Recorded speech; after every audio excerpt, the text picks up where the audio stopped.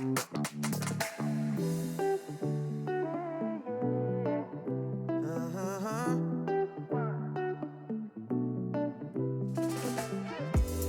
my mission, my grand prize. Catch my vision, no damn pride. Girl, you max easy. I don't mind leaving, just let me know. Then she told me take it easy. Yeah. I just came here to make y'all feel good. You know what the message is. Suddenly you with me now. You know what the message is. I be running wild for you, babe. You know what the message is. I don't have no patience, ain't no conversation.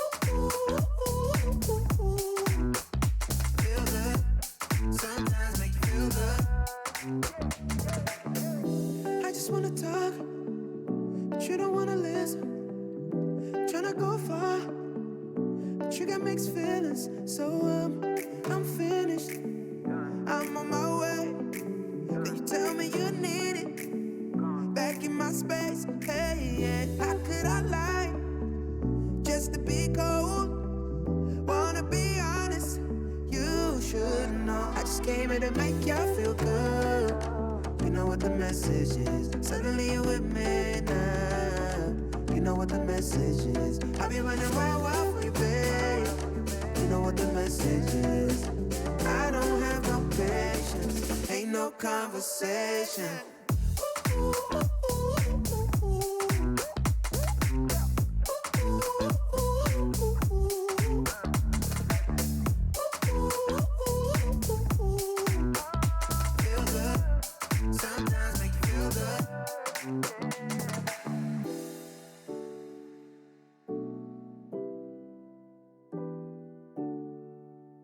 I was running road so many nations. Even when it's so sweet, I end up seeing red. Is it such a ghostly revelation? I may have fucked up all my chances.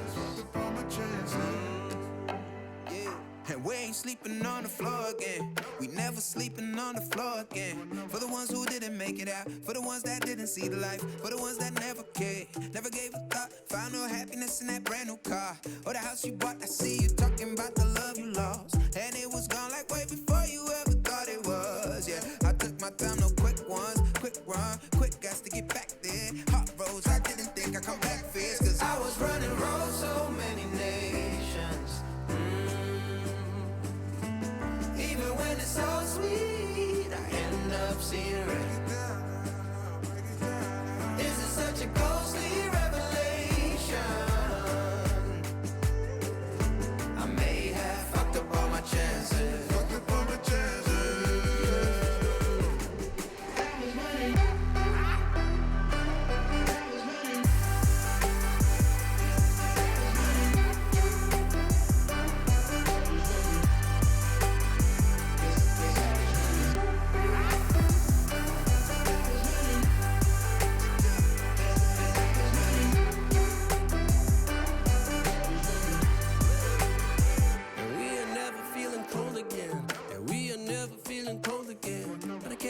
It's easy, it's hard to preach, cause I've been burning trees and watching fall. If we cannot breathe out, we go forward. Sure, I was searching for cure, fishing a little wildlife. And when I'm low on fuel, I'll still be running till my back broke. Halfway, lost hope and I checked it.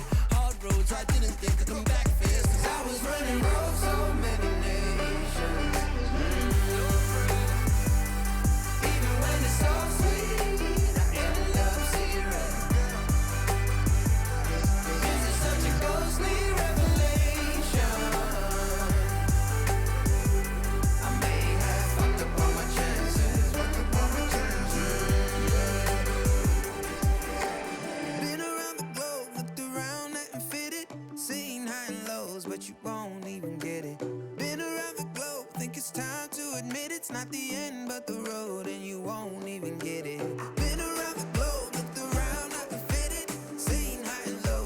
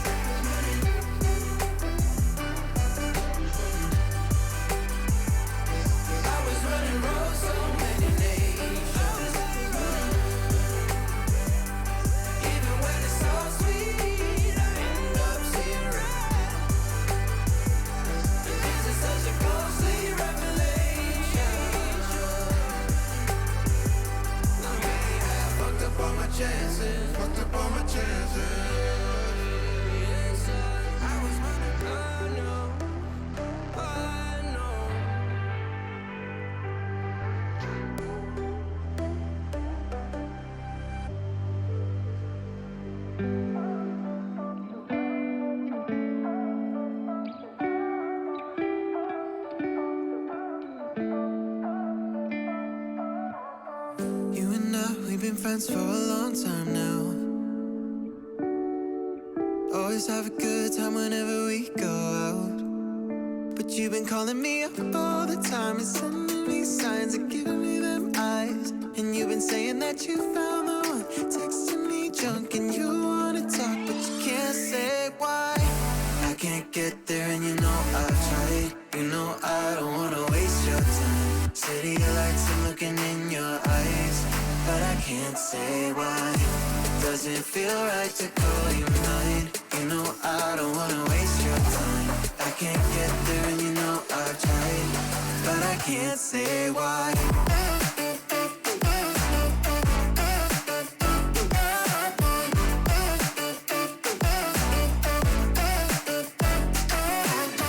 Feeling lost like I just want a time back time. I'm choked up, tell me how do I say this right? Cause you've been calling me up all the time and sending me signs and giving me them eyes. And you've been saying that you found the one, texting me drunk and you wanna talk, but you can't say why. I can't get there and you know I've tried. You know I don't wanna waste your time. City lights, I'm looking in your eyes, but I can't say why. Doesn't feel right to call you mine. You know I don't wanna waste your time. I can't get there and you know I've tried, but I can't say why.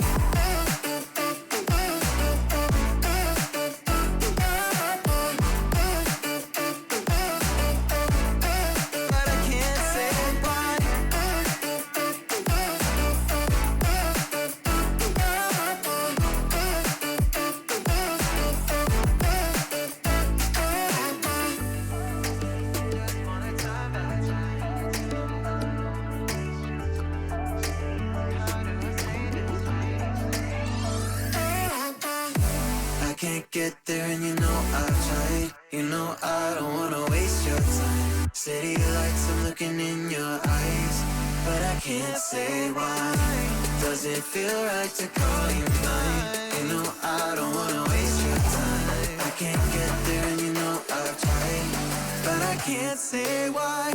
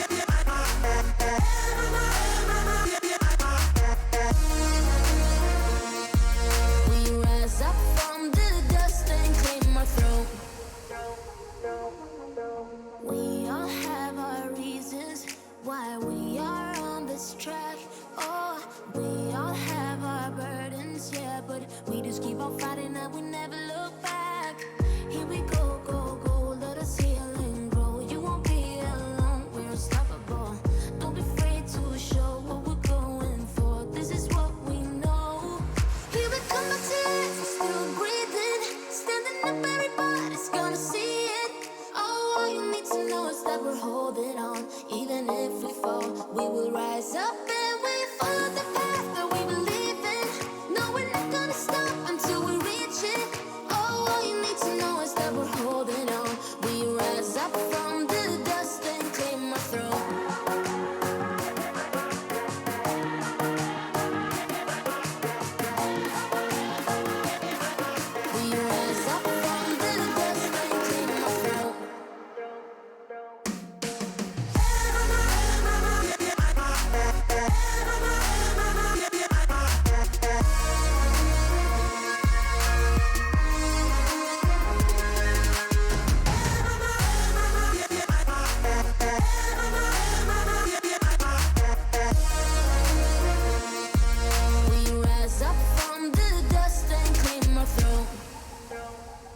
let's take our time right now. It's just a vibe with you. I feel alive, now I'm feeling like her to the fine, will it stand the test of time right now? I need a sign. Tell me if it's over, come a little closer. We should take our time to think this damn thing over. Should we grow closer? Should this be over? My heart for your mind, probably we should start over.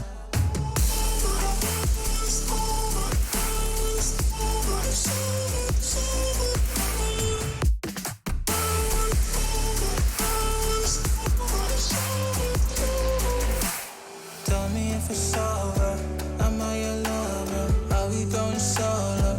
Or is it polo? Her face is saying don't go. I'm acting like I don't know.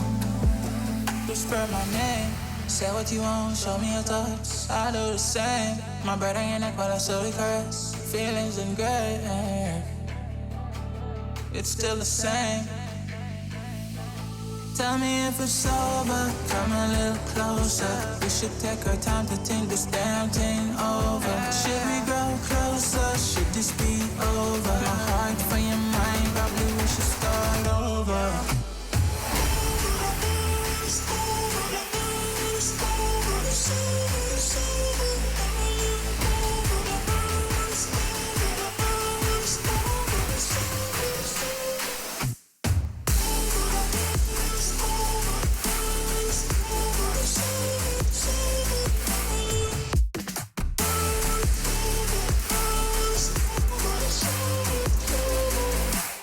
Tell me if it's over, am I your lover? Are we going solo? Or is it polo? Her face is saying don't go. I'm acting like I don't know. Tell me if it's over, come a little closer. We should take our time to think this damn thing over. Should we grow closer? Should this be over? My heart for your mind, probably we should start over.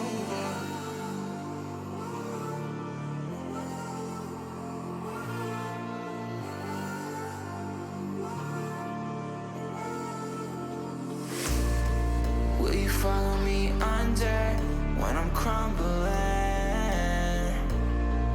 Every night I wonder, will it ever end? Sometimes I can barely breathe, dear. Sometimes I don't wanna be here.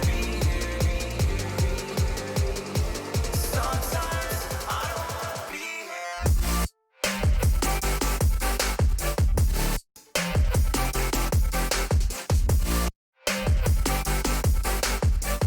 Sometimes I don't wanna be here.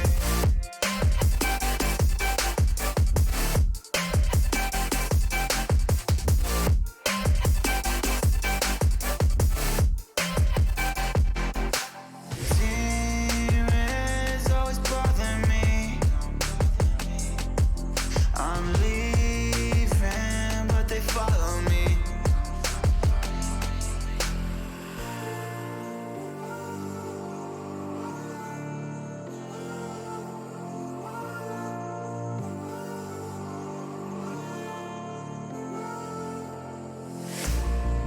Will you follow me under when I'm crumbling?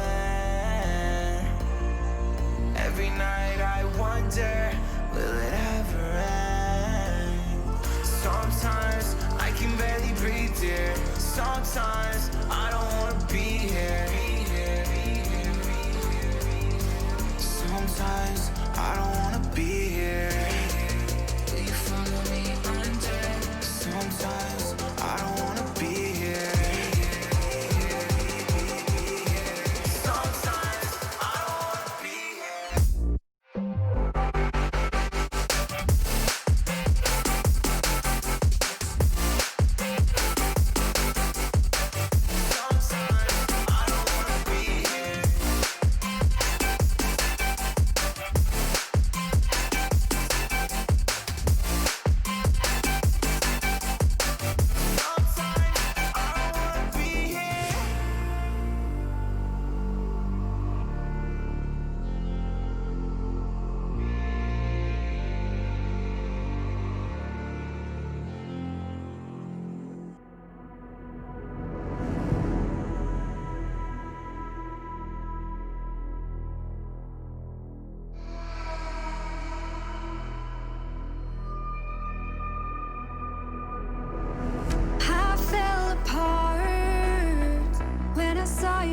look at me that way.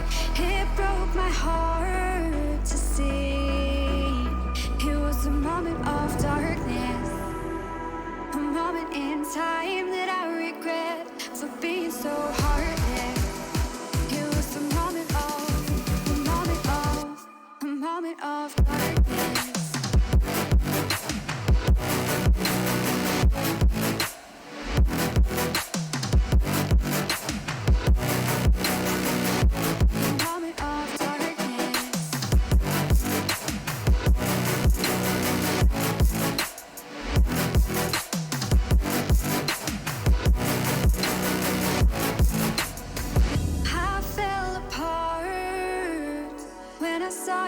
Look at me that way. It broke my heart to see. It's too hard, it don't come easy. I went dark, I lost it right away. And when it starts, God knows what I'll say. In my head, I had good reason. I went red so unexpectedly. I should have said that sometimes happens to me.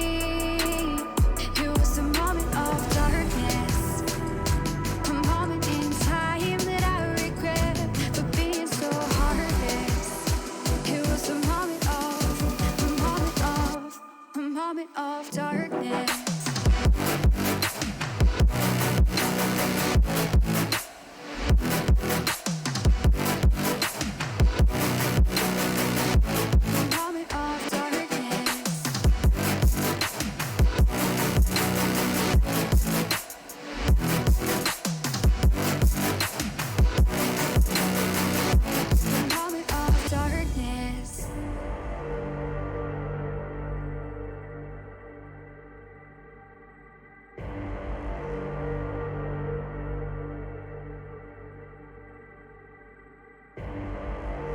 Rising out the ashes, coming from the ether.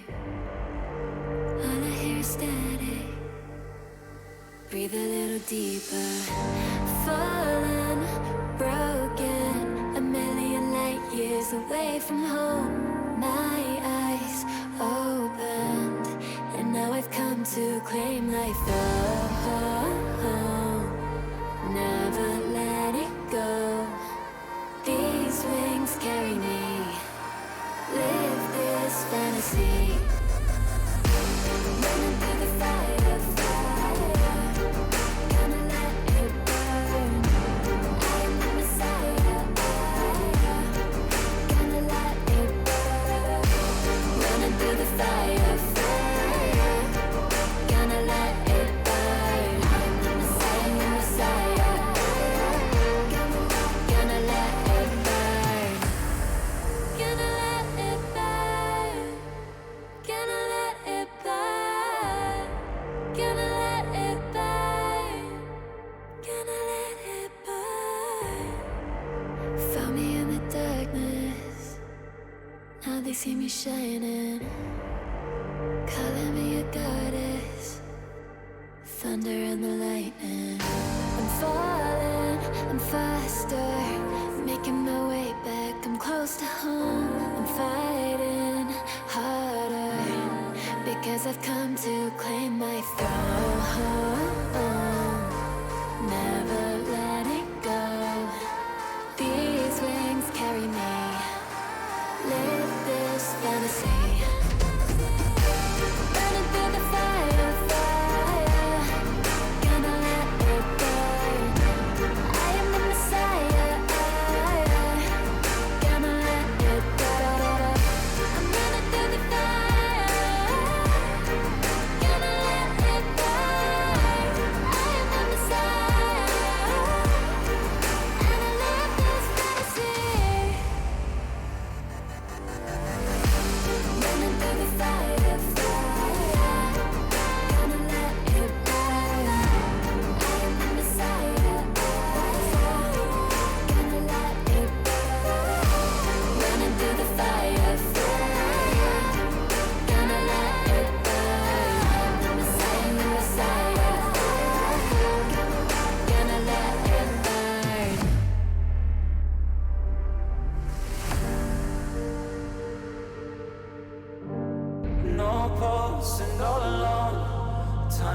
my kind and it won't let go.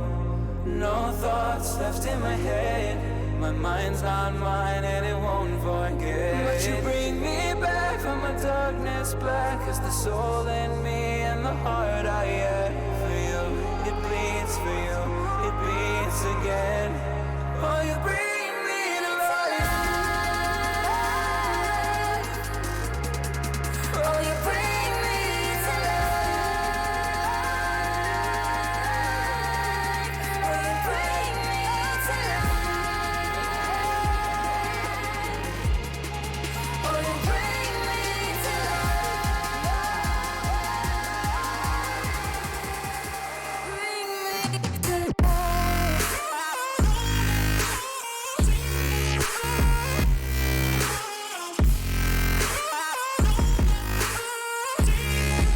oh, you bring me to life.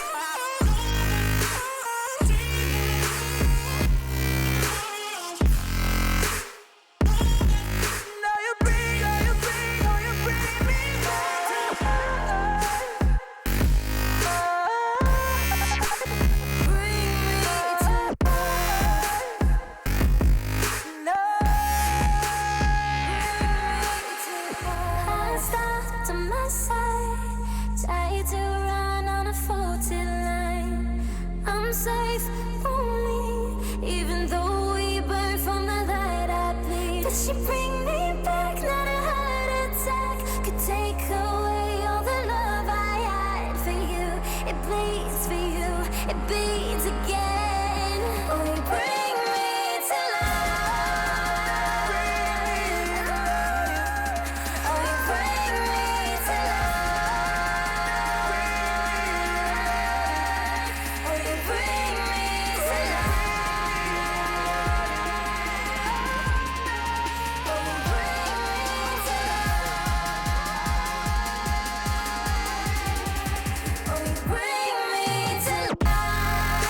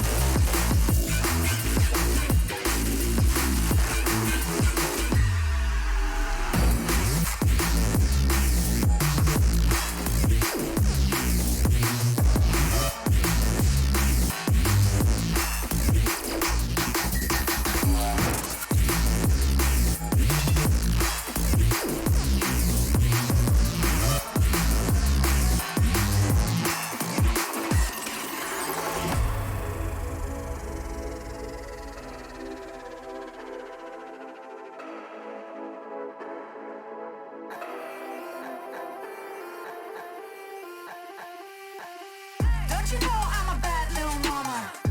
I got moves like Madonna. Don't tell me cause I move when I'm gonna. I'm not afraid to lose, I am a prima donna. Don't you see, I'm a winner, I'm a queen. I cause no scene if you work with me. Don't stop me cause I fight when I wanna. I'm not afraid to lose, I am a prima donna. Step out as a motivator. Let them know that the weight's up. That's how we know when we level up. Hey, that's how we know when we level up. Level up. All we know about is level up. Are we ready not to level up? You know we fall and we get up. Level up. All we know about is level up. Are we ready not to level up? It's time, get up. Back against the wall, still I'm standing tall. Know about the ball, I got my fan with me. All we know is ball to empty out the mouths. The chosen one they call, I take my fan with me. Know about it if you tell, know you're breaking codes. What your credibility and all fall like dominoes. Can you really take a stance? All I wanna know. Need me real ones when it's time to go. Stepping in, elevator. This is to all the haters. That's all we know when we level up. Yeah, that's all we know when we level up. Level up. All we know about is level up. Are we ready not to level up? You know we fall and we get up. Level up. All we know about is level up. Are we ready not to level up? It's time, get up. I found out I'm not alone. 'Cause I'm just like you. We are fearless when we fight and not afraid to. Level up! All we know about is level up. Are we ready not to level up? You know we fall and we get up. Level up! All we know about is level up. Are we ready not to level up? It's time, get up! I don't want your empathy, I just want another enemy. I'm not gonna change a thing for you.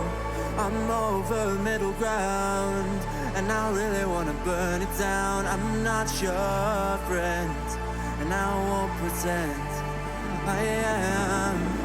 So don't reach out, and I mean that. I'm under siege, and I need you to see that. You're on one side, I'm on another, and we will wage war upon each other. I'm no angel, you're not either.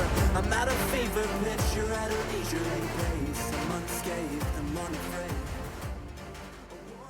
These are those moments I don't think anybody else is going to forget.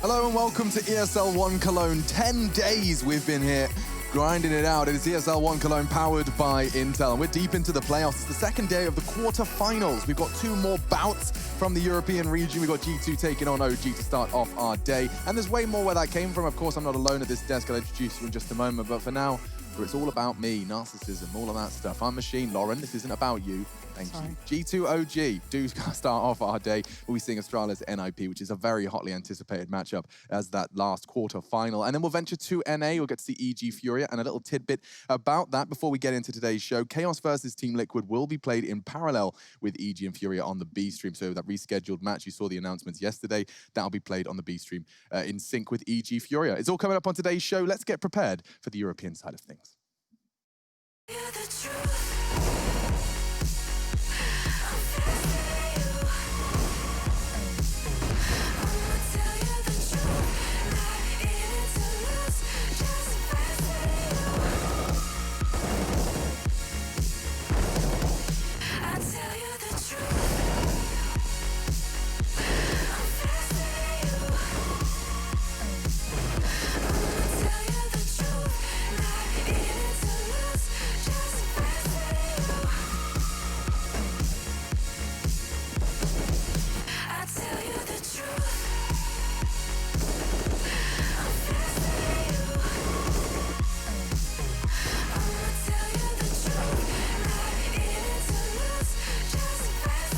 Oh, okay. Well, first of all, I love the soundtrack. That's one of my personal favorites. I thought there was another favorite. Lauren, I know you just discovered Sarah. We can't just keep bringing it up, though. We did just have Sarah. Took the kids. That's all I know. It's rough. Did you see then when Alex was doing his opening? Maybe you didn't notice it. I'm trying this new thing. It's like the news reporters do, where they pretend like they're doing work. I do the desk lean and I shuffle and look around. I was bent over, and then now I've got papers. These are these papers don't mean anything. I was going, yep, things are in order. It makes us look important, but you've broken the illusion now, so I'm not happy with that. But that's what the news people do. We don't have teleprompters like them.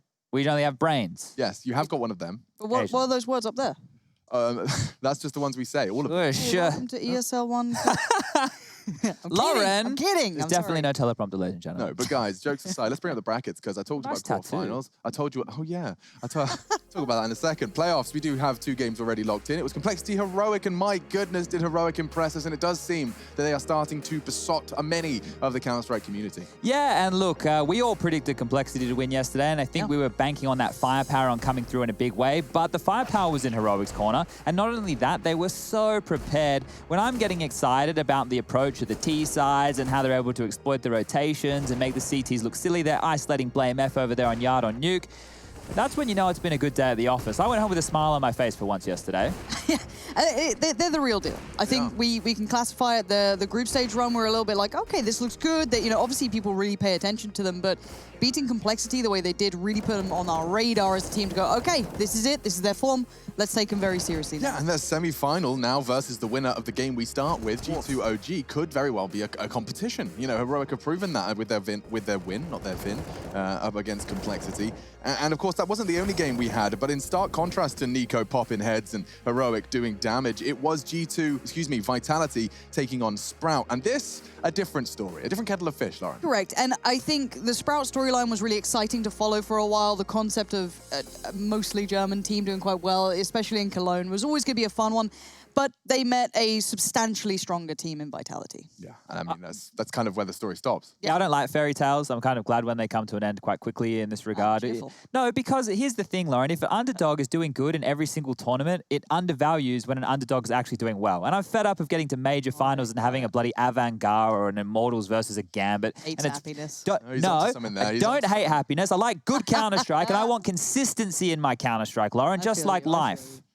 Yeah, and from consistency, we do have to focus on the consistent presence within Counter-Strike. We've had eras, we've had bits, and we've had bobs. Now, last year, we kind of ended up calling it the year of the Krieg, the year of the scoped rifles, or Krieg filling the feed, and it did feel different. So why don't we quickly remember what ESL 1 Cologne 2019 looked like in the fragging department?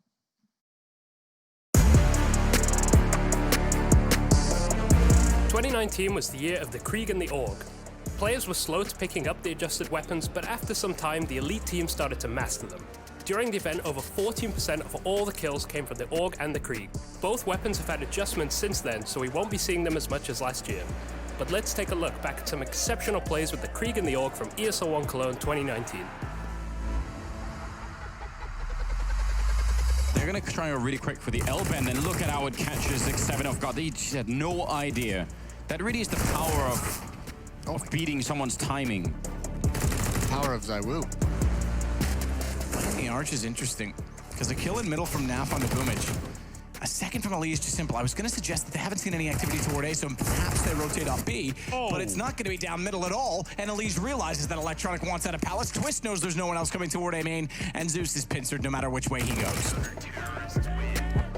It's a 2v3, and Apex is on 10 HP. It has to be a big step up from Zywoo, and of course he'll do it. 2 headshots connected, and it's JW on his own. P250 versus 2, and they're so low. This could happen, but Zywoo is so quick. Nitro made noise going down the ladder, but he gets away from danger. Now NRG just need to die before time. That's the main aim here. Don't run out of money. Flank onto Nitro. Unexpected. They can't get the bomb back, though. 8 seconds left. If Liquid wanted to, they could just leave Tarek alive. Oh, Naf just takes the kill. Nitro, meanwhile, knows that they are heading back over toward the tunnels instead. He'll find 2, including the bomb, realize that they're up close, find a 3rd, switch to the pistol for a lovely 4th, another 4K for him. All right, so we need to find the video editing team of ESL. Chad, sit them down and tell them what an eco bash is. Okay. Now, if I was making a montage of Krieg and Org Frags, you would have seen the true masterful abilities that weapon allowed you to do. That wasn't necessarily the best example of it. That's just holding down mouse 1 against people with no armor or weapon. Yeah, so look, the Org and the Krieg, obviously they came in 2 separate waves. We started with the Org at the start of the year. You saw the CT sides have very, very dominant showings. They're able to lock down just basically using that weapon at range, as you would expect with it. And it was so potent, right? It was the go-to. And then, well, that subsided. It got nerfed. It stopped being used as much. And then the Krieg came through, and then the T side, and then they're marauding out middle on train against AWPers and just destroying, right? It was something to...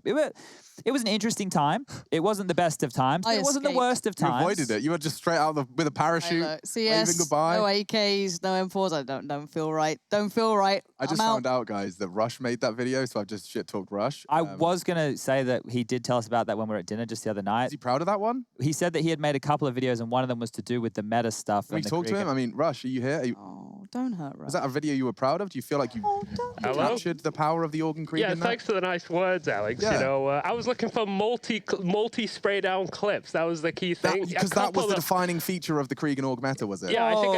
Alex! That's not as flashy, Alex. I do agree. The opening pick potential of the Krieg, you know, is a lot to it. But you know, I was trying to get more hypey stuff, more multi-kill. Hypey. I love it when they kill all those clips. Okay, Rush, we're sorry. He's sassy today, Rush. Got his sassy boots. Rush, don't let this hurt your feelings, no, okay? it's all right. It's already done. I'm sorry, Rush. Look what's going to happen now. We're going to have our producer. Never getting in for matchmaking now. Oh, you're right. I'll see you guys later. Okay, well, I've severed some ties here. Now, we have a question for you guys at home, probably much more constructive than I was to Rush there. Who would you have liked to have seen in the playoffs? We've waved goodbye to many big names already, actually, on the road to these playoffs. And I've got a couple at the tip of my tongue. We've put 3 in front of you as options. It's Na'Vi, Big, and FaZe Clan. Which one do you most, or would you have most expected or liked to have seen in the playoffs? I would have liked... Well, I'll go with Big, right? Because they were the #1 team in the world, and you want to see if that consistency that I was talking about just before could be carried on through. And it was a bit of a blight in the fashion that they dropped out of the tournament, last place. So I wanted to see Sirison. I wanted to see him on the AWP, but from Tabson... Yeah, I mean, for me, I'll hit up FaZe. I mean, it's a big name to be missing at this point. The Kiebi kind of additional. Yeah, you know, and big players like that do tend to deliver in, you know, end game scenarios. So I'd have loved to see them get further, but they're in a predicament where they can't really be there just yet, I feel. No, certainly. And I mean, I don't think there's any more to be said about the FaZe absence other than the fact that they had 5 days with their 5th. Na'Vi is the one we haven't mentioned, and certainly one I'm happy to echo. That it's not necessarily a shame. I mean, they lost their games, but it is certainly, it's a team that you expect to see in the playoffs. You expect to see that storyline grow and develop, and it seems you guys do tend to agree, leaning towards FaZe and Na'Vi. I mean, they've been at the tippy top many times. Well, we picked some fan favorites there, so it's going to be hard for the people at home to pick between which is their favorite superstar, right? Not having Simple, I know we're not in the Lanxess, so we're not in the Cathedral right now, but having the god of the game, as I like to call him. Lucky we have Hunden still in the tournament, so God Hunden, he's one of the newer deities out there, kind of making a splash. But yeah, they're big names who have missed out on the playoffs this time round, and we have a lot of Counter-Strike back-to-back coming up, so maybe they can redeem themselves in just a couple weeks. You know, I love a redemption story, Chad. It's all I talk about, think about, dream about. And for now, you can go ahead and have a quick nap if you fancy, because we are taking a break. When we do come back, we're going to be getting into G2 versus OG, and one of them is off to the semi-finals.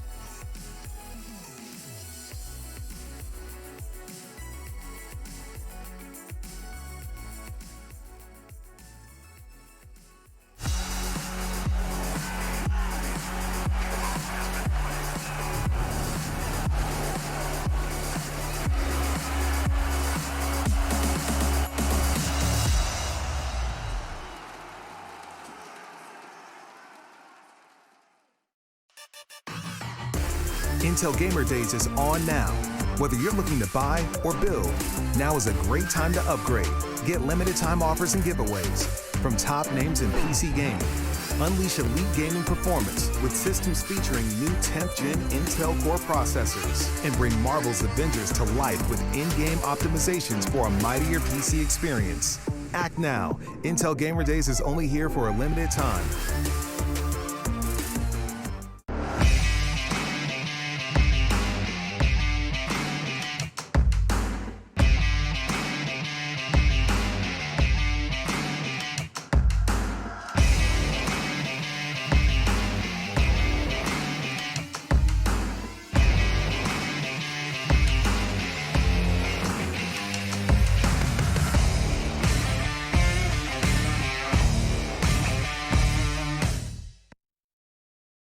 My name is Jordan Gilbert, aka Nothing. Hi, my name is Sue Lee. My handle is Smix. I think it's important for these initiatives to happen. Empathy really, really goes a long way, and it always means so much to us, and I think that's where initiatives like this really help. I encourage everyone in the community, anytime they see bullying, anytime they see someone getting called names, I encourage you to step up and say something. Good luck, have fun. Good luck, have fun.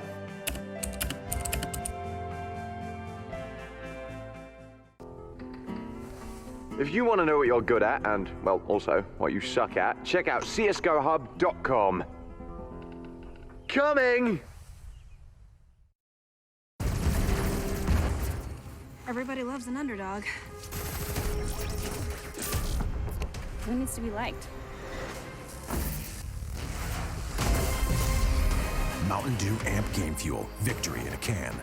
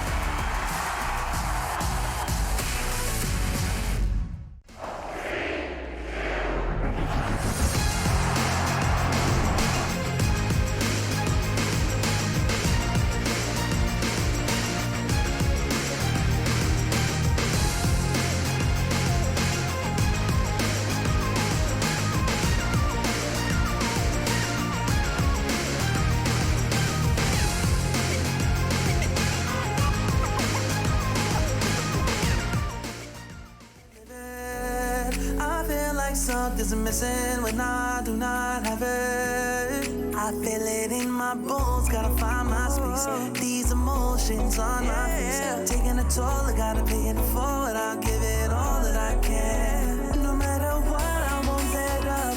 It's in my soul, it's in my blood, and I won't take no for an answer. If it don't hurt me, it makes me stronger. Yeah. No what, I won't let up. It's in my soul, it's in my blood, and I won't take it no more.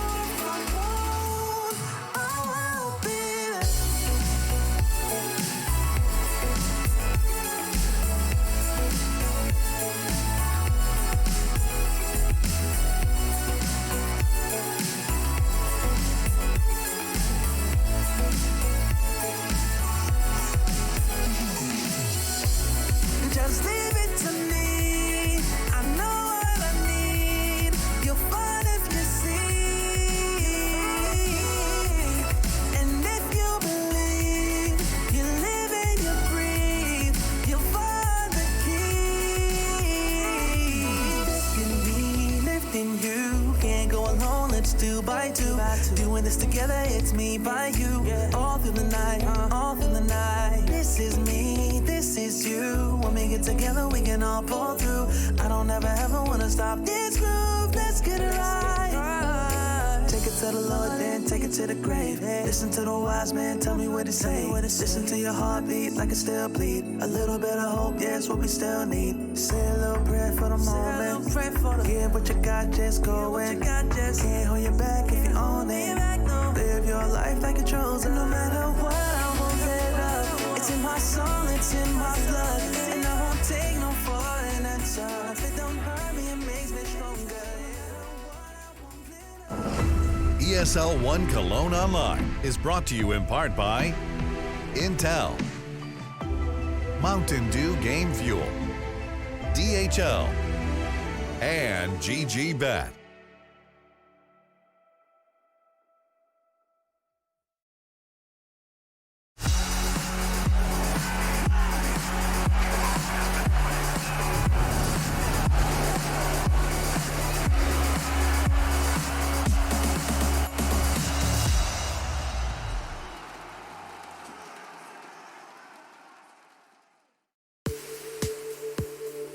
When it comes to Cologne, you straight away think about the Lanxess Arena nowadays, and the Lanxess Arena is giving a lot of amazing feelings to the players.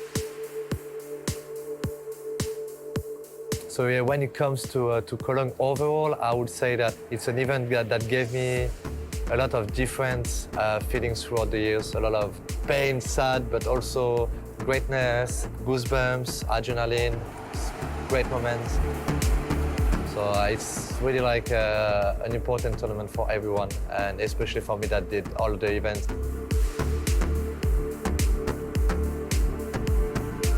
Well, now we played in a couple of stages, couple of big stadium, full filled with people, but that was literally the first time we were playing in such a big stadium. That was impressive. I think there was like 11,000 people. That was really the first time for us, and yeah, I just remember the goosebumps, you know, like the excitation of playing. I also remember that we had a bunch of French people, like hundreds of people just cheering for us, and even though it was like just 100 people and thousands of people, we are hearing them like loud and clear. Yeah, from 2017, I've already played on a couple of stages. So after the first Cologne in 2015, it was gaining experience on stages and dealing better with the pressure it gives you. And from 2017, I think I myself started turning the negative pressure you can feel playing on such stages to something really positive for me. It's like now all I want is to feel the stage, feel the crowd, and that kind of stuff that gives me like more motivation and pleasure to play. So I think from 2017 we really started like feeling that stages is a normal thing, you know. We feel confidence going into this tournament. I think it's a small disadvantage for us to play it online. Circumstances that could have been much better. I think it's really important for the team and for myself, with the experience I have with this tournament, to actually lift the trophy here. It's an important tournament for myself. I feel like I've always been learning a lot about myself and about a lot of stuff after Cologne tournament.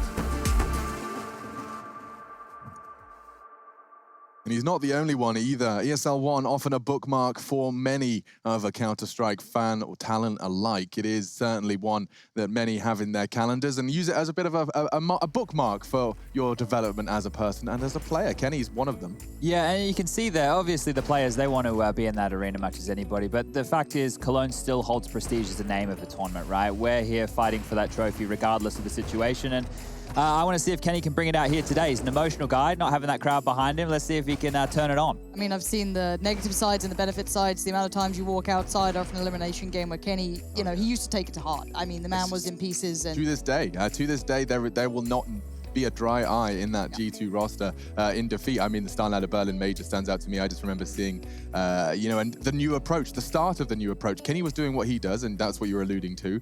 And then I saw Malik step in, and he had them all writing down on pieces of paper what they were feeling, what they were thinking, right after the loss. So there's changes happening, and one of the spearheads of that is Malik. And actually, you requested to grab hold of G2's coach ahead of this one, Chad, so we can dive in. Hopefully, Malik can call us in, and we can hear from the man himself. Here he is. It's the man with the pens and the paper. Yeah.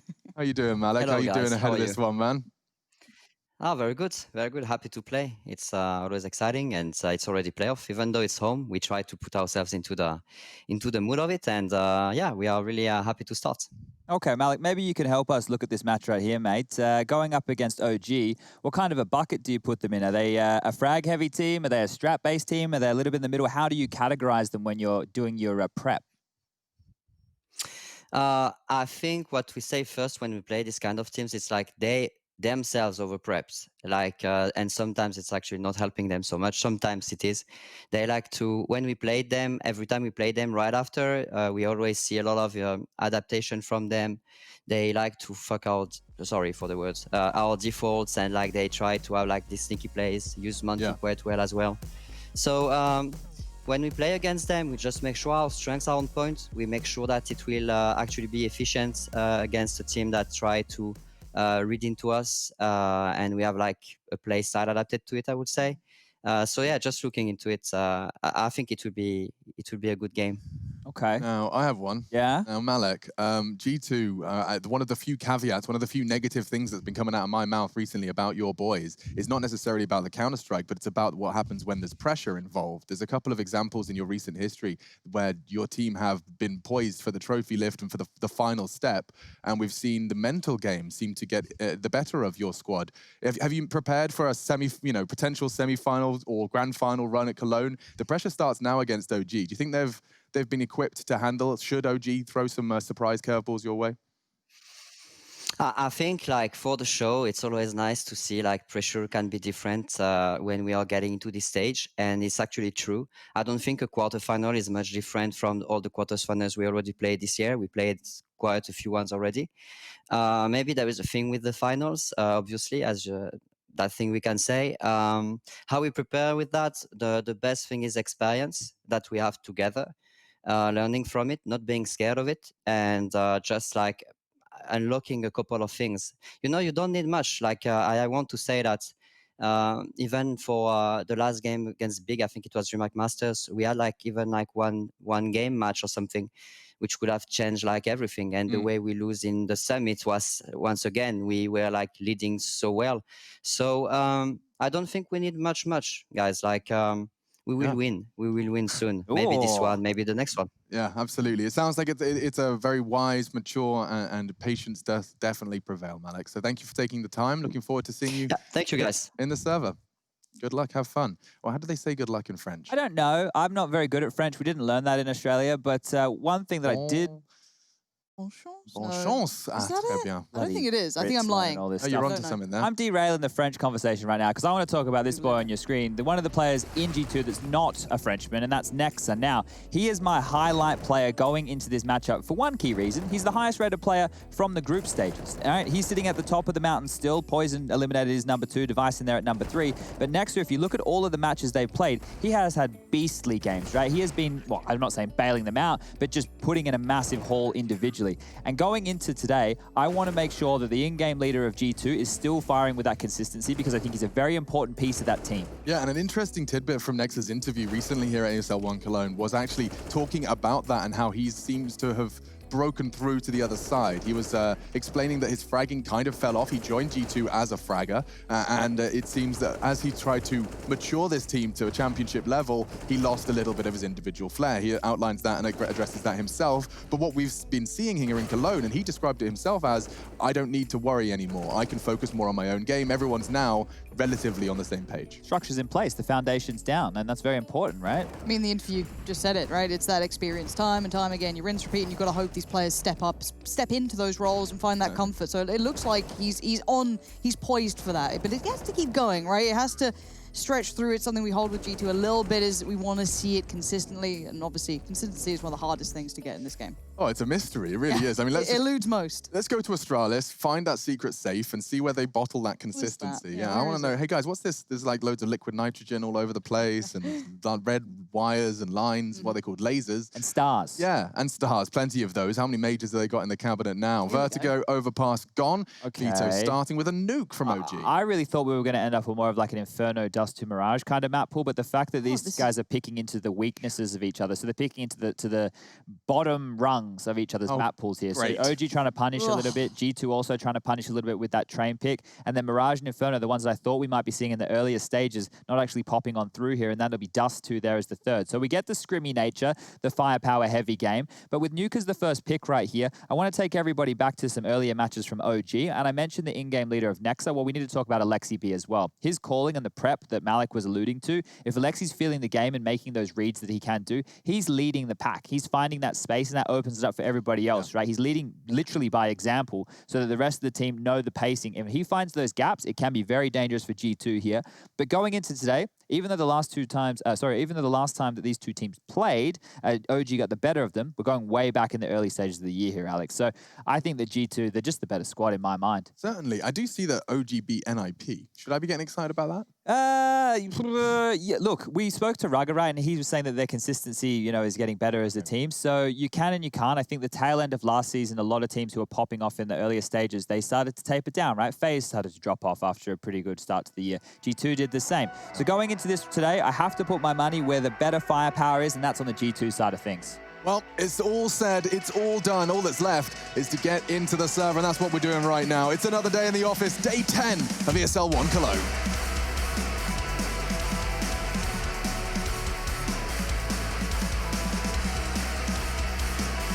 The quarter-final. Map pool already housing some weaknesses for both squads. Punish picks instead of what you prefer. And we are into the pistol round of our first map, Nuke. This was OG's pick, trying to exploit a weakness within the G2 pool. And a topside fast take. Amanek's going to be flashed off. Hunter trying to help on Mini, now smoked off. And they should get a plant here. The speed in which they've gone for this is nuts. The CT side's going to be left kind of going, okay, this is what you're bringing? All right, we got it. But they do have kits, they do have a little bit of util on the CT side and a 5v5 post-plant. Not something you see every day, but they've heard that. Out they go and into the blender. Not too bad for the CTs. They're clearing it out step by step. And Nexa, what a swing there. That's 3 kills in the first round. Bye-bye, man 2. We've got the first one on the board. All right, that's it, Chad. I'm getting the P2K out. I will no longer be using the USP. Use it See one what evening. Nexa's doing? Yeah, that's fine. You're going to use it one evening and you're going to go back to that USP the next day. Should we try it out today? Yeah, we'll do a P2K session. I will switch on to the P2K as well. And then we just do the pistol round and leave. Up, Chad? Okay, no, it's play games with us. Yeah, I wonder why. All right, so... Because you're a horrible boy. Yes, it's true. Now, looking back at that pistol round, there was a little detail that I'm sure a lot of people at home missed. Jax had a smoke and a decoy. You could see Issa there under the ladder position. Jax threw the decoy. Issa looked at the ground. Issa was the first point of contact towards heaven. They retook the site. You don't often see the decoy fake flash come out and in play like that. And here, well, it was quite... What? Yeah, it was a big deal. I love that. Hunter's dealing with Alexis. He tries to play around that close, squeaky smoke. There's more where that came from. Good spray control from Amanek. We told you, capable SMG gamer. But at the moment, NBK hitting shots like that with his deagle. Kenny's lucky to be alive. I think the clip of the silo may just have kept the French AWPer heart beating. M4 in his hands for now. Bomb lose top site. That's Falder's responsibility, and he does have NBK in tow. Oh, he's found a bit of room, hadn't he? He thought he had something. NBK, the shot he hit earlier is going to help out here if he really wants a shot at this. Jax on the prowl, though, not going to make it easy.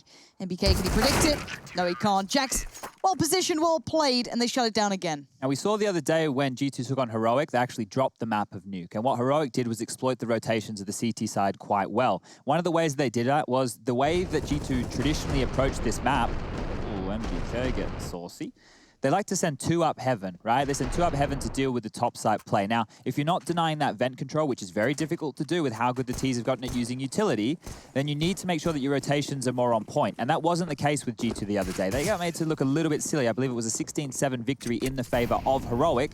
Heroic can continue to impress, but I think that G2 still, just with all of their experience as a roster, should be a little bit better on their CT sides. Now, I agree, G2 impressed, but what impressed me about Complexity before was their 4v5% conversion rate. You remember I brought it up yesterday? Yes, it was 45%, Really tournament leading.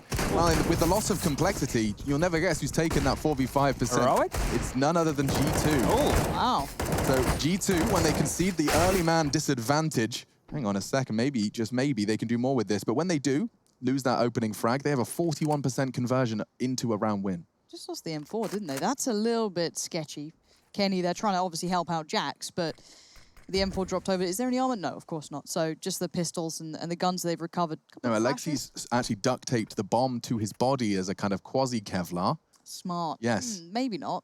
It doesn't sound advisable. No, I think that's actually probably a really bad idea. Yeah, you might be onto something there, Lauren. Next, though, you said the man is a bit nutty with the old SMG, and he's the one walking around. That's a freebie. That's the bomb. Got to expect the second close, but the shotgun doesn't quite get it. Nexa, yeah, he is quite good at that, isn't he? Any of them. Double kill for him, puts him at 5. Nexa's starting off as he means to go on. 3 kills in the pistol, 2 in our third.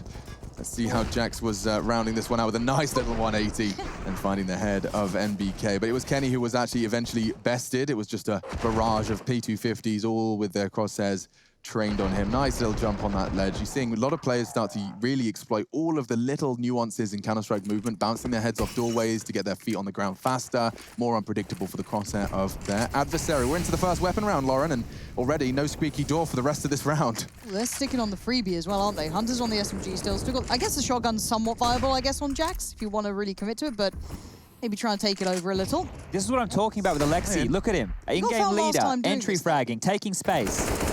Timing's perfect for him, though. That's really set up by the play. Coming out through from HUD. Nexus in trouble. He gets the molly down, but by now he's dead. It's a 3v3 and... Uh-oh, Jax, can you find the range for this? The bomb is loose, so that does help. I guess you can kind of play around the fact they have to return, and apparently range is no problem for this thing. Yeah, that was ambitious. I've got a good respect for Jax for committing to that in such a crucial game.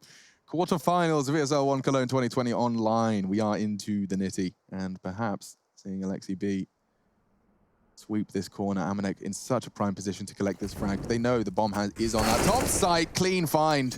Alexi, he's doing everything he can to win this round, and another $900 injected into Jack's account. He will go down.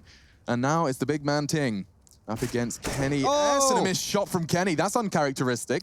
Not what you want to be seeing, but still, Kenny's got a bit of time here. He's pushed up on that. Nice work from Kenny. Recovery after that first shot. Little mouse wiggle there just to prove that he was a little displeased with the first. Now, the money is looking pretty good for G2 over here, but these first couple of rounds, especially against the low buys and the pistols, were still very, very costly. They've only had, 2 players survive in the second round, 3 survive in the third, and 1 here in the fourth. So on the CT side, we want to make sure more CTs are staying alive than that so you can build a bank. We know how difficult and costly it is. Oh, he's had a shave, old man, too. I think he made a tweet saying he wasn't going to shave until they won a major or something along those lines, but that's it could be a little bit far off. Yeah, you'd end up looking like Gandalf. Oh, well, he might get a big bushy beard by then, Lauren. I used to have a big beard. I thought maybe he could try and sport one. Probably when you dipped away and... Who's the other? Havoc? Yeah, Havoc he had a the real big beard, right? His beard was bigger than mine. Yeah. I don't That's know. what they were saying anyway. I've heard it on the streets, in all the WhatsApp groups I'm in. Round, in comparison. round 5, innuendo, ladies and gentlemen, here as we get back underway. 10 seconds left to freeze time. If I build the excitement, it's working. then you will all forget about it. Yeah. The buy will be coming on through from G2, and Kenny still has that AWP. 4 M4 A4s, none of the silenced M4 silly business. On the other side of things, there's been a Galil coming in, and not a huge amount of utility. You can see there is a bunch of smokes, a couple of Molotovs to work with here, and a quicker pace towards Yarn. So Issa on the entry. Alexi B with space. He's trying. It's the third time in a row? With 3 HP, that was enough. By getting himself down there, he can set himself up to stop that CT rotate being too vicious.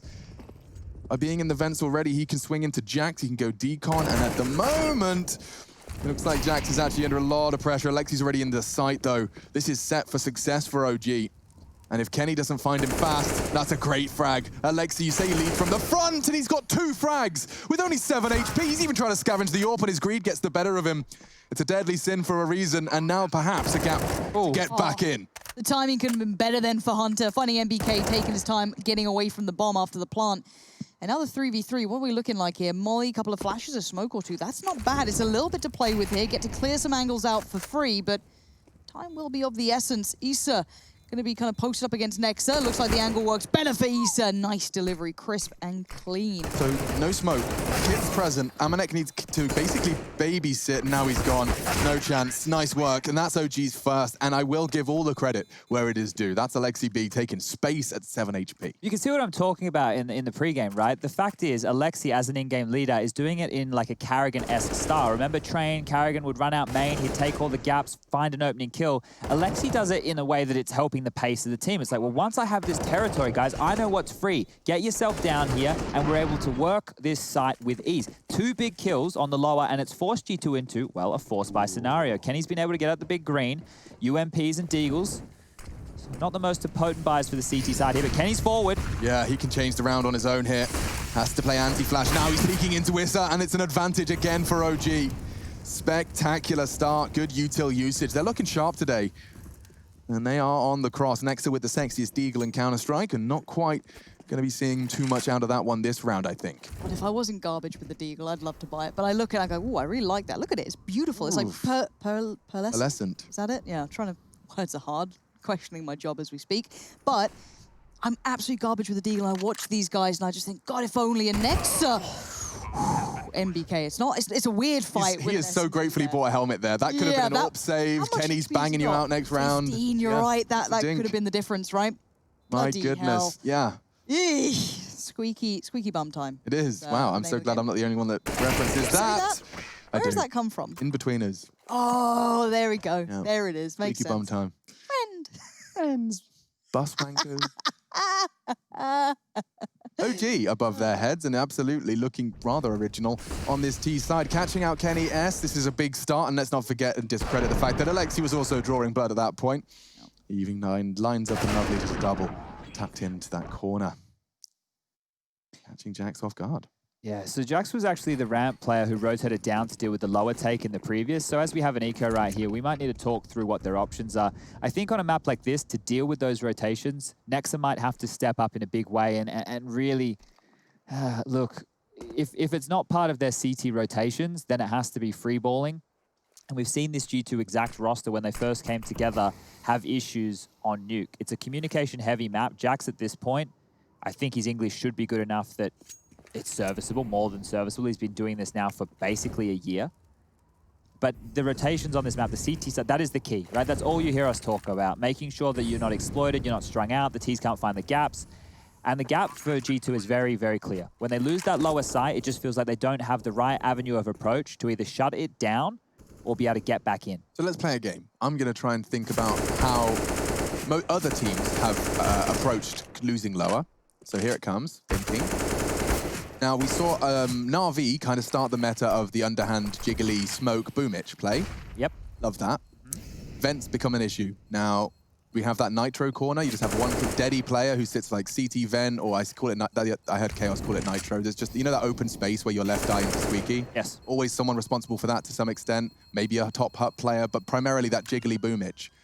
So it's all it's yeah, he just sits there for the whole round, and then when he hears steps, he just drops a smoke, runs back into the site, and they can rotate ramp safe. It's where the other players are as well that is very important here, because if you lose yard control, let's say they do the standard secret wall smoke, and you have a player drop under, that's fine, right? He's dealing with under, but who's watching main? Who's watching warehouse? Who's watching ladder, right? Which player are you losing?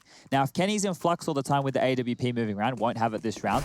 The question is, do they want him to be the guy to lock down that lower side of things? Do they want him to be more aggressive towards yard? I think G2's strength would come to taking the territory away that OG leave them. You got really happy when they started just running lobby every Precisely. round. Yeah. And I think that could be the key for them here. If they know the tells of the way that OG like to approach a lot of these gun rounds, take the heads up duels. I know it's a disadvantage when you're walking into lobby. Have a couple of gimmicky moves. But this is the man right here in a Glaive-esque fashion who I think should be responsible for it. The big brain, the big fragger. Nexa still has 103 points of ADR, and we are 8 rounds into map number 1. But this is what I'm talking about. See, they're taking info. Jax has got info. He needs to be careful now. I'd love it if you just press pause here. He's continuing to sweep. This is very, very huge in the grand scheme of things. He's called lobby clear. Oh, that's if he goes up the ladder, oh boy. Valda may not be expecting this. I think he was on the roof. Hi, bye. Jax has got the first blood. You wanted some aggression, Chad, and that's exactly what you get. And Kenny's got a good suspicion. He's got an inkling, and he takes the head off of one. There's more where that came from. Spots another. He'll flash for the repeak. 48 seconds. Looks like G2 are starting to dismantle this one. This is gorgeous. They're just smothering them, surrounded.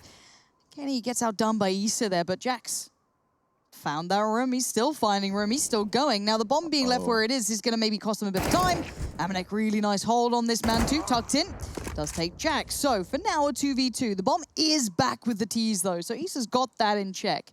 Mantu looking for anyone out of place, and at the moment, no one is. They've all kind of fallen back a little here, taken a step back and taken a breath. But for 18 seconds, oof, it's top side. It's going to be, it's going to be a little tight here. And I think Hunter's getting a feeling for it.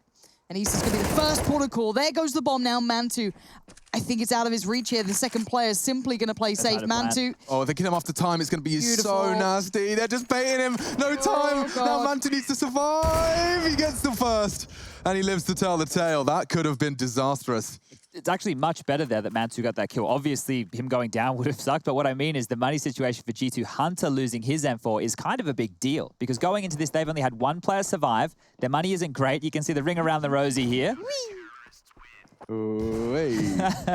Yeah, so right there, the fact that Mantu makes that frag, he gets to hold on to his AWP. Kenny can't get it in his hands. And on the other side of things for OG, they have enough money to buy. So OG have a really good opportunity right now to punish. The gun round that we're going to see coming through right now from G2 is probably going to be very low. UMPs again, maybe some more SMGs across the board. You can see an MP7 in the mix, a FAMAS for Kenny. And they might need to go aggressive again. You can't really sit back with these weapons. I know that a SMG close towards hut is good, but if OG string you out, with their starts to rounds, the smokes, they take warehouse control, they try and walk around towards ladder, the fights change. It's not just as simple as them coming out squeaky or hard or coming towards ramp. You need to make sure that you're dictating how you want these weapons to be used. It's kit watch today. Ladies and gentlemen, there's one kit on the board, so Nexa will be wielding that bad boy. The lesser spotted Ren kit. Ooh, Jax, who wanted aggression. It's with the rifle. I wonder what the others are up to for now. It looks somewhat default, but Jax has been trying to press the issue. He was the one kind of making a couple of plays here and there, so this could be interesting. And once that smoke dissipates, he is in trouble. But for now, the molly goes further behind him, so he swings on it. Really nice intuition on the play, finding the right timing. Good flash outside. It's excellent flash. Nexa, you absolute MVP, setting up Jax for success, and he truly shines. What a moment for him. We wanted aggression, we wanted proactive play, and he has just taken the absolute crown of it. Yeah, I mean, he had the only AK. He was the one that had to step up to the plate if they wanted to pick this one up convincingly, and it doesn't get more convincing than not a single point of damage inflicted. Jax has completely knocked OG for 6 here. And it does look like we're looking at 6, 4, 3 at the end of these 55 seconds. Poor old Valder's wondering what on earth he's supposed to do with this. He's sitting in lobby. A very frowny, furrowed brow from Jax. He's realized he had to step up and has done exactly that. Bomb was outside. There's absolutely no reason for them to get nervous. Valder can do whatever he wants. Amanek isn't necessarily holding that hut push, but I'm sure he'll be investigating. I guess there's that time limit of your brain going, oh, okay, better check back in. There it is, right. It's that little bit of an internal clock. And I actually find that so incredible when these players are so good at keeping track of that. Now, I want to show everybody teamwork. That's my favorite thing. Look at this pre-drawn arrow up near heaven, everybody. Hey. Does it make the dream Nexa, work? It does. Now, look, Jax is actually overstaying his welcome in my book, but I wasn't aware that they was ready to help him. So he gets that first frag. Watch the flash from Nexa. Jump throw, lands. They are very blind. Have to tuck on in, and Jax there with his aim, getting 2 big frags. That's the round, ladies and gentlemen. So good stuff from Nexa and Jax. And the nade. I didn't even see the nade coming out to help him on the last one, too. Gosh, that is gorgeous. Yeah, that's lovely. It looked like he was on an island. It looks like he's overcommitted. He's got no smoke anymore, but yeah, one flashbang. We saw the power of that in multiple games yesterday. Really enjoying seeing the development and Counter-Strike continuing to have that reward system for the refined team play. Now, Kenny's been given the responsibility of the outside cross, and there is oodles of smoke, so the only chance for a fight cleanly here is going to be Mantu wide swinging or boosted on Issa's head. How does Mantu win any of these? Oh, the timing. Are you kidding me? I don't know if you'd have seen the barrel. I don't think Mantu's actually that far out, but he's tucked in on a deeper angle. Stunning work from Kenny. But now he's under oh, the molly's whiffed. It's a dream. It's a dream come true. Kenny gets to readjust, back away. Jax has his support, and now the T's are getting kind of torn asunder piece by piece. Another tag. Finally, he gets found, but by this point, there's not much left. You say that, Lauren. With Alexi's fine. If Amanek goes down here, he's got Valder behind him. Okay, has the first. If Alexi can trade, we're cooking. We're not. Throw that frying pan away. It's only Mantu. Does have a chance to pick himself up that bomb. He has got space, but from Mini, he tries to sweep his way in. Low HP on 1. Jax will be playing more passively here. Mantu's trying to find him and procedurally does. Another frag. Mantu, he's already got 1 clutch to his name in this series, and now, just 10 rounds in, he could find another here. 25 seconds. It looks like Nexus trying to find the window. Oh, he's presented his bottom. Nexus going to see him. And that's a nasty way to lose the final of your 1v3, but it is 7-3. Quite like what he did then, not picking up the bomb, and I think they knew the bomb was dropped there because the player in lockers saw it. He kind of went ahead of the time on what they expected. They were looking up towards heaven. What did you see, Chad? There was a kid in the bottom left corner, and he was watching, and his dad's in the background hanging things up in the closet. I'm more interested in the fan cams half the time. There's so much going on there. There's pets, there's dolphins. Don't know if that's a pet. There's flags. Stunner sometimes. Stunner's in there. Spot him out, like, there he is. You can see what this has done to the money of OG. Oh, it's quick. The molly, it's still burning. Oh no, this could be disastrous. Not like this. Amanek can't believe it's like they're all softened up, ready and raring to go. Through the molly. They were supposed to extinguish. A little flub there has cost them potentially the top site rush.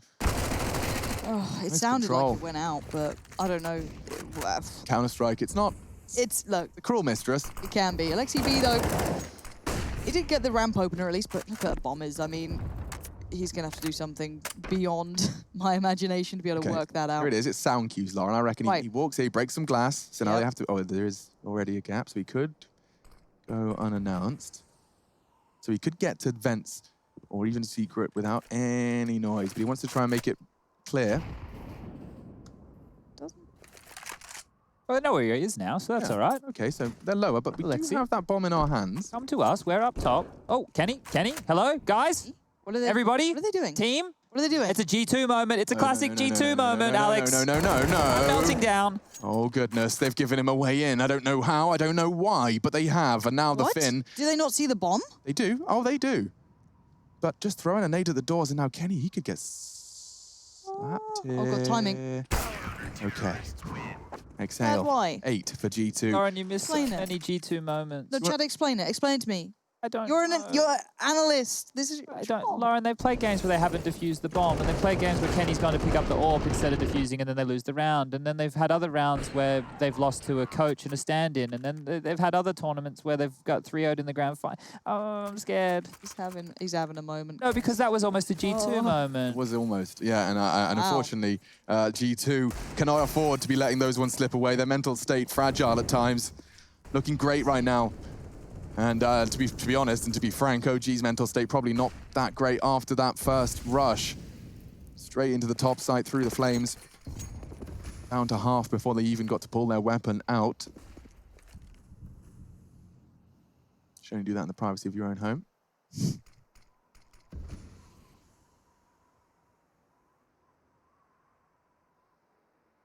Now then, a bit of a standoff here. I like the aggression, clearing into lobby, and the timing couldn't be better. Great find. Hunter was unawares. Kenny's trying to fill the gap, and with great control, he does. A molly on the bomb to stop the retrieval. I love this from Kenny S. Buys time for these two, right? Buys a couple more seconds, and they're not looking this way. Suddenly, there's going to be a red alert called, but Jax is there, and the man's just on point today. Man 2 last alive. We saw him earlier in the round. We know he ain't close to where everyone just died, so it's a bit of a play back in, but by now, 4 HP. Yes, he got a kill, but no sustain, no ability to live through a single bullet. I'm glad that G2 and I think the same way. They've gone, well, we seem to get run around with these rotations, so instead of rotating to where they might go, why don't we just push to where they could be, and if they're not here, we'll flank them. It's great. I'm enjoying the aggression, and Jax has actually been a key part of this. Outside and yard, he's got it done, obviously pushing lobby. If Man2 gets a kill here, going up the ladder, I'll be very surprised. Kenny's going to see his little noggin popping up. Hello! Kenny? 4x3? Oh, he has been 4x3. Holy shit. That's just... Lauren, the swear jar today is going to be very full, okay? Well, you know what? We're putting 50 pence pieces in there now. Yes, well, both of you today will have to be putting some money in. Daddy Chaddy in the corner. I'm meant to be the one who swears all the time, the colloquial Australian. I'm sorry, I'm from London. Do you think we're any better? I guess. You're just our criminal scum we sent We off. learnt from you, didn't we? No, I mean... Get him out of here for stealing a loaf of bread. Send him to an island paradise. Idiot. Yeah, we messed up, didn't we? We just put you in sun, sea, sand. They just came back cocky and handsome. How Yeah, annoying. they got tans and nice hair. Dicks. Oh, there he is. There's another one. What happened?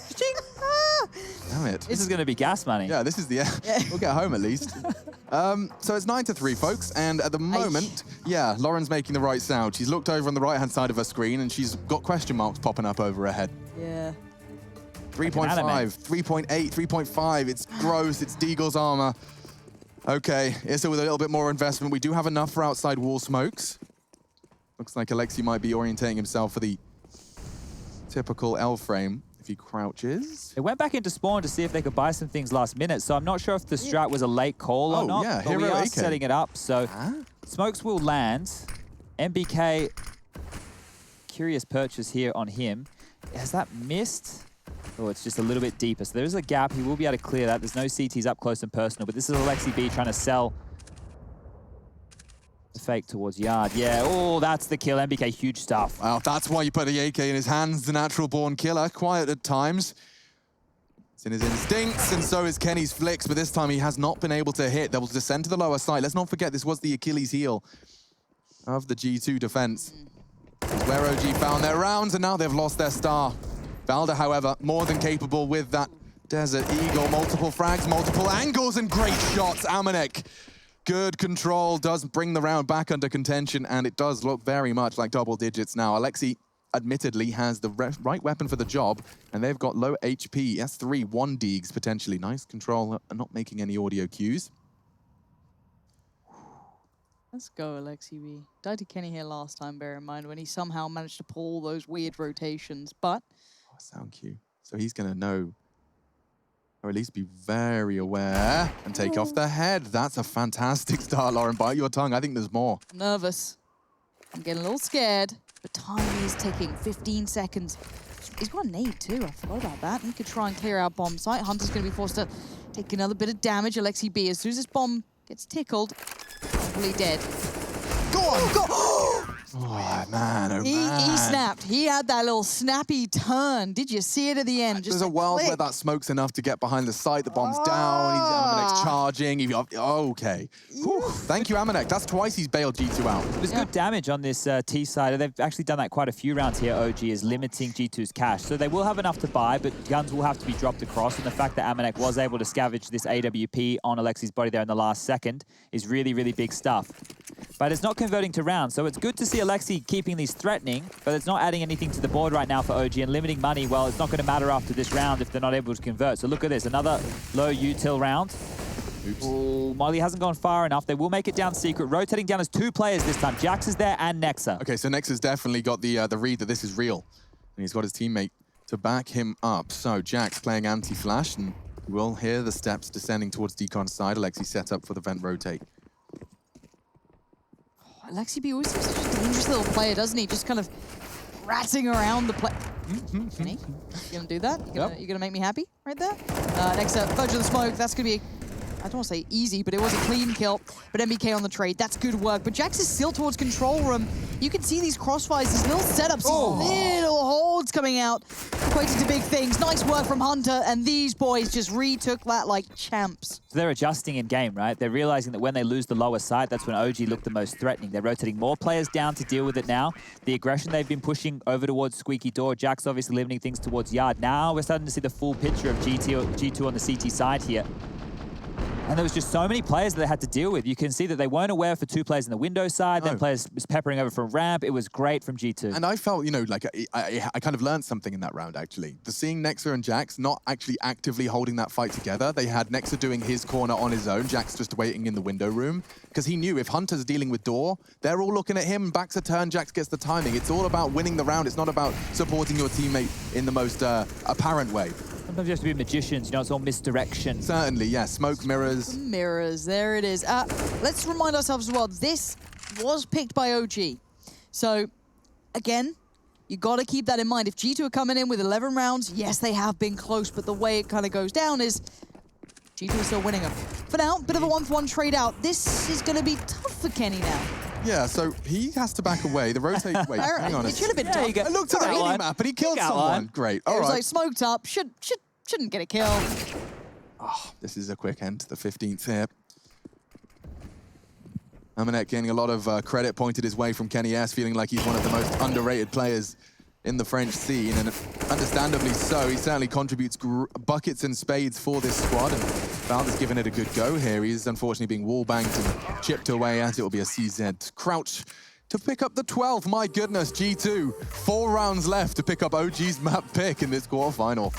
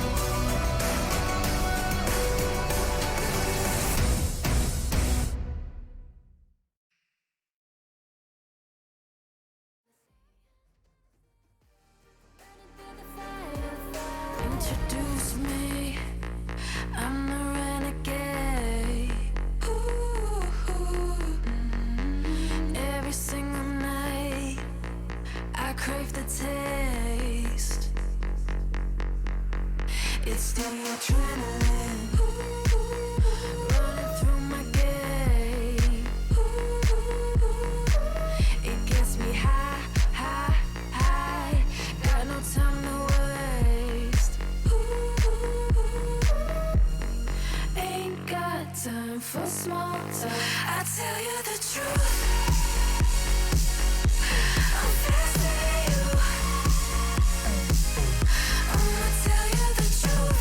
Not in it to lose, just faster than you.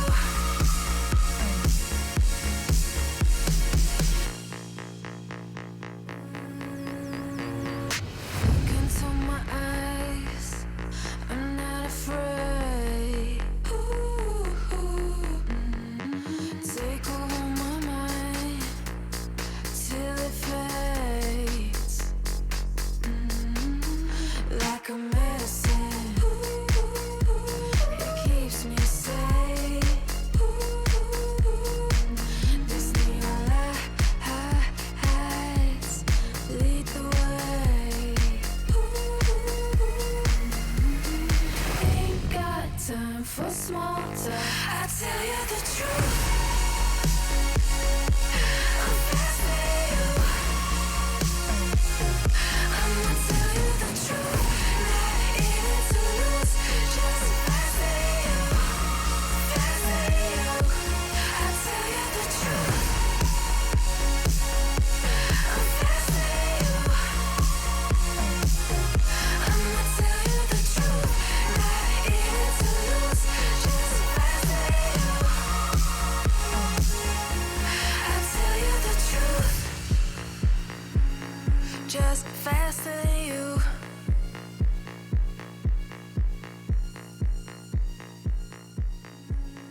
Just faster than you.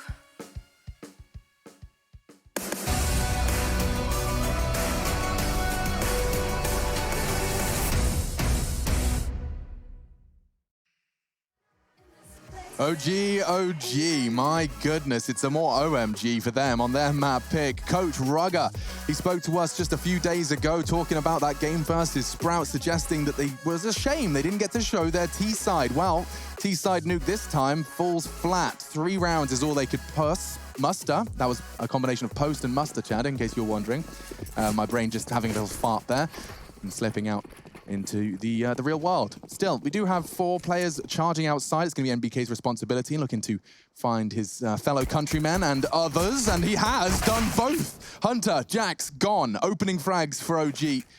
Does favor them. No armor and dualies for Alexi B. It was designed for any potential hut shenanigans, but instead he's now playing on the other side of that smoke.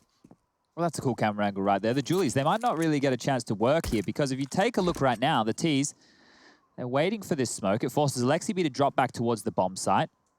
He's the only individual on the lower site here. If he gets overrun, now we get ourselves into a 3-on-3 situation. Alexi B will close the door, but he survived. So the 4-on-3 will remain. Is Kenny thinking about going up, huh?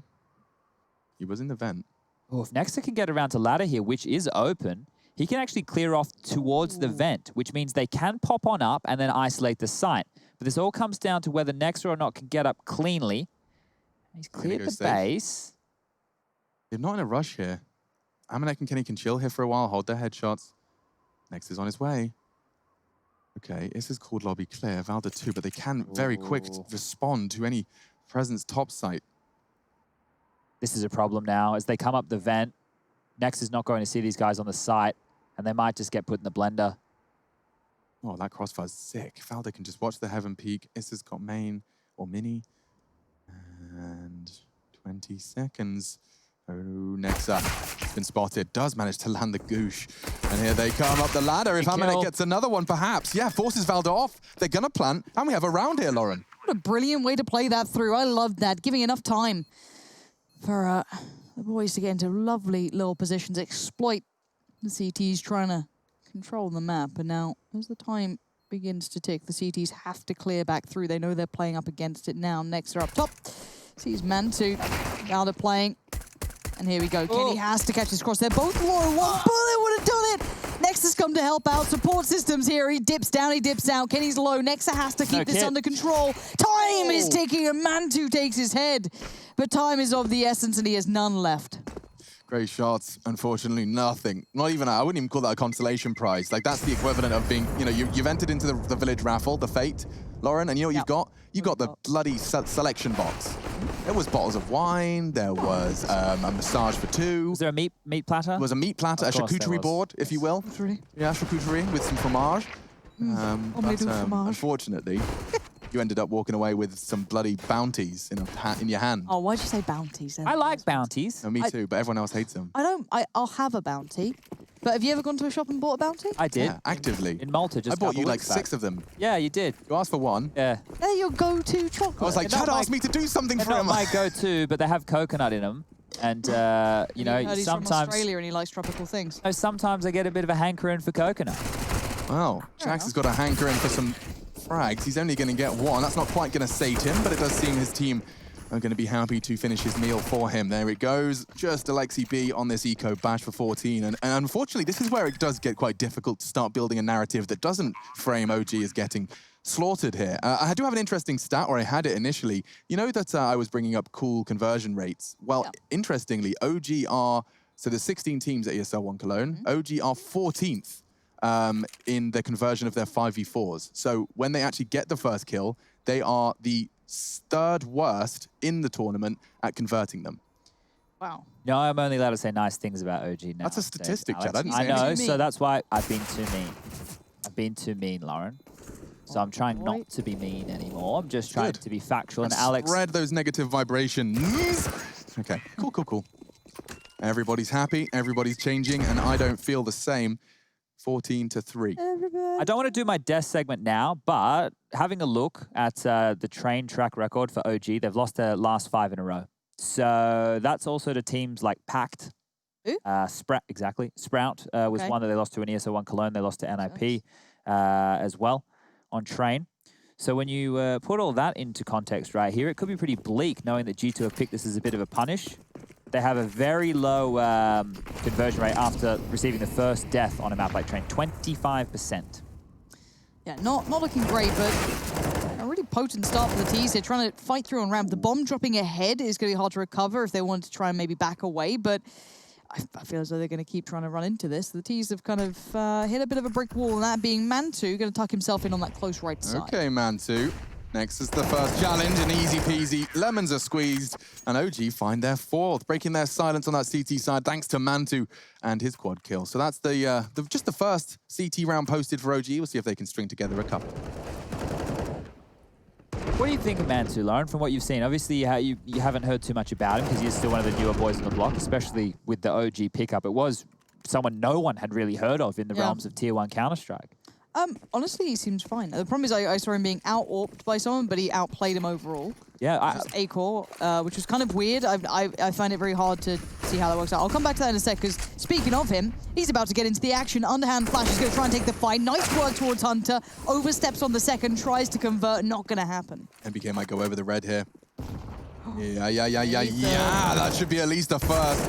Quickly caught by Kenny, but he adjusts. He can even dig Nexa, and he does. Takes the head down to 13, not dead, but he's already got the zip and the body bag halfway up. There's no one on the lower site right now for OG. G2 aren't aware of this. They don't know the rotations. They don't know what's coming in, but there's a free bomb site, and it's just a few steps away. So as they freeze, as they wait, both teams unawares of how the rotations could be looking right now. Maybe nipping on back behind that smoke, tucking back towards lobby. They could be getting pushed. Next, they're having to be aware of that. Low on HP. They don't have a lot of utility to work with. 2 Molotovs. So as they go into the lower site, they could look to get window control. Molotov up towards that ramp position, but then they have to deal with the railings in the site, the dark spot.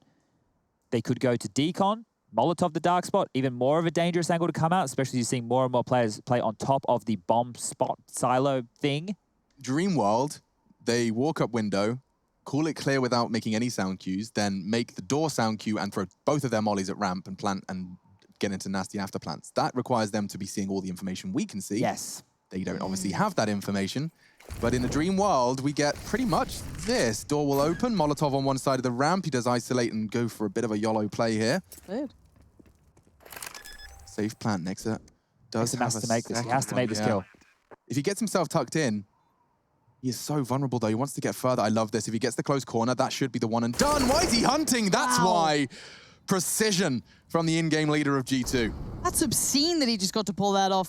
And it's just got half of the map for them. The retake now comes in from the same side. He saves the molly. And now look at that, chunks of damage. They're going to hear that, surely. Amanek's going to hear everything going on here. And Amanek goes for the second kill. That's Valde. Issa is further up. And did they work that out? I think they've connected the dots. Beautifully played between the two. Amanek and Nexa just combined wonderfully.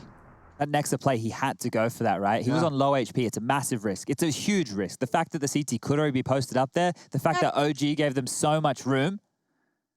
Oh dear, if Nexa doesn't make, this is how it started. You know, the round felt like it was over immediately. MBK doing that damage. He even got the dink onto Nexa. I mean, conversion stats, you were talking about it. Those opening kills all looked so good for the CT side. We're sitting there like, oh, they've got it, right?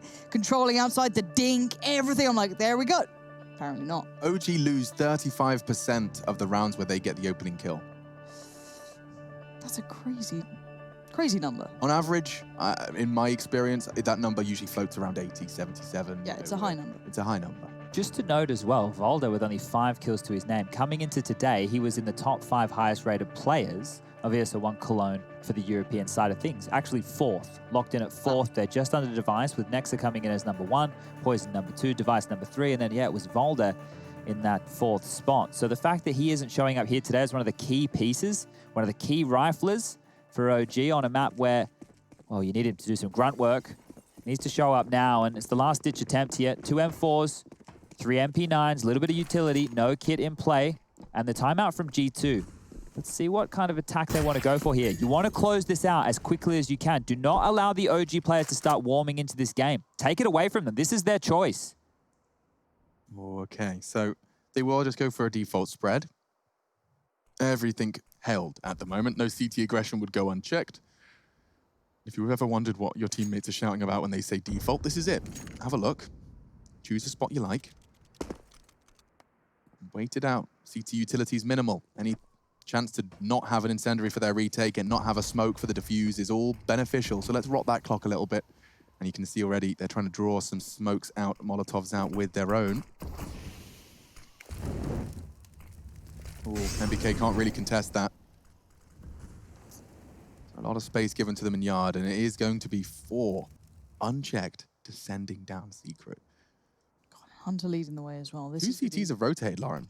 They are well and truly into it. Ready for this. That's going to buy them until roughly 30-ish seconds with that smoke coming on in there. So make it 27.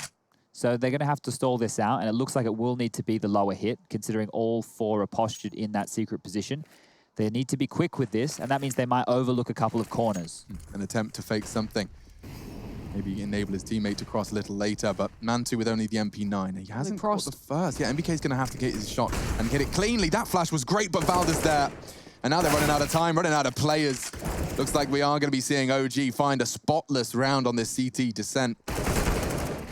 Not quite as spotless as it could have been. Kenny looking to survive, won't do that. Okay, Lexi will happily collect himself 600 kill reward and maybe even upgrade his weapon. Does manage to do so just in the nick of time. Wasn't necessarily a Lexi, but we got another rifle flowing. But 15-5, it is, this is the kind of maths I can do. That's 10 map points for G2. A lot, isn't it?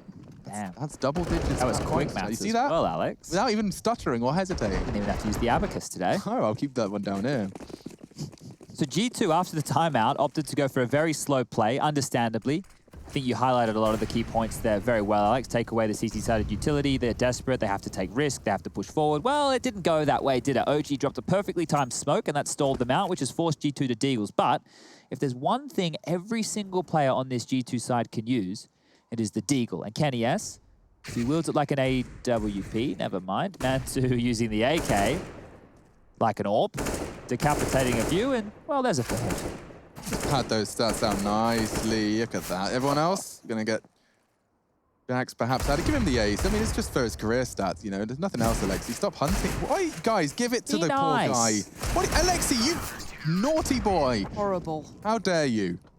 Well, he should have had that deagle blown away as punishment, but he was able to pick it up. So now, the money not great on the G2 esports side of things. It should just be another partial buy. You can see Hunter's already bought into the Tech 9. Kenny with a deagle, Jax with a deagle, Amanek yet to buy anything. He might go for a Mac 10, be a little bit naughty. Amanek 10.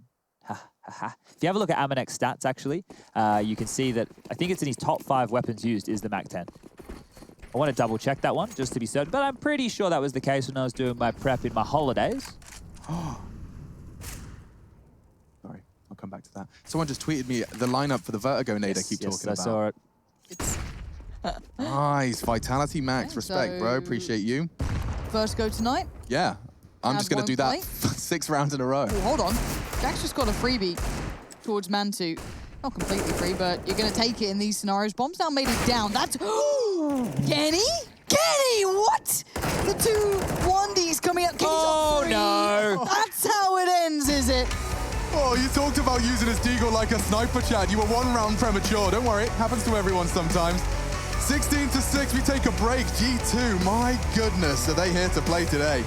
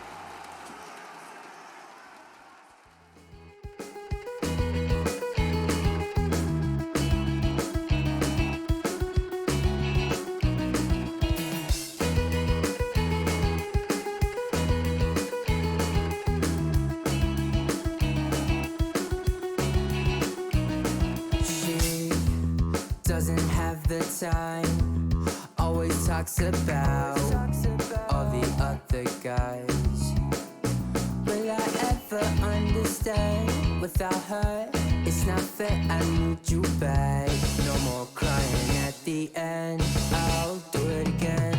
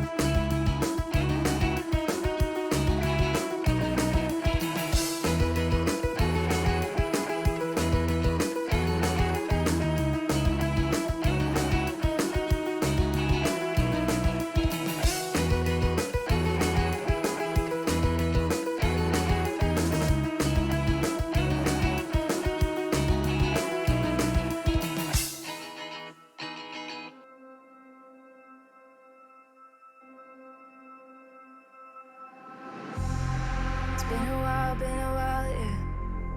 Safe to say over a year. Still it feels like I saw you every day. Tired of hanging around the ones that always need an explanation. I don't need to every day. Explain myself, don't hold it against me if I'm somewhere else. Put all the masks that I had on the shelf. Wish I could stay, but it's bad for my head. Something's coming. I wanna be everything I thought that I can never be. Build me up. Piece by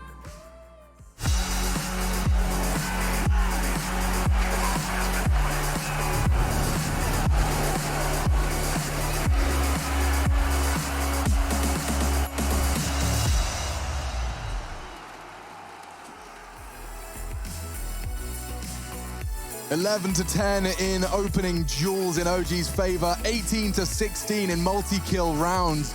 And if I said all that, you'd expect a close game, but my goodness, Nuke does not follow the stats. They're all pointing fingers in one direction, and OG, unfortunately, fingerless in their first map pick. It was flawless from G2. I think I'm going to go with Oh My Giddy Aunt. I think that's one I might try and bring cool, in. man. Bring it back. Because I go with, oh, Jesus Christ, too much. You know, I go with that one, and I know with that one, you know, with the Americans. Mumsy been on the blower. Mum doesn't care about that stuff. It's Simmer it down. No one cares about that. What am I talking about? You know what I cared about? I cared about how well that G2 dealt with those rotations. I was worried. I thought they were going to exploit it. You could see G2 did a very good job of getting that lower bomb site time and time again. But one of the keys here was Jax.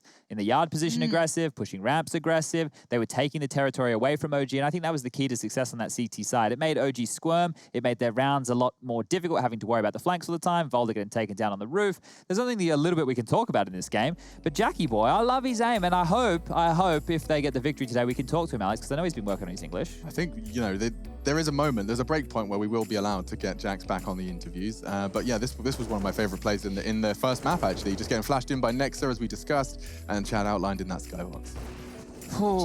That's it. For me, I just feel like I'm seeing G2 just play their own game and not get kind of drawn into the other team's ideas or what they want to do. It feels quite nice. And I know that's a very kind of hard to quantify statement, but it's like I've seen G2 in the past become just brawly and just kind of fall away from doing what maybe they intended and kind of falling into that habit. But it's nice to see them holding their own and playing a very solid close to a game. Yeah, if I'm going to be honest with everybody in the Counter-Strike world, G2 are a team who could be the best in the world, right? They're a team who could contend. They're a top 3 contender. You know, they can go up against the Astralises, the Na'Vis, you know, all of the squad, the Vitalities. They have it. They have the right mixture. On the other side of things, OG, they can, in my opinion, sneak into the top 10, but I just can't see them doing any better than that, right? And look, that's not to discredit anybody in the team. As individual pieces, right, everybody's good. You know, you take them apart, you put them where you need them to go. Every player on that team, you know, has merit. I just don't think the concoction that they've gone for here is necessarily a good one or one that will bring them trophies. Now, people can disagree with that. That's fine. But that's my opinion. Absolutely. And then they can feel smug when it happens. Yeah. If it doesn't happen. Tweet at me and say that age like milk or whatever you guys say. Yeah, At least I put my... No, I won't get started. I've been happy lately. Yeah, exactly. Yeah. And you know that means nothing in the grand scheme of things. Those are just words on a screen, means nothing. Those people are just projecting their own dissatisfaction onto you. I love the therapy we do here behind the desk. It's fantastic. But watching Nexa play is a bit like therapy as well, right? He didn't have as big of a match. I highlighted him as someone who was going to go... I know you guys are really on the hype train there. I'm just saying, if it's good enough for Nexa, it's good enough for me. I just hype it up because I know it slightly annoys you and it hypes up Alex. Like, I actually love the USP so much. I think it's gorgeous. I think it's refined and pretty, but Alex look at him go. Another pistol highlight from Nexa. Wish he had a P2K. This kill was huge. That was a very big frag there. Nexa taking a lot of territory in that round right there. That was a 2v3 situation. Actually, I think it was a 2v4 situation that went on there after MBK jumped on up, got the multi-kills, got the dink. But yeah, it didn't really feel like anything was going OG's way. And then going into Train, Alex, I was speaking about it before, they're on a 5-map losing streak. Out of OG's last 10 games on Train, they've only won 2, and those 2 were against Sprout and Fours. So top of the tier 2. Yeah, so definitely within the competitive realms of things. And if G2 come out here and they let that mental state deteriorate because they're letting their foot off the gas, like we've seen before, like we've definitely seen before. 100% seen before, especially when G2 think they've already won. That whole idea of, you know, oh, it's only their coach. It's Mouse Sports, remember? And then they all started calling on the T side of Train. And then it all fell apart. And then they lost to Regin. And Regin and NATO Safix. Because Carrigan had to go to the airport to get his visa. The whole thing. I remember seeing that. I wasn't even watching Counter-Strike and I remember seeing No visas, no funny business here. Everyone's at home. Everything's safe. We can take deep breaths because we are going to be seeing Train in just a moment's time. Do stay tuned and tell your friends it's time for the second map of G2OG.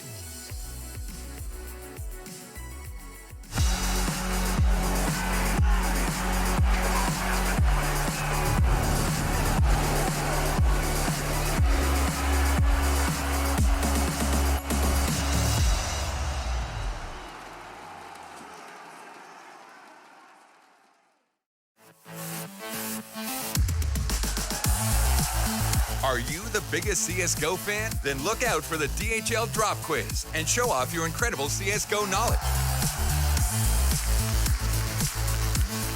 Reply with the right answer in Twitch chat and track your position on our live leaderboard. Will you make it to the top and win €1,000 in prizes? Hashtag Gamers Unite.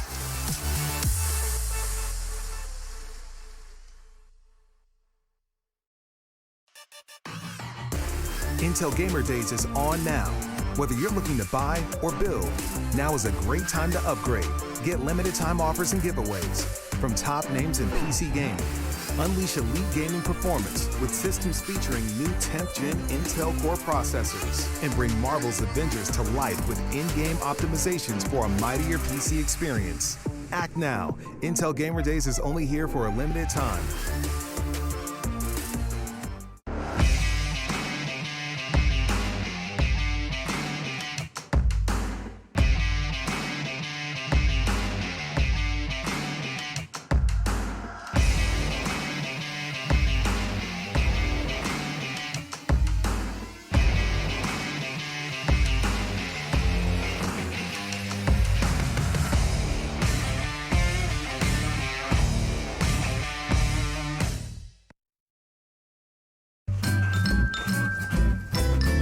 You ready? Huh? Hey, easy boy, huh? You ready? Huh?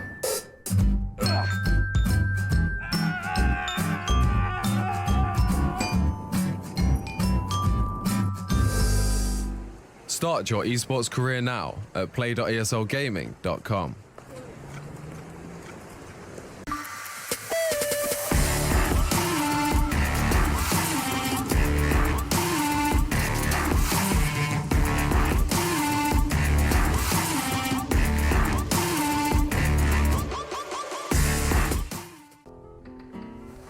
If you want to know what you're good at and, well, also what you suck at, check out csgohub.com.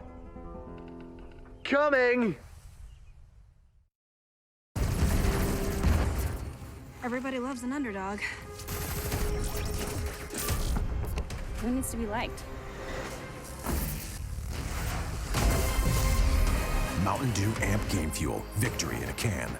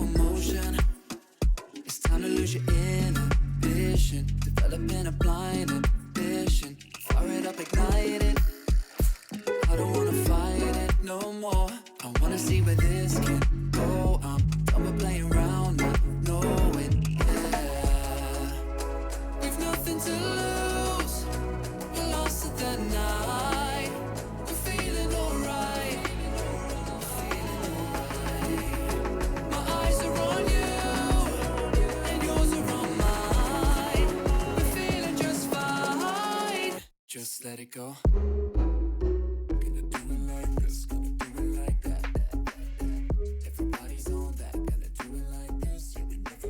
ESL 1 Cologne Online is brought to you in part by Intel, Mountain Dew Game Fuel, DHL, and GGBet.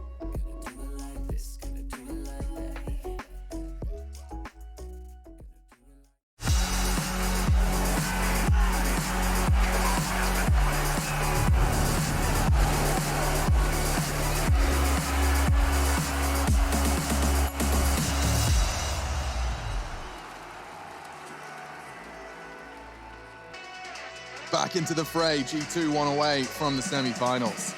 On the other side of things is OG, my goodness, OG. They've got a lot of work ahead of them. Into a map they've won twice of the last 10 for survival at ESL 1 Cologne playoffs. I'm the Machine, I've got Pansy and Sponge hanging out with me in the studio, ready to bring you the action. It certainly does look like we've got a clear-cut favorite. But you know I'm British, you know we love an underdog story. Maybe, just maybe, OG can start to convince us over the course of this train game. Everything points towards G2 converting, but sometimes when that's the case, G2 do sometimes get into their own heads. That was the seed Chad planted in the pre-game. One Malik was quick to dismiss in the interview.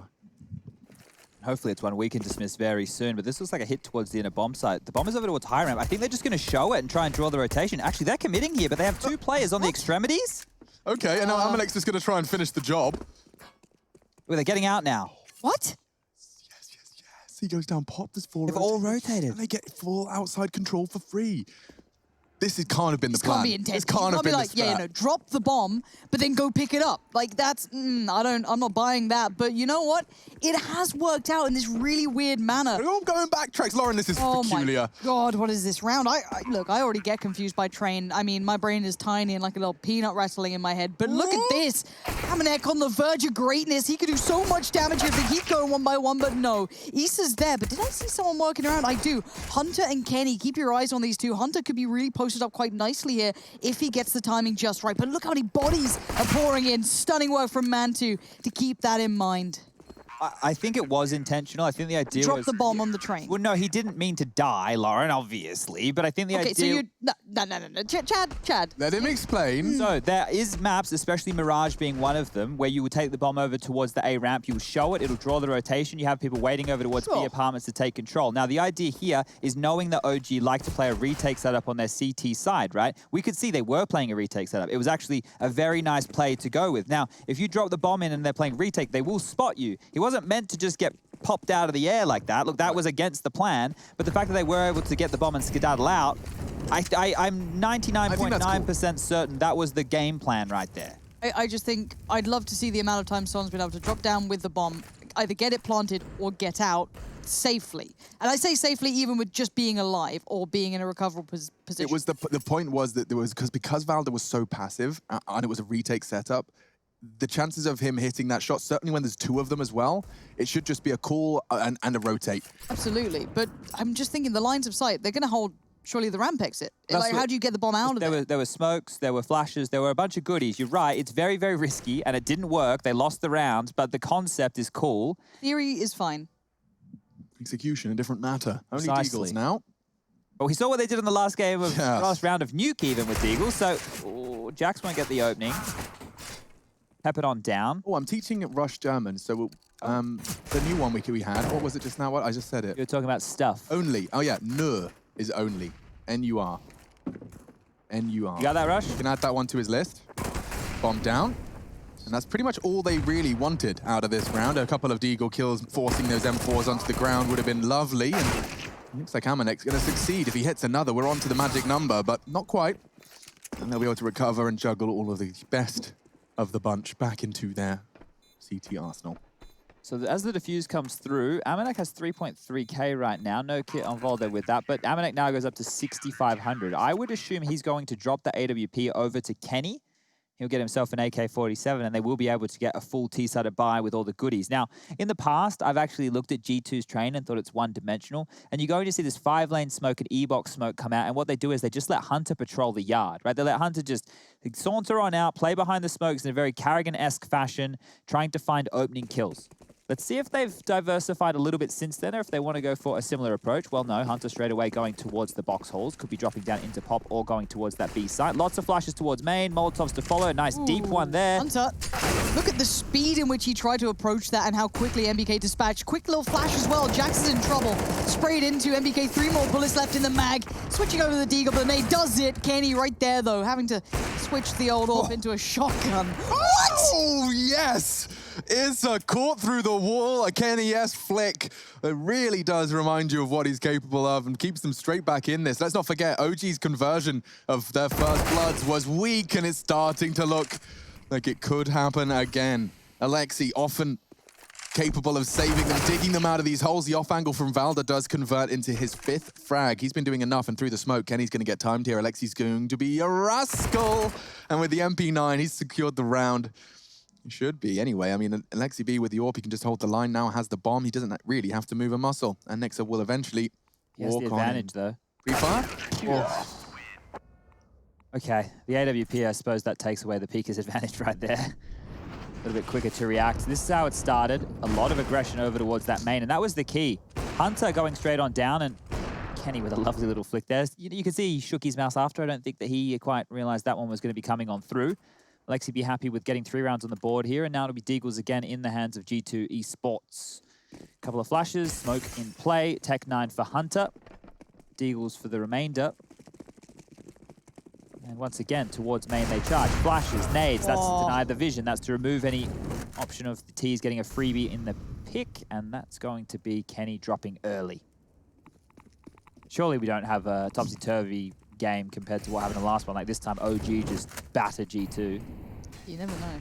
I mean, I'm pretty sure that train loss at Summit was after a 16-3 stomping on the first map as well. Like G2 were like, you know, 1 map away, and then it was going into their map pick, it was train, and everyone was like, okay, well, this is obviously not going to be a problem. And then we all thought it was over. It was, including G2.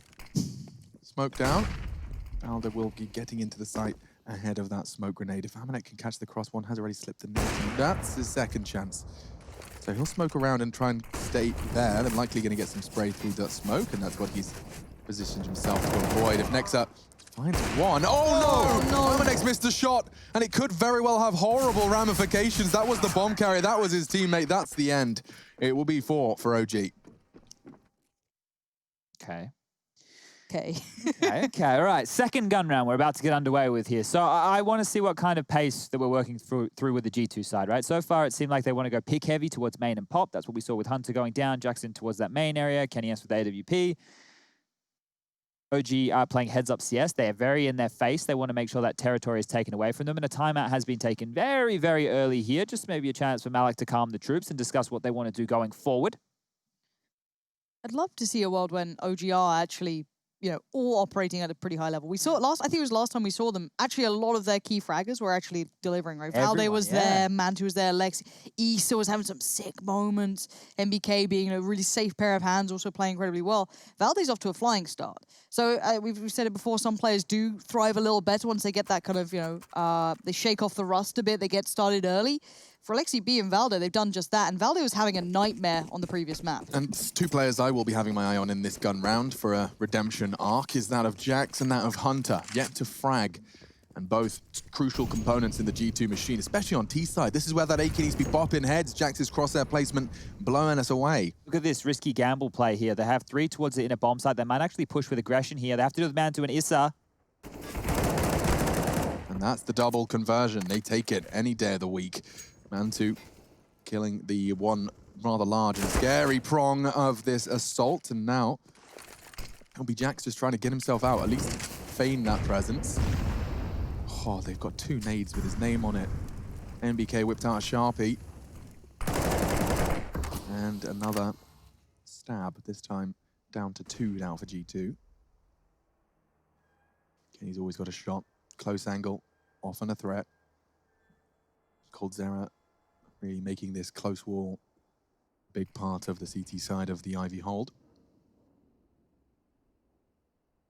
So with 49 seconds, Kenny's objective here is obviously hoping that we get an overextension from a CT player, relocating as the smoke fades. He's gonna have to little sweep. And he misses his shot. Didn't quite get to stabilize. Alexi B does manage to find him and surely pick us up around. Now Amanek, very capable hands. Knows there's an AWP Ivy, the other unknown, last seen in inner. Valda. Oh, Valda's got the perfect timing here. He wasn't ready for that. Alexi had the cross as well. Flawless start from OG here on the map pick of G2. Maybe we've got a game after all.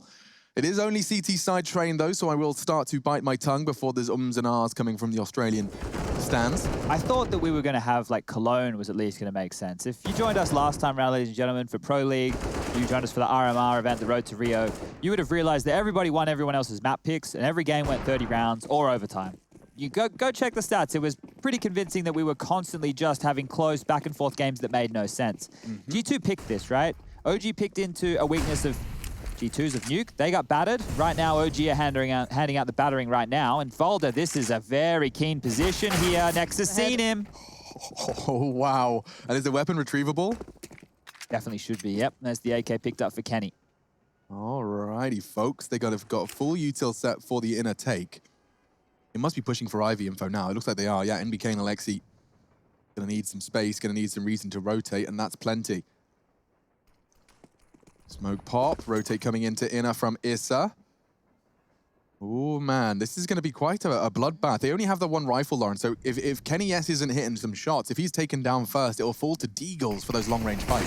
Here it comes. Man 2, the double AWP has been out for the CTs, but as Issa posted up close on site, outdone by Kenny, he was the key element, key factor. Alexi B's about to have Amanek right through the smoke. What a surprise! But Alexi B puts him right back down, and now the 3v2. CTs have the advantage, but Kenny's got the plant. And look exactly where Nexa is. Okay. A weird spot to be in. Yeah, they're pushing up, and it makes a lot of sense as the CT rotate. They're planted wide as well, so they can actually stop that defuse from anywhere they want in this inner site. Pushed up is making a lot of sense here. Alexi's going to clear his corners. Is Kenny going to react in time? I'm not sure he is. And that's the end of the rifle. Nexa would have to clutch with just the P250, and they're all there! And he does take the first. Time is on his side. He needs to get them off the bomb, and unfortunately defended valiantly by Alexi B. A lovely treat for MBK to take into the next as well. Double AWPs being brought in. Alexi with 4 kills. He's on 13-0. Please do not let this go unnoticed. Alexi B cannot die and is pulling multi-kills out of any orifice he has. It's ridiculous. We're into the 6th now, and he's already on 13. 4 kills in this round. He saves the day. That could have been a disaster. That could have been a 1v3 eco loss from a Nexa with a P250, and it was 4 seconds away from being that. Alexi's been great, and I highlighted in the pregame here that it was somebody to look out for, especially on their T side, setting the pace. Well, he's doing it on the CT side right now, finding some crucial kills. Just to note, Valda threw a deep box hole smoke that will be holding Nexa at bay. That one there will buy him a bit of time. It'll make sure that the T's have to use a little bit more utility before clearing out brown walls and wanting to go for an inner execute. Got Amanek over towards Ivy with Kenny. Want to set him up and see if he can post up for a pick. There is a chance to take down MBK. But it is 3 players fanned out across the trains covering off main. Second smoke drops. That'll hold them at bay until roughly 1 minute. And at this point, it's just a bit of a stalemate. Nobody needs to push. Nobody needs to posture. G2 needs to decide where they want to look for a pick and then what execute they want to go for based off of that. Kenny's made noise. A nade's coming through. That's going to do some damage. That's 3, make it 4 members of G2 that no longer have the advantage of being on the T side. That M4 is now an instant headshot. Keep that in mind. Jack's on for the bond. No info main. This is even going to take that space away from them. God damn, that hurts. So Mantu's got his AWPI trained on Ivy. They've got all the bells and whistles covered, and with 30 seconds left, they haven't even got the bomb yet. I think Nexa's looking a little intimidated here. Yeah, I'm hating this. I hate it all. I'm really lining up nades at 20 seconds. This is so Na'Vi. Look at Issa's position. This could just be a save. I don't know what they're doing. I don't know what they're thinking. They're already in their own heads. This is the G2 that lost and continue to fall flat on their faces. I mean, I I was building the storyline, Chad, you know, about how G2 get in their own heads, and I thought that was just doing that as hyperbole. Yeah, I didn't believe it either. I was like, this is nonsense. You know, obviously this is G2, they're developed and beyond that. Different, right? Yeah. Lauren, you're seeing this firsthand for the first time. You can acknowledge this doesn't look like the same 5 players, and we're into the map they picked. I don't understand. It's so lost. It's baffling. I understand that OG are having to kill them, and they're doing exactly that. They're setting up, they have good harassment over towards main. They're having good rotations. There's some innovation. You've seen Volder go for a bunch of different faces over towards that inner bomb site. They're rocking double AWP. Alexi B has 14 kills yet to die, so things are looking good for the OG side of things. But G2, the tenacity, which I normally post up to these guys' names. Oh, that's a tag through the wall. Just doesn't feel like it's here right now. So they need to set up some of their stars. I was talking about the 5-lane E-box smokes. Well, they can't get out main if there's that many grenades going in, so Hunter won't be able to take that room. That might be why they're slowing it down so much, but even still, there needs to be another avenue of attack. It can't just be one strategy. It's very one-dimensional. The calling from Alexi as well, like I'm just thinking back, that fast stack on the brown halls in the first weapon round really deterred them from going brown halls with their weapons again.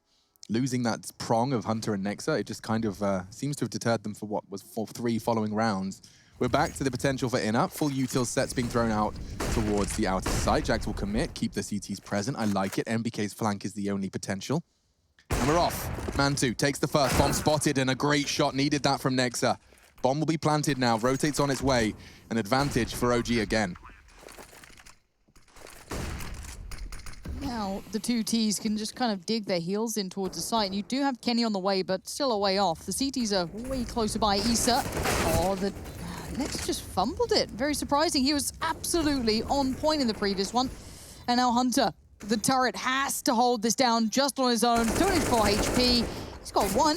Oh my goodness. He's got a lot more to do, and they say absolutely not today. Kitwatch is very happy with what we're seeing. 3 kits all around. This is a straight-up battering. Yeah, at least OG, when they were on their map choice, they were able to make things a little bit closer, a little bit more interesting. You know, they were having rounds where they were keeping the money low, they were getting multiple kills, they were making it so that G2 had to work for some rounds in the earlier stages, but they're just running away with this right now.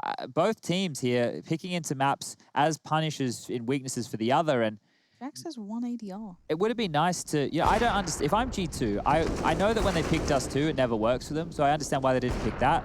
But Mirage is a map where their stars can shine. Like, if it's heads-up Counter-Strike, they should have the better of OG right there. Right now, they're being made to look like the ones with no individual ability. Let's take a time out again. I think that might be necessary if I'm that of G2. And there it is.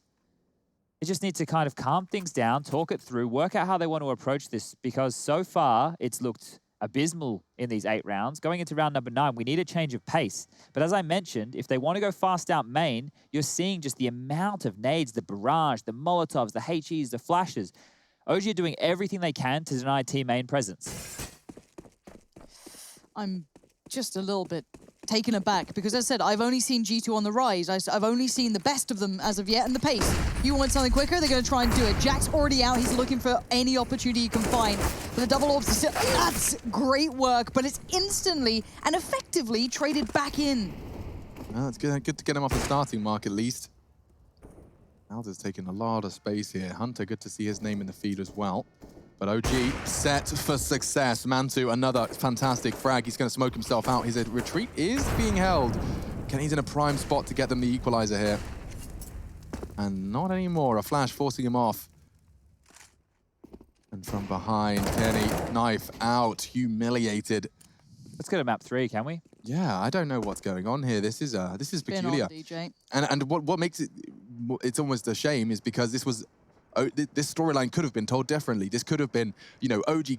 They kept up in opening kills. They kept up in multi-kill rounds. Clearly, the individuals were awake today. They've come into this map. They are awake. But unfortunately, I don't want to lie to the people at home. Yes, Alexi's playing well, but G2 are not putting any of the right feet forward. I feel he's been allowed to succeed, and a player like him, given these opportunities, is going to do it. Still yet to die. Oh, dear. 17-0. This is a masterclass in what can happen if you don't keep control of some of these players, if you're getting manhandled around, manipulated, and just kind of poured through. I am blown away by how good OG look at this point, but it is obviously with the context that G2 are really falling flat here, which is obviously a real shame. Yeah, OG, even though they're only able to get 3 T rounds on their map choice, looked much better on their T side than this. We've seen nothing of inspiration here. The pistol round was the most exciting part of this game. Yeah, that was a cool idea. Now, Hunter, spotted. Crosses the U-box, knows this is there. I can see 5 incendiaries burning on the minimap there. That was a full 5 incendiary from OG. So just by waiting a couple of seconds, you can avoid a great deal of their investment. $3,000 just burning away in 7 seconds. There it goes. That's Alexi B into Jax. All right, guys. Let's carry on. Let's go and take duels one at a time against Orpers. Chad's losing it. I've been in such a good mood until right now. Yeah, the Counter-Strike can... Shine's coming off. The Counter-Strike can definitely put Chad in a worse mood than anything else. I thought it was women, but Counter-Strike is worse. That's a close... Yeah, they're a close second, but... Never going to introduce you to female CS. God almighty. Oh, imagine the combination. Can you imagine? Bloody hell. But yeah, on a serious note, this is very much going to be taken aback. But we could enjoy this. I'm going to enjoy watching OG play out and close out. I want to see a team. Oh, 16-0, let's go, come on. I love that. Lawrence just basically got into the back. She's pulled out a really pretty frame and she's put it over the poop. Smeared dirt on the wall. Yeah, you went for poo, I went for We put a price tag of $5,000 up against this one and we got it in an art gallery. So. Oh, God. All right, so it does seem like 10-0 reality is the one we're going to be living in. There we are. Lovely. But let's, as I said, let's take this in the positive spin of this is what happens when you let someone play their game style completely, when you don't pressure them, when you let them have that freedom. And this is good from OG. And I know it's hard to kind of encapsulate that because we're looking at the other side and I know what we're like. We're sitting and go, well, G2 not doing anything good again. I know. But let's enjoy what OG are trying to do to exploit that. They're sitting on 10K, bloody hell. Well, the closest the rounds have come is round 3 and round 5, where 2 players from OG survived. You know I'm really good at maths, Chad. Yes. Christ. Well, here's one for you. Here's an Alex stat. Did you know that Alexi B has the same amount of kills as all of G2 combined 10 rounds into train? Nice. Yeah, that's a quarter-final match, and one player is managing to post the exact same frag total of an entire Tier 1 opposition. It certainly is a discrepancy, and just another way to frame it, many ways to do so. All right, if OG win this, I'll order an OG jersey. Yeah? Like the whole series, not just the map, but like, I'll bin my G2 one, I'll light it on fire, I'll throw it in the bin, I'll send a video to Carlos, and we'll get us an OG one. Guys in chat, I rarely talk to you, I rarely acknowledge you. That's true. That's not true. I need you for validation. But one in chat if we're 16-0. That's what I need to see. Is it gonna go all the way 16-0? Right now, it looks. You know, it might be a decent bet. You might be fair on that one. Yeah, let's do it. This would add to that list. You know that list I was talking about? Yeah. I can give you that list again if you want. The G2 Calamity. Just it keeps going. Hold on. Chad? Hold on. Lauren's right. This one looks different. Mantu's flash is just so perfect. Okay, Amanek saves the day, and he missed shot from Mantu. This is the best shot they've had, just as we start to see a 16-0 manifest. Maybe G2 have got some kick left in them. Into the site, 4-on-4, bomb down. Alexi still alive. Still alive, still 18-0. Trying to get through the rest, they're trying to get through the minions on the way, but Alexi B still stands. 150, my word, he is popping, but still they're holding on to this. See what they've got. Smoke for the bomb. Here we If they go. can close the gap, Lauren, we could be video gaming here. Smoke missed. Okay, bit of damage. Time's ticking though. They got to get a bit of a wriggle on Issa. NBK. Uh-oh, it's all coming. He's down. He's down. Maybe there's a chance. The king has fallen. NBK's on it. Nexus solved the problem, and there's no time for Issa. G2, They've done it. They break their silence. Unbelievable scenes. It took them 11 rounds, but they find their first on their map pick. As soon as you mention it, the 16-0. There it is. It's called the reverse chink. Yeah. Bloody hell. It was dangerous as well. If Amanek didn't hit that kill, what was actually set up there towards low ramp was fantastic from OG. So it was very unlucky that they weren't able to convert more. And that is the first round of the game where G2 have looked like they had a clear idea of where they wanted to approach. So now, I think we're seeing the 5-lane smoke come out, the Evox smoke as well. Not getting anybody out main here, just making it seem like they can.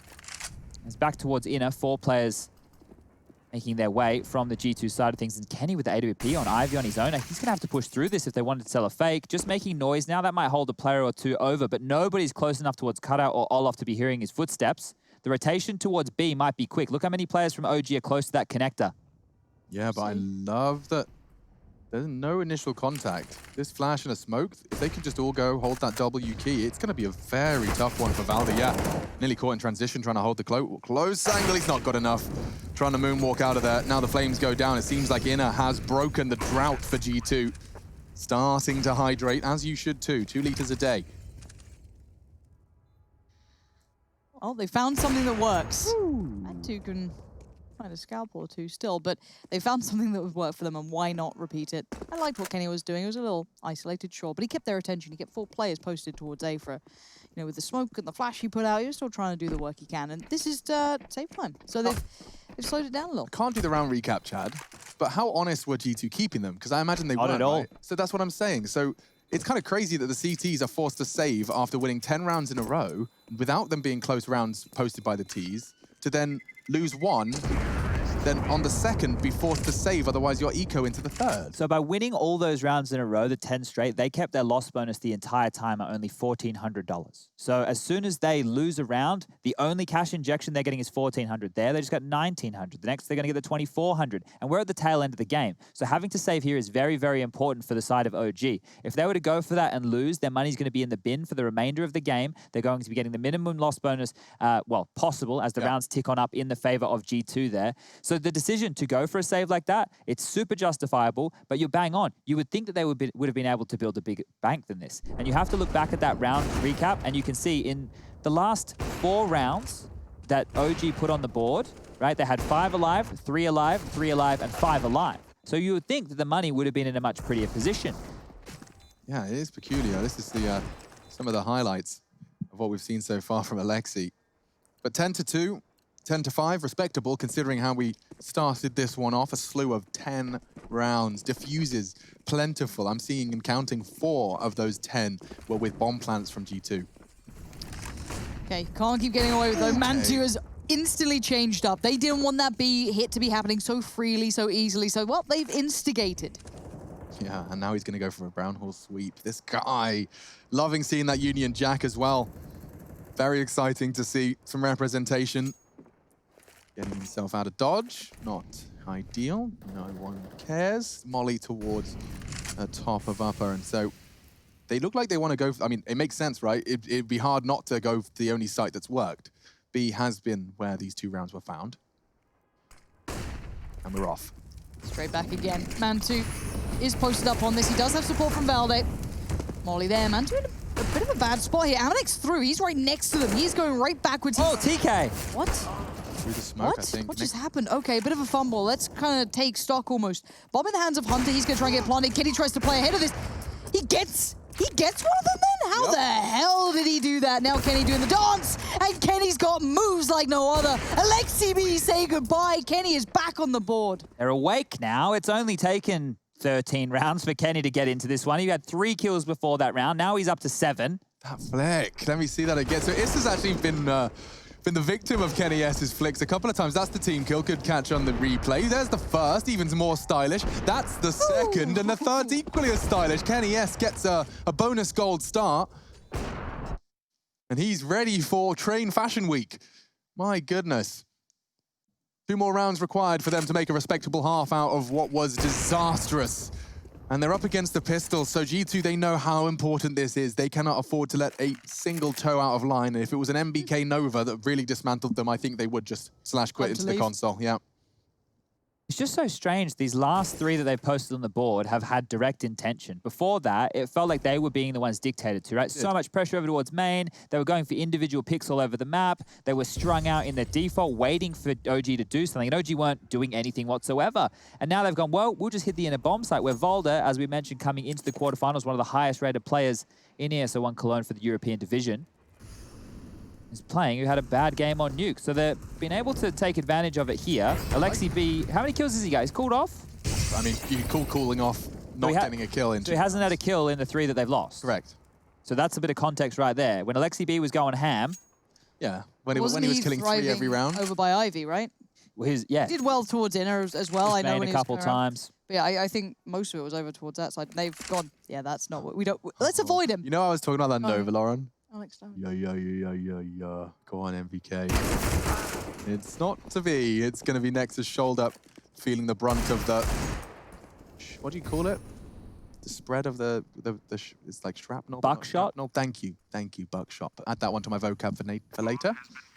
Rush is the shotgun expert. Green, are you with us? Green? Hello. Did you go through a couple of boxes of Kleenex, mate? Are you all right now? Yeah, I'm all good. You know, I was kind of hurt earlier on. I've been focusing really hard here just so Alex doesn't say anything, but, Well, you know, it's Rush, tough out we'll here. let you pick the music on the way home, okay? Oh, really? Yeah. Oh, okay. I mean, Well, that makes me feel a I bit guess I better. can give you the list of improvements then, or would you like me to do it maybe like a round table? Rush, I'm really sorry. I don't know what's with him Why today. are you poking the bear? I don't know Why are you poking the bear, Chad? I've been known You're throwing Rush in our group, into Lauren, the in our group, crosshairs. you probably missed it. I am the king of the wooden spoon. I like to stir the pot. This are nearly causing an absolute disaster. They do lose 2 rifles at the end of that one, but no worries. They got cash to splash for the final round of play, so really nothing of relevance there. What I find funny in these games, obviously, like, you know, if you're not casting it or watching it like a great deal of people are, you look back on HLTV and you might see a 10-5 half, you're like, oh, that's all right. Didn't realize those 10 rounds were literally back-to-back on the trot. Alexi B just, you know, getting out on the table, just, you know.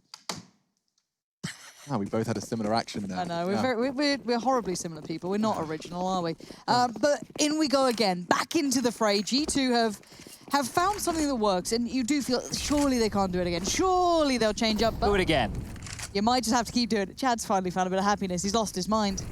Yeah, it just took seeing the favorite team on their map pick lose 10 rounds to the team that only posted 3 in the first. That was all it took to crack our Australian analyst.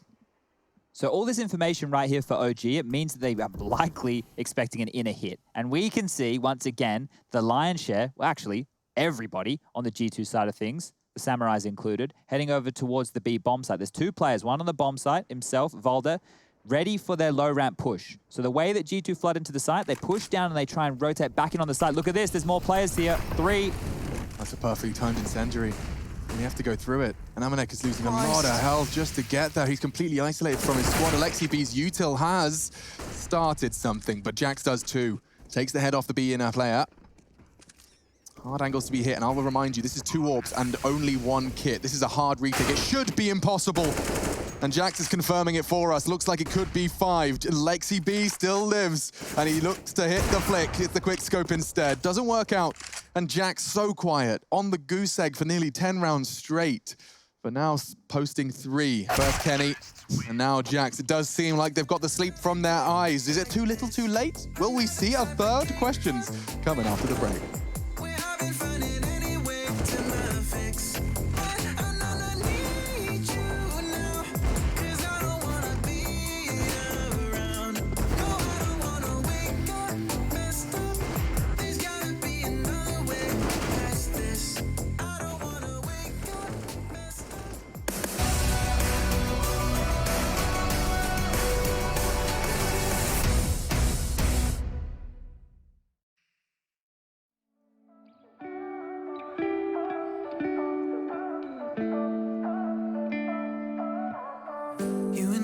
Been friends for a long time now. Always have a good time whenever we go out. But you've been calling me up all the time and sending me signs and giving me them eyes. And you've been saying that you found the one, texting me junk and you wanna talk, but you can't say why.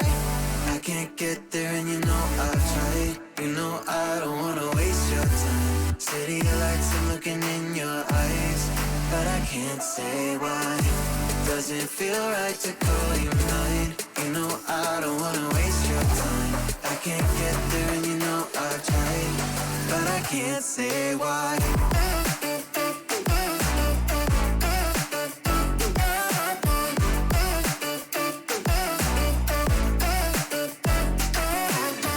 Feeling lost like I just want a time back time.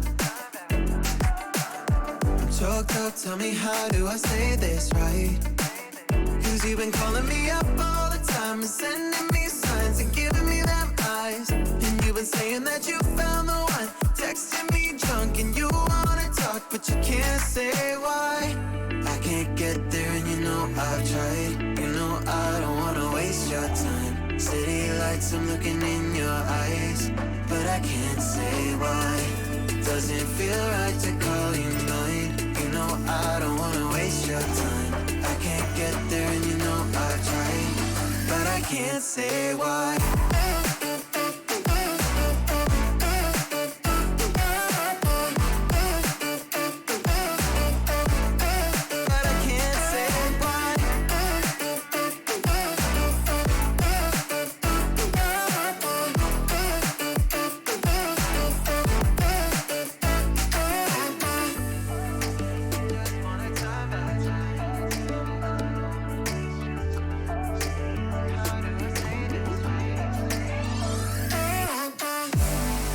Get there and you know I've tried. You know I don't wanna waste your time. City lights, I'm looking in your eyes, but I can't say why. Doesn't feel right to call you.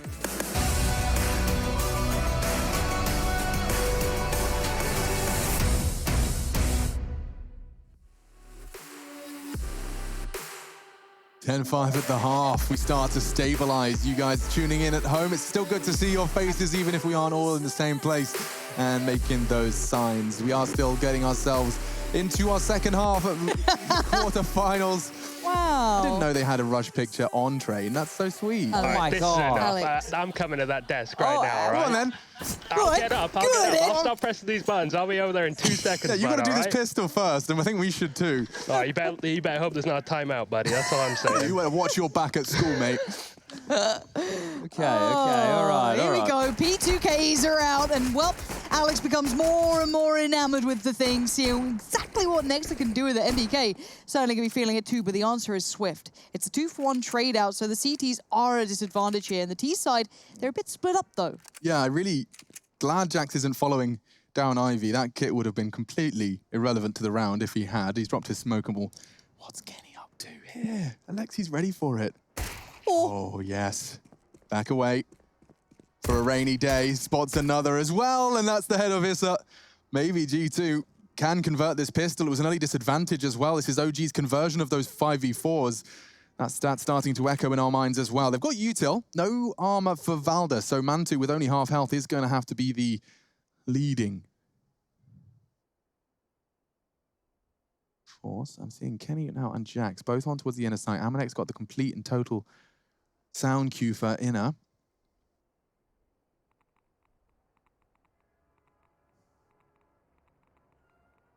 Shadow reactions, and Kenny's definitely woken himself up.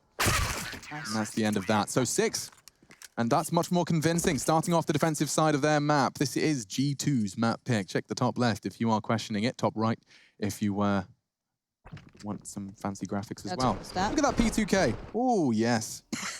Yes. Just equip it. I'll remind you on the drive home to make sure that you equip it, all right? But look, this is what happened in the first 10 rounds of Train.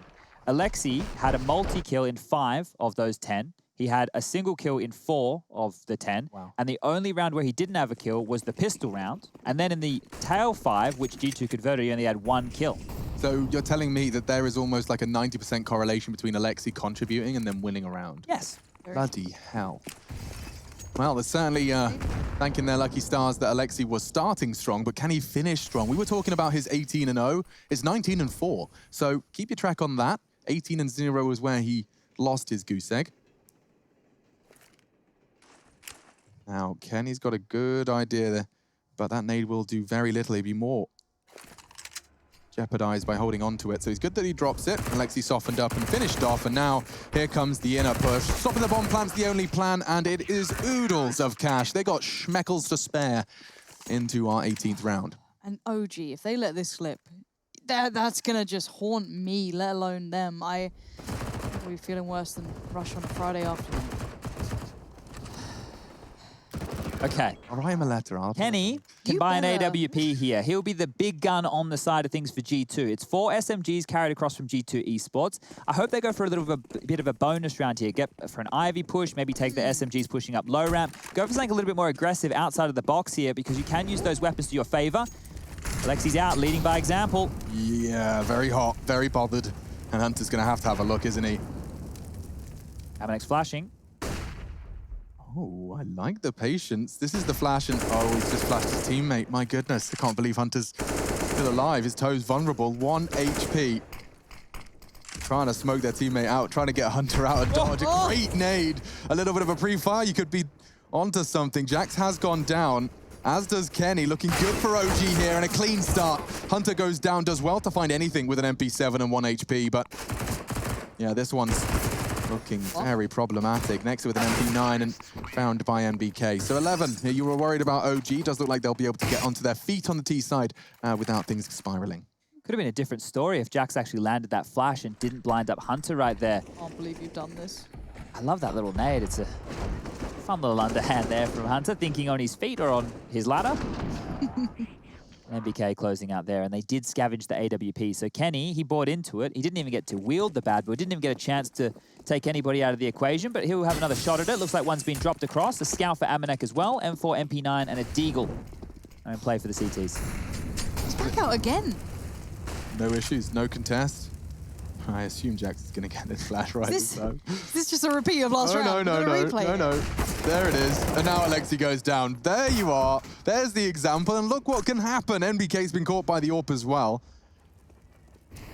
Plenty of weapons for Nexa to go scavenging away. Amanek 2 only on that scout, so they'll be working on that later. And just to bring up an interview that Hunter gave with HLTV, he talked about how difficult it is to be consistent in an online environment. He calls it the biggest challenge they're facing at the moment. And so that consistency, and we're certainly seeing evidence of that, embodied here in his quarterfinal bout. Spot in the semis versus, who is it? The winner of Astralis Nip? Heroic. Heroic. Vitality Astralis. Hold on. Jax just got away with a little bit more, I felt, than he should have then. He was up against the rifle, keep in mind, and Mantu's now in a bit of bother. I don't know. Is he still really committing to this one? Oh. Timing on that flash was perfect, but now they're both, well, single, locked in by the Molotov. Mantu, 30 seconds left. I don't know what he intends to do with this. It feels a little bit without purpose, and yeah, bombs. Good call. Yep, out of it. They should hunt him, though. 100%. But I honestly surprised they didn't maybe save a little earlier. I thought they kind of done it, but Mantu's now there's a chance. Popping off. Okay, 15 seconds. Bomb's still down there. Kenny's fallen back. Suddenly, he's like, wait, hold on, this ain't it. Baits the shot. Kenny, though, not going to fall for any of those tricks. Too quick, too good. Oh, a little reminder, little love tap. So the money for OG after winning one and losing one isn't looking fantastic right now. Issa has enough to buy an AK with head armor. We can get some Galils out on the board, maybe go for some low buys. The timing on this Ivy push here with Amanek going through the smoke, he got a little bit unlucky, didn't he? That flash just landing as it shouldn't. And Kenny there with the final frag taking down Mantu, trying to shoulder peek around the corner, used the movement to his advantage, couldn't do so. And the facepalm from Alexi says it all here as they are just down to pistols. Here comes the Zeus. Whoa! No. Wait, Hunter's picked it up. Maybe he will use it. Has he? He has. Zeus up the ladder. You get that sweet accuracy. I'll be honest. Is ladder accuracy a specific stat that's applied to weapons? Ladder Certain accuracy. guns have. Yeah, well, I didn't think about that until we talked about the revolver. Yeah, that's what kind of like came to mind with that. How interesting. So Valve and their freaky deaky stats for each weapon. There's some cool sunnies.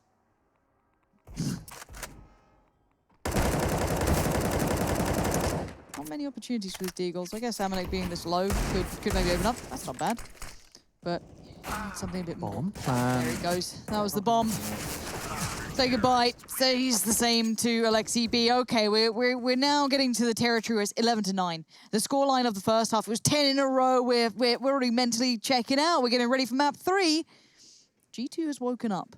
Finally, they have woken up. And bear in mind, this is ESL 1 Cologne. And they were just, 10-0 down casually. Alexi B was just the man of the map. He was just running around doing whatever he wanted. I mean, I will say it now, and I think I can say it with conviction, that if G2 was to turn this around, this would be the opposite of your G2 Calamity chat. This would be them proving that they can bounce back. And instead of being like, oh, here we go again, another one of our classics. In the same way we were. It's not like, those guys are human too. They probably have the same thoughts that are running through our head.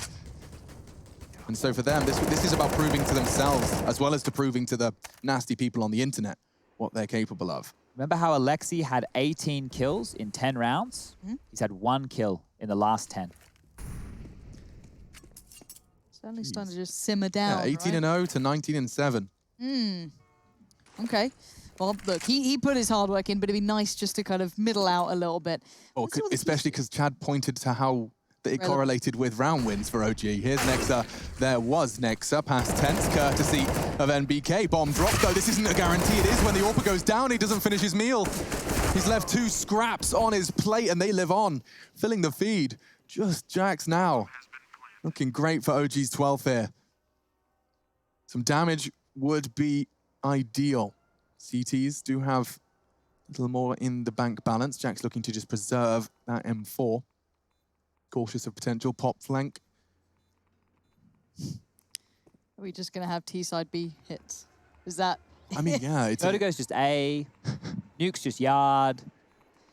Train's just inner. Just rush the bomb. It's too much work, Chad. You have to throw down different coordinated smokes, and everyone has to have flight paths and Molotovs. And just go it. Just hold W, run at the second letter in the alphabet. It's much more easy to explain. All right, so the money, not fantastic on the G2 side of things here. Jax will hold on to that M4. He has 3,000 left in the bank balance. Can drop over a Famus if need be, but this is the entry right there. Next, not expecting them to come down dry, and he gets taken out of the equation very quickly. Alexi on the board right there, so he's found himself 2 kills in the last 11 now. And MBK, well, 3 kills to his name, the natural born killer. You see the buy. AWP out for Kenny. UMP for Amanek. It's serviceable. There's a kid in play as well, so let's see if G2 can bounce back. Scoreline 12-9.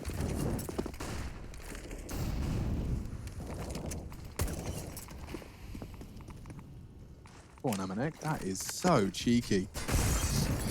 Lovely little nade set. If you're ever wondering what you can do with your nades on the CT side, there's 3 in quick succession from Amanek. Now they get flashed into a main push. This is how you make those SMGs feel valuable. The pre-fire's good, he's jumping, it's not going to save him. He is, however, kept under wraps by Issa. Game on. Kenny to fill the gap. Aggressive AWPing. Lauren, we love to see Kenny when he's forced into an aggressive stance. Pop is a threat. That smoke won't last forever. Mantu leaping out. It was Issa baits the shot. Balder, oh, they're flashed and Kenny can't do anything. This is great from OG. Stunning work from them, and you can see the potency in it. Jax takes a little bit of damage while claiming the kill towards Mantu, switches over towards site. Nexa plays it out so well. Oh, Issa, what a time to come online for him. 4 kills, and they were big kills, denying Kenny any sort of agency towards, you know, that E-box, controlling the push-up. Really nicely done from him. Yeah, the worst is well handled. Like, I really like that. I'm sure Chad did too. The thought process behind throwing SMGs into main when you haven't got all the goodies makes a whole lot of sense. Well handled by Issa. Yeah, and you can see here just at the scoreboard, everybody now starting to contribute on the OG side of things. There's not too much frag differential. Obviously, Mantu and Alexi more the top heavy, but everyone getting the impact kills when they need it. And out towards main, Issa goes. Jump picking, not seeing a lot. The Zeus is in the hands of Hunter this time round as he takes pop control. We also have Nexa over towards the low ramp with a P250. So this one, still a little bit dangerous, but the USPs in play on Kenny and Hunter are probably not the most potent. That's the double molly into Pop Dog there. That is connector smoke, it might be. That looks really easy. Lovely. Flying in towards connector, so they will start hitting that inner sight. 2 up the top. Rifles against pistols, there really should be no reason to see blue on brown. There it is, just the one. Nice. 14. Get himself that extra cash. So yeah, with 14, we are starting to get ready for that third map conversation, but I will remind you that was just the eco. So G2's hopes and dreams of a 2-0 on their map pick. Worth reiterating. Any pets? Didn't see any. There's a Teddy. Teddy is not the same. It's not the same. So G2 calling a timeout, and it will actually be their last timeout here. They won't have any remaining. So if they are to battle back into this, they won't get any other breathers. And their buy for what is probably their last gun round here if they are to lose is not great. It doesn't have all the goodies. They have enough to work with, but right now they're being dictated to across the map. It never feels like they have the right pieces in the right place, and when they do, unable to hit the shots they need to convert. So OG are doing a great job here of dealing with any CT-sided aggression that's coming out, and then there's the hitting sights. Alexi's making some very nice calls. So I know MBK has cats, but if you didn't know he had cats, you'd know by looking at the back of his chair. Did you see that? My goodness. What's the hair? He must be using that chair like a climbing frame. Yeah. Madness. Get the cat away from the gaming desk. That's all I'm saying. Oh, they're cute. Get sweaty hands. The hairs are stuck to your sweaty hands. It's a nightmare. God, I feel very... We've got a real personal thing going on there, but we are back into it. Ooh, this is a big stack from the CTs towards A. No one was early towards inner. So here we go. Next is going to come back around now. Lexi B and Valda already there. There's a lot of T's going down here. We only have Mantu towards Ivy. Everyone else is over towards this side. So Kenny and Nexa are the two to potentially hold back this flood. Once they get prepared for it, this is where the fight may happen. This could be the defining moment. Hunter's coming too, so they have 3 on the bomb site here. G2 have to be able to win this exchange. If they can't get it done with 3, they're never going to get it done. Here we go. Util coming in. Nexa focuses towards the top. Valda's already found Kenny.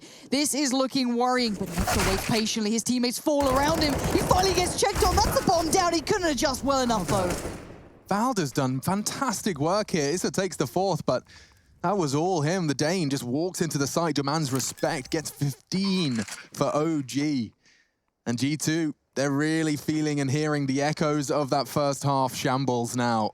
Doesn't matter how good your CT sides are, there will be a margin for error. There will be good OG-T rounds, and that damage inflicted by their flimsy, wet noodle T side is coming back to haunt them.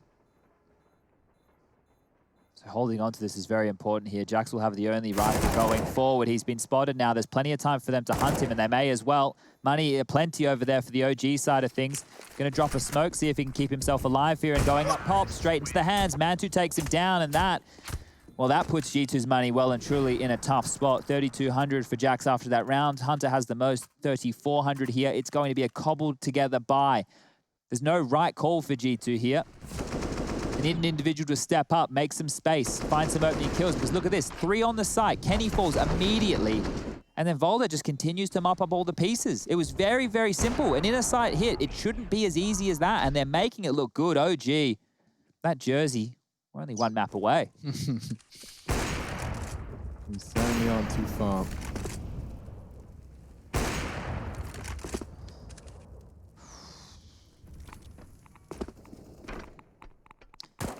Feels weird being on G2's map choice here, if I'm honest. It's a little bit baffling. Oh, so's that side. Lexi B, lucky boy, stays alive and somehow gets out of... Wow, Volda okay, naded Jax. himself. Was that a full-on, he dropped with his nade? Yeah, so he did a lot of damage to himself, which really helped Jax there. Yeah. He's even pulled the pin on a nade. This couldn't be a freer frag. Lovely. Takes his weapon upgrade as well. Perhaps G2. They started this round with the FAMASs and now with the UMPs, and now they've got themselves 2 AKs to work with. Thank you, Valda. Thank you, Alexi. 20 and 9 now. He has cooled off. Oh, he's heard that. Issa's heard that. Yeah, he knows one's there. Next is on the flank, though. Maybe that was enough to get the AWP staring down towards Ivy, and the execution can come in. Next up, he's won the round. Jax confirms it. Still dicey, right? They had to do it with aggression. They had to do it in a very aggressive way, and that kicked off with Volda trying to chase a frag there onto Jax, actually doing a lot of damage to himself over towards that pop dog. So look at this. Alexi couldn't be any more in the open right there. And Nexa continuing 17 kills. We spoke about his consistency coming into the quarterfinals. Top-rated player in the tournament so far. He's leading the way for his team here. The next closest is Kenny. 1 round is all OG need to get straight back into this, and it will just come down to a best of 1 on Dust 2. You can forget about Nuke. And that's a nasty way to go. Issa just straight into the belly of Jax, following the tracer fire, gives them the early man advantage, but this is OG's weakness. They have struggled to convert their first bloods. 14th, what best in this tournament. Smoke doesn't put out that molly. How interesting. I'm trying to clear that smoke. Obviously, he doesn't know if the T's came down or what have you. So, a little bit of patience being shown here by OG. Going to cause a fair amount of paranoia, I'm sure. Oh, but Hunter! I guess trying to be proactive, but it's merely aided the cause of OG now. Completely clean on Ivy. They can approach however they please. And you've got Valda full out, happy. No worries over towards B as well.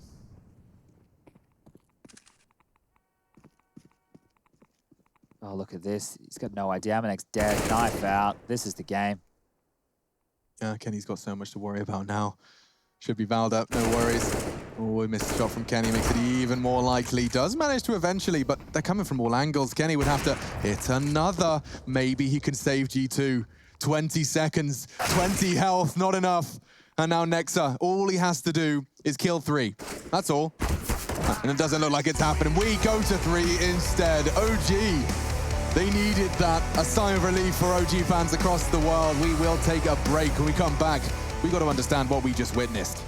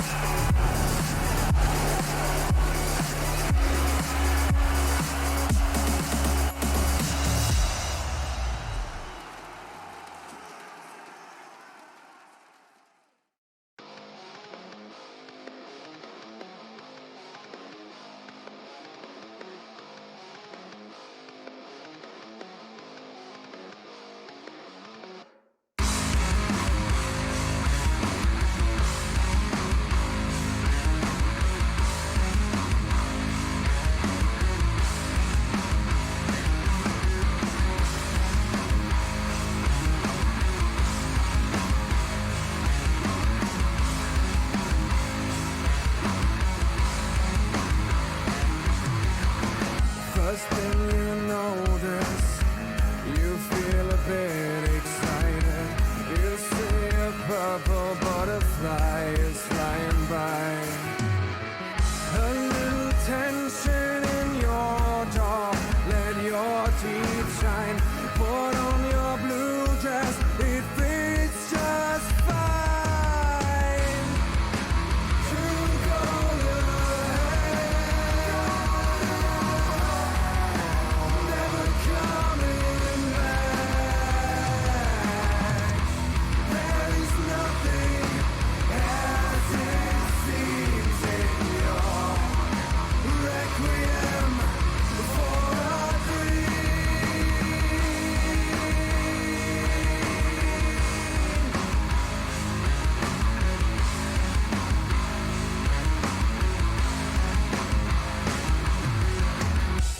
Halfway through, you start to lose control. Orange autumn leaves on the ground. At the end, there's nothing, and you face yourself. Green is all you see as you fall. You go to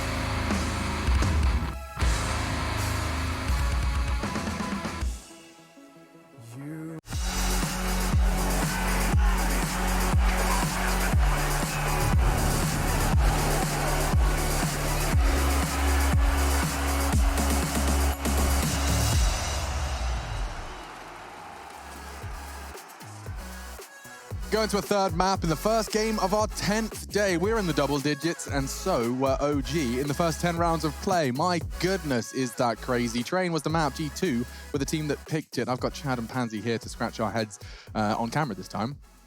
What the bloody hell was that, Chad? Look, that right there was, I think, clearly the Alexi B show in the early stages, right? The fact that he cooled off in the tail end, he'd already done enough in the early stages of that game. The G2 bounce back in the last 5 rounds of the first half, it got me excited because it looked like they had a plan. But what I want to do, Alex, and I know that we're going to have full screen wipes come up with stats. I know that we're going to have a lot of stuff come up on the screen to do with highlights from that game as well. But I kind of mentally want to scrap those first 2 maps because both teams trying to pick, trying to punish, backfires on them right here. And what we do is we find ourselves going to a middle ground map for both teams of Dust 2. Now, the reason I think that Dust 2 actually has a chance to be a good game and one that might be highly contested in a back and forth affair, which we haven't seen over these last 2 games, is because they can both, let's think about what we've seen and let's compare these 2 things, right? Mantu and Kenny, both good AWPers, right? Going to be going toe-to-toe in the server. Then you got to think about the riflers across the board. All very manageable riflers, right? We've got Issa in the mix. You're going up against the Jacks in the team. You got Hunter going in against somebody on the other side of things like a Volda. When you actually compare these players toe-to-toe, you can see a lot of similarities in the way that they like to approach the game, or at least the potency that they can put down within the server. So we're getting some stats up for Dust 2 right now. And actually, in recent times, OG have a better looking record on Dust 2 than that of G2. G2 used to be their best map, remember? Right. Really felt like it was good for them. Everything was gelling.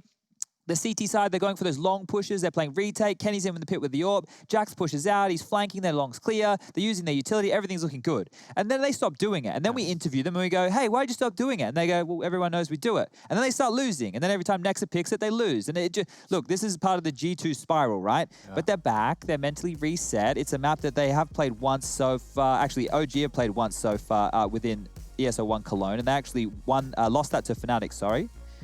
No, I'm clicking all over the place. They beat Mad Lions 16-9.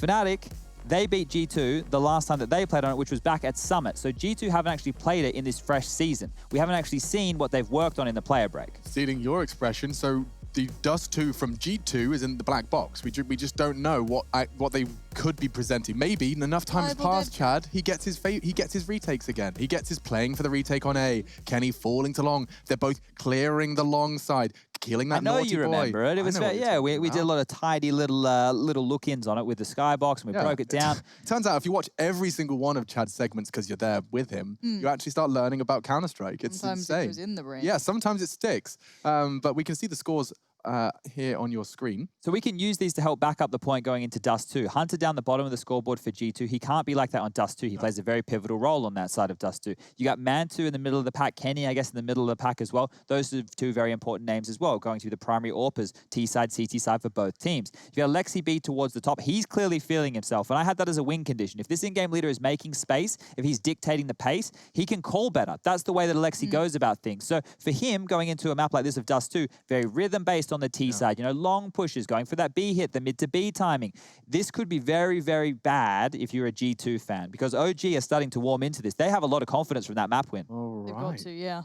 Yeah, I mean, making my way down long. Yeah, flashes flashed, and I'm homebound. I'm A-bound. A-bound. And on that bombshell, we'll take a break. We'll be right back with the 3rd map of the first series today.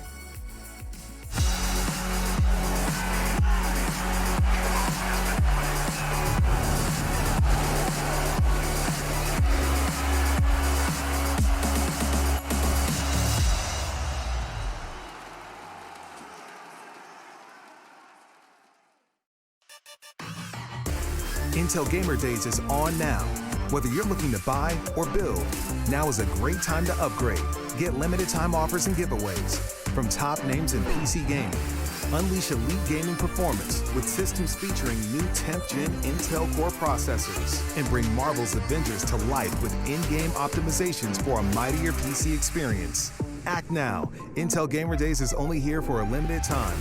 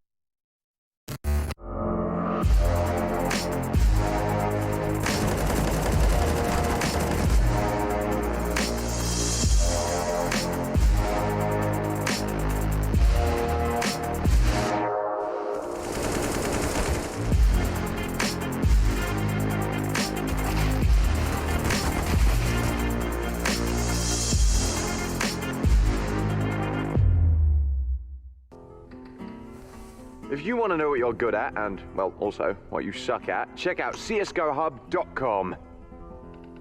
Coming! Everybody loves an underdog. Who needs to be liked? Mountain Dew Amp Game Fuel. Victory in a can.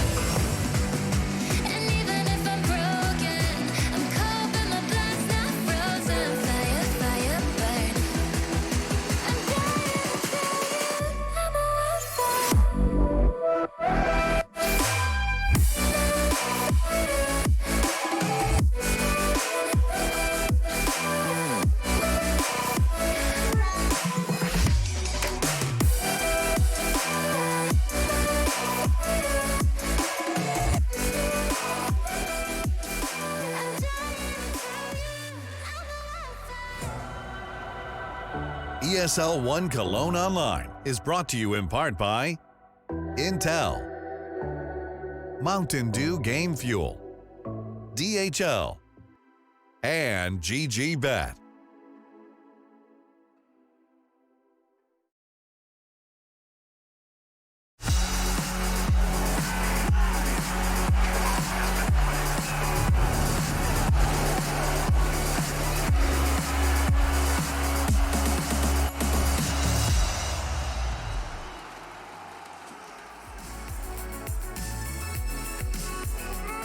Raised eyebrows in the first two maps, that's all behind us, and it's behind G2 and OG2. They won each other's map picks, which puts us here into Dust 2. Chad, Pansy, hanging out with myself, Machine. Chad, I think you've already kind of started to set the scene, but just to reiterate for any of the fans that were taking a drink or having a quick 5 bio, as we say in WoW, just taking a bio break, BRB, bio, 5 mins. Means I'm having a poo or anything else. I don't know why I'm saying poo so much today. This is, yeah, we go between like a children's entertainment show and we go between, I guess, very adult quickly. And this one here is hopefully a big boy game. So we talk about video games, Chad. Come on, mate. All right, well, how serious do you think your job is? Don't undermine a 31-year-old man going through an early midlife crisis, Lauren. Anyway, let's get stuck into Dust 2 right Early, here. you're 31. You're right on time. I like Dust. Rush, I'm getting bullied as well. We'll fight the both of them. You stirred the pot. You stirred the Anyway, pot. I wanted to get Russia in the... No, don't try this with me, boy. Oh, thank God this is over. Okay, well, that's enough from us. We're going to throw it over to us over at the casting desk, and we're going to get into this one. It is Dust 2, and it is time to see who's going to be getting a spot in the semi-finals.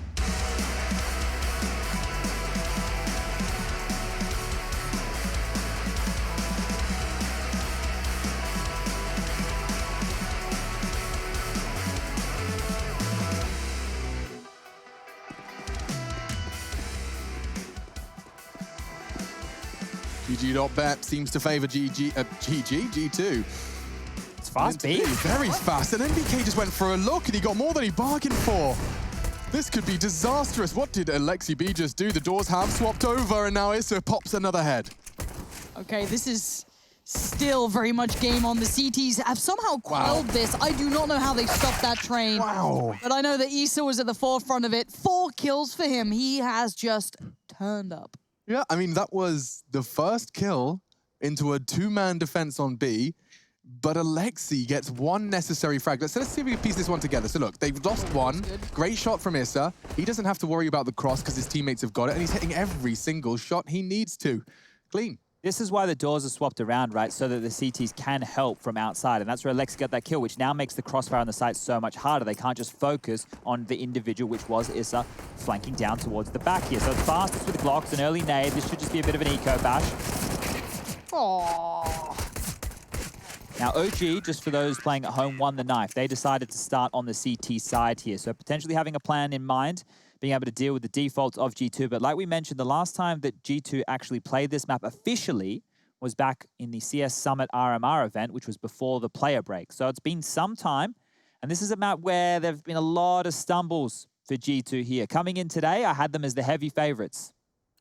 But after that train performance, I might be quickly changing my mind. So the guns are out early. Fast down middle is Kenny. He's getting to take a heads-up duel. That's a big opening, and it's not with the AWP. I love to see Kenny picking up some flair and some aggression. This long doors push from Jax does cost him a great deal of health.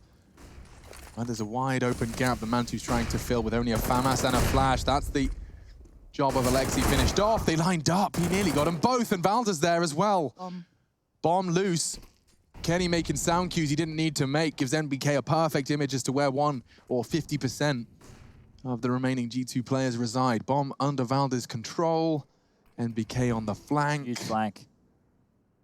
Really does seem like it's got a time limit on this round here. Timing perfect. He saw both of them. So at least a little bit of the paranoia from Valde can be removed. He was still a little worried about the doors behind him. I think he popped a molly towards it earlier. So he knows where they both are, but it's not going to make it easier. It's Hunter and Kenny. He's got the bomb. He isolates 1. That's big. The flash timing, is it good? It's a little early. Still great work from Valde. He swings into it, and Hunter goes down. That's the 3v5. Yeah, and they lost the first frag on the pistol, so OG's 4 versus 5 conversion starting to get a little bit of a boost, it seems. Early casualties, not a problem. Let's see this from Valde's perspective. He knew he could isolate if they were going to be hugging 2 different walls.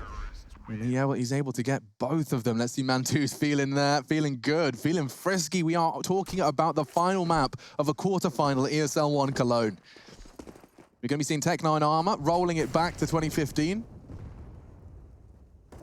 But that was 5 years ago, nearly 6. This is madness. This game's been around a while. 8 years Counter-Strike's birthday was celebrated recently. Well, it's fast mid to be here, it looks like. They're taking mid-control smoke to follow. Flash on Jackson, away they go. And straight through the smoke, Alexi B collects. He can't quite believe the luck he's had there.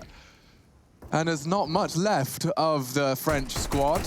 Nice shots from Kenny, maybe. He could do something with this. With the weapon recovered, the bomb loose again. I mean, he's got time. He can basically play his own game here. I wish he had a flash or something, a little bit of something to play with, but yeah, he's going to have to try and find 2 individual fights. It's going to be quite tricky, but at least he's got the rifle. He can go around the world here, and that's what it looks like he's doing. So if he goes all the way back through T-spawn, decides to go back around long, he has an opportunity to flank off here. Mantu knows there a timer on this, and he's actually dropping back towards that A site now. Needs to find himself a better position to deal with this, and he is heads up. Look at this. Mantu well aware of what could come in from Kenny, and we can see Kenny just running there, knife out. It's going to be in his face.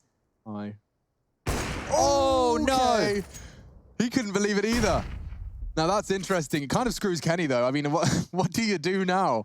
30 seconds, bombs in middle, held by both of them because Mantu's rotating and reading this perfectly. They've even got incendiaries. Gosh, this is a really against all. Oh, did he just jump straight through? Mantu just played him like a fiddle there. Obviously, he missed the shot. I think maybe he was too smart for his own good, not expecting the call to actually be right. You know, Kenny's walking in, knife out around the corner. G2 made that costly, so if we're going to look for positives on their side of things, they were able to get a couple of big kills, only leave 2 players on that OG side alive. They're having to drop guns across. You can see MBK only with the MP9 right there. And the AKs and AWPs will be out on the G2 side, but they need to start getting into this one. They can't go down with another big streak of rounds. No way. No way, Jose. We cannot have that again. OG definitely running away with their opening start here into the full weapon round. We do say that with a pinch of salt for MBK's MP9, but weapon of choice for Long makes sense. See a touch of caution arrive into G2's gameplay here. Realizing that they cannot concede 10 rounds to open up the third map. That just is not an option. It was a reality on our second. Okay, G2. Let's see how bad you want this, boys, because you know how much it means to them. They do all the interviews, they say the right words, but they've got to find the right moments. And that's one of them. Jackson Hunter in combination have taken a really big step towards A, but it's not done yet. You still have Alexi B, Mantu, Issa, all patrolling and roaming around Nexa. God, that was close. Has to be careful as well, because if he does try and go for this peak, there can be a swing from 2 of the individuals close towards that mid door. So catching Alexi B off might not be as easy as it looks from his POV, and he's actually pushing forward. This will catch Nexa off guard. He's looking the wrong way. He has the bomb. This is going to really be a disaster for Nexa. Can't believe it's Lark and Kenny at the same time was caught unawares in transition. Looks like OG are really breaking that disadvantage stat. Another round that started strong for G2 has just crumbled, evaporated, and another loose bomb with multiple targets locking it down. This is a nightmare. It's one that as they close their eyes tonight, they will be seeing if they don't turn it around quick. Oh, Hunter. This is a very harsh reality for G2. Maybe hoping, you know, we came back a little on train, it got a little bit closer. We obviously fumbled the first half, but then you're staring at 5-0 now. And, you know, you could still be like, all right, pistols, early rounds, we're okay. But anything beyond 5, and it doesn't feel good. The way these rounds have been unraveling, Chad, it's been quite hard to watch almost. Yeah, there've been opportunities, but the plays and the audacity coming out from some of the OG players to take what looks like risks, but are calculated because they've clearly done their homework on the way that G2 want to be approaching some of these scenarios. As soon as they cut sound and they wait for the aggression, well, OG sniff out the only other hole. And with that, they're running away with this one right here. Yes? This game has a serious tone to it, Alex. The winner of this goes through to the semifinals, my friend, to play Heroic. That's what I was going to say. I knew that's what you were going to say. Glad you said it. Don't start, cause... Double AWPs. Issa over towards the B bomb site with the secondary AWP. Mantu still wielding the main one, but look at this, the spread of kills right now. Everybody finding a big contribution here on that CT side. Volda had impact when he locked down Long. Issa on the pistol round. Yeah. Lexi B with some big pushes. And as an organization, OG have always been the underdogs that could.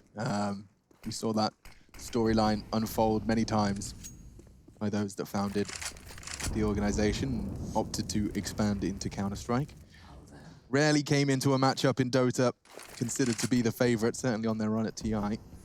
Now OG, same story. They have been doubted at every turn, and justifiably so. It seems that when the pressure's mounting and Alexi B's calling and fragging is at this level, they can get under the skin of the tier 1 opposition that is G2. Double AWPs, by the way, a dream for that Dust 2 CT setup. And they're coming into Long. Valda flashed off, but she must be spotted. It looks like Mantu wants to help, and he does manage to at least try and contribute, but he's overextended there and misses his shot. Hunter's got the wide open A site, bombs on its way. NBK from CT will be locked in. A good flash to delay. And Kenny's actually thrown a smoke from Long for that CT, so NBK's about to get locked off by one smoke. He has to play in front of it if he wants to do anything. Never mind, that was so quick. Hunter dealt with that, and the smoke didn't even land where it had to. No. Oh, dear. I can throw that one, though. Can you? Yeah, just not to brag or anything, but I can smoke CT from Long. Well, maybe you should get in Kenny's DMs after this and show him the lineups. Don't do that. Hey, just in case, you lost this, here's smoke. I've got God, it's just so far from the kind of person I am. No. Makes me uncomfortable just to talk about it. I mean, it's the round on the board, right? Yes. And these long takes were something that I think you guys were talking about. This probably isn't exactly what we imagined, but I mean, it worked. Yeah, it's normally a little bit quicker off the bat, but it's the same principle, right? You get long, you post up, your aimers, they do what they need to do. Hunter swinging in from the top side, that was clearly the final nails in the coffin of that round right there.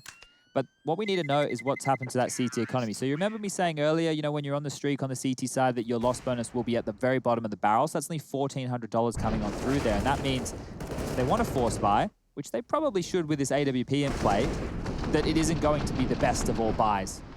Maybe that won't be too much of a problem, considering how some of these rounds have gone against G2 over there on Train and now within the early stages of Dust 2.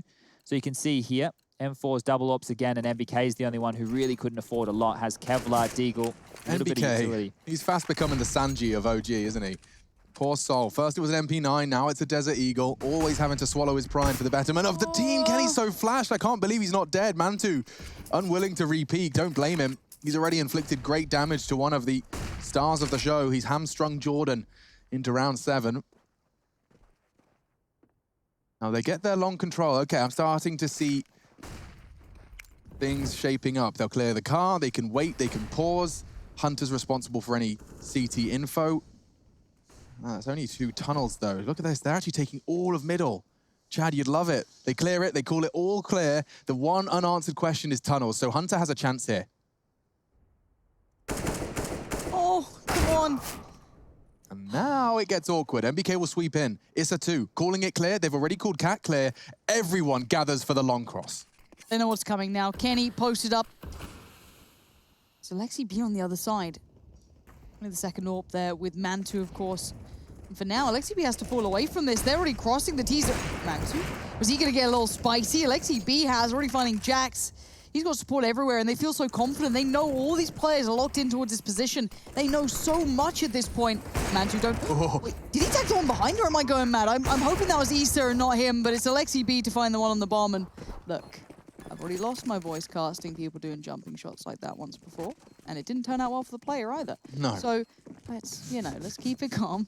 Let's keep it chilled. I think I was casting with, was it Top Gun, I think, at the time? Yeah, he did cast a game with you. That was in Cologne. I think it was that game as well. Yeah, that's when he had a weird tash and a goatee on the go. I don't know what he was Handsome thinking, boy. Don't you dare. I think I remember comparing calves with Top Gun at the hotel bar after. Oh, yeah? He liked showing off his legs, did Top Gun. And Alexi B showing off his frags, picking up that AWP and making it look like it's a natural fit for his hands. 7 again, so he has managed to start as strong as he did on Train. Sorry, Chad. No, I just want to say the key you were bang on in the early stages was Issa clearing and sweeping and taking Hunter out of the equation. That right there took away the potency of long, and well, here we go again. Full send. Oh, this is much pacier. Look, and they're all there. This is 5 committed, so you can't really fall away from this. This is all in. It's about the time now, right? You need to make sure that you are starting your crawl. And they are fully flashed. I just watched 5 members get a flashbang to the dome. And here's the cross. They go dry just as the smoke plumes. It cost them 1, but looks good for G2. Finds a gap. Great work from Valda. Hunter's head. Oh, not dead, but very close. Down to 24.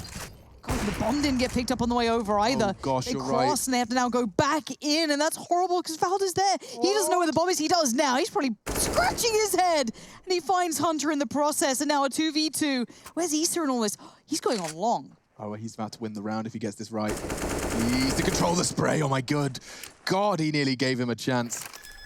Jax the plant does recover the bomb in the chaos. Here's up. Clean duel for Jax required. He does win it. And Valda's full HP. Valda has done colossal work for his squad. X-ray off. We know as much as Jax does now.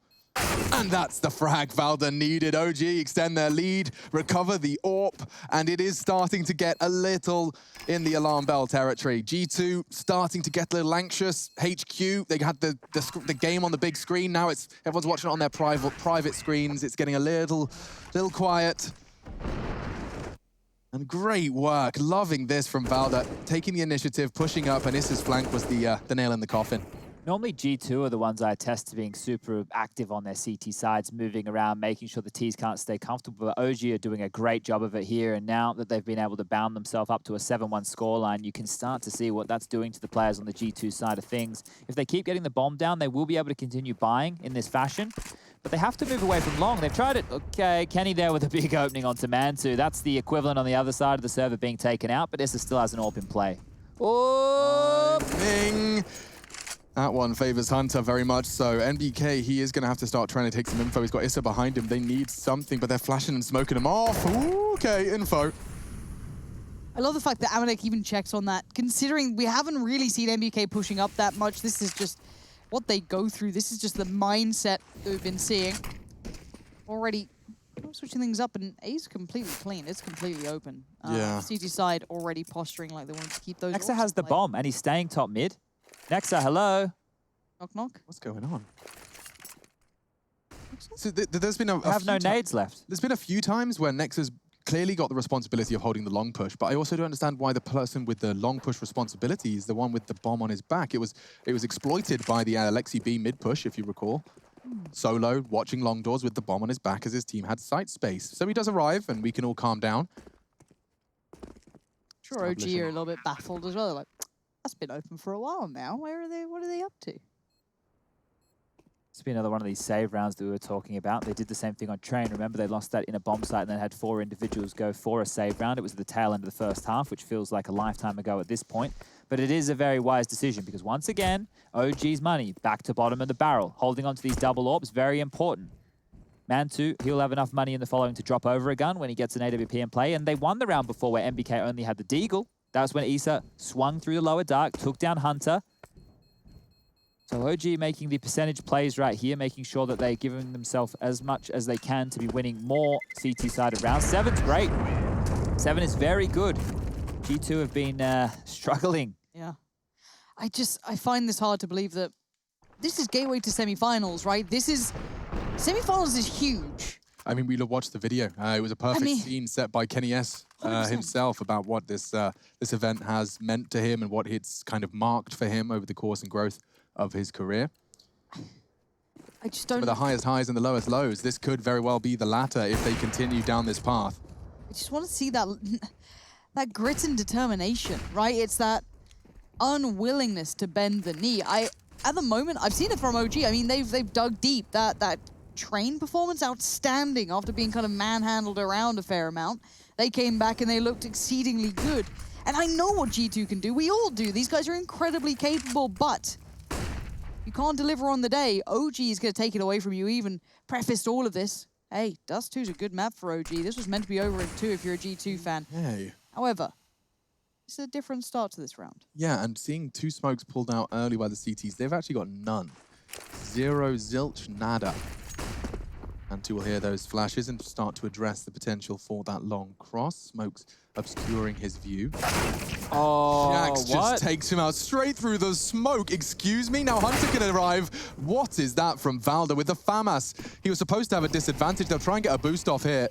And it works out wonderfully. Alexi will be able to attend to this cross. Valda's gobbled up a flash. He's got no info. Still a gap. They're flubbing basic smokes here, G2. This is very dicey. Huge problems every single time. Alexi sits there on this long take. He's gotten away with Gandalf. Flashed. Kenny with his knife out. That's the end of the round. I promise I would cast that if it was exciting. It just wasn't. So they had to throw an extra smoke to deal with the gap. Still missed it. Then nobody was worrying about the quad box. They didn't even know. Hunter would normally get both of those kills stepping out there. He's missed, and, well, maybe let's just put it down to Volda destroying it. Let's take a look at this. Ooh. Instantly just dominating him, and then the jumping FAMAS twice gets away with it. Kenny flashed up, taken down, and look at this. You don't see players going that ham with the Clarion. It feels so disjointed. I look at G2 when they're strong, when they're in the, having strength, and I look back at that round.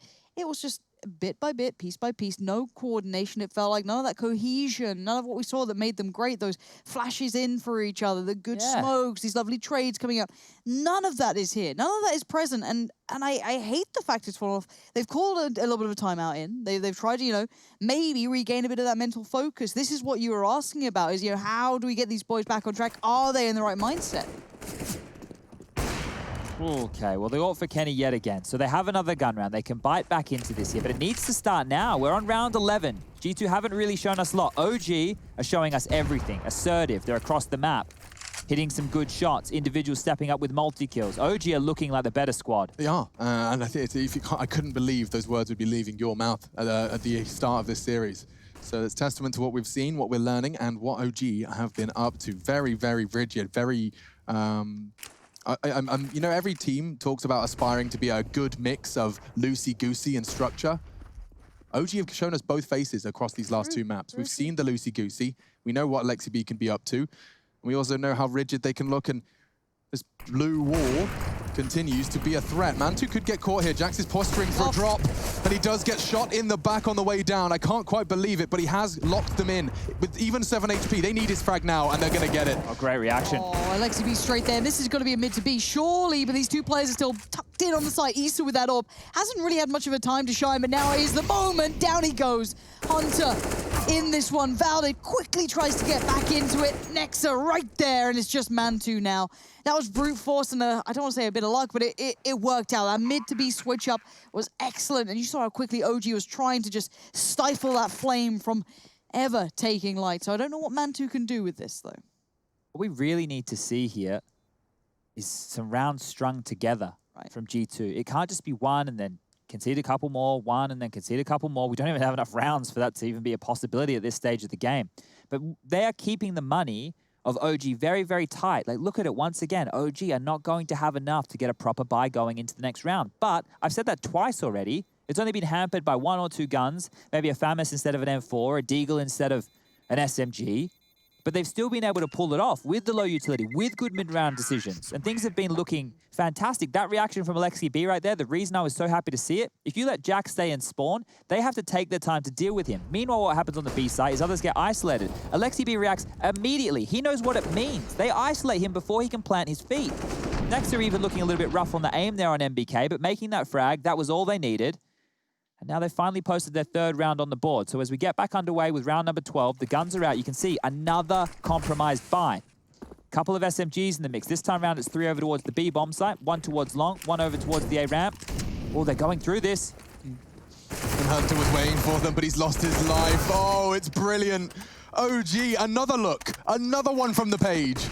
This time, it's aggression into the tunnels. The fake incendiary for the sound cue. Mantu's found another. G2 know that they're running out of options at this point. Kenny and Nex are up against all 5. Flashes will get you nowhere. Smoke for the plant, there's a gap. And Flick is hit. Kenny-esque. It's normally him that's breaking his wrist for the frags. He's the one to fall victim to it tonight, and NDK does collect his last one. Valde decides he'd rather see him at spawn. Issa's got an AK to choose from, an AWP to choose from, an M4. Come on, Issa. Come on, mate. There we are. Hey. And a second AWP likely going to be picked up. Do they want to go double AWP? But they're happy with the AKs. Okay, interesting. Yeah, they feeling themselves, and they'd rather take that one-shot headshot into the CT side for these last 2. Hatix, I'm sure how frustrating this is for G2, and my mind just instantly sees Kenny out the back of the Lanxess Arena where everyone's being picked up just in pieces. Like that image is haunting to me, and I mean, this guy, he puts his heart into these games, but nothing's coming through. It feels so flat from the entire team, not Kenny on his own. Well, it's a B rush, so maybe this one won't be flat. Mac 10's in play. Here we go. This has to be the bailout. MBK on the other side. Alex is down to him to hold this back. He's fallen. Huge nade damage, and Issa did so well in the pistol. This time, a sigh of relief for G2. They have weathered the storm of the initial 2 frags. Alexi's on the flank all the way from T-spawn. If he was to get Hunter, they might start rotating Mantu and Valde to compete. If he doesn't, they probably won't. And it does look like they'll be opting for the save, so Hunter is doing exactly what his namesake suggests. 3 Mac 10s they went into that round with. Like, they've been able to pull off that kind of a round. But when they have everything they need, and I think you're bang on, Lauren, they just look like they're disjointed in a lot of their approaches on these gun rounds, flustered. OG are doing a good job of forcing these errors, but there are unforced errors as well, like this smokes. Lexi takes down Hunter, AK to the head there. It's good that the CTs once again are holding on to these rifles. I really like what OG are being able to pull off here. I've really loved that approach. Volder dropping the fake Molotov, running on in, making their SMGs work.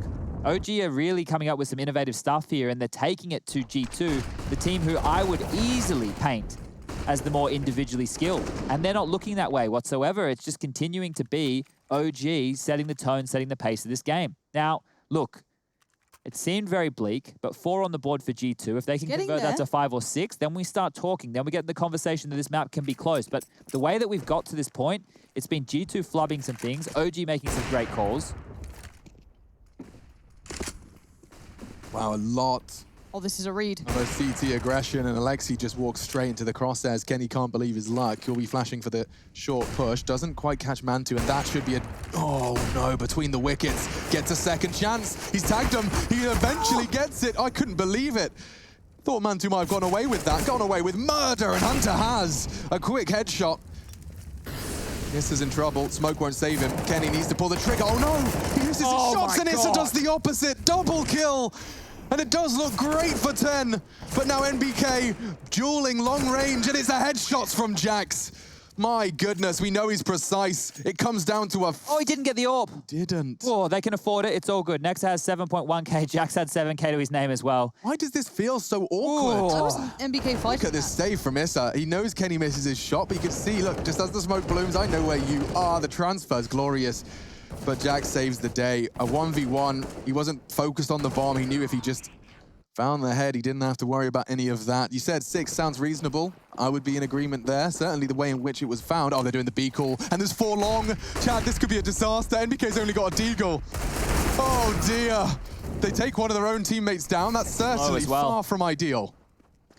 It's a bit of damage. It's something. You'll take that at this point. They don't really know the full picture, but Jax is going to paint it for him. Already 1 falling, and this almost post-plant leaves the 2 in middle, maybe looking for revenge. They find it too. Valde there takes his head.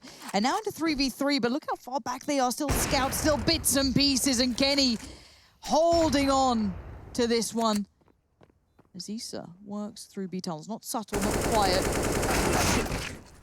Oh, you don't love to see it. I don't know what to make of that. I think the silence is deafening.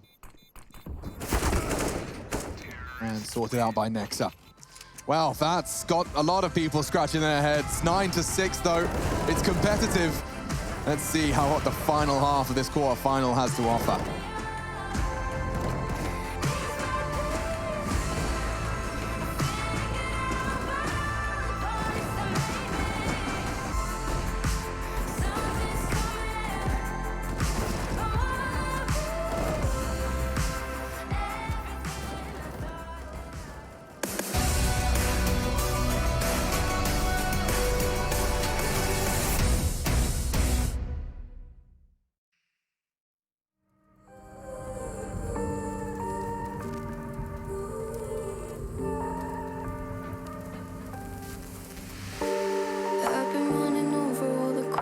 of my mind, trying to find a story to believe. And I've been getting sick of how I'm spending all my time, searching for a way to find relief. And I can stay inside, go to sleep, but I feel like I need to let go. And I can spin a web of any story that I like, but tonight I wanna make a masterpiece. Stepped out looking like a small fire, half glass and filled with desire. Head down, but I know I can't deny it. Life is fun when you're a liar.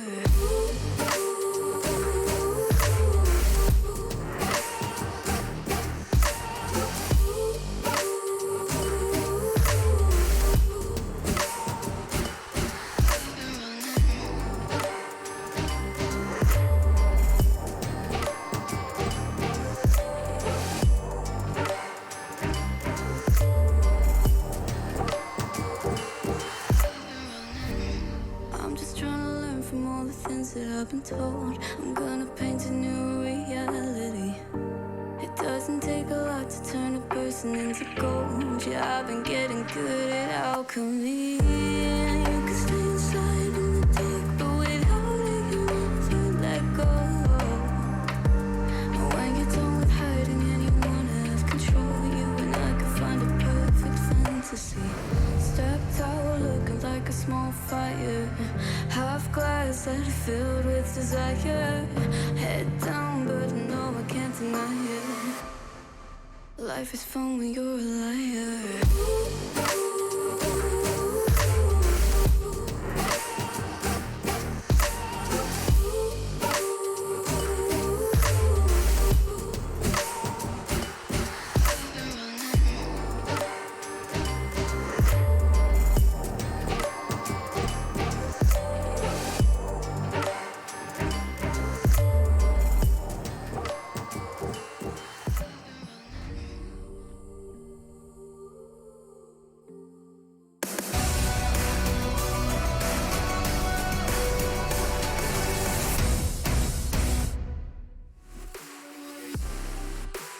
Ladies and gentlemen, Counter-Strike, it's 10 human beings. 10 human beings with the unpredictable nature that human beings bring. And my goodness, have we witnessed that today here in the quarterfinals. It's our third of 4, believe it or not. 9-6 is the third map, Dust 2. I got Pansy and Sponge holding my hand through this one, rocking back and forward in my chair as I try and make sense of this. I mean, Chad, I just saw you reaching out to Jason. He doesn't understand either. Nobody understands. I thought I'd get the best coach in North America on the phone just to see what's been going on with some of these plays, but just the aim alone is kind of leading towards G2 feeling some nerves here, where OG, they are looking like the better squad within that first half, but let's see if G2 can shrug that off and bounce back and give us a competitive second half of the last map here today. Yes, please. We'd like that. Let's have a beautiful game of Counter-Strike. Let's see some Amanek the P2K headshots. The dude's a gamer. All right, well, look, if you don't get it, I'm happy with next with that P2K up next. But look, thank you, Rush. You're a stunning observer. I love you dearly. Ooh, who doesn't love it is Amanek. He's just been trying to post bullets to them. And the mailman says no. Valdez right there. MBK breaks through, and it is absolutely swarmed. The T's are everywhere. OG looking hot to trot here. The 3 CTs having to play this back through have at least a couple of flashes, but what do they have to work with beyond that? You're in Alexi's dojo now. It's the T side. I get to choose where you have to go. I get to choose what you have to react to. And so far, the B hit was overwhelming. I mean, he's going to flash him in. Next up, we need some headshots from Jackson Kenny. There's 1. There's 2. Maybe they can come back into the side. They're hitting everything. Of course they are. Now MBK, he's not going to get anything. They've actually got time. Wait, did they pick up the kit? Wasn't it on Nexus? No kit, 10 seconds, but I think they've got it. So that is a 2, make it 3v4 into that site. Lovely, jubbly, G2. Phenomenal stuff. Let's see that first one from Jackson. Kenny behind him, so he's watching breaks. Look at that. Holding Just when I thought that we'd seen teams forget how to retake as a squad, how to clutch as a team, suddenly it's starting to come back in. Come on, Kenny. That's really important right there for the confidence of them to pull around like that back. The rounds that they've been winning haven't been in that fashion. It hasn't been through players doing mad things and clutches. A 3v5 retake on one of the harder bomb sites to retake in the entire game, that has to fill them with some confidence. But look at the buy from OG here. AKs, Galils, and a MAC-10. This is so potent. Jeez. How do they have so much? It's mad. I guess the plan and what have you definitely New loss helps out. bonus after pistol. All right. You know what, Chad? It's an open-ended question. Yeah. just take it internally. Right now, Hunter's nade could be doing... Oh, my God, the double nade? Yep. How much? Oh! You might kill him with a flashbang. Not today, but close enough. And now Mantu needs one clean. Adjust the aim. It's Amanek and Hunter just filling the feed. That is a confidence booster, and then some. The force by no less. That is going to get under OG's skin a little. That was some rifles, too. Yeah, they got exactly. Free Galil, free AK. I'll take that any day of the week. Hello? Yep.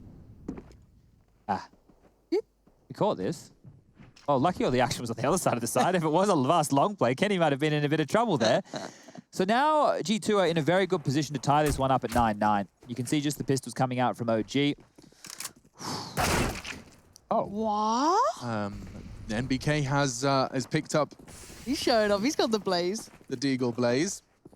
We all know it's slightly OP. Yeah, I think you get an extra headshot. I've heard that. Would have been a body shot, but thanks to the skin. Skin equals win. Now, they do get that opening pick. It shouldn't translate into anything, but they're making the right call here because, I mean, it's Amanek. He's had a sketchy few rounds. The nade is good. Beats clean kills here from Amanek, and that's 3 and 4. Lovely, keeps them out. And the wolf from the door, just MBK. And only his heroics to start the round will be prominent. 9-9, we do see G2 convert. That's the first 3 of their defense here. Let's see how MBK did that. Look at the timing, great shots. 148 equal the trigger, so if I just do that at 1 minute 48, I'll be hitting the same kind of shot, I guess, right? Yeah. Yeah. It's all about timing. They were very important kills for Amanek. He only had 5 kills before those 4, and we saw his whiff in that upper duck tunnel to close things out on map the first half even. So it's going to be a long play. Oh, come on, Kenny. He's alone. He's on a bit of a timer. Yeah, he does tuck in time, and that corner smoke does enable him to drop into pit and have the element of surprise. It'll be Mantu's responsibility. Flashes himself in, strafe in, or not. Yep, okay, we're in to the Navi set of circumstances. This is where you'll see the CT start flashing and pushing for info, but there's a timer on this. Oh, I like this. This is Counter-Strike, folks. We've got some counter here. Where have they gone? They're clearing tunnels. They're making sure this isn't a ruse, but look how close they are. This is contact. This is going to be real quick. It's Nexa. It's Jax. And Kenny's still around, but it's going to be hard to hold this. The T's are already there. They've gone so far ahead of anything, and now Nexa on the push-up. You've got Issa there, you've got Alexi B. Down goes one, he needs more, he doesn't get it. Mantu staying prevalent as ever. There are 5 smokes on A site right now, Lauren. It is a cluster duck. And now on MBK, he's done more than enough. On Goose, Mantu's there with him. They're just ripping him out of the server. G2 gets sent packing to CT spawn. Double kill for Mantu, credit where it's due. They have cash for another bite. But as a recap of the series, you can see it in the top right. 16-6, a 16-10. This is the closest we've seen these two teams in the brawl that is Dust 2. Straight through the smoke was his first. Where did the second come from? Didn't get to catch it. Okay, trying to keep their mind clear, trying to maintain focus. And it is a conversation. You know, it's a lot easier to remind yourself of what's at stake when the trophy's in the center of the stage and 15,000 people are chanting your name. Much easier to keep the focus on the crosshair and the screen. Sitting at home in the same way you would playing your casual games, suddenly you're reminded there's hundreds of thousands at stake and your legacy as a team. It's hard to keep those lines parallel. I'm with you. Very different, murky waters that they're in right now. But the T side this time switching it up. A little bit of the play up towards short here. We do see, who is it tucked in towards Goose? Jax. Way tucked over towards this way. Kenny patrolling in middle, looking for anything. A catch of a nade, it seems, comes through. As they hit the brakes slightly, down towards 1 minute. CT's playing very light towards B, very light towards middle. 3 posted towards the A side. So much util on this OG squad. They're about to just completely carpet bomb the site. Hunter probably not going to have many options here. A flash looks good. Jax can peek on it. No, we can't anymore. The good flames, more flashes. He's avoided it though. We need Hunter to have a round. They want to keep them at bay. Looks good for Issa. Hunter's in trouble. Bomb not down yet. Issa to Hunt. That's the headshot he's been waiting for, but that is immediately traded. Kenny is in a horrible position. He actually found Mantu, which is incredibly surprising. Now the 1v2, Amanek so far away from being able to do anything. The pressure, they got right to the bomb site then before they could do anything on the CT side. The flashes were perfect. The pressure, excellent. OG playing a very nice game, Chad. Well, I really think G2 are in a lot of trouble here. Just some of the decision-making that I'm seeing come out, like these flashes that are coming on over from teammates, they're not pinpoint precise like we're used to seeing. They're actually team flashing. There's a little bit off in everything they go to do. Amanek trying to swing on doors there. Should have had a freebie. He whiffs the spray. Doesn't even have an opportunity to get that kill. I think G2, look, in the oven, I think, Alex. Yeah, stick a fork in him and all that. While we wait for this eco to conclude, and of course, if the stack becomes relevant, I will shut up. But just, you know, highlighting and backing up my Hunter absent opinion, we've got some great stats coming in that he's actually 7 and 13 in opening duels this series. So it's a surprise. So's that. So's that. He does get himself the kill, considering how effective Hunter is. You know, often I consider him to be the one that's the closer. He comes in and he's the one to clutch it out, get those opening 2 kills on the site after his Mac 10s have strafed on in. But this one's going to be clean. Jack with just a USP. He will be sniffed out. OG in pursuit of their 12th. You can see him. You can see him. And we are locked in. Hunter grabbed an AK and does manage to put another one in the grave, but they got so much cash. It's really nothing more than just statistics at that point. 22 rounds of play. This will be our 22nd. Is they're getting the MVP for that one? Well, look at the buy right now. If it was to come through for G2, there's not enough money to get out the AWP without it being a glass cannon. Well, that's if it even gets dropped across. So I don't think we'll see an AWP coming through unless G2 want to take another save. You can see Jax is the man with the most money. Hunter, $50 shy of that. So they can't give it to Kenny without completely sacrificing anything else for themselves. They don't want to walk into the round with an M4 and nothing else. That would be a little bit silly. So this is a very important timeout for G2. I think the smarter play would be conceding, giving round number 13 over, going for a partial buy, just getting yourself a couple of deagles, maybe a light bit of utility, not over-investing right here and seeing if you can make this convincing. There have been some players. I mentioned Nexa coming into the quarterfinals. Such a consistent force. Right now, the bottom of the tables, only 8 kills to his name. They've gone for the buy. This is an all-in here. If G2 don't convert this... Oh, boy. It's rare you get to see a single round of Counter-Strike determine the fate of a team in the playoffs, and, well, this could be it. Hunter's just got caught out. Knife out. Alexi's completely and totally taking control. This is going to be a bloodbath. This round could end already. They're just dueling, spraying wildly into the smoke, and it's all converting. Oh, no. Kenny, Amanek, they're shaking their heads. What am I supposed to do with this? You've put me in a dire strait. Long lost. I cannot contain that. With an M4 and no nades, Amanek, the very same fate. They're going to have to regroup, Lauren. They're going to have to try and muster something. Even saving 2 rifles will not be enough. They need to knock a lot of these players on their ass, even in defeat, if they want to remain competitive here. And they're taking all the time they need. Alexi's calling a perfect game here. Smokes on the cross. First to bait any remaining utility. Get some info. This could be a miss. Yeah, that's a lot of info from Amanek.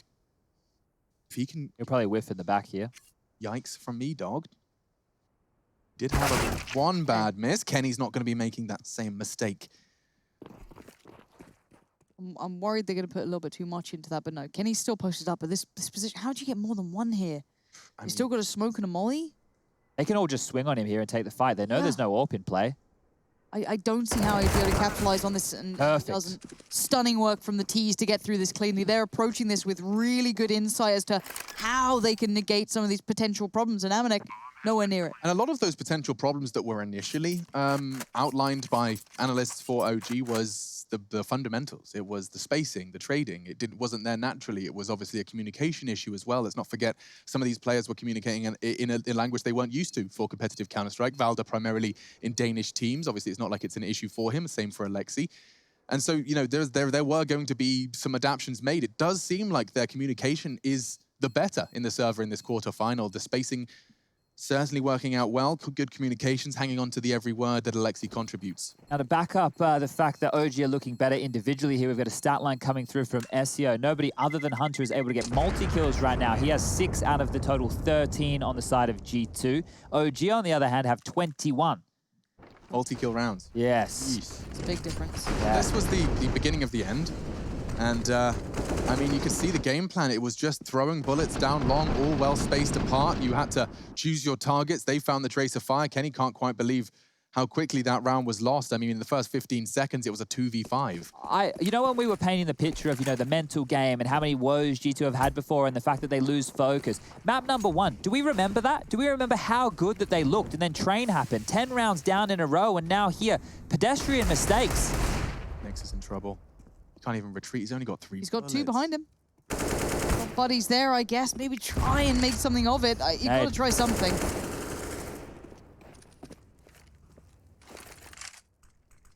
Three rounds away from the upset. OG, known for causing turmoil in brackets across esports. It seems they've got a potent mix capable of doing the same here in Counter-Strike and ESL 1 Cologne. 3 rounds. Shattering the hopes of a semi-final run for G2. Kenny, that's amazing shooting with the CZ. Oh, he even dinks another.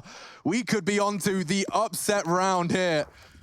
Backs against the wall, backs against the rope. The knockout blow not far from coming in. It's Issa gonna get that smoke out of his hands and try and maybe get one with this 1 HP. Oh, dear. Oh, dearie me. He did get his one, but that was a quick finish. And Kenny S, phenomenal stuff on the CZ. Hero. absolute hero of that. Oh. Very important, right? And if we look at the way the pistol round was converted for G2, remember, it was a 3v5 on the B bomb site where it was Jax and Kenny to open up going in, and now Kenny again. This is phenomenal stuff here. They needed an individual to step up in this fashion. Now, here's a fun note. There was 2 multi-kills in that round just there from people not called Hunter. Wow, we laugh through our nose at the same. I hate us. Yeah. 13-10 though. I don't hate this scoreline. It's got a little bit of fight to it now, and I say that very lightly. That's the first one we've seen in a while. G2 back on the buy though. Kenny with the AWP. We got the mollies down towards long in the T side. Falling back to somewhat of a default, but a pretty quick one. Look at the pace on Alexi B, and he's the one been kind of setting the tempo, setting the pace. They're pushing long here straight away. They're going for info, the CTs. They are taking this within the first 20 seconds of the round. And if they keep going, MBK's waiting. They are, collects a freebie. There's a second as well. G2 just put their heads on the chopping block. And the executioner, NBK, cannot believe his luck. Oh, MBK. Wow, that was a gamble from MBK. He can mantle up, and Kenny was waiting for it. Doesn't hit the flick. In fact, it looks like he might have. Through the box and the door, he takes 2 damage off him with his AWP round. Reasonable. That's how the maths checks out, Lauren. I 338. crunch the numbers. Pretty bad. Max is in trouble. Very much so. Oh god, this is rough to watch. It's just systematically they've been torn, limb from limb. It feels. Kenny, how many times do we have to ask him to dig him out of a scenario here? I don't know if this is, this might be it feels like too much to ask of him. Nice from Amanek, losing a lot of health. Issa's just having a game here. It's been a while since I said that. I mean, Issa at the top of the scoreboard and looking as potent as he can be on that T side. This is very promising signs for OG. And Valda, he hasn't had too much to do over on that B site, but he gets enough for the final frag. 14, we are 2 rounds away, and this one was kind of given to them. Look at that. I mean, great choice from NBK, containing that long push, a good angle. The fact he anticipated the second, pushing for that info as well. But that was the beginning of the end of round 24, and now we're at the beginning of the 25th. Oh, look at the CT buy, Lauren. It is, for lack of a better word, higgledy-piggledy. Yeah, it's not the prettiest thing you're going to see. Let's have a look if they can do anything with it. Kenny's still on that AWP. Got a rifle on towards Jax, and Amanek with a rifle too. The rest sitting on the SMGs. This might be a nice read here. They have stacked 3 over towards that B bomb site, and that's what G2 are having to do with these lower buys. They have to go for gambles here, make sure they're putting the pieces in the right place. Couple nades into upper tunnels, not going to net anything. That information will go out to OG, who are doing their default, and now they're getting cat control. Alexi B waiting in the smoke. He can pivot on up and give them multiple avenues to clear this. The bomb now corralling up on Man2's back. They've got full cat control. They have enough utility to go for an A execute here, and they have to play retake. Yeah, Hunter's push B halls. He knows everything. He spotted it. Yep, all right. Fuck in. Yeah, there it is. Just try and turtle the hell down. Kenny is out in the middle open, brazen, flashed up. He is in so much bloody danger. Amanek trying to keep him safe. Valda's just fallen. He is still standing, but it feels very fine, very thin margins of living here. Lauren, this is going to be, exactly, Chad. This is going to be a disaster. They've either got to save and play for overtime or go for a retake 5v4 with no kits. Their options suck, both of them. What are you supposed to do? What's the right answer? I don't even know. Alexi Flash, they need this cleanly. He gets it while full blind. Issa's done fragging as well. Just the 2 of them. And I don't think they can make it if they try. Kenny does hit the shot, though. No time, Both no in spawn, kits. though. He gets on it. Now, though. It would have to be now. Okay. They just have to stop him from defusing. It should be all said and done, and it is. Issa finds his 30th with his feet in the air, and OG find 15. They've got 3K to spare. G2 are nearly out of ESL 1 Cologne. Props to OG here. Yeah. Wow. I mean, look at that. The call to get onto the A side, but then you could see how nightmarish it was for G2. They took those gambles, as you outlined, Chad. They had to. It was all a necessity. This whole round felt like they were just following the necessity, following what was expected of them. And look at the smile. It's rare to see a Finn so animated, so enjoy that one while you can. Showing their heart on their sleeves, and a man that sentence applies to as well, feeling the other side of a quarter-final 3rd map. Oh boy, no margin for error and no cash to splash. Lauren, they're gonna have to do the impossible. I don't know how G2 do it. I don't know how they dig deeper now. With so little to work with, as you said, it was 3K at most, probably amongst most of them.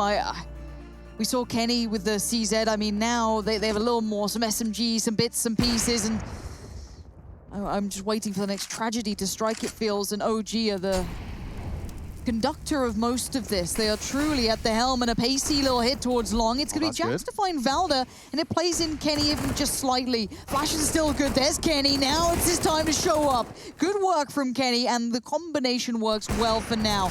Mantu could have done with that one. Yeah, I can't believe he's still going. I mean, they've got the control. They've defended the long take. Even though G2 are looking great in this round, they need to make sure they don't give up any kills. They need to scavenge as many of these drop weapons as they can and keep this really, really clean. The money, it's in a terrible spot. They need every gun. They need every bit of utility. They can't get milked from anything here. OG will be able to buy in the next round. So this frag onto NBK. You can see Kenny is playing it as passively as he can justify on NBK. Great X-ray toggle. I didn't see that one coming, neither did Kenny. Just wormed his way. And now they could even get the plant. You said they needed to do it cleanly, Chad. I'm concerned this is going to be far from clean. Mantu and MBK smoking offshore. This could get dirty. Nexa right up close. He's hearing everything, relaying information. MBK the first to fall. It's on Mantu, and there he goes. They claw back another G2. They're not out of it yet, but every rifle, every gun needs to be picked up, recovered. Amanek, where's yours? Get him a gun before we defuse, boys. Please get an AK for him somewhere. There were so many guns. Did he get one? I don't think so. They were all dropped down towards long. There's one. There's 2 AKs. 3. Oh, God. Yeah, it's those little touches. I mean, perhaps it does look like Nexa will be having to find himself an M4. I think you got Kenny's old gun, I guess. No, there's a Thamus in play as well. The thing is, they would have had to have dropped a gun across because one individual didn't have a lot to work with here. So once again, we will see OG with the buy coming out. Back towards long. Flashes over the top. They need to be able to stop this again, but this time it's only Kenny towards the long position. They've actually slowed this one down. He's been on that receiving end every single time. That time, though, LXTB's taken out of middle. He's been a nuisance there, a threat, a menace, and he's been quelled, and now left on that is Issa. Not too bad himself either. He's been having a game. But finally, they take long on the tees. They're going to be looking at Pit. They're looking at everything. But look at this boost. Kenny, Jax finally made on the platform on Cat. This is so fast. The fact that MBK just was so lackadaisical walking into the line of sight of long. They've got a good read here. Kenny. He's looking the wrong way. Oh, I don't like this at all. He wants to do everything. Now they're coming in from long. He is there in the right time. Flushing out Issa is good.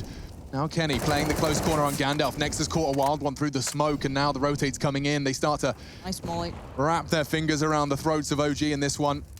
Strangling out what little remains. It is only going to be Valda on that car. He could find an angle onto Kenny. That could be the snowball. Nice work from Valda. Tested and traded. Just Mantu. No real chances for this one. He will hope to try and take as many weapons away, and not today. 12 for G2. Jax was pivotal in these last 2 rounds that they've been able to post on the board. Jax has been key. This kill right here, and then he followed through, pushing through Cat, finding another straggler. That allowed the rest of the defense to be looking towards the long position. It stopped any pressure that they thought might come through from middle. And then in the previous, when he only had an MP9, baiting with Kenny over towards that long crossfire, that's all on Jax these last 2 for the openings. Oh, they're on peanuts. They're on pocket lint. This should be 13. Should be clean too. You want to see that. They can't really fall foul to anything here. G2 in the scenario of no mistake time. So you should be okay in this round. Literally only Glocks. You very rarely see pure ecos. Normally someone goes a flash, maybe a deagle. No, this is nothing.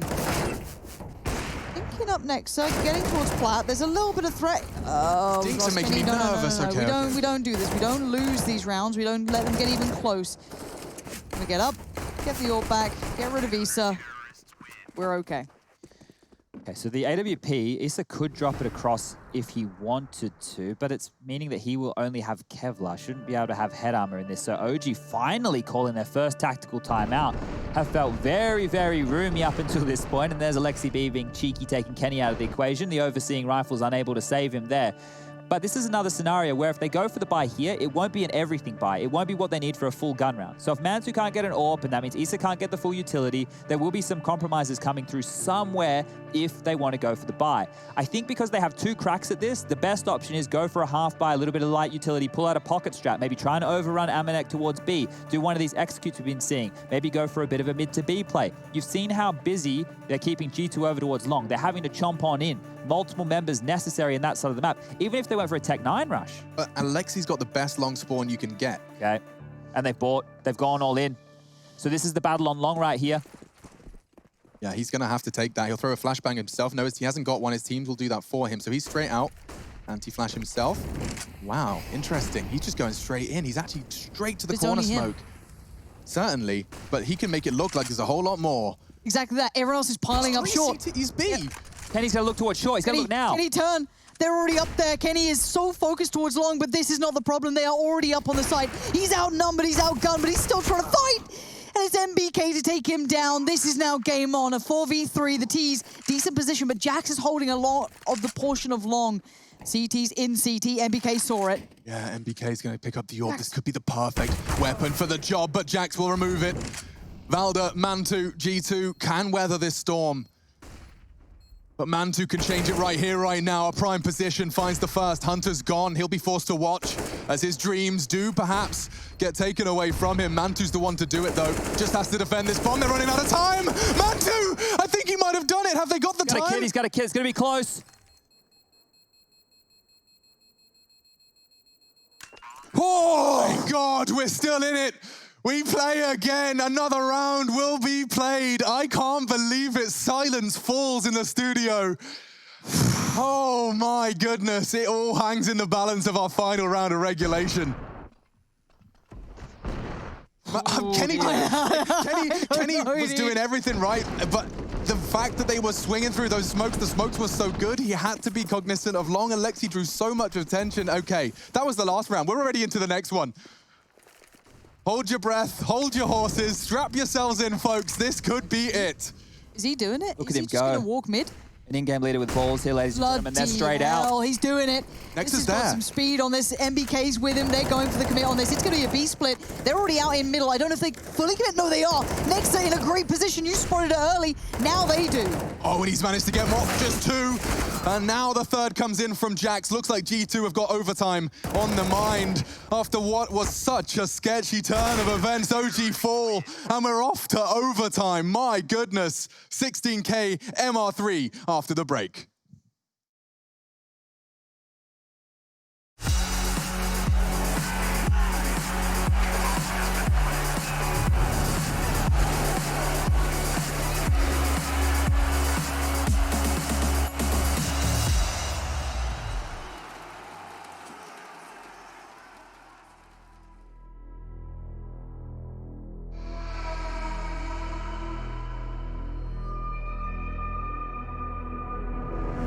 I fell apart when I saw you look at me that way. It broke my heart to see. It was a moment of darkness, a moment in time that I regret for being so heartless. It was a moment of darkness.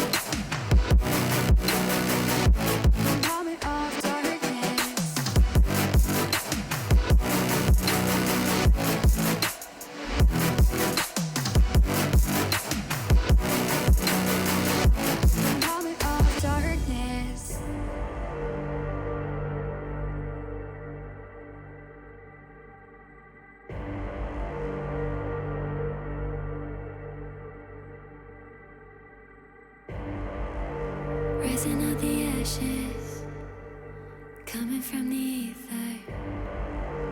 All I hear is static. Breathe a little deeper. Fallen, broken, a million light years away from home. My eyes opened, and now I've come to claim life. Never let it go. These wings carry me.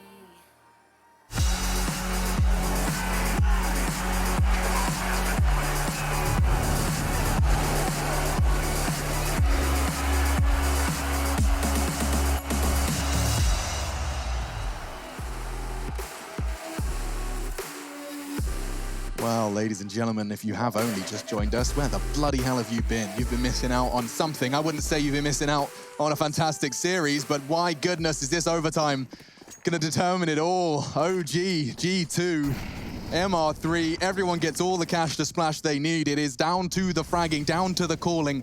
And myself, Pansy, and Sponge are gonna be the voices that are watching this game alongside you at home.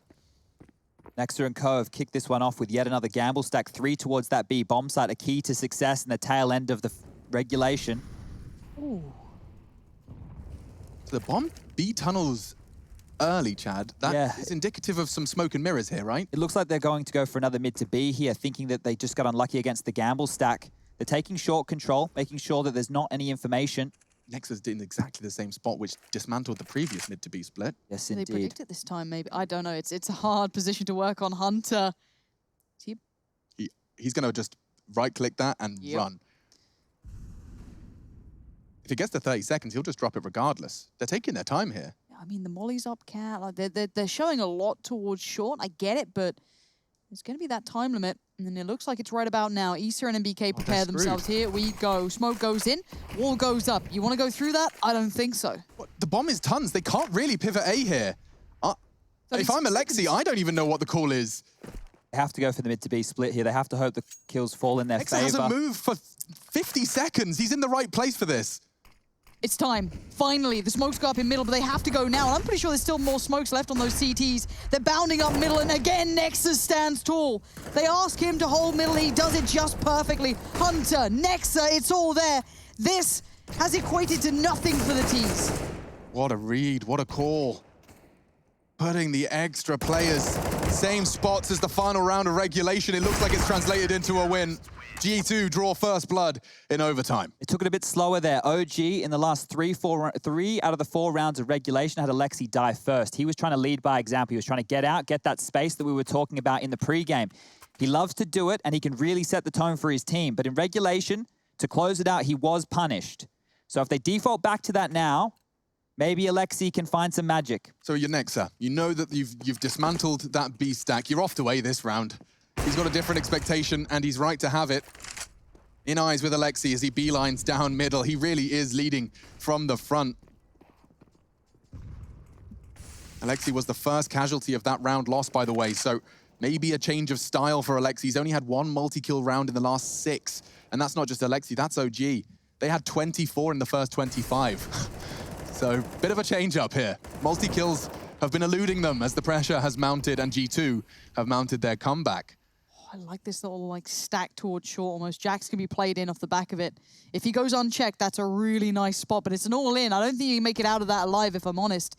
But Nexa are going to try and play this to perfection. 1 minute on the board. There's the molly. Now Jax gets forced away. Has to peel out of that one.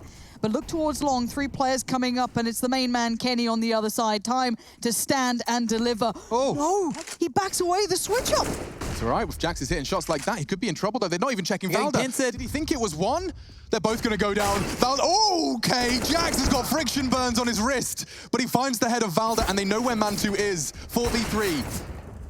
Tags onto Alexi. He's going to go down. They both do. Lined up, knocked down. Nexa just has to find Mantu down to 22. This looks like it's all done. 17 for G2. Where's this CT side been? Where's this G2 been? Where's the brick wall they've just put up around this map been?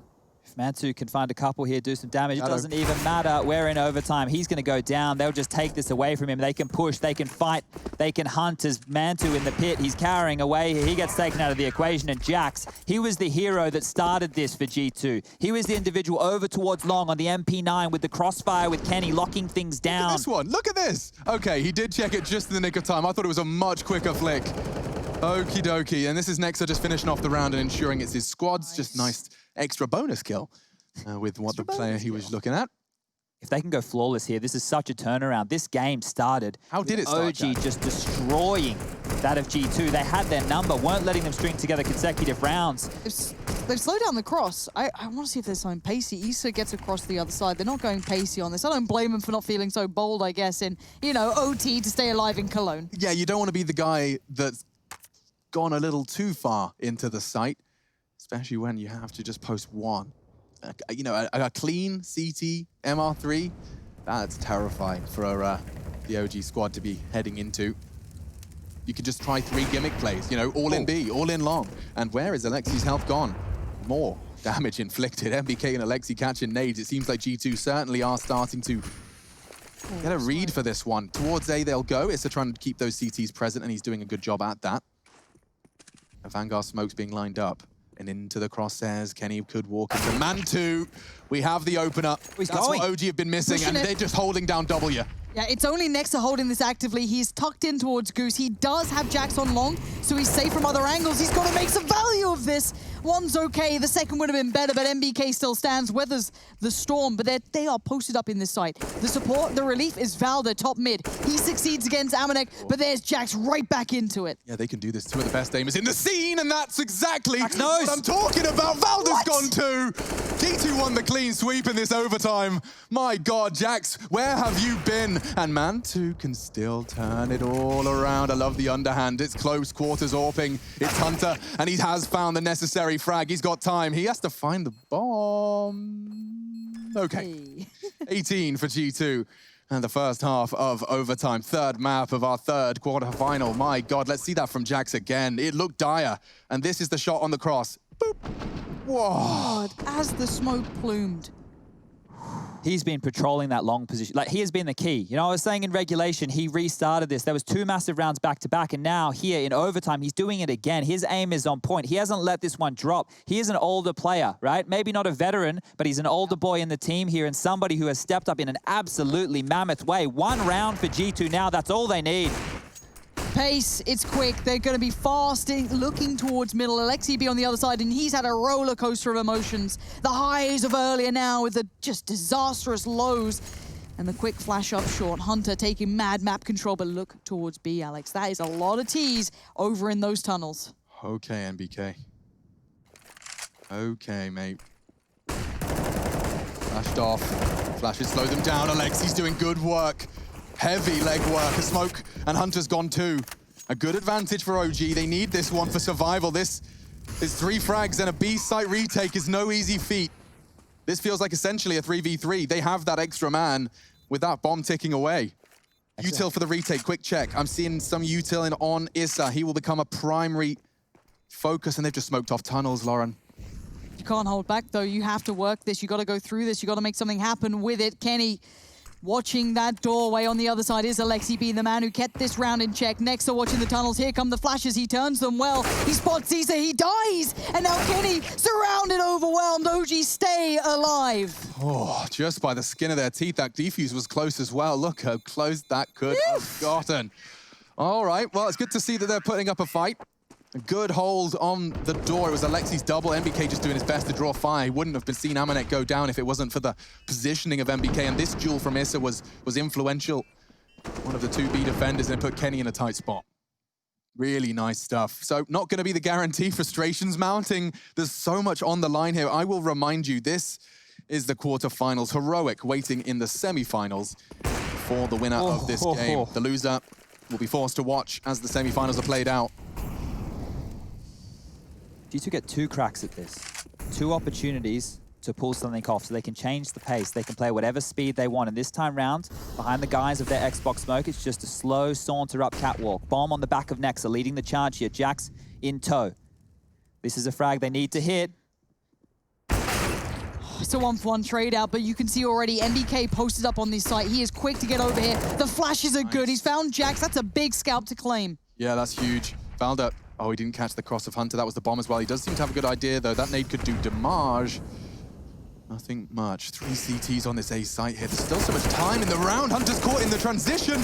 Oh, he nearly had a shot onto 2. Now Amanek, unfortunately, has just waving a flag saying, I'm on long, boys. Come and get me. I can't seem to find the shot. Double P. Oh! Maybe the transfer. Chad felt it coming. So did I. We're going into the final round of this overtime. It is sink or swim for OG. A second overtime for the semis, or G2 knock them on their bottom in the final round of our overtime here. Spawns are okay for Jackson Hunter there as we get the replay of this. Great flash work on the site. Able to really stop them before they can get a foothold on A. And this is the frag that I thought if Alexi miffed a couple more there, Amanek may have had the better of him. But this gives the long spawns. They might go with this. They might go on a quick play. Smoke over towards the corner. Flash to follow. It's just one going out. It's just Jax, the aim star. He's been so influential, burning and fragged. Of course, it's Alexi B who draws first blood. We know the correlation when his name's in the feed favorably. They're going mid to B?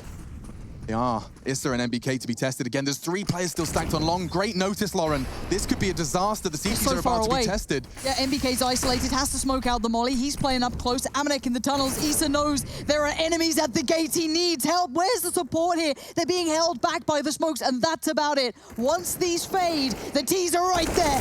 MBK goes down. Issa's gone down. Alexi's flanking fast, Dark. Oh, Kenny's not ready for it. You're absolutely right, Chad. He's just sitting there with his knife out. Alexi again having the influence. It's still not easy. It's still not fun. They have got some util. The comms have to be so crispy here. Smoke's good. Will enable them to... They're double stacking the bricks. Are you kidding me? Amanek's not going to move. Head down. He's not giving anything away until now. Peekaboo. Heartbreak there, but now 1v1. Hunter doing everything he can to win right here. Right now. 2 HP in it, ladies and gentlemen. It doesn't get closer than that. We're off to the semis. OG eliminated. It's heroic, and G2 for the semis. My God, my heart is racing. We'll be right back to break that down.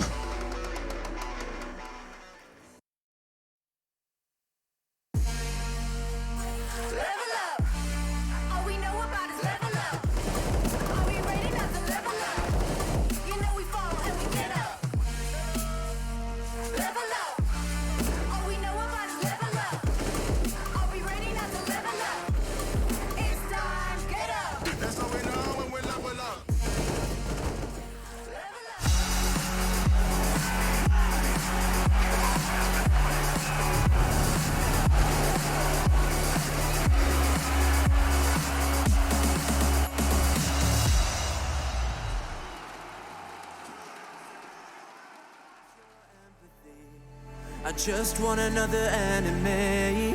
I'm not gonna change a thing for you. I'm over middle ground, and I really wanna burn it down. I'm not your friend, and I won't pretend I am. So don't reach out, and I mean that. I'm under siege, and I need you to see that. You're on one side, I'm on another, and we will wage war upon each other. I'm no angel, you're not either. I'm at a fever pitch, you're at a leisurely pace. I'm unscathed, I'm unafraid.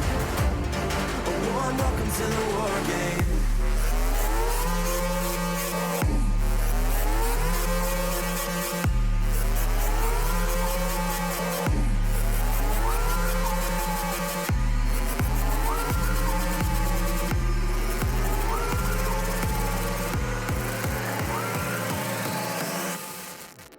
Welcome to the war game.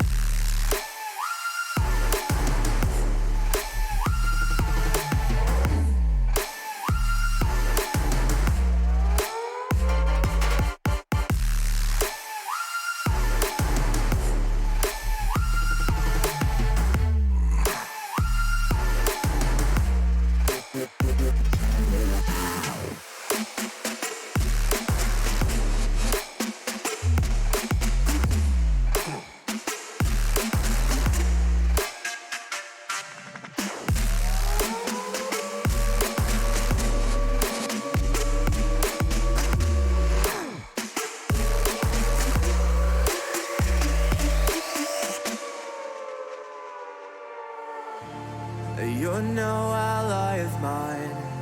Your life is a kind of lie, and I know that I won't change your mind. We have no common ground, and we're never gonna figure it out. So don't get friendly, get angry. I'll bury you down by the bar. So don't reach out, and I mean that. I'm under siege, and I need you to see that. You're on one side, I'm on another, and we will wage war upon each other. I'm no angel, you're not either. I'm at a fever pitch, you're at a leisurely pace. Unscathed and unafraid. A warm welcome to the war game.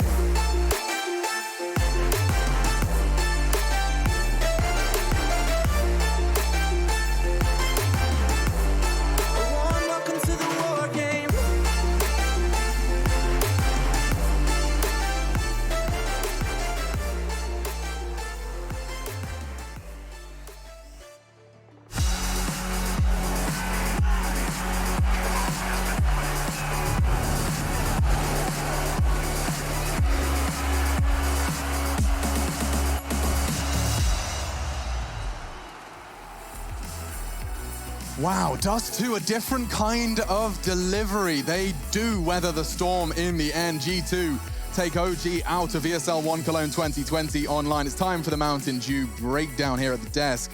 But my goodness, it was a millimeter. Look at this. They were a millimeter from being eliminated in one round. And then Hunter, a 1v3 with 2 HP remains. It was 2 millimeters, 2 HP separating G2 from elimination there. So by the skin of their teeth, Lauren, we see G2 in the semis. I don't think we could have asked for a better third map. I think that's the only way I can put it. That OT, I mean, the highs and lows for the man on the screen right there, Alexi. You saw him when he was up. It was great. The emotions high, smile, beaming. You never seen a Finn so happy. And then right back down. I mean, excellent game from both of them, honestly. Yeah, definitely delivered in the tail end, right? Remember how Dust 2 kicked off? It was such sloppy Counter-Strike, gaps and smokes. It felt like OG had their number there. They had these intuitive plays, Volder with the fake Molotov, pushing up a dark, making the low buys work. And then for me, it has to be Jax, the hero, to bring him back in. Multi-kill rounds there, back-to-back, just to get them into this. And then he had some huge rounds in overtime as well. Bloody hell, just you saying his name, I'm thinking that long one where they've planted, they're flanking him. He's, yeah, very impressive. I'm Fun not little try one and here, it. just a fun little one. Kenny did not get a single kill in overtime. Pourquoi? He has 27 frags. He topped the scoreboard for his team. In overtime, didn't find a single kill.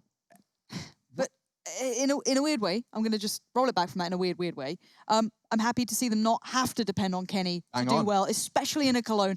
How many times has he probably felt that pressure, that weight of, if I'm not delivering, we're dead. Yeah. And now he's got these other players stepping up beside him, and it's going to be a good feeling. Yeah, no doubt about it. Definitely, that story, the dialogue of Kenny +4 is long gone. In fact, here is one of the men that made sure that story was changed, and that's Hunter joining us now, victorious and probably bloody exhausted. Hey, mate. So that was really... That was a stressful experience for us, and we weren't even playing it. I'm sure that was a bit of a nightmare / pleasure. I don't know, how are you feeling about that one after it? Wow, it was really hard and really tough to play all 3 maps. Like Nuke, it was a bit, like a bit easier, but Train and Dust 2, we tried our best to do these comebacks. On Train, we didn't do it, but on Dust 2, it happened, and I'm really happy and proud of my team. It was really, really tough to play. Maybe it was good to watch for you, but to play, it wasn't like it, especially with Dust 2 at the end. It was really tough. Did you guys need the pressure there to kind of wake up? Because in the first half of Dust 2, it was a bit sloppy. There was some missed smokes. Things didn't look like they were clicking. And then Jax, he came alive for you guys in the tail end of that game, and it felt like everybody started to fire up.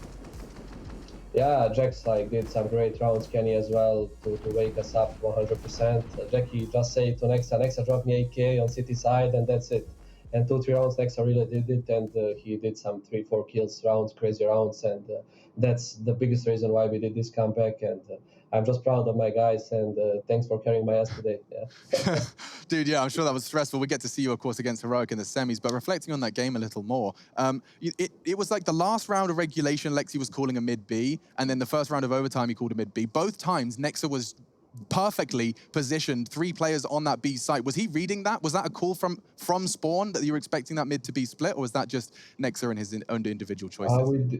We did last 3 rounds. Last 3 rounds, we tried this 3B, they didn't come. Kenny and Jax, they just killed them all when they arrived on A. Like, they were only two. Nexa was with us on B with me and Amanek all the time, and we were just doing it till they come. And they just came this last round. It was really great.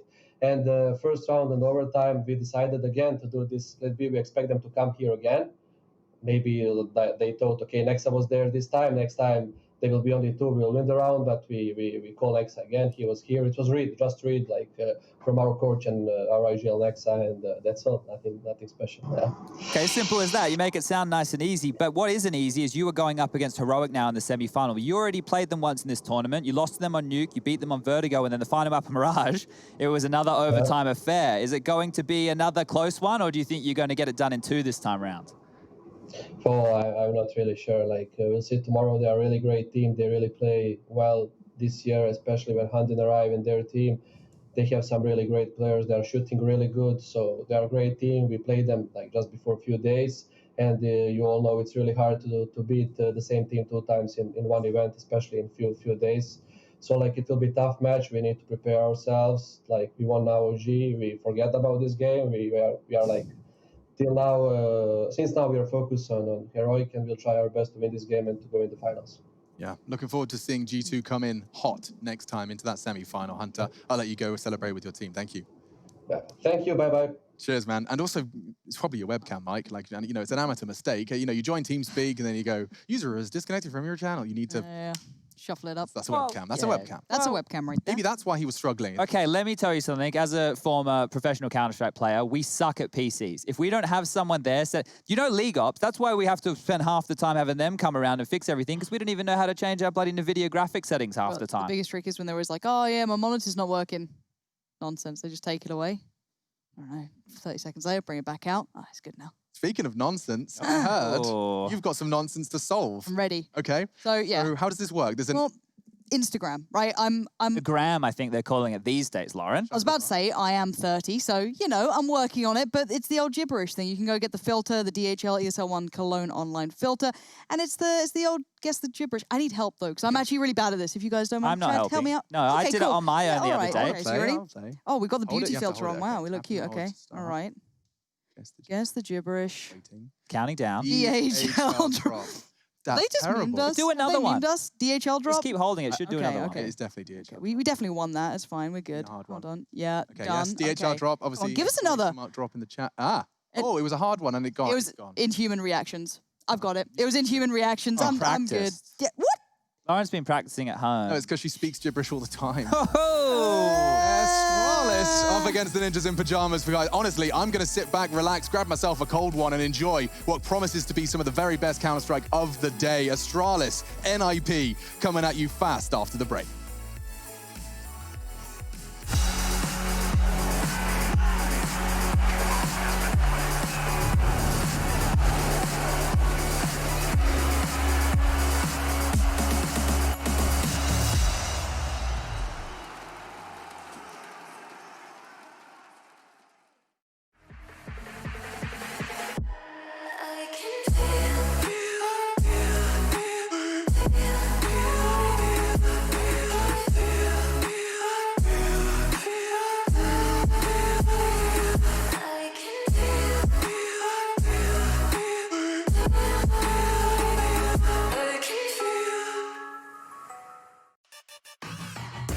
Intel Gamer Days is on now.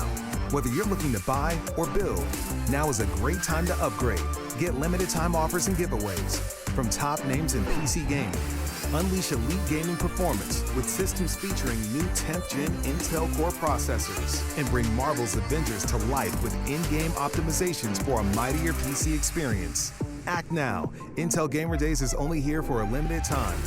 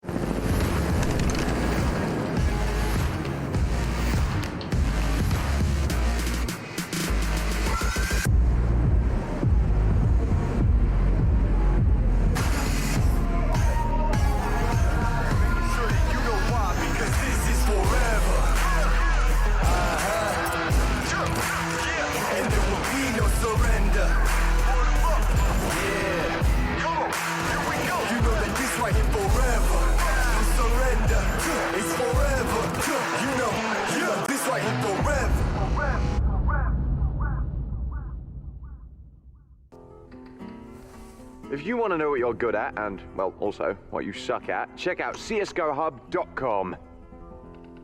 Coming! Everybody loves an underdog. Who needs to be liked?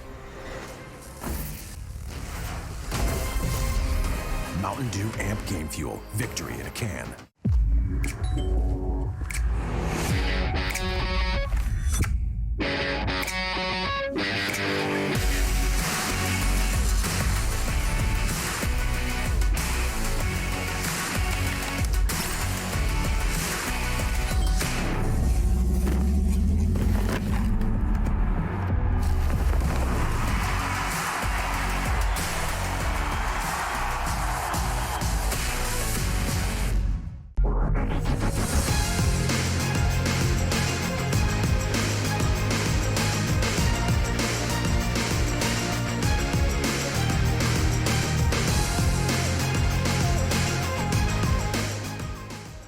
Soul in me and the heart I yearn for you. It bleeds for you, it beats again. Oh, you bring me to life. Oh, you bring me to life. Oh, you bring me to life.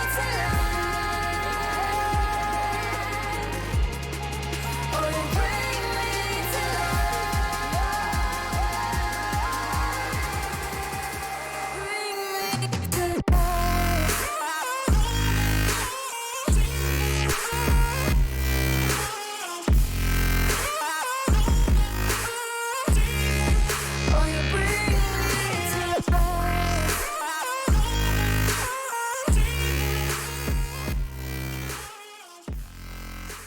ESL One Cologne Online is brought to you in part by Intel, Mountain Dew Game Fuel, DHL, and GG Bet.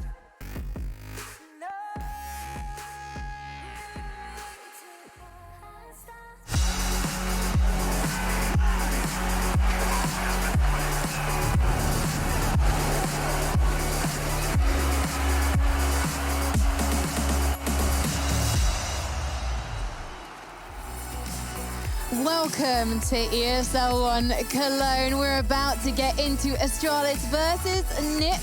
And this one, well, we feel like maybe we know how it's going to go because Astralis have been on blistering form. But last time these two teams met each other, NiP actually took it at DreamHack Summer. My name is Frankie Ward. I'm joined by Hugo and Harry on the desk. It was a rather quick change, but we made it.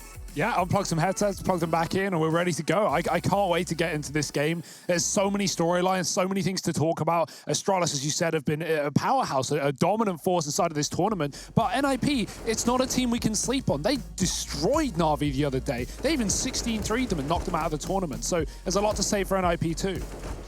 Yeah, I mean, you know, where to begin, man? And also, it's the Danes versus the Swedes. That's a bit of a rivalry there. There's so much to be excited about. And honestly, like, I need to collect my thoughts before we head into this one. It was a very, very quick change around, but Astralis, I've been a huge fan of watching this team play with Magisk at the helm.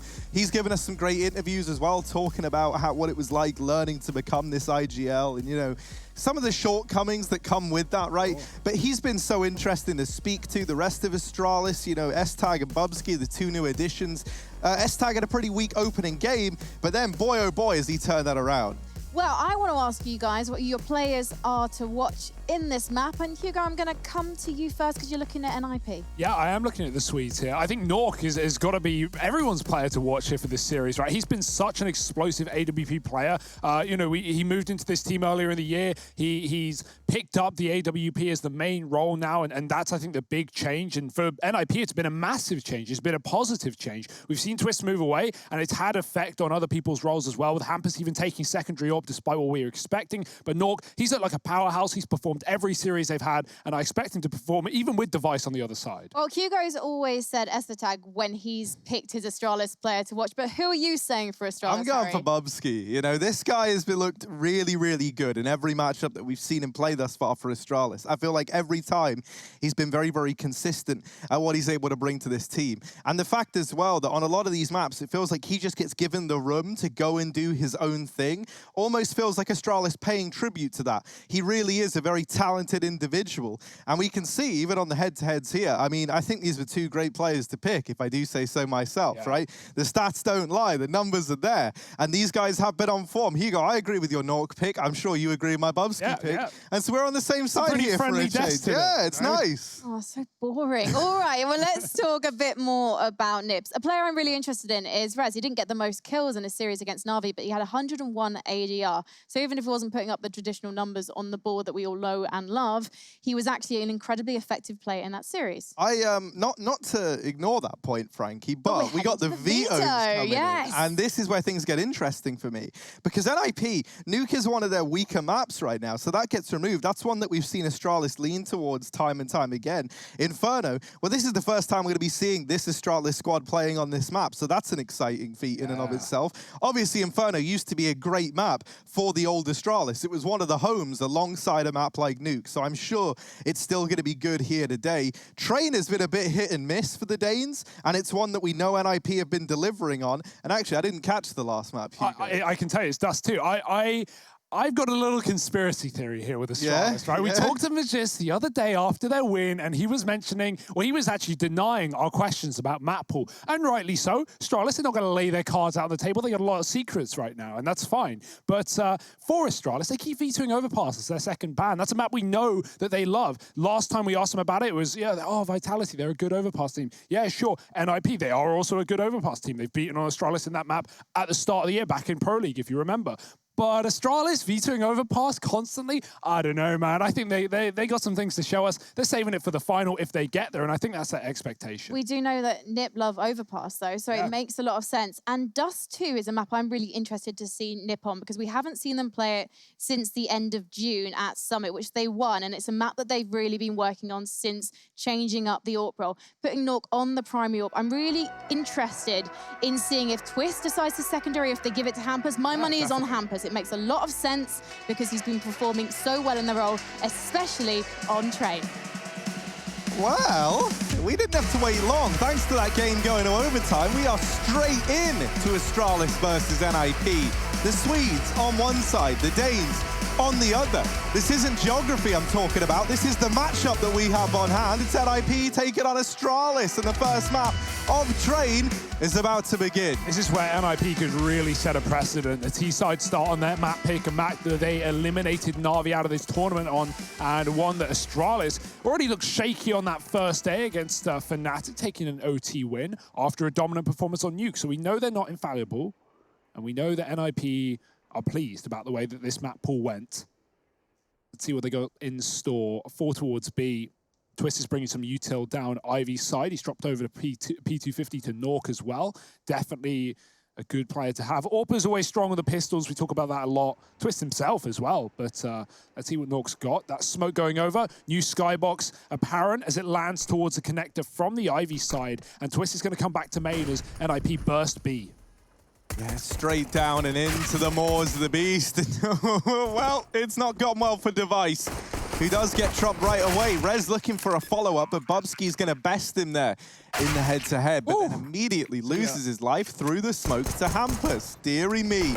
It's a 3-on-4. Astralis going to try and collect their thoughts as they move into this one in even odds now, thanks to Dupree. S-Tag's moving in on the railings while the other two take this lower position. Nuke is in a bit of danger, but him and Hampus, they've got it under control. S-Tag is left in the clutch.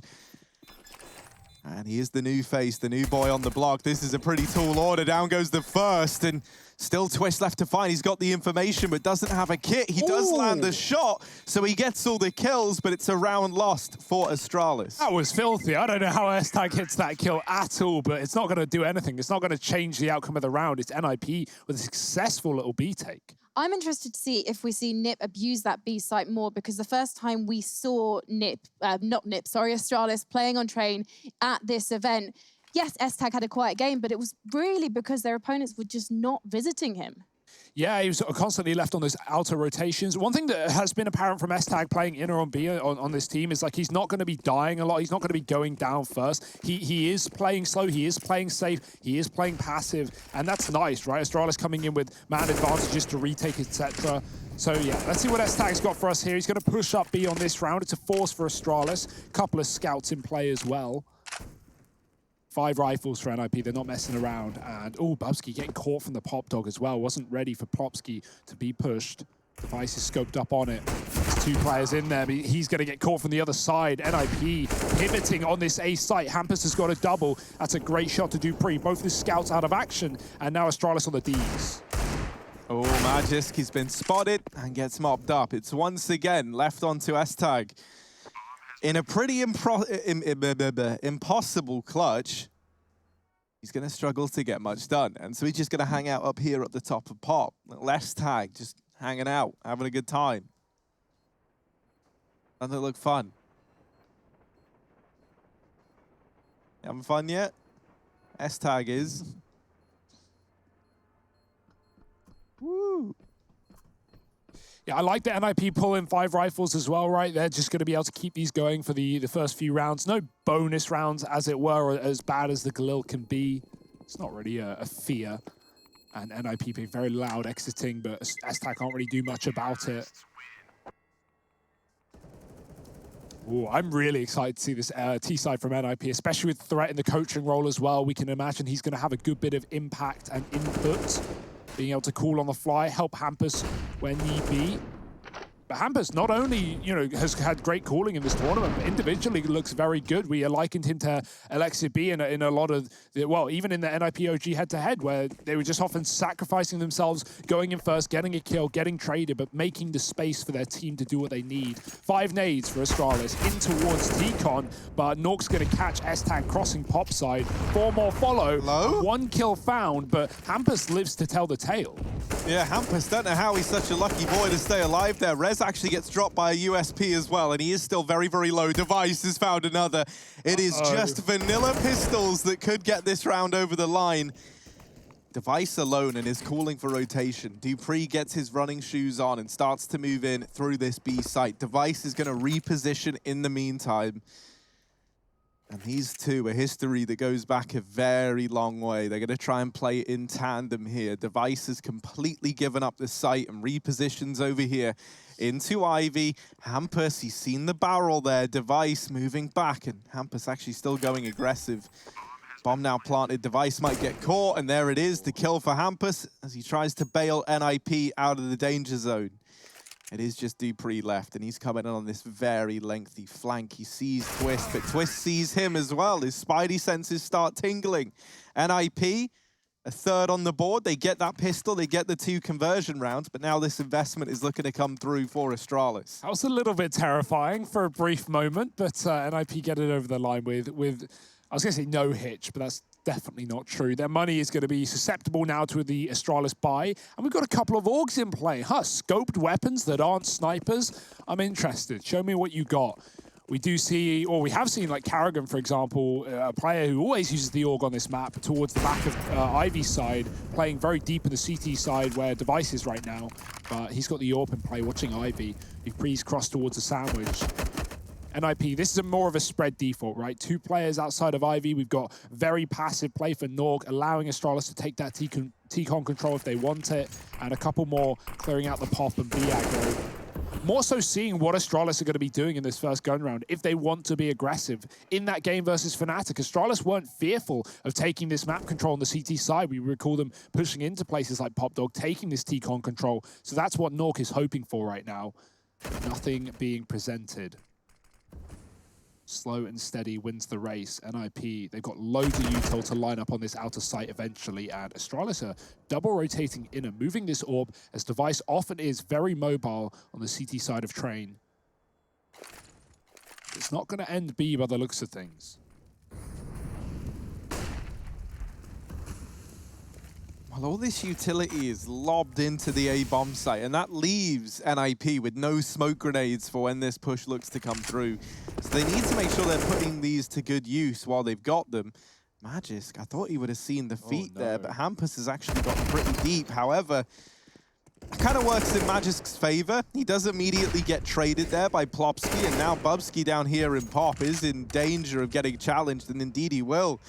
Deary me, S-Tag is wrapping around in through the B site, but already this might have to be a save for Astralis. A 2-on-4, this feels undoable. And it should be exactly that. You can see they're not looking too determined to go for this one, as they want to try and hold on to this M4 and AWP. I will say, if we remember, Bubsky was the Pop Dog menace. This guy was the man to contest with on this side of the map. Yeah, Pop Dog wasn't the problem this round, though, for Astralis. It was more T-Con. They were not only gambled towards Inner with two of these surviving players, but also Bubsky and Pop, despite not really much noise being made outside of B. So Astralis, kind of trying to read into that. And because of NIP being so slow and showing no one in main for ages because of Nuke's passive T-spawn position, Plopsky, he catches a really good timing out main. He kills the old Hell player walking back after they take down Hampus in the smoke. And then it just all falls apart. Bubsky gets spotted. And yeah, that was a kill from Plopsky. Nuke coming in late to clean up the rotate. And already with only 3 players on outer, they fall like flies. Astralis, at least saving 2. They've got a chance to make things interesting moving forward. Very intimate camera setup there. NIP's boot camp room is pretty swanky, right? The PC's on top. Close space. Everyone can, fist bump. Even the players behind them, maybe. Got to reach a bit. Right now, NIP, no reaching needed. 4-0. This is a really strong start. Astralis will have the money to contest, but it's going to cost them with util, at least on Magisk. And only 1 kit. It's really not a big problem, though. This is a decent buy, considering they only got away with 2 guns. And NIP looking to continue, looking to build.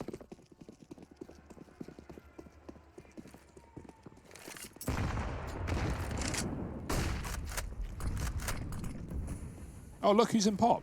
Fancy that.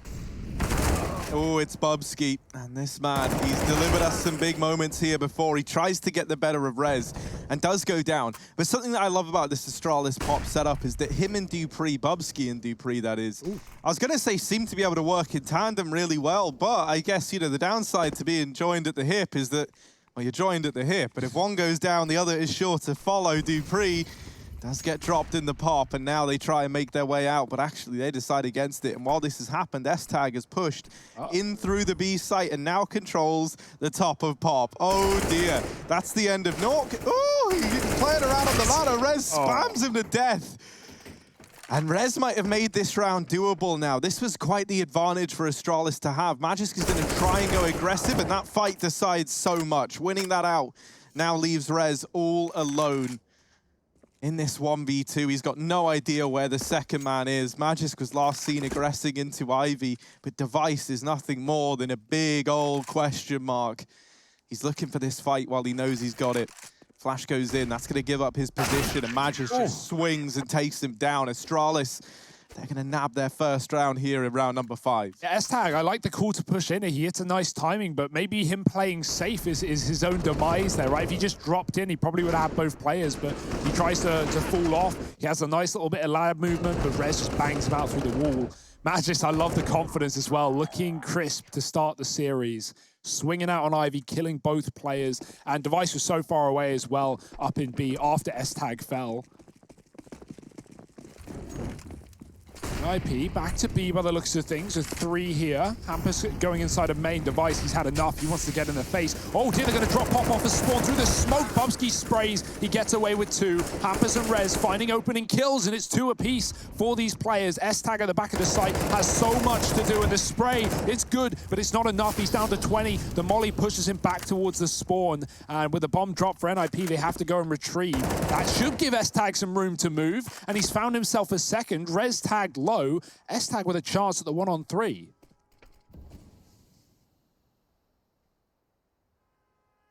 S-Tag's looking for this last man. Rez has done a good job of dodging him so far. Gonna get that bomb planted with the smoke down over towards Ivy. Nestag's route back in is concealed right now. Rez moving into the right side. Nestag running forward on the reload. It's such a shame. He gets it close, but no cigar.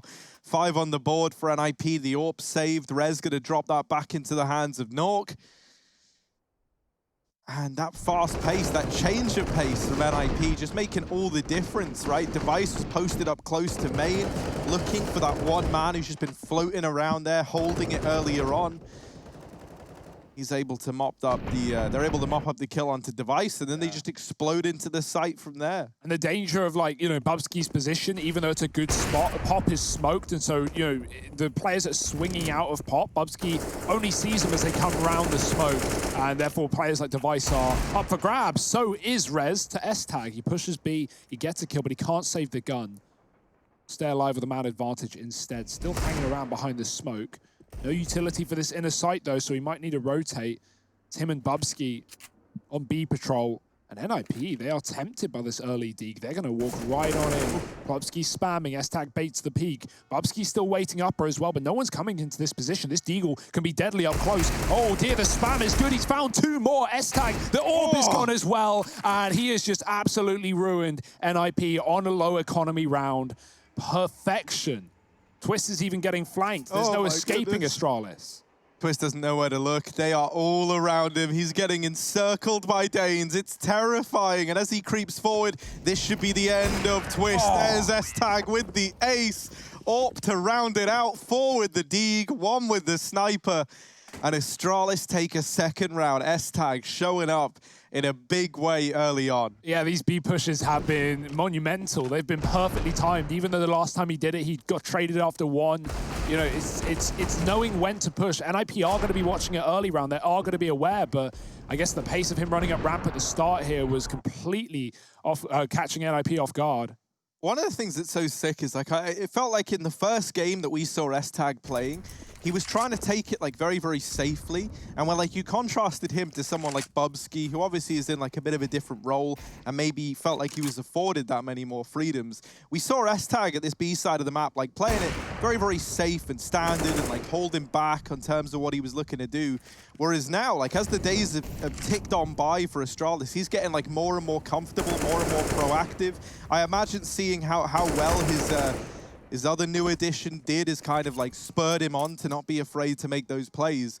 And he looks so damn comfortable now. Yeah, especially when you got players like Device, you know, alongside you. The freedom of playing this slow T side for NIP allows someone like Device to do what he does best, which is just keep that knife out, run around the map, post up, take his shot, rotate round. He's never where you expect this man. And this round he gets an inner pick. S-Tag's able to push upper, and Device, he's already on that A site seconds later with another. 3-5. Despite the strong start for NIP, Astralis have started to claw things back. One of the sick things about this is S-Tag keeps showing this presence in the B halls. Like, this is something he's going to keep doing. I imagine what's going to happen next time we have, like, a full buy come through for NIP is either they're going to post up one of the rifles or maybe someone like Nuke with an AWP to hold down that tunnel, the upper push, rather.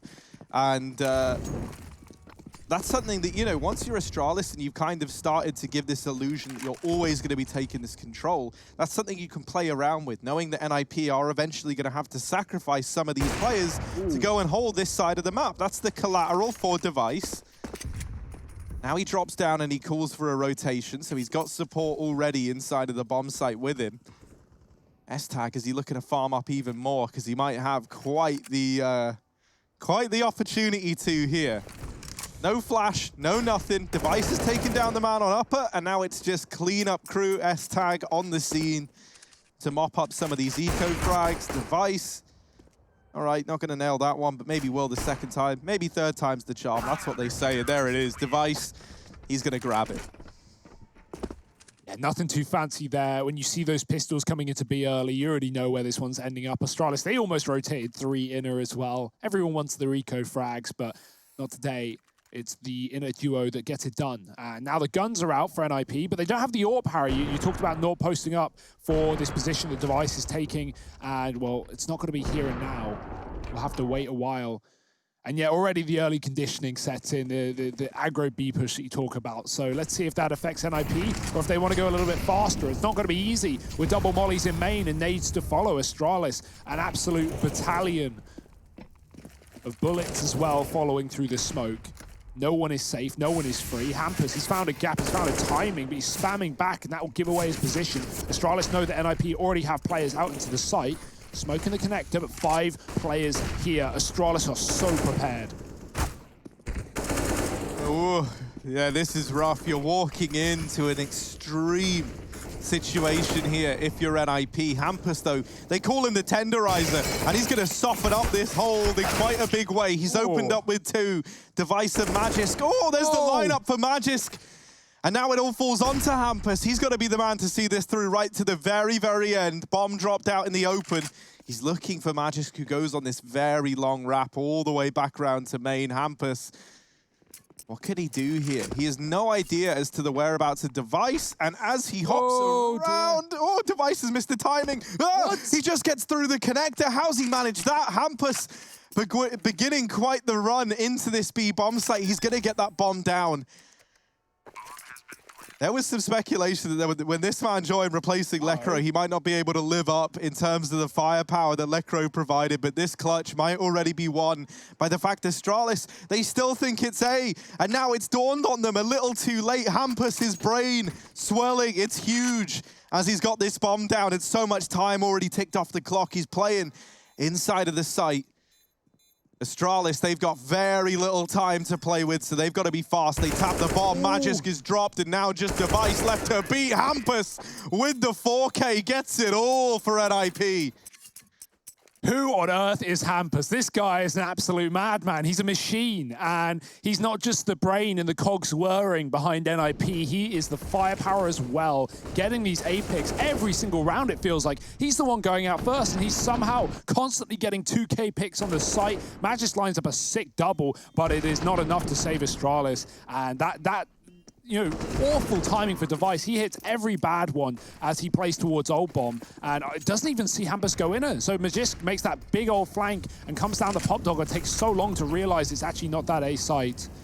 Oh my, that is going to save NIP a 6th round.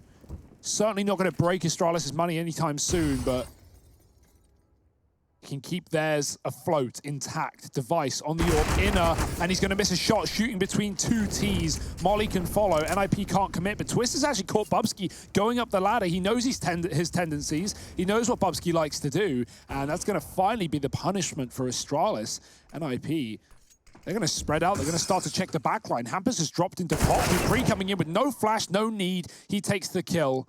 And so things are normalized. Things are restored here for Astralis. Back to a 4-on-4. And NIP spreading out to now watch this map control for Astralis no longer really matters because these CTs are not going to be getting all too aggressive towards main with that pick. S-Tag, hello. What are you doing, bub? Where are you going? A long route round through the T spawn behind enemy lines. Twist and Nork. Oh no, this is the bomb as well. This is everything. S-Tag's looked away. He's not realized. Finally checking it. Nork has no idea, and it's all going to come crumbling down. This isn't ideal for S-Tag, though. Rez is wrapping around, and the timing just couldn't be worse for S-Tag. Twist, they never even saw him back here in Maid. But Magisk certainly will. Nails that shot, and now the remaining 2 for NIP. They're going to try and run the gauntlet, but you got to run past Magisk, and that's a pretty tall order. It all falls onto Plopsky with so little HP. These orbs up against him maybe gives him a fighting chance, and he just about gets into Pop Dog. Is he going to try and repeat the success of a man named Hampus? No, there's no time. Yeah. That's why, Hugo. Yeah, I'm so into the round, mate. I'm not even looking at the clock. Dear, oh dear. 5 for Astralis, though. Double orb saved. Yeah, you understand why NIP don't want to just hit inner after they kill Bubsky on the flank, and the reason being is because if you're getting flanked like that and you're stacked in halls, you think that Astralis is stacked B, and they somewhat are. They have 2 players there. They have the AWP that you've already seen on Device, and so NIP, they try and fan out, they try and go back and say, okay, what map control do Astralis have? But in doing so, they never clear Ivy, and S-Tag comes in on that big wrap round and, you know, at least complicates things and burns the clock for NIP to a point where it matters, to a point where it wins Astralis around in the 2-on-1. Some nice AWPing from Magisk too. There's just so many people who can use this weapon on Astralis. Dupree, think of his tenure on the AWP when Device took a break. So, yeah, there's a lot of potential. We've even seen S-Tag pick up the triple AWP on this map to close out that series against Fnatic and OT.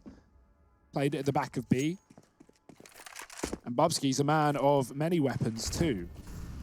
But right now, NIP with a low economy, not forced rather, just saved on a single AK with 4 pistols, looking to just hit this B bomb site. Device is playing passive. Astralis are giving NIP the room, but they're going to take it away in the post plant, or at least they hope to. Through the smoke with the flash, it doesn't work, but neither does the shot from Device. And that's given a lot of room over to these pistols. They're already closing the gap. Dupree, oh, dinked on the initial peek. He's still kicking, he's still fighting, and now they lose the rifle on Plopsky. This should get mobbed up now by Astralis, and indeed it will. They get it back under control. Dropping that bomb on its way into the site was so key. It disallows that bomb plant. A bomb plant that could have made all the difference here, would have just given you that much more money. We could have seen an AWP come out as well. You still can, but it's going to be glass cannon if it does come through for NIP. It feels like we've only had that once on this T side, despite being very deep into the half. So the money, or once or twice, it's just really not been there for NIP, especially since Astralis started winning rounds. Other than the 4-0 lead NIP found, that did go 5-1, they've not been able to take any back-to-back rounds, right? Their last 2 have just been on their own, with Astralis finding streaks between them. Propsky with the spawn in pop. Bubsky saw this, but there's no flash. Oh, I guess he didn't see it. The molly gives him a false sense of security, and well, even though Astralis follow up with more utility, Plopsky bounces out of there, bounds to the safety of the ladder. Close to T-Con is Dupree, Device spamming up a B. Dupree, he's going to go one step further as well. Astralis, a man down, feel the need to take a kill away, but he doesn't want to risk his life for it, knowing that NIP have been very passive, very patient outside of this A site. And that was what was catching Astralis off early in this CT side, but they are going to rotate Device B. Is it just for utility? And him rotating all the way around to Old Bomb seems to be the case. Trying to insinuate there are 2 on that B bomb site. NIP have no interest, no need. Just still waiting on this A attack. And given the amount of room they're getting given towards T-Con, that's been a bit of a problem in the past with Hampus and Plopsky finding these entries. Let's see if it comes back to haunt Astralis again. Well, deep angle for Device. That's where he does his best. Magisk going to offer up another on this AWP, and oh, in with a second for Magisk. This double AWP setup has torn apart the A play. 30 seconds time of the essence here, but both players getting bested in an instant. And S-Tag's flank gets shut down as well. We don't catch the kill from Rez, but he goes on a bit of a tear to solidify the lead for NIP. Reinvestment able to come through for Astralis, but now they're in this kind of position where the money can start to become a problem. Right near the end of the half as well. Never ideal. Here's that double. Oh, it's beautiful. Even in the fire and flames, he's able to put up the kills needed. That was an Astralis round, it felt like. That felt like it was already done. The double AWP, both finding effect. NIP getting caught. Hampus and Plopsky gone, but Rez just bails them out, and Nuke with his own AWP is able to find one onto the aggressing CT Ivy player. Hampus tagged through the wall. Not the start you want. Rez, same story. Through the smoke for him, though. S-Tag shooting up from the ramp takes him down early. NIP, they've always been on the cusp, on the edge of having like good money. Despite them winning these rounds, it's not like it's looking good in terms of economy. You know, Galil's lack of util, Mac 10 on Hampus, that's all he could buy. And so, yeah, this T economy, not as pretty either. Astralis are fine by it. They can continue to buy the double AWPs. Twist using that new skybox and putting down the Ivy smoke. Typically see that thrown from above Pop, but he's got lots in store. Device as well. He's been missing these opening shots. He has been following up later in the round, but that's giving NIP a lot of room. Device steals it away, and the bomb goes flying down as well. Nuke, he needs to pick up a star performance on this AWP. He's getting pushed from the sidelines. His teammates gone. Everyone coming through Con as well, and CT Spawn, Nuke, a lot to do. Not a lot of time to do it. That's a good shot, but they know where he is. Yeah, and that bomb's dropped out in the open. The prying eyes of Device are a little too much. 7 on the board for Astralis. They keep it neck and neck. They're not going to give NIP that room to grow this T side out of control. And Hugo, man, you mentioned how the money's been a problem. Well, that continues here for NIP. all these rounds that they have been picking up have come down to like 1 or 2 players surviving. Yeah. So even when they've been getting that little cash injection, it hasn't actually been outdoing the amount of players they lose in the round. So yeah, they've never had a chance to build up the money, and that has not been the story for Astralis. They're still good. They've been able to run this double AWP for so long right now as well, and that's a very expensive investment. Looking like it might be a fast B play. S-Tag, can he hold the line? He's having a great game so far, if this was the time for it, but he actually gets cancelled out right away. There's Device nailing Nuke in through the bomb trade. Unplanted though, and a chance for an IP in spite of being a man down. They're going to try and go aggressive here on Plopsky while the rest of the gang play the bomb. Even as he gets away with one, Dupree trades it immediately. Rez is still inside of the site, armed with that MAC-10, and he's got Twist at ramp, who can gonna have to reposition, but the smokes have completely cut Twist out. For all intents and purposes, Rez is entirely alone right now. Twist has had to go through the smoke. Oh boy. There's a double. Twist ducking down, try it. Oh, he nails it. Twist. What a way to get an 8th round for NIP. The Deagle proves too strong. And NIP, they narrowly close out that first half with a 1-round advantage. Trade, it's gonna be hot, it's gonna be spicy, because it already is. Stick around, we'll be back in just a moment.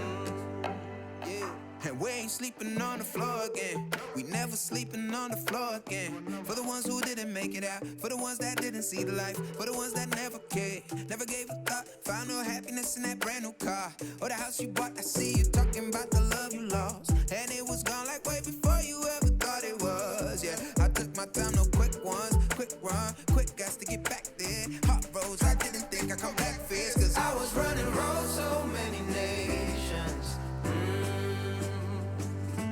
Even when it's so sweet, I end up seeing red. Is it such a ghostly revelation? I may have fucked up all my chances. Fucked up all my chances.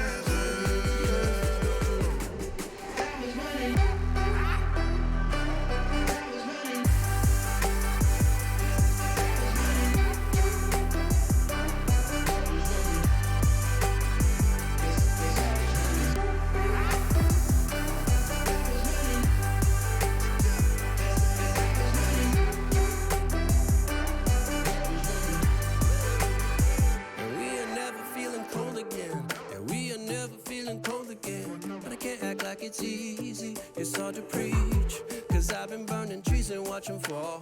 If we cannot breathe out, we go forward. Sure, I was searching for cure, fishing a little wildlife, and when I'm low on fuel, I'll still be running till my back broke. Halfway, lost hope and I checked it. Hard roads, I didn't think I'd come back fast, cause I was running roads so many nations. Even when it's so sweet, I end up seeing red.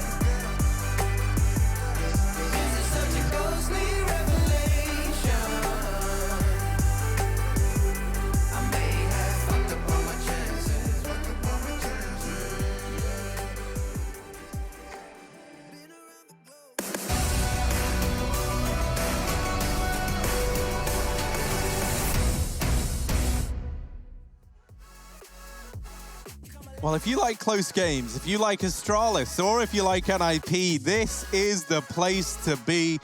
We got supporters all over the world, including the man with the red nose there. Clown Man. Yeah, I did see that. But no clowning around in the server today, Harry. NIP, they are in control. They are getting eight rounds on the T side. Twist with a phenomenal Deeg 1v3. He was a worry in our opening game of the tournament, right, for NIP. He looked like a bit of a liability in his first series, with the AWP swiftly taken away from him and never to return, perhaps. But he has been getting better and better. And right there is the proof in the pudding. It's delicious. It's exactly what we want. And now Astralis, they got to fight back. I actually have a phobia of clowns, and that's why I'm glad that Trace is in lockdown right now. We've got 8-7 on the scoreboard. It's NIP narrowly in the lead. Twist going to be donning the kit and smoke in this round, and the rest of the gang purchasing up armor. Now for the side of Astralis, it is all the utility on S-Tag. They drop that early smoke over here towards Ivy. That's going to fall on in, and that, for the time being, is going to isolate this fight onto Twist, who, even though he drops that smoke, something tells me that's not going to be enough to stop Astralis from coming on through. Twist has got to hold the line. Oh dear, they're closing the gap. Twist, he can hear the footsteps pitter-patter, getting closer and closer. No. And Magis bests him in the head-to-head. Now they flood through the Ivy smoke that they put down, and they wrap into this site. Magiskin with another. As this site crumbles under the weight of Astralis, Hampus from in the pop dog trying to reclaim lost ground, but his teammate in Nuke gets dinked. Rez bested as well. It's all on Nuke. 1 HP in a dream, and it's not going to happen. Dupree, Magiskin, Device, the three old boys of Astralis, they put up all the kills needed. Oh, that was fun. That was really fun for Astralis. The train on train, right? Just running through the smoke, everyone diving onto the bomb site. And I love that they don't even commit with a plant in that 4-on-3. They just wait on bomb train, and the second they see a player, they just like triple swing him. So that guy coming in from back CT, obliterated, and Dupree locks down Pop. Before he got that final kill, Astralis were running through connected to B in the 3-on-1. So they really didn't want to give NIP any chance. I love the proactive call. I love the fast decision-making. And let's see if this continues on the T side. We've got to force up for NIP in the second.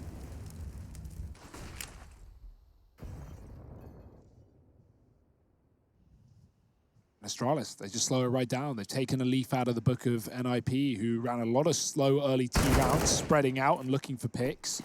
Or more so looking for Astralis to be aggressive. For now, it's NIP doing that down on B with 3, set in towards the halls.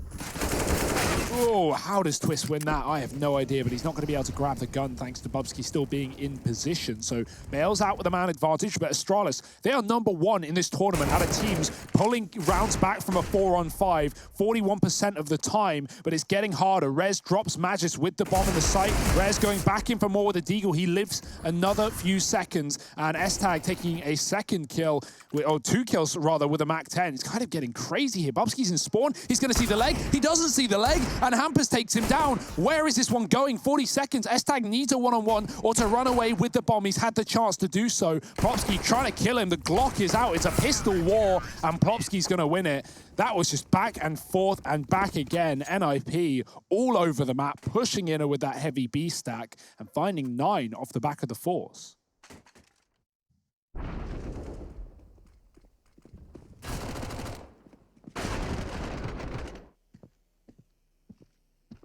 It really looked like Bubsky saw Hampus's leg there, like stuck out, but there's been a couple of moments like that for him.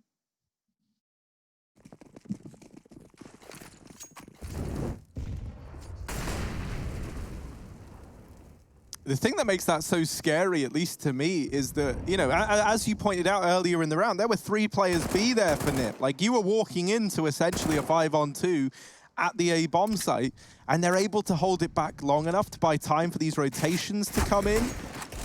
They even catch on the pop flank. They're able to find those players right at the end of the round as well. Like, that's scary. The fact that NIP, those 2 players in the site, just hold it down long enough, put up enough numbers, like Rez with a double, Twist holding Ivy.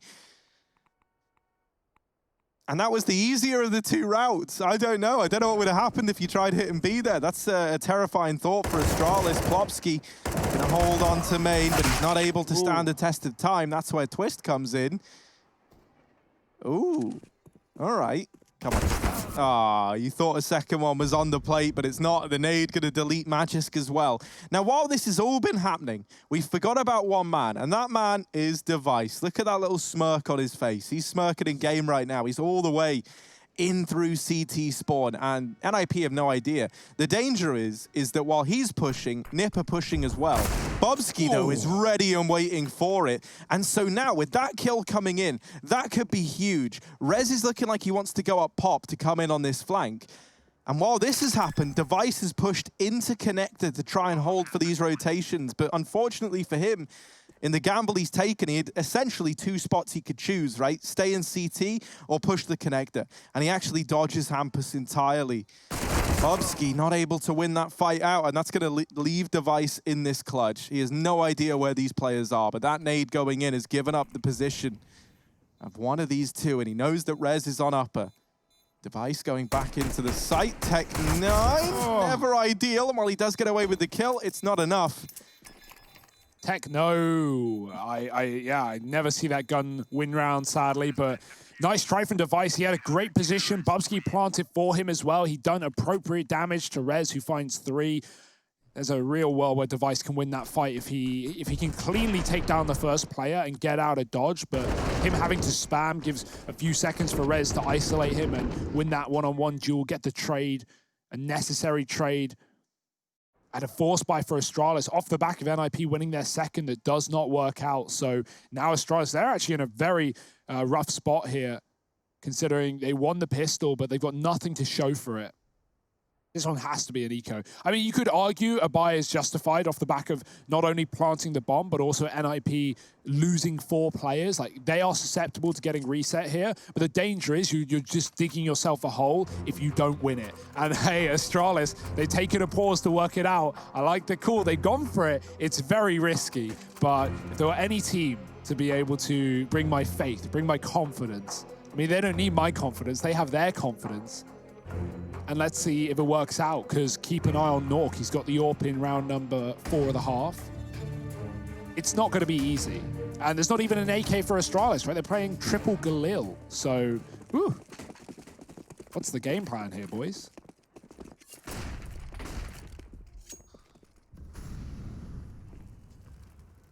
Oh, there's about to be pressure in Ivy from Twist. Going to get flashed in. Magisk is, was playing anti-flash.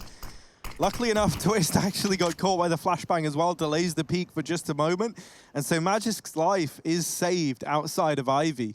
But this side of the map has now been taken by NIP. We might see an early rotation into this B site, but it is going to have to come soon unless they want this all to fall onto the shoulders of Hampus. Nuke is available for a fast rotation. It just depends on how long Nuke can stay alive, and he's done well to buy time for this AWP to move in, but nothing connects. Hampus, now he's in a very rough spot, and he gets away with 1, but is that going to be enough? Because dupreeh is doubled up with the Deagle. On the back line, Twist gets spotted by Magisk, and so this might have to be a save for NIP. Astralis in this B play on the force buy, they're able to get the kills, they get themselves in, they deal with the AWP and Connector, and now they've got these free upgrades onto guns, they can grab the AWP. This is a very good round for Astralis to pick up in the fashion that they have. Yeah, Hampus needed multiple kills there, right? Especially with Nuke missing his AWP shot in Con, and already Astralis knew there was a double Ivy setup, which is the furthest position from rotating inner because of that pop flash setup the Magist spots. Twist coming in. He's looking for some kills on the exit, but Astralis won't give him a thing, and they get out not just with their guns, but with the AWP from Nuke as well. So that's a hugely profitable round. We talk about the risk of going for that back-to-back force buy. Well, there's the reward. Astralis, they're 1 behind, and they've got all the money to show for it. NIP, not quite the same situation. Great shots from dupreeh as well. And S-Tag even pushed up, taking the attention of those Connector rotates, getting 1 more with a Galil.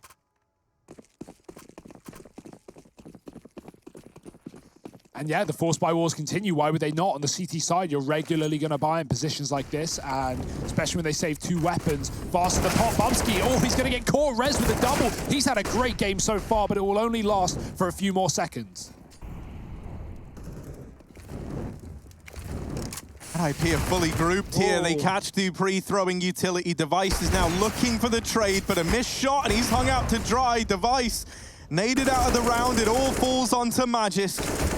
The man who tries to lead now has to be the man to clutch as he's opened up with 2, begins this rotation back into the B site. He's given himself a fighting chance. Nuke already on the rotation.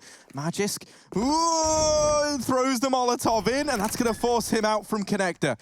All alone is Magisk. There's a player wrapping around behind, and he tries to go up the ladder. That ends up with him in the prying eyes of Nuke. Yeah, so close, but no cigar. He threw down that Molotov, right? And so he assumes he's actually trapped NIP in the connector, but because he throws the molly and immediately goes for the stick, that actually gives Nuke the room to run. He just sprints through it. He doesn't care. He hits a nice little timing there. So it's a nice try from Magisk, but he assumed B was already empty, already clear, contained, but in fact contaminated by Nuke himself, who catches him going back up into heaven and closes the round for NIP. This is exciting. This is exactly what I wanted. Brawly Counter-Strike right now with forces coming out of either side. Astralis, your turn to pull the trigger again. They've done it before, and they'll do it once more. It's an AWP with Galil, AKs, a pistol on S-Tag. It's decent. It's better than some of the previous buys, but so is NIP's. 5-man stacked on A as well early. You can afford to do that, throw in the util, and then send a quick B rotate back. Going to see Hampus do exactly that. No one from Astralis have headed towards B. They weren't to know this, of course. Ubsky got to be careful in that pop dog with Rez in the previous round, finding 2. Tag are going to be flashing their way through. Rez waiting for it, spamming, and now Astralis, they have the info. They know there's a player here. Rez is very confidently pushing, but he can't hang around with a Molotov at his feet. Meanwhile, Astralis have 2 players moving in the Ivy position. They're going to move back with Device trying to sell this fake a little bit, not committing here. Smoking the pop. I like that. Rez, he's either got to go forward into a position where he can be spammed from above, or he's got to back out of that spot. We'll go for the latter, giving Bubsky reins of this room. 60 seconds here. Astralis setting up util. Dupree's going to flash Bubsky out into the A site, but meanwhile, they're losing main. When these footsteps running up towards the upper halls are going to be heard by an IP, and that might be caused to start to rotate players over. You can already see that taking effect now. Twist begins this rotation into the B bomb site. 2 players have still pushed main, and in doing so, they've now cleared Ivy as well. Nuke begins his rotation. It's a 3-man stack that Astralis are about to come walking into, and even if they overcome that, this wrap round is still coming in. Hampus from atop the train with the mow down. He's on 3. Device left in the clutch, and missed shot for Device. 12 on the board for NIP. The flank perfectly timed. They clear the positions just with moments to spare. You know, if those rotations had came in even seconds later, then that there could have fallen apart for NIP. That was just such a good call, and Astralis had no idea that everything they do was just being telegraphed. It was being communicated across, and the balls to fully rotate as well, leave positions like Ivy open, not worry about a lurk. NIP knew where the bomb was going, and that was enough to convince them. And finally, Harry, it's happened. The Force by Wars, they come to an end. We had so many back and forths to start this map. Well, now it is all in control of the Swedes. On their map pick, no less. Astralis with a single deagle in this round on Dupree. He had the money. What's he going to do with it? Flashed. No one pushing in with it. Propsky catches that one-armed man. And, I mean, at this point, this round is done. It's just the talking point. NIP are up to 13 pretty easily, you'd expect. And we know their train was good, Harry, but beating Astralis, that would be huge. And Astralis are only going to have a couple of full rifle rounds to actually contest that fact.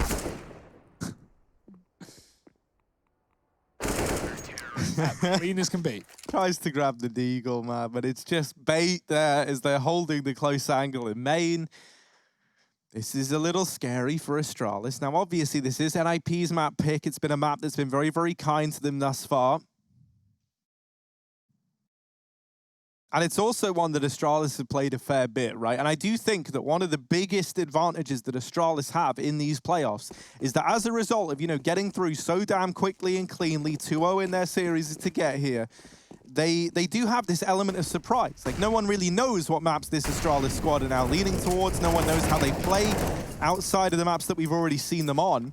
And that's why Inferno, the map after this, is so damn exciting, because we haven't seen them play it yet.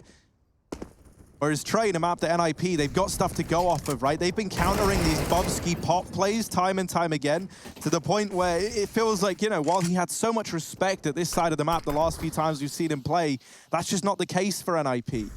They're using it to their advantage, and S-Tag in danger of getting timinged here, but actually, he's locked in the kill. And so another one goes in favor of Astralis. There's a chance at a 10th round. Rotations have come in for NIP. They've got 3 in this A site.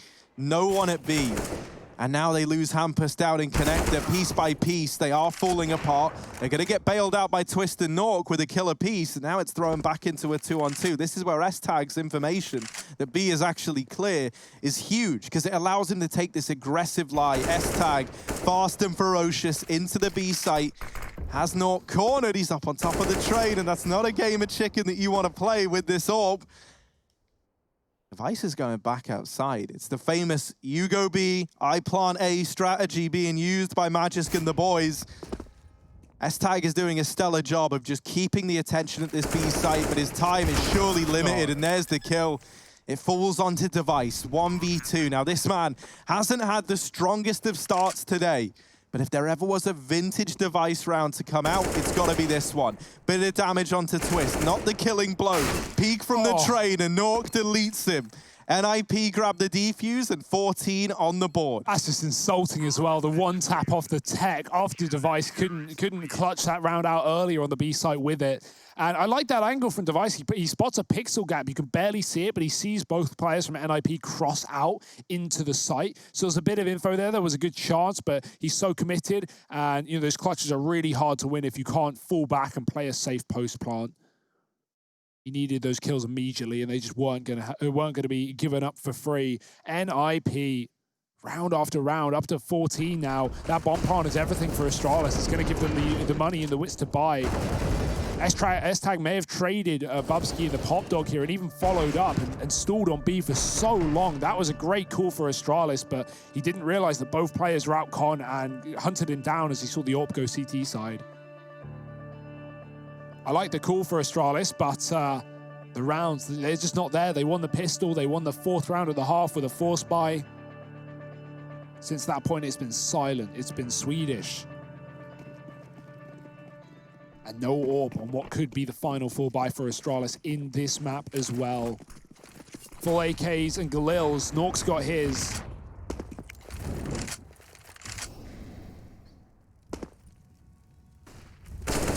Oh, that's a clean shot. Dupree, he goes ahead of the Molotov in main. He catches Popsky aggressive. Twist is going to get spotted as well. Device was tucked on Ivy ahead of the smoke. Twist never knew. And immediately Astralis, they bail themselves out. 5-on-3. Rez, he's been good in this position. And S-Tag is still hanging around Pop with Bubsky. Not a fight they want to take just yet. Nuke playing aggressive. Pop is a very scary position from this spot. Luckily, he's got Rez to cover, and actually Astralis have moved away. They're going to group up back in T-spawn. There's the flash. Dupree, it goes past him, but it doesn't matter. Rez still hits an immediate headshot, and he has looked so clean in this series so far. Device, he spots a leg. He knows Hampus is out on Ivy. Ooh, Hampus backing up, though. NIP, where do they want to gamble here? Astralis have grouped up inside of T-Con, waiting this smoke out with a lurk on Ivy from Device. They can overtake this A site, and NIP are none the wiser. An extremely passive setup leaning towards B right now. It might have to be the save, but they've got money to fall back on, so that's why this risk is going to leave them in a very uncomfortable situation. They've got to make that call, even though they feel like they may be able to win. It's all on Hampus. And if he's able to get even one, then that gives NIP a doable round. And the fact that he could, oh no! Oh. He's fired off too early. No. Happens to the best of us, but there he is. Rotations are going to be coming through for NIP. They want to give this a little look in while they've still got time. And maybe if S-Tag gets caught trying to cross out of the site, then there's a chance for Hampus.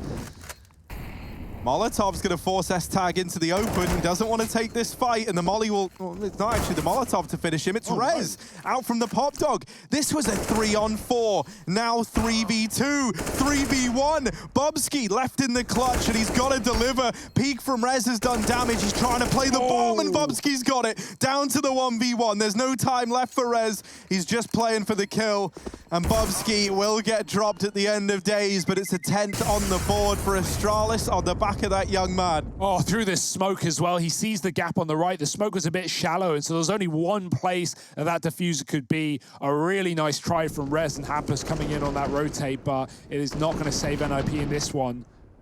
Dear, oh dear. We've seen great movement and great stalling from S-Tag and Bubsky. They're very good at knowing when to take their fights. They look so comfortable and so experienced inside of this team, even though they're new boys on this roster. From the S-Tag bunny hopping down ramp on Nuke to, you know, even climbing around those trains and stalling on the B site to allow Device to plant A earlier, and even Bubsky there, not letting them get a grip of him. And let's not even talk about the Pop Dog. It may not have been apparent so far in this map, but there's still time. There's still rounds to be found for Astralis. Only 4 behind. NIP, this is their last buy before the bonus will have to save them out. Rez has a drop at least, and we do have the double orb, Twist and Norg, over Hampus as well. This has been back and forth, right? We've seen Hampus sometimes take that second orb, especially on Inferno, our second map of the series. But for now, it's Twist taking it over him, so keep your eyes on that one. He's playing towards Ivy.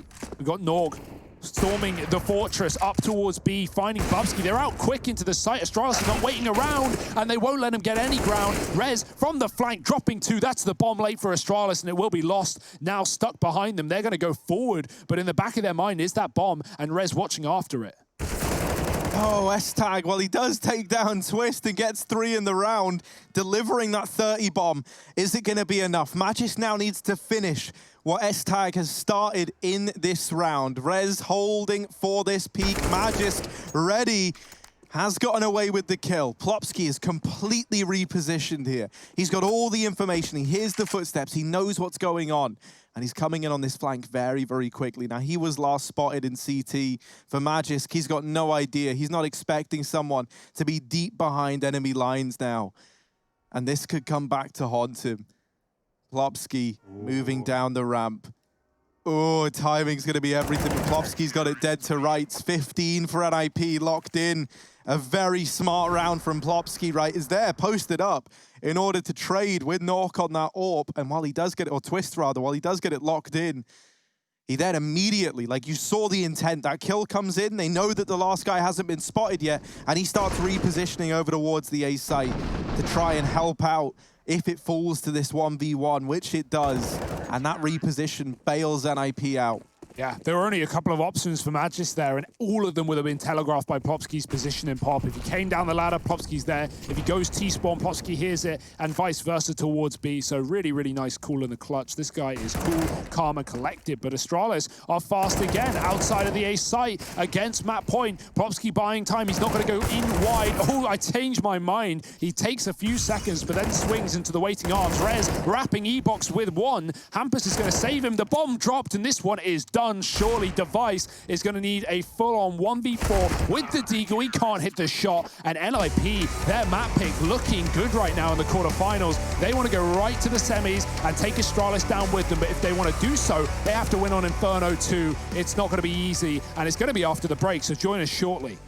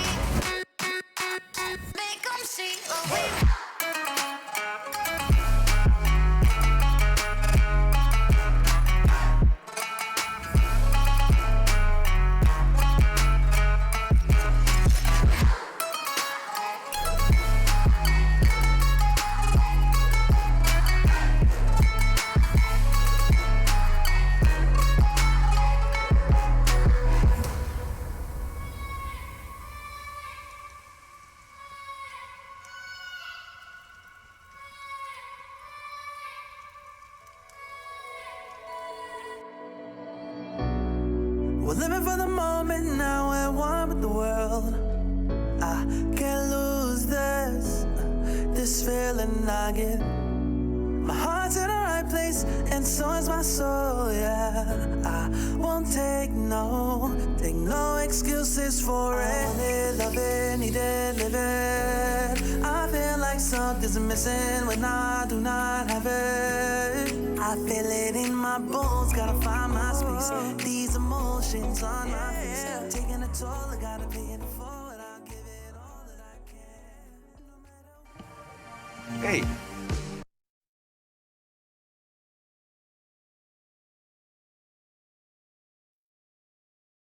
Effie, slow down, boy.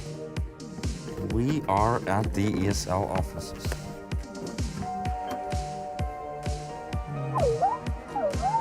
Wait, what are you saying? Oh, what do you mean there's a key, dude?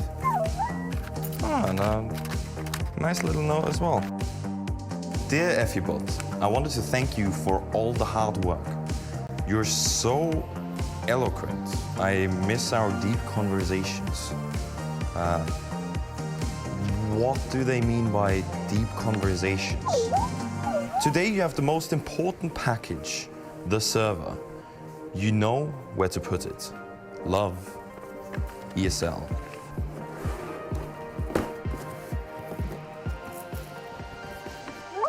Where do I put it? Oh, you sing right there? Good job, Effie. Welcome to ESL 1 Cologne Online.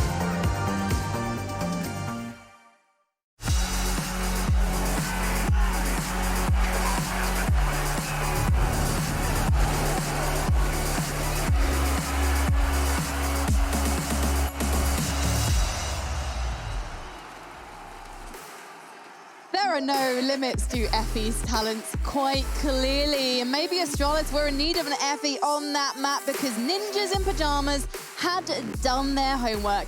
My name is Frankie Wood. I'm joined by Hugo and Harry. And it was an interesting turn of events from NIP. Having watched that Fnatic series that Astralis opened with, they clearly knew that Dupree and Bubsky were going to be waiting for them in Pop Dog. And so they changed things up a bit. Yeah, and, you know, I think that was pretty apparent, right? It looked like NIP had really done their homework here in that sense, you know, and that's the thing. There isn't much to go off of for Astralis right now in terms of homework, but this is one of the maps that they frequented here. And so I will say that it just looked like in terms of it looked like NIP, were just ready for what Astralis were bringing to the table. And maybe that could be one of the shortcomings of this Astralis squad, is that because they are still piecing together things, finding those solutions can maybe become a bit of a problem. That and the fact that NIP looked like they were on form today. Hampus and Rez both had a great game with 50 kills between the two of them.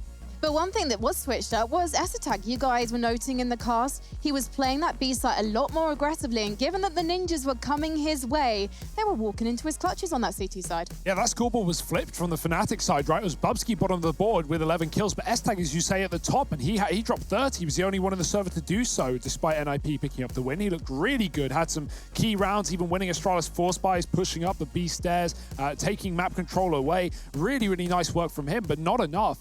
If you look at the clutches in this, I was going to say series, in this map, it was actually 6-1 for 6-0 for NIP. Astralis won not a single clutch. They got plenty of opportunities, and honestly, all of those, or 5 out of the 6 for NIP, came in the first half, came off the back of that T side. We mentioned that their money was awful, like trash the whole time, because Astralis were constantly making it close, constantly killing 4 players, but never winning the rounds. And so, you know, even though NIP had low money, it didn't really get in the way. If you think back to the last round of the half, rather, Twist with that 1-on-3 Deagle Deagle play on the top side of Train. So yeah, we had some really, really good stars for NIP in this map so far. And Astralis looking like they need some time to warm up. Device missing a lot of opening shots with the AWP. He did have some really good recoveries and really good rounds, but it's like that first shot, especially on a map like Train, where with every second that you give a T, they're going to get further and further in your face, further into the bomb site. So you need to hit that opening kill every time, and Device struggled with that. I'm really interested to see what their Inferno is going to be like, though, because I don't believe we've seen it with this lineup. And so, Harry, very, very quickly, because we've got to go to a break. Do you think this is going to be a 2-0? Do you think we're going to see something exciting from Astralis? No, I think the strength in beating Astralis comes from knowing what their game plan is. And the fact that we don't know what they're going to be doing on Inferno. Will it be the same old or will it be brand new? That can make things tricky for NIP. So I like to think this is going to be a 3-mapper. I like to think we're going all the way from. I love that. So we are going to head to a break. And when we come back, we're going to see the new Astralis on Inferno.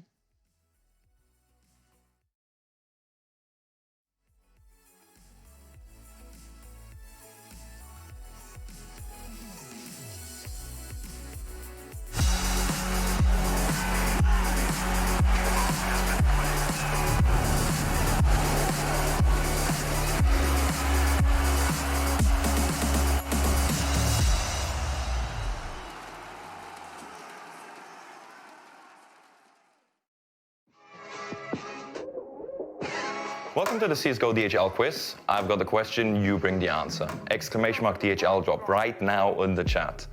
Yeah, I can tell the spam is already going on.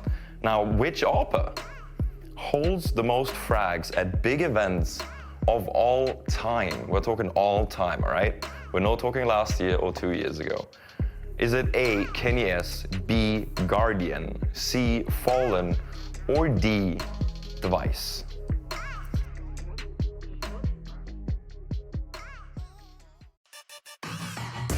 Intel Gamer Days is on now. Whether you're looking to buy or build, now is a great time to upgrade. Get limited time offers and giveaways from top names in PC gaming. Unleash elite gaming performance with systems featuring new 10th gen Intel Core processors. And bring Marvel's Avengers to life with in-game optimizations for a mightier PC experience. Act now. Intel Gamer Days is only here for a limited time.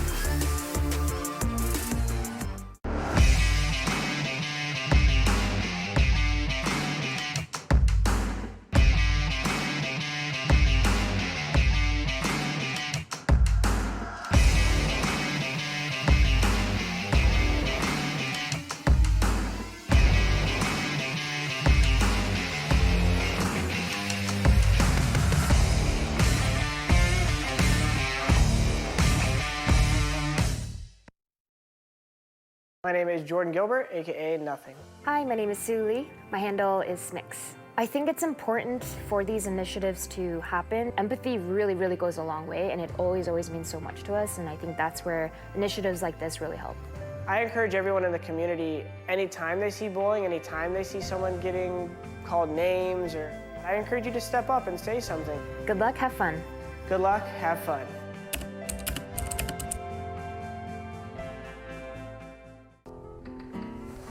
If you want to know what you're good at and, well, also what you suck at, check out csgohub.com. Coming! Everybody loves an underdog. Who needs to be liked? Mountain Dew Amp Game Fuel. Victory in a can.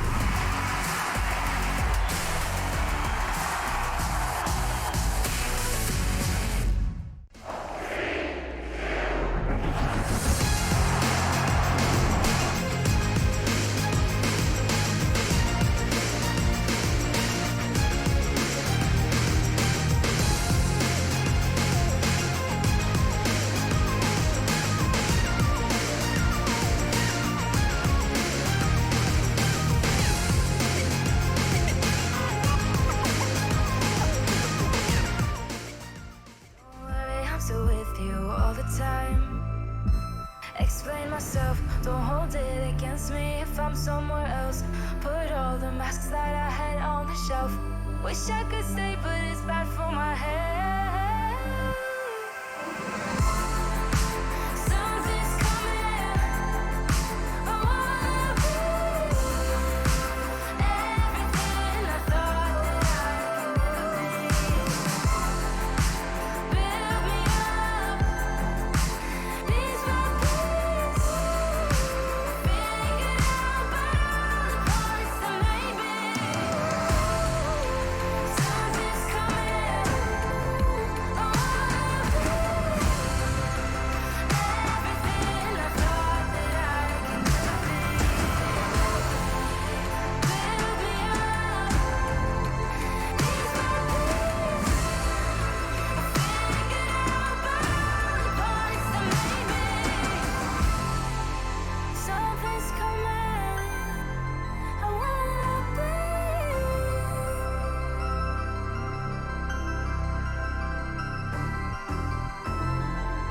Build me up, ease my peace.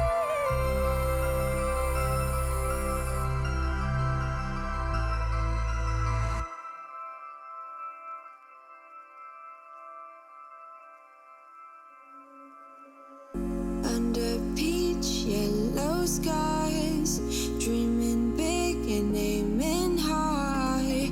Name the clouds passing by, wishing we run away. All we need ESL One Cologne Online is brought to you in part by Intel, Mountain Dew Game Fuel, DHL, and GGBet. we're never heading back until we're older. We couldn't care.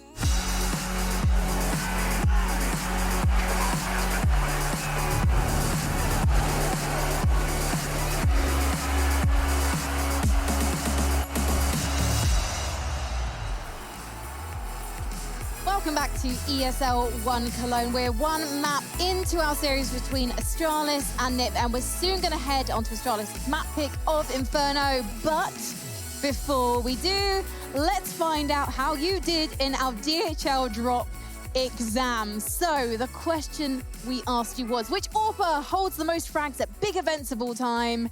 And guys, do you want to take a wild guess? Hugo?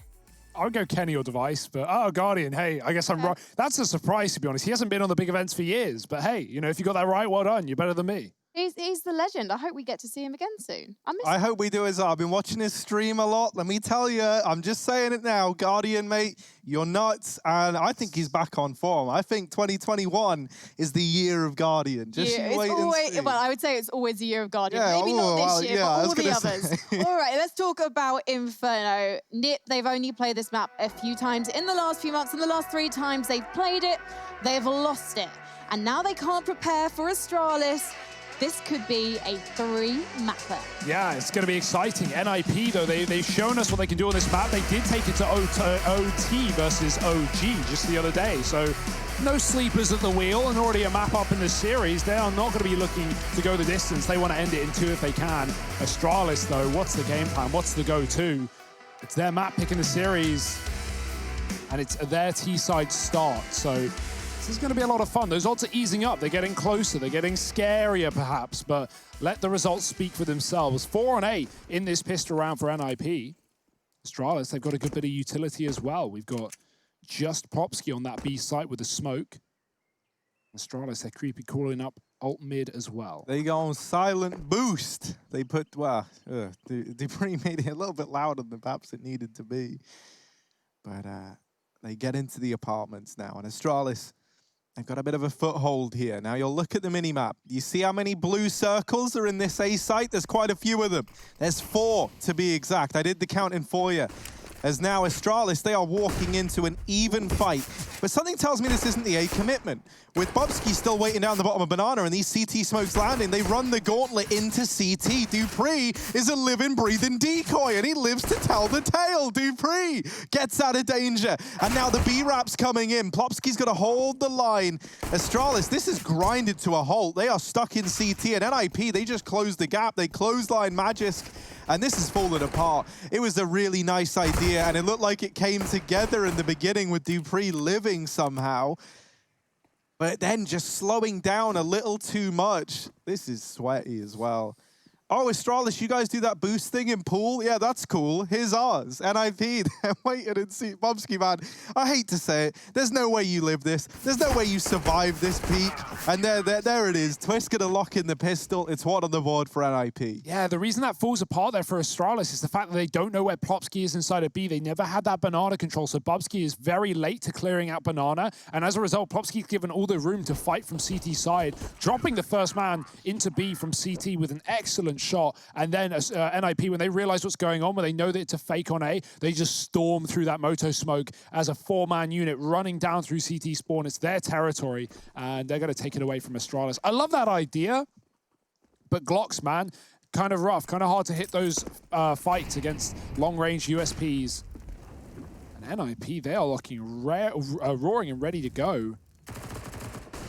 Through the smoke, the flash is good, but Plopsky's better. Oh, he's churning them up. 2 for him, 2 for Hampus. The pistol's out. Forget the money. Oh, Bubsky wants a bit of a knife action, but it's just not going to happen. Hampus gets the reload off, and NIP find a 2-0 lead. You know what's scary, Harry? Astralis, 3-time major winners, dominant Counter-Strike team in history, some of the most coveted players in this game.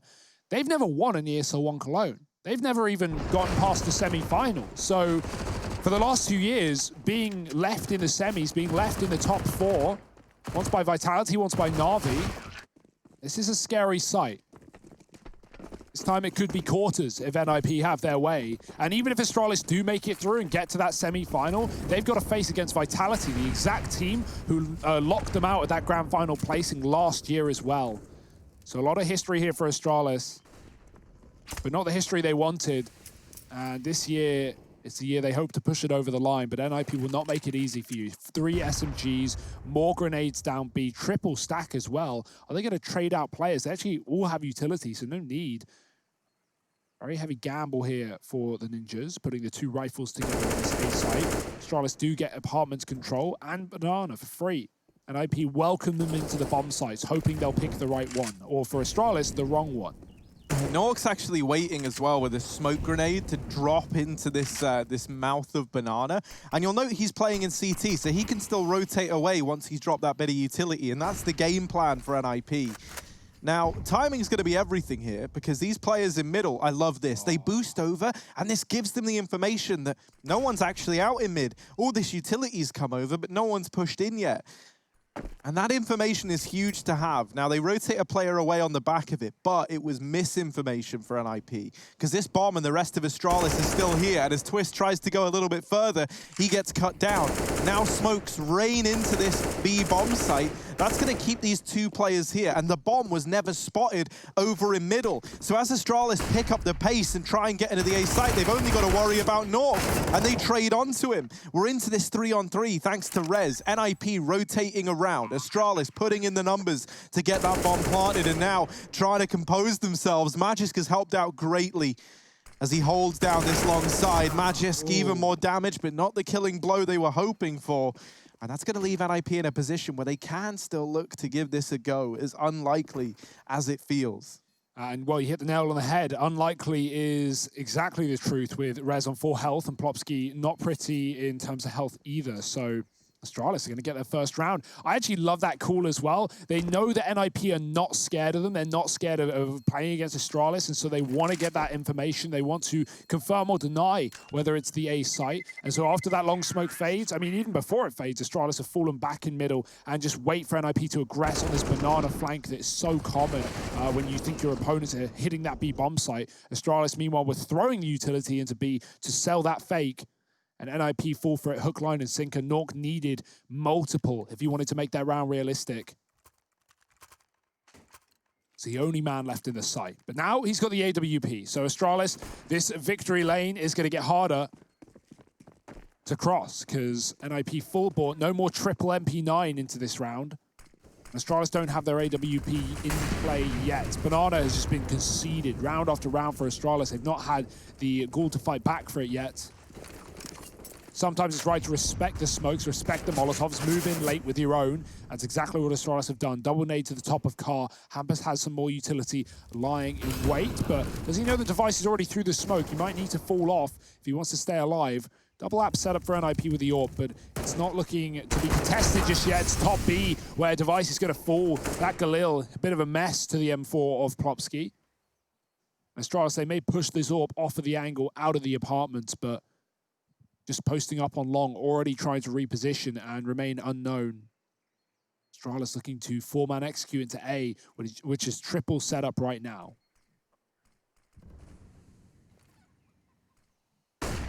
Smoke down long side, and that's going to give them a bit more room to maneuver in the top of middle. Astralis, though, they've got no information to go off of, right? They're going to have to run this round blind, essentially. And it's a pretty safe bet to assume that this A site is going to have 3 players in it. But NIP, they've shown that they're not afraid to randomly take these gamble stacks over towards B. And so Astralis, that's why we see them sending players over here now. You're trying to keep the attention at this B bomb site and force a player away from A. And it's worked. Here comes Nuke on this rotation with the AWP. Now they run back. This is where the push has to come in. Temporarily, while they have forced Nuke out of the site, it's still a 2-on-2. That's still good odds for NIP. And Nuke, he gets back just in time to nail 2 shots. Magis, there's no time for him. It's a 3rd on the board for NIP. Astralis, they try and go for the misdirection. They try and force those rotates away. But committing 2 out of that site push just takes so much firepower out of the A play when it comes in. NIP, they hear the footsteps as well, and them being a man up means they don't need to gamble the rotation of Nuke and have him play that B bomb site. He comes back very, very quickly and is still able to have a lot of impact in that round. Yeah, Twist drops the killer smoke as well on the car. Astralis didn't have the time to wait it out. They just had to go right through into the crossfire from Pit and the site. Oh, again, the utility absolutely shredding Astralis in the early round.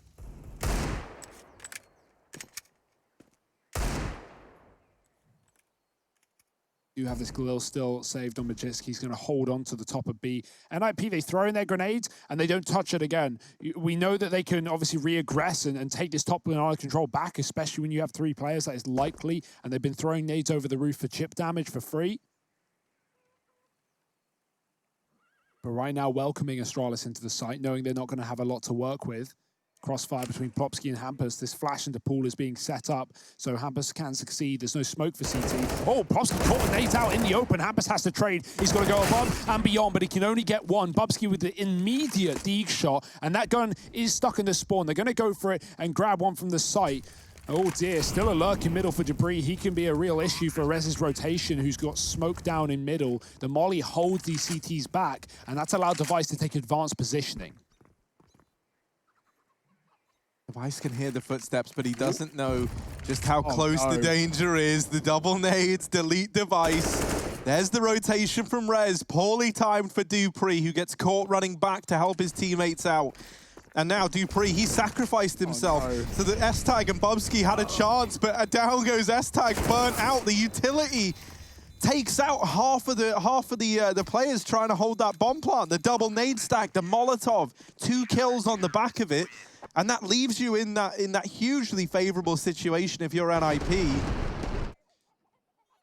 It's quite the poetic justice seeing good utility usage come back to wreck Astralis. How's a taste of your own medicine, boys? Sour, I bet. This is not a sweet start for the Danes, but the Swedes are looking pretty hot to trot right now in Inferno. I like how the recliner guy has just started advertising himself now. I missed it. What did he do?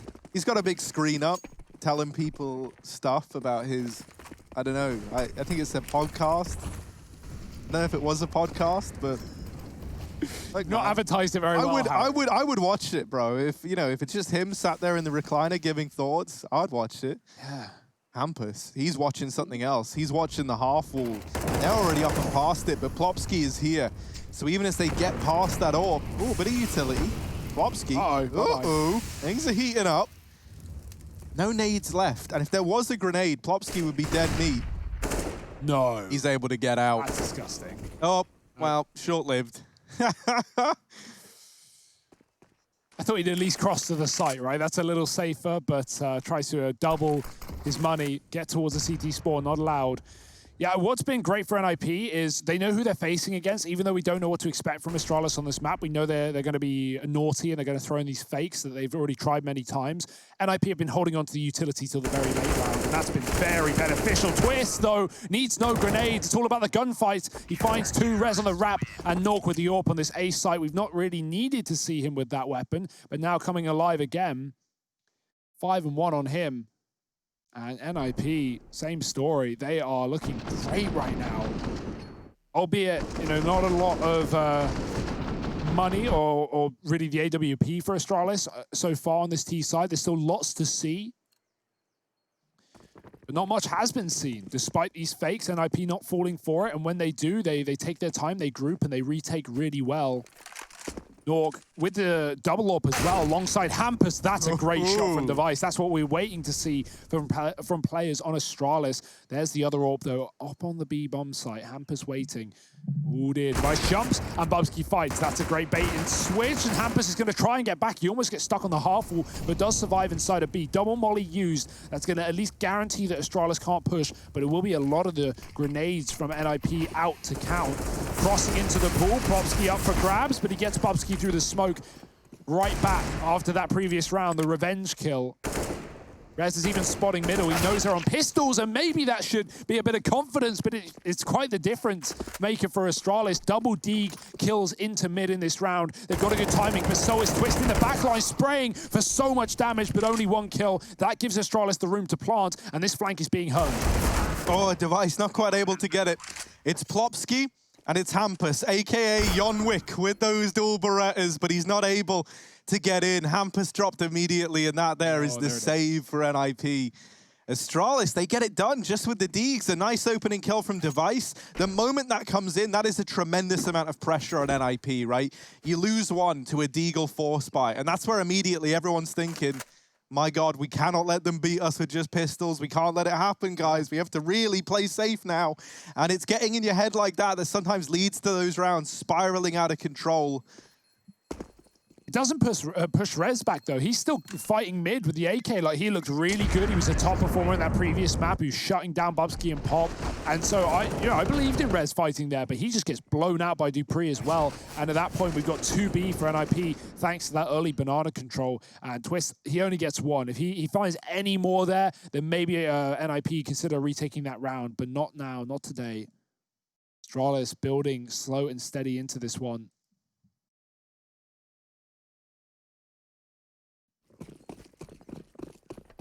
Still no AWP. They had the option for it. They didn't take it. But 2 left for NIP. And so, yeah, it does just feel like a map dependent, right? We talk about this second AWP. Twist had it back on Train as the second. Hampus has it on Inferno. Now, that is position-based. Twist often plays this A site. And so you don't want to have him and Nuke AWPing together, side by side, playing apps and short. It is nice having, like, Twist in a supporting role with his, counter AWPer, because he's been there before. He knows what that role contains, and he can assist Nuke to the best of his ability with utility. Astralis have top banana. Rez has a quick rotation available with him already being safe in the spawn. NIP give away middle. They've been doing that frequently. The nades fly in. Good damage done to Plopsky. Down to 50 off of 2. That's only going to cool Rez here, right? Now that NIP, rather, no Astralis, have 3 up the top of B. That's enough info to make this gamble early. Yeah, no smokes, no Molotovs, no nothing left outside of that one that gets dropped now. And that means that if Astralis wait, they're going to have about 20 seconds left to try and get into this site. And there's a huge gap in the corner of this. So that's like an invitation to a man like Device. He sees a gap in a smoke that big, he's moving in for the kill. Hampus back of the site, no problem putting up kills. And in with another is Hampus. Rez goes barreling in to help. And between the two of them, they lock in that round. It's a Swedish all-star showing there at the B bomb site. They get it back under control. Hampus's AWP is looking deadly as ever. Look at this. And he helps Rez out, like bails him out of a pretty certain death scenario, even with the flashbang. That player, look, Bobski tries to come through the smoke to deal with Rez. And it's almost like an accidental bait and switch between the two of them. This is pretty brutal right now. NIP, quite the lead, looking very, very comfortable. The only rounds that they've had slip by the wayside so far have been these kind of cheese rounds from Astralis. One of them, of course, being that D round with Device getting the opening kill down through mid. Well, that, you know, it's just meant now NIP aren't giving up that early fight down through middle. You know, they're not putting themselves in a position to get dealt with early on. And so they're just playing it safe back in the bomb sites. Their knowledge of when they should be rotating and when they should just hold their cards, right, has been stellar so far. There's really not been faltering. They've always been in the right place at the right time. And Astralis, these mind games that they're trying to play, they're the only ones playing right now. Yeah, that's a great point. NIP, they're not subscribing to these fakes. They're always keeping 2 per and just having this float play of Rez as well. Hampus, down banana, triple mollies again. One of them being from Astralis up top B, but nothing C. Oh, it's a close shot, but not quite. Hampus, he can go ahead of this Molotov if he wants and fight towards the half wall. Astralis are gaining territory, gaining ground. Hampus is not scared of it though. Oh boy, this could get messy. He's found S-Tag, and now the chance to back up as well. A second shot, his teammates in the corner. Astralis don't know, and now Pomsky can fire off. He's done so much damage on top of the first kill he gets, and there's the AWP shot to hit Magist down to 12. 2 players, low HP, missed smoke for Hampus. Astralis might abuse that. They're absolutely going to right into the bomb site. That was their only chance in this round, getting B while they have the pick, but jumping into the AWP of Hampus is not going to work, and Nork's got his through the smoke as well. Low HP on Magist, there's a gap in that smoke, and Hampus is waiting patiently. 3 for him. Nork not needed on this A site right now, as Hampus is stealing the limelight. This is such an incredible roster addition to this NIP squad. As good as Letgrow was for NIP, they even started the season at the beginning of the year by beating Astralis. That was our opening game of EPL Season 11, if you remember. They 2-0'd Astralis. They took them down on Overpass. They took them down on Vertigo. It wasn't even close. We put that down to Astralis, you know, getting into the online stage. But now they might be getting out from it if NIP have their way, looking to eliminate them in the quarterfinals in a 2-0. We are early days, though. Astralis, this one's not done yet. And this is why you got to give mad respect to a guy like Threat. Like, you know, a lot of these decisions that he's been making, people have often questioned in the early stages, but I think, you know, moving Twist off the AWP role has been a stellar move in terms of getting even more out of Hampus, opening up the availability between him and Nork to don it. It's been great, but this round actually gets a bit interesting with that kill from Dupree. So let's focus on this. Rez, oh, missed shot from Nork. Now Rez has got to do it solo. The Deagle of Dupree in with 3. The A site now belongs to Astralis. Dupree. Anymore, no, he gets a little overzealous. Hampus takes the peek and shuts him down. Juggles the AWP out of there, and it might just be the save here. They retrieve both the AWPs. That, to me, screams save. You don't willingly go into this 2-on-3 in a double AWP retake. So even though they find a kill, even though they get it a little bit closer, it will just be the save. And I like this decision. You know, you take the 2 mega expensive weapons out of the round with you, you hold on to that. And in terms of what Astralis managed to get out of this, you know, they get the bomb plant in a round where they were investing anyway in the next, so they've got plenty of money, but they don't get much in terms of weaponry. They're going to get away with an AK and an M4. The 2 AWPs are saved. Bai comes back in for NIP in this round regardless. They had a lot more to lose from going for that retake than to gain. Yeah, maybe Astralis should just play with the Deagles. Those are the 2 rounds, the last 2 rounds they've won off the back of Dupree and Device. This one was pretty much just Dupree. 3 entry kills into the A site. and Astralis just elevate the pace. That's what I wanted more of as well. As hard as it is against some of this utility from NIP, especially down Banana, Astralis just doubling down off the back of a pick would be so exciting. These guys are ferocious, but they have been throwing a lot of late rounds, a lot of fakes in, a lot of 10-second pushes, and NIP, we've already talked about, have not been falling for that. So do Astralis continue to play this heads-up style now that they've got guns? Do we think Twist gets wallbang? Are we expecting the cheeky wall? Because Dupree is the kind of guy to do it as well. He really is. We'll have to wait and see. We'll put a pin in that. Ooh. I feel like you would have done it already. I don't know, Hugo. Dupree works in magical ways, but he is going to decide against it. Hops on down out of the apartments. That's going to be heard, right? With players boosted and playing this close short side setup, it's not really a mystery what's happening in this round. You've heard them leave the apartments. You're clearing mid. You've seen nothing is pushing. And so I imagine momentarily we're going to see Rez begin a rotation into that B site.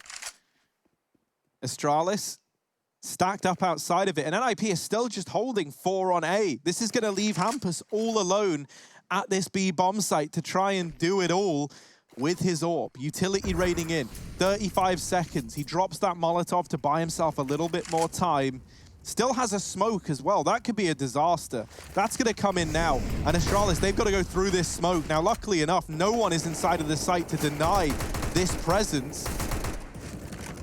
So it's a 5-on-5. This is a weird round. Yeah, NIP, they've been burned before by that like fake in middle where they don't where Astralis hide and come out late, so they didn't want to early rotate. Oh, nice shot from Hampers. It's traded though. NIP, they have all the utility in the world to retake. They have double mollies, they have triple nades, they can throw everything in, and so they'll start to line up the grenades to retake this one. Astralis with Magis close in the smoke. Oh dear, there's no flash pushing forward. He's waiting on the fade. Bubsky taking down Popsky. They haven't cleared him, but Twist will. Nuke can flash his teammate in. Bubsky's caught fighting Coffin. Dupree now in the clutch. He's got 2. And the third. Dupree shutting it down on his own. No deke needed. And Astralis only just getting it over the line. Oh boy, that one's a nail biter. You can tell how much Dupree wants this map, right? You can tell how much he wants that semi-final spot. He is showing up in spades right now. A 1v3 from him. Second 3K, of course. He was able to do the same with the Deagles just a round ago, rushing into that site over towards A.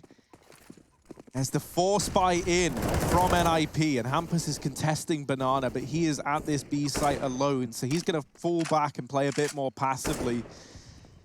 Utility's coming from his teammate, and so that leaves him with a smoke to deny too much aggression at B and buy a bit more time for the rest of the Swedes.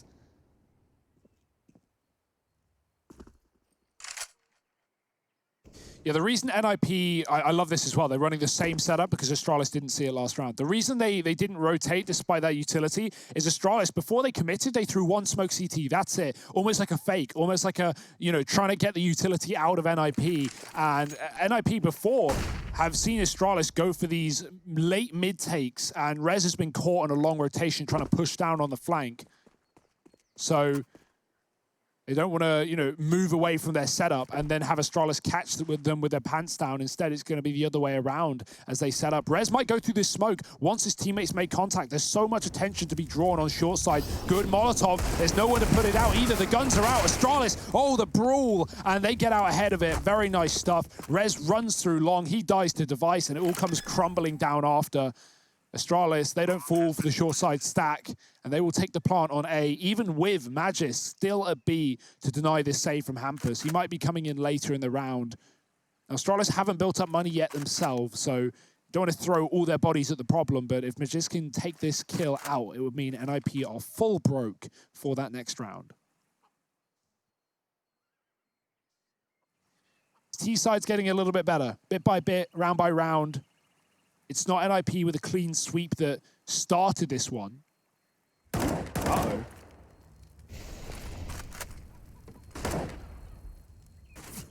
Dinner bell's rung.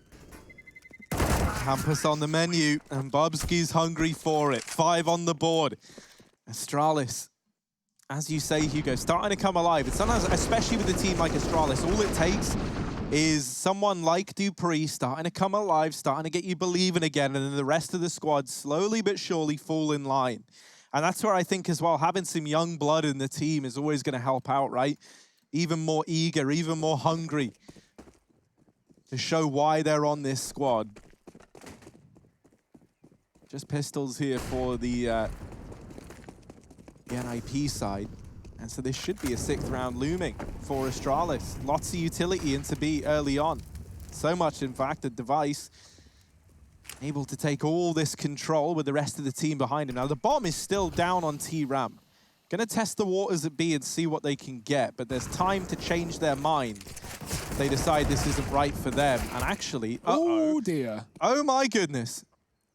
The USPs, the P250s, they almost did enough, but Magisk was waiting so patiently. And with just one bullet, he's put this back into a 3-on-3. Now the A play coming through from the rest of the gang. They haven't cleared out Nuke, but S-Tag's gonna do that.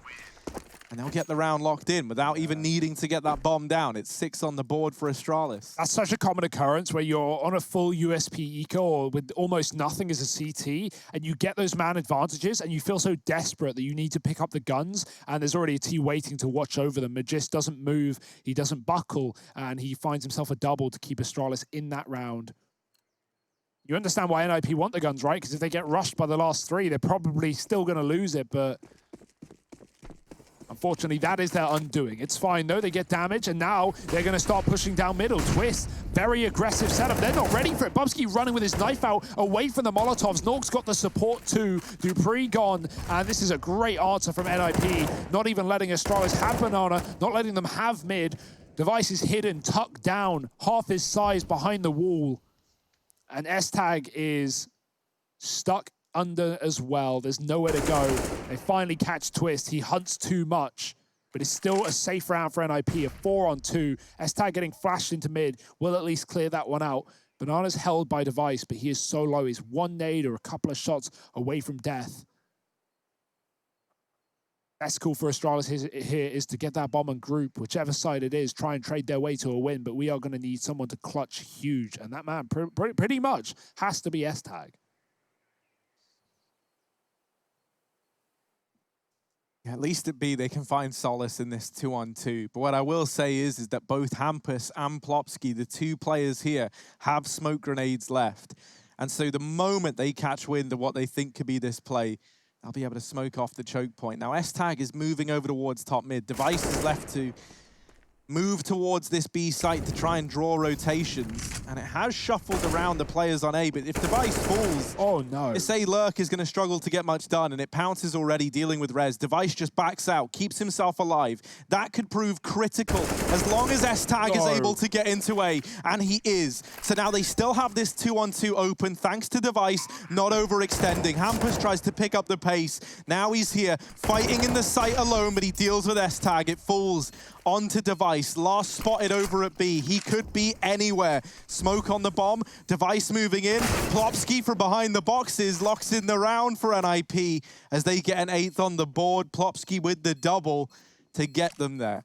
Yeah, that's the same call that Astralis made back on Train, where they had the same 2 players in that 2-on-4, Device and S-Tag. S-Tag in that round, he hit B, and Device took the bomb pop to take the A site. I didn't think NIP would fall for that. Not once because they've been burned before, and twice because they've been so good and not falling for these fakes from Astralis. They've just been waiting for the bomb. One player has never been enough to draw a rotate for NIP, but they run down mid, or at least try to, and get caught by S-Tag's lurk. At that point, the bomb's been seen, and S-Tag, I have no idea how he wins that second fight to get the plant, but great job. It's given Astralis the money for the last of the half.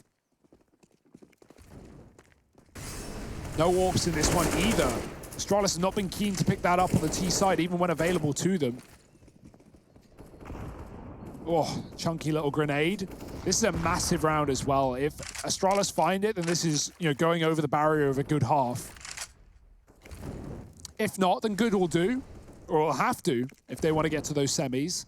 Up banana they go, looking for the full early B execute. NIP entrenched inside of the A site, as they often have been. No mid info, and Astralis are going to use that to their advantage. An early B execute. Oh, the coffin nades, is that what we're seeing for Astralis? They love to use these. Well, they're throwing them towards CT instead. Hampus, is he going to get caught? A little bit of damage. He's down to 39. Astralis raining down death from above the roof onto this B bomb site, and now they're going to hit the go button.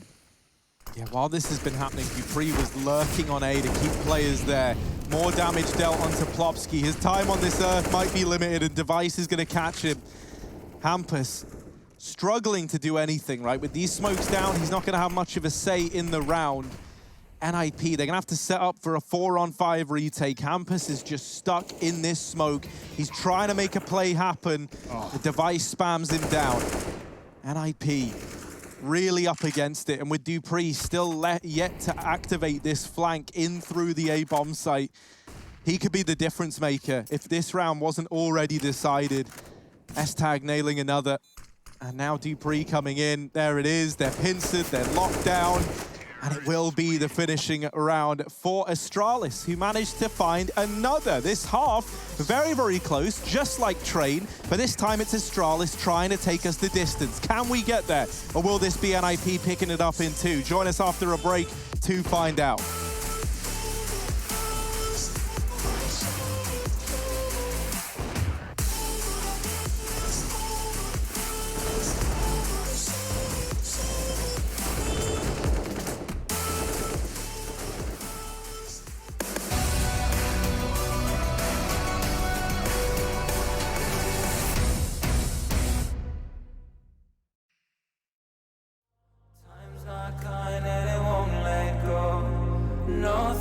Left in my head, my mind's not mine and it won't forget. But you bring me back from my darkness black, 'cause the soul in me and the heart I have for you, it bleeds for you, it beats again. Oh, you bring me to life. Oh, you bring me to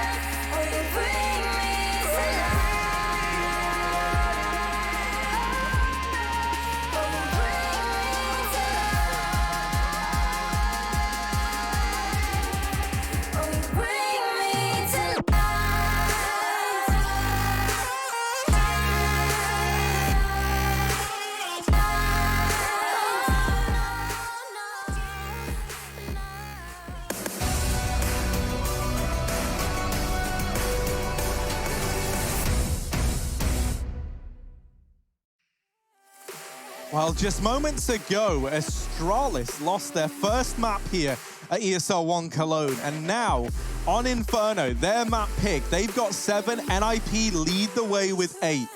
And potentially, the Astralis run in the Cologne playoffs could come to a very abrupt end, unless they're able to pick up the pieces on the CT side of their map pick.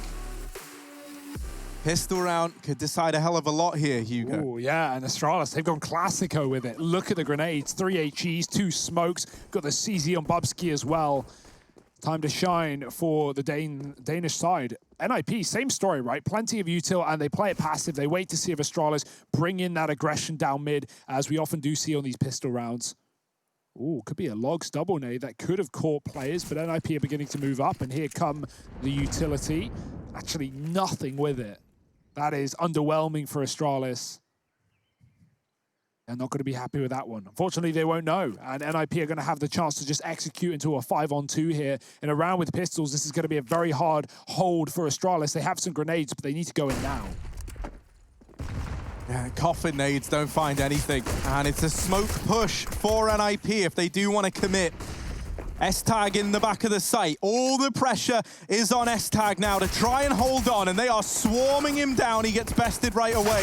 Magisk, while he does follow up with one, that is it. The remaining 3 for Astralis pouring in through CT. They've got a tall task ahead of them in this oh-so-important pistol round, and as they're trying to recompose, as they're trying to move in, their numbers are getting thinned out. Device and Dupree left in this one. Plovsky draws the attention of Device in and nails the shot, just leaving it onto Dupree. Now, he's had many a 1v3, but this one is asking too much of him. NIP, the pistol round goes their way. They get a 9th, and now they're in a very, very good spot. This is where things get scary for Astralis fans all around the world. And they've come out in full force. We saw those fan cams, right? We saw how many Danish flags were in play.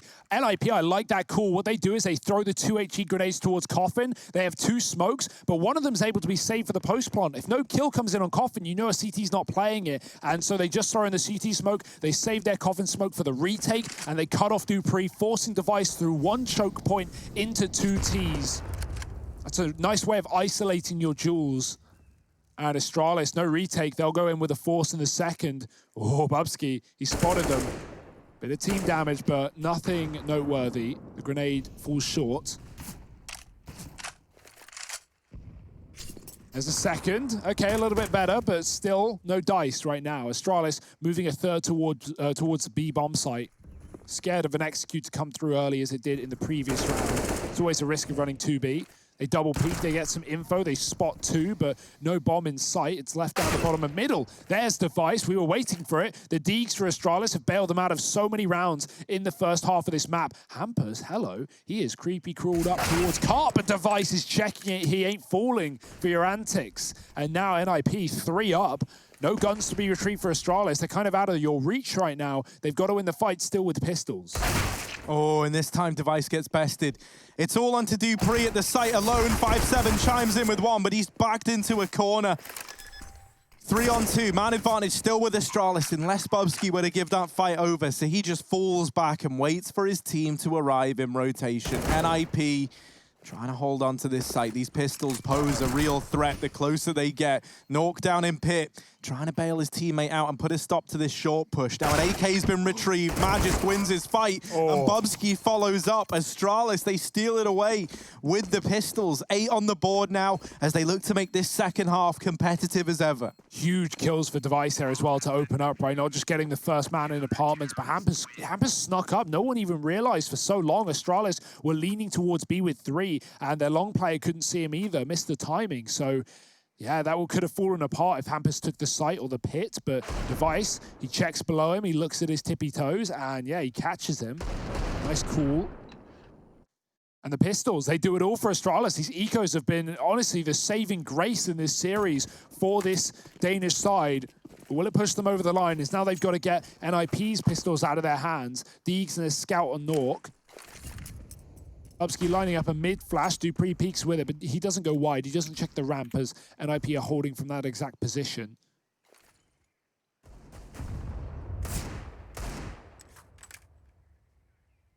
Slow and steady for NIP. Hoping Astralis are the ones to give them a fight, make a mistake, but that's rarely seen. And if NIP win this, it can begin the force by wars that we saw back on Train that only favored the Ninjas in the end of things.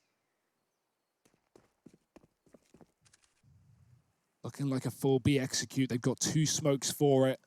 S-Tag and Magis, the B-hole players, got to put up a fight. And They're about to get challenged in a very big way. You can see S-Tag is waiting with this smoke, but already NIP, they're through it. They've run the gauntlet, and they get Rez slipping on by into CT. Astralis don't seem aware of this, and so Rez could do some real damage. S-Tag trying to hold on, but he's never aware. Swept out of the sight by Rez, and now looking to continue his reign of terror. Rez in with another quick switch out to the M4. Does get bested by Bubsky. 2-on-3. And this was just pistols once again for the NIP boys. On the other side of things, it's new meets old, but down goes Bubsky, and Dupree left in an undoable round. He's given us many a 3K here on Inferno, but this one is just asking too much of him. He's going to play it safe and hold on it to this Galil. Rez, man, he makes such a good call, not just slipping into CT, as you say, and flanking S-Tag. It's important that NIP wait for him there. They give him the room to get in position. They don't die early. That's the call he's making, just don't die. Dupree, he's killing everyone right now, and he will get out with all three, but he's not going to stop the round. NIP take 10. And then after Rez, right, after he kills S-Tag at the back of the site, he beats Device on that rotation, on that timing, and he tucks in the left side of Ruins. Device still thought he was coughing, and so Rez gets 2 kills for his position. Even buys some more time before he gets traded. You see how unready Device is for that engagement. It's down to Bubsky to get the kill back, but it doesn't really matter. Astralis, they may make it costly, but we already talked about the force buy wars. NIP, they can lose everyone in that round and still be happy. It's going to cost them, though. 3 SMGs in this one, but Astralis aren't exactly full out on head armor either, so these MAC-10s become a lot more viable. Yeah, I'm actually scared for Magisk here. No head armor, as you say. Doesn't matter. The AK is the first thing to make contact. Smoke drop by S-Tag. And he will drop Plopsky on the other side of it. While this is happening, the rest of Astralis have pushed the apartments. And this is huge, right? There's 2 ways you win this round. Either you win your fights or you get the info to make these smart rotations. And on the back of having a man now so deep behind enemy lines, Bubsky, he's not, the only downside is he's not in a spot where he can see if they're coming back at all. And so actually that doesn't free up a rotation from Dupree. He's going to chance it anyway. He's going to rotate over. And Bubsky will continue the flank. So he arrives a little bit faster than NIP are maybe ready for. That still means though that these players in the site have got to stand the test of time. And Twist just runs through the smoke, blindsides Dupree. And Bubsky, we've been waiting all round to see if this flank could find anything for the Danes. In the 1v3, the flash into Banana, they are ready for it. Twist down in pool, first point of contact. Bubsky missing the initial spray, and there's the kill for NIP. This is where things are scary. There's no money left for Astralis. The Danes have got to take an eco round here, and that likely gives over a 12th to NIP. Let's remember, Astralis, they came through the group stage, not dropping a single map. They look so damn good. But now, in the playoffs, where it really matters most, there's no second chances. If you lose this, you are gone, and NIP continue. They're a map down. They're behind on their map pick, and they've got no money left. This is Astralis with their backs against the wall. Yeah, and we'll have to see what they show when they're in this position. This is the first time they're here with this roster. All the pressure on them. NIP looking beautiful right now on this T side. Their B crunches have been excellent, and Astralis just haven't been stacking that site at all. Now they're stacking A. It's at least the right call to make, but NIP are outgunning them, outnumbering them, pushing up towards the short side. Bubsky, he's hidden in Boiler. Mollies are down on either side, so NIP are given the room. Oh, he gets spotted. Oh, Twist. He should be ready for that. Pushing into ult, and Hampus is holding it. So good communication, NIP. Don't let that flank come through. Bubsky thought he found a timing, but his back was spotted. And up long they go with that arch smoke. Astralis, they just concede the B site. They know it's a great shot from Nuke. Pinpoint accuracy to the head of Dupree. And Device hidden at the back of the site. I'm really just looking for positives here. No kills are coming through. There's one from Device, but it's going to be quickly traded. NIP, they don't let this one falter. S-Tag in a clutch that's far past his pay grade at this point. And NIP, 12 rounds as predicted.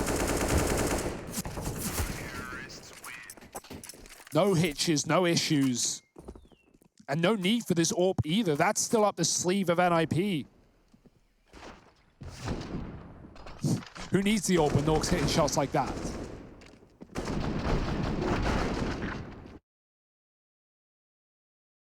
Ooh, synchronized drink in there. That's how you know you're all on the same page.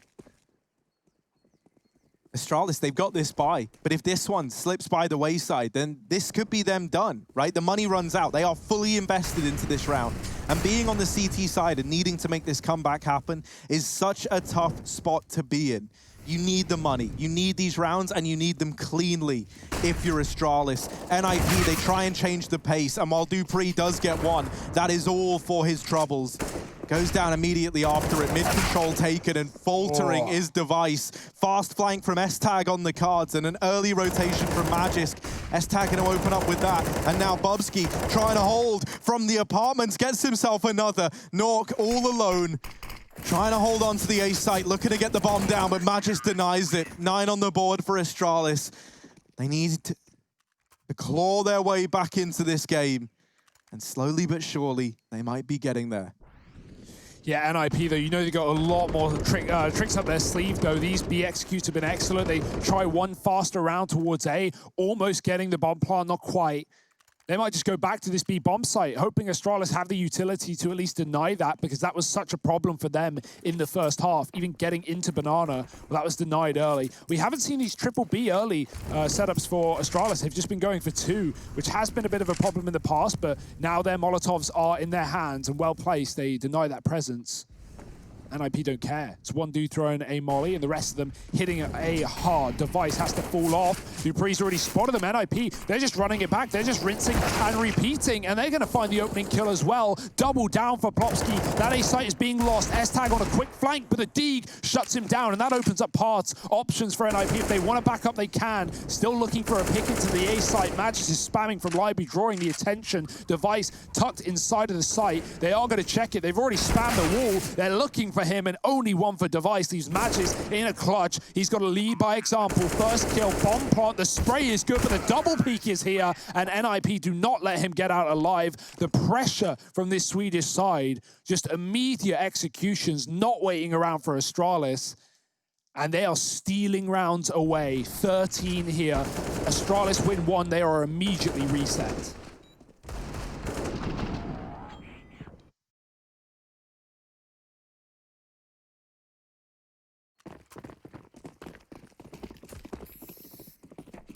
And this is where things don't change soon. Another Astralis Cologne playoff run could be cut short, this time by the Swedes of NIP.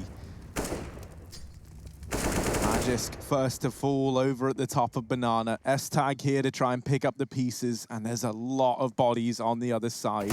Deeg out, not good for anything, and the B site now belongs to NIP.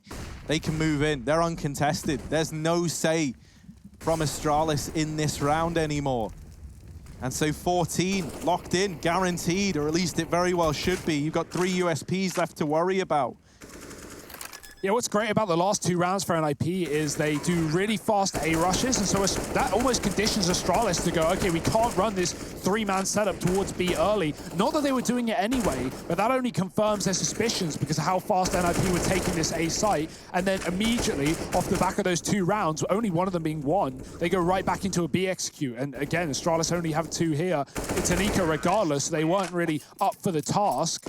But that just makes it even harder. That makes it even worse. The other thing as well, right, with these pushes coming in so damn quickly and the money never being there for Astralis, moving into what could be their final buy round here at ESL 1 Cologne, if they don't turn this around, their utility has to come out right away. That's kind of the precedent that NIP have set, right? If you're not mollying us off, if you're not smoking, if you're not doing something to slow us down, we will take the territory away from you. And so that's going to force Astralis to have to be very, very liberal with this nade use. And that's not going to leave them for much the longer these rounds go on.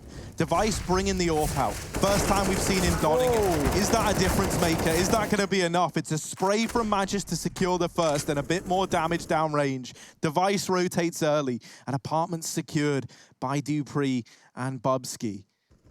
Gives up that early rotation, gets information for Astralis. It's something to work with. It wasn't being watched last time, but this time, Twist is hanging around on the bridge, checking this on a timing. Bubsky, he waited here last time until he knew it was a B play, but again, it's a gamble. This is a big risk from Astralis. Right now, it's looking like the right call, though. moving a third over towards B. The flash up top Banana, and Bubsky might need to move soon because he's going to be left on his own if Astralis loses sight. 3-man setup though. No Molotovs to stop this T-side execute either. NIP throw one smoke to feign a fight, to feign a commitment, hoping that will force out a molly, but all this does is show that Astralis have none left. They don't even have anyone dropping a smoke. Guns out for everyone, and NIP are going fast. This is it for Astralis. If this round doesn't go their way, Cologne could be over. They're going to have nothing left, and so this hold matters so much. They deal with it well. Dupree and Magis coming alive. Rez has once again wrapped in through CT. He gets past Dupree on this offensive. No one has any idea. Bubsky's even clearing out Banana. They are wondering, where has Rez gone? The Phantom Menace here emerging, but no one is giving up a fight.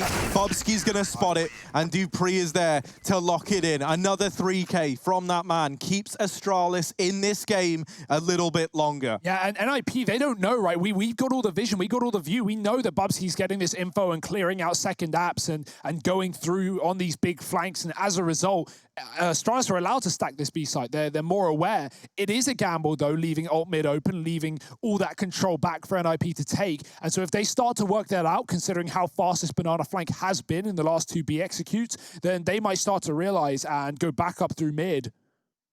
That could be the killing blow of Astralis if Threat and Co work it out, but yet to realize it, walking into multiple B stacks here. A quick break in the action for NIP. They know this one is within reaching distance, but at the same time, Astralis are looking to grind rounds right back into their own. That was a scary spray from Magisk as well, right? He gets that trade after S-Tag dies up top B, but he continues to put 30 bullets downrange through the smoke. Your traces are always going to give you up there. We regularly see T's spam back and win that fight. But Magisk, he does so much damage. It's finished off. It's capitalized by Dupree and Co. And double digits now for Astralis, and not out of this game yet. Look at those rounds. Stranded, 1, and then the reset every single time. If that pattern repeats itself, if NIP come back in with a killing blow, not only is that going to be cause issues for Astralis' economy, but that's map and series point here. That's semi-final point for NIP. Just 1 away from it. The guarantee of overtime at a bare minimum.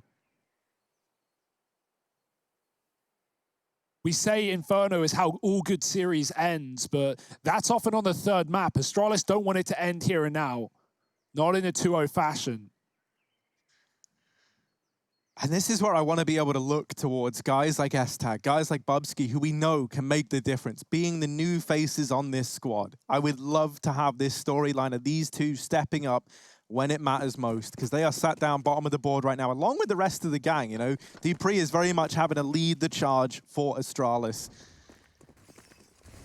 NIP, back towards B they go. They send Twist this time deep into middle to try and get this apps under control for the Swedes. They piece together that these flanks have been their undoing in a few of these rounds.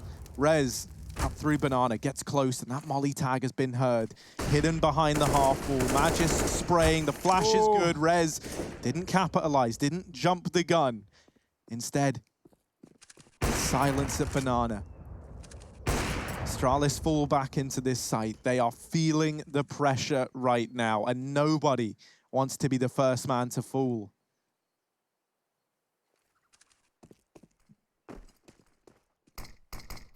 And IP setting up with nades over here towards A. Vice responds with a bit of damage of his own. This bomb is still at T ramp. It's still looking like this is an A fake, looking to end at B. Bomb's been retrieved now by Twist, and they're going to commit Hampus into this site over at the A side of the map to just cause chaos. CT smoke goes down, but Device is holding it. That's a sitter. Now the utility goes down at B. They've got to go through that smoke, and Magisk waits, naded, and then finished off by Rez. All the pressure now falling onto S-Tag. If there ever was a time to show up, it is now. He's just trying to buy time for Device to move in at the coffins. Astralis, they molly out S-Tag, but it's a little too shallow. And for Rez and Nork, Rez gets behind enemy lines again, but this time he can't get anything done from this position. They know his whereabouts. They know what's going on. NIP, there's no time in the round, and Device coming alive with 3. Astralis onto 11. They're looking to make this this comeback happen. Even though NIP do a great job of keeping 3 at A, Device, the perfect rotation. He hangs around on Arch, he kills Hampers, he gets into that B site immediately. And even though NIP find that opening kill, S-Tag, Device is calling to him, don't peek, don't do anything, just wait, or have your cross, they can't kill you. And Device drops the bomb deep in the site there for NIP. They can't retrieve it, they rely on Rez, but again, the time is their undoing, as it often has been for Rez in these late round clutches. Broken now are NIP, at least economically. They got nothing to show for in this round. Astralis picking them up by the legs, dangling them upside down and letting the cash fall from their pockets. Hampus, he barely leaves the T-ramp, naded down by S-Tag to start the round, and Astralis, they haven't even needed to take banana control. They've been battling just with spam through the smoke. This time they push down. This allows a fast mid-flank if NIP elevate the pace. They've still got Twist watching for this one, though. And Bubsky isn't giving up any Apex anytime soon, just spotting and smoking. NIP given mid. But where do you go with it? What do you do with it? And when? Because Astralis aren't giving you a lot of gaps. Another molly coming in. The grenade could be profitable. And very nice damage done. Device, they're a one-shot anyway, but now they really are a one-shot. So is he. Down to 35 to Dink, and NIP get control of the spawn. That's going to peel S-Tag away. We're just trying to clear out middle. Oh, he's got Twist dead to right, and he has no idea. Tapped in the back of the head. Now the B-Rap, it's stopped. It is shaken. NIP don't know where to go, and they're going to commit, but S-Tag is ready for this, and he hears the footsteps. Yeah, and you've just seen Matches pushing mid. They weren't ready for S-Tag, who has the round locked in for Astralis. 4 there for him. 12 on the board for the Danes, a reinvestment for NIP. But this is where Astralis wanted to be. They've got a buffer, they've got money, they've got cash built up. On trying to make this comeback happen, they needed some flawless rounds, and they've delivered them in these last 2. And now this economic pendulum has swung back the way of NIP, and it's them investing down to the very last drop. Starting off with some aggression over here towards B for the Swedes. Tucked into the corner is S-Tag. No flashes ready to come up here for Plopsky. Actually, that's what Nork's looking to throw in for him. Rez is also going to lob one up over the half wall. Plopsky going to go in with the flashbang. Tries to get ahead of it, but S-Tag is already on the angle. Man advantage taken. Astralis now looking more comfortable than ever. That flash missed. Rez was jumping because he couldn't see above the smoke where to throw it, and it hit the top of the roof. It blinds his teammate who turns, and it doesn't get anyone for Astralis in the back of B. So that's unfortunate. The deep smoke from Astralis denies the utility back for NIP, and they go with it anyway, but it will come to cost them. A man early and a gun gone. And one of the dudes who's been doing so much of the heavy lifting in this series, Plopsky, found and removed. Astralis have no reason to rotate off of A. Still 3 here. Execute smokes lined up. Long, covered. But Astralis, they've been giving middle away most of these rounds on the CT side regardless. Deep grenade, nice stuff. Does a lot of damage. Device's utility has been really good, and he's going to throw another nade in towards short. It follows up onto Rez. There is no escaping. Like magnets, Twist. He's going to find the entry. Dupree in the back of the graveyard. He's going to be put into a coffin, and Device on the site has got a lot to answer for. The flick and the pistol's out. He can't close the round. Nork now given a chance, and he's grabbed his weapon of choice.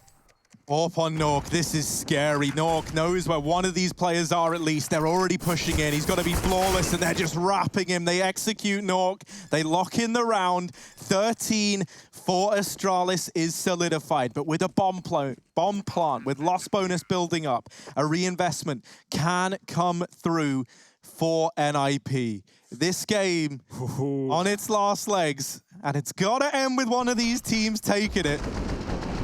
You say that, Harry, it's got OT written all over it at the same time, right? Astralis, they've either got to pull the full comeback, or NIP just desperately trying to grab out of thin air a round to solidify them bonus. Sat at 14, 4 in a row for Astralis. All the money again, and another eco for NIP. Do they try a faster hand? Astralis have not made it easy in middle, right? They've given them this control, but they've taken damage with excellent grenades. That's what we come to know and love from Astralis, and it hasn't left despite the roster changes. be conceded for both sides. Astralis are passive, ready to swing if NIP take top banana, but they have no interest. They're looking for another Abscrawl. The bomb in middle. So many grenades, so much utility for NIP to execute on this site as well. So what have they got in store for us?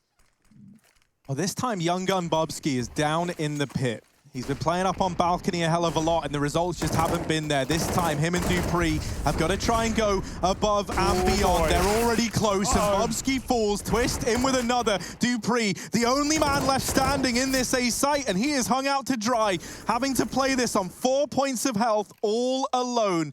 His teammates trapped on the other side of that long smoke, and Dupree dealt with the pistols here, trying to get NIP over the line, but the bomb plant is denied. And that gives precious time away to Astralis, forces NIP's hand. They're looking for kills that just aren't being given to them. Bomb snatched up by Nuke. Twist landing a dink as well. It comes down to this. This round decides so much, it feels like. The pistol's almost doing it for NIP, and Twist is in with another S-tag now. He's got to step up. He's got to deliver through the smoke. Shots flying in. He doesn't know where Nuke resides. He is hoping that chance goes his way, and nothing has presented itself yet. S-tag him with the peek. They know where he is. They've got him trapped. A horrible spot to be in. He tries to swing wide. They're looking for the double peek, and Twist is just being a nuisance down in the pit. S-tag, time is of the essence. He needs the kills, and he needs them now. They're not given over. It's 15 for NIP. Map, series, semi-final point on the line on the back of the pistols. Just one away from removing Astralis from Cologne. And it may have been exactly what got Astralis so many rounds on the T side, right? These pistols, these low economies, the Deagles, but it's the P250 for Twist that pushes them one step ahead. Rez, he almost gets caught, right? Dupree makes a really good play of dropping the smoke on the graveyard stairs and hiding behind it. He can't get spotted. Rez takes him down, goes for the plant, gets off it, takes a fight and loses the bomb. It feels like at that point, Astralis, the scales have tipped in their favor and they can start to put the pressure on or just wait for a bomb plant. Dear oh dear, fight's not given to S-tag in the post plant either. He waits out the smoke and NIP wait out the time. 15-13. It's all here to play for right here, right now. Astralis, they've got the money for it. They've got the AWP on device that has come alive in the CT side, but Nuke has bought one of his own. Again, the double B. Astralis, they don't want to be burned by another one of these fast A plays from NIP, but it's fast up the banana instead. Popsky with a pick over the roof, or over the logs rather, taking down Magisk. That is not the start Astralis needed, and they are scrambling for a rotate as well, conceding banana, and devices come back towards this B bomb site. Bubsy's gone on this push. This has netted him so much control, but this time Twist is ready for it, and he's not going to let Bubsky go over the line. 5-on-3, NIP in control, looking at that semi-final spot. Astralis' map pick is falling by the second. Just now, the brains behind this operation has to just try and lead the team and watch with his palms sweating as Astralis try and recover this 3-on-4 to stay alive. They go ahead of the molly. No. Device, he's got to do a lot. He's in the B site all alone. S-tag is still on rotation back in CT. Device, what can he do?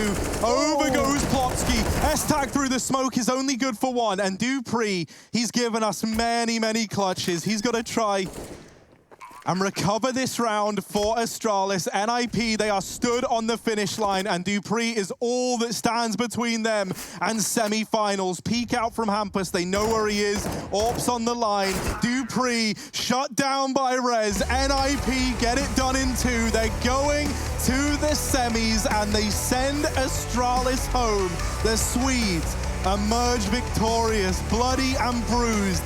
But they stand the test of time, and they beat the brains of Astralis. That's all from this series, but join us in just a moment, because there's a lot to talk about. There's a lot to think about. NIP, semi-final bound.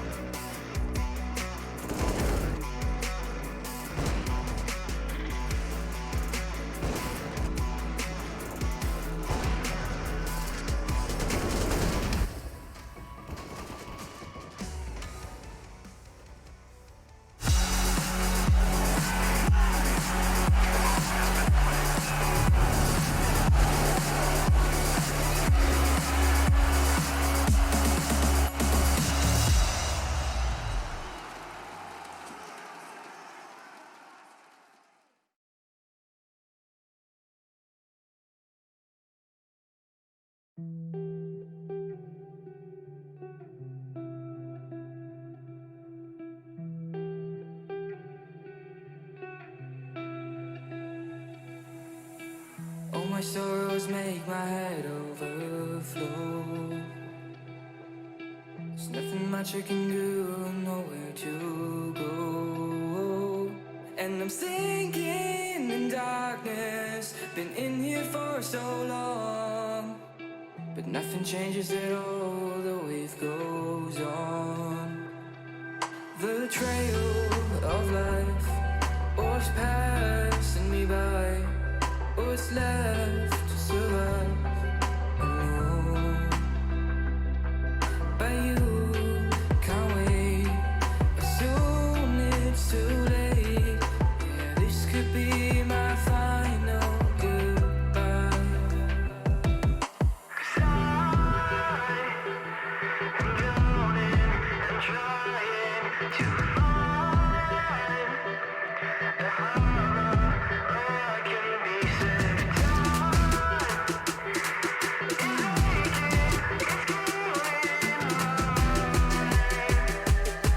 So save me, leave me to die.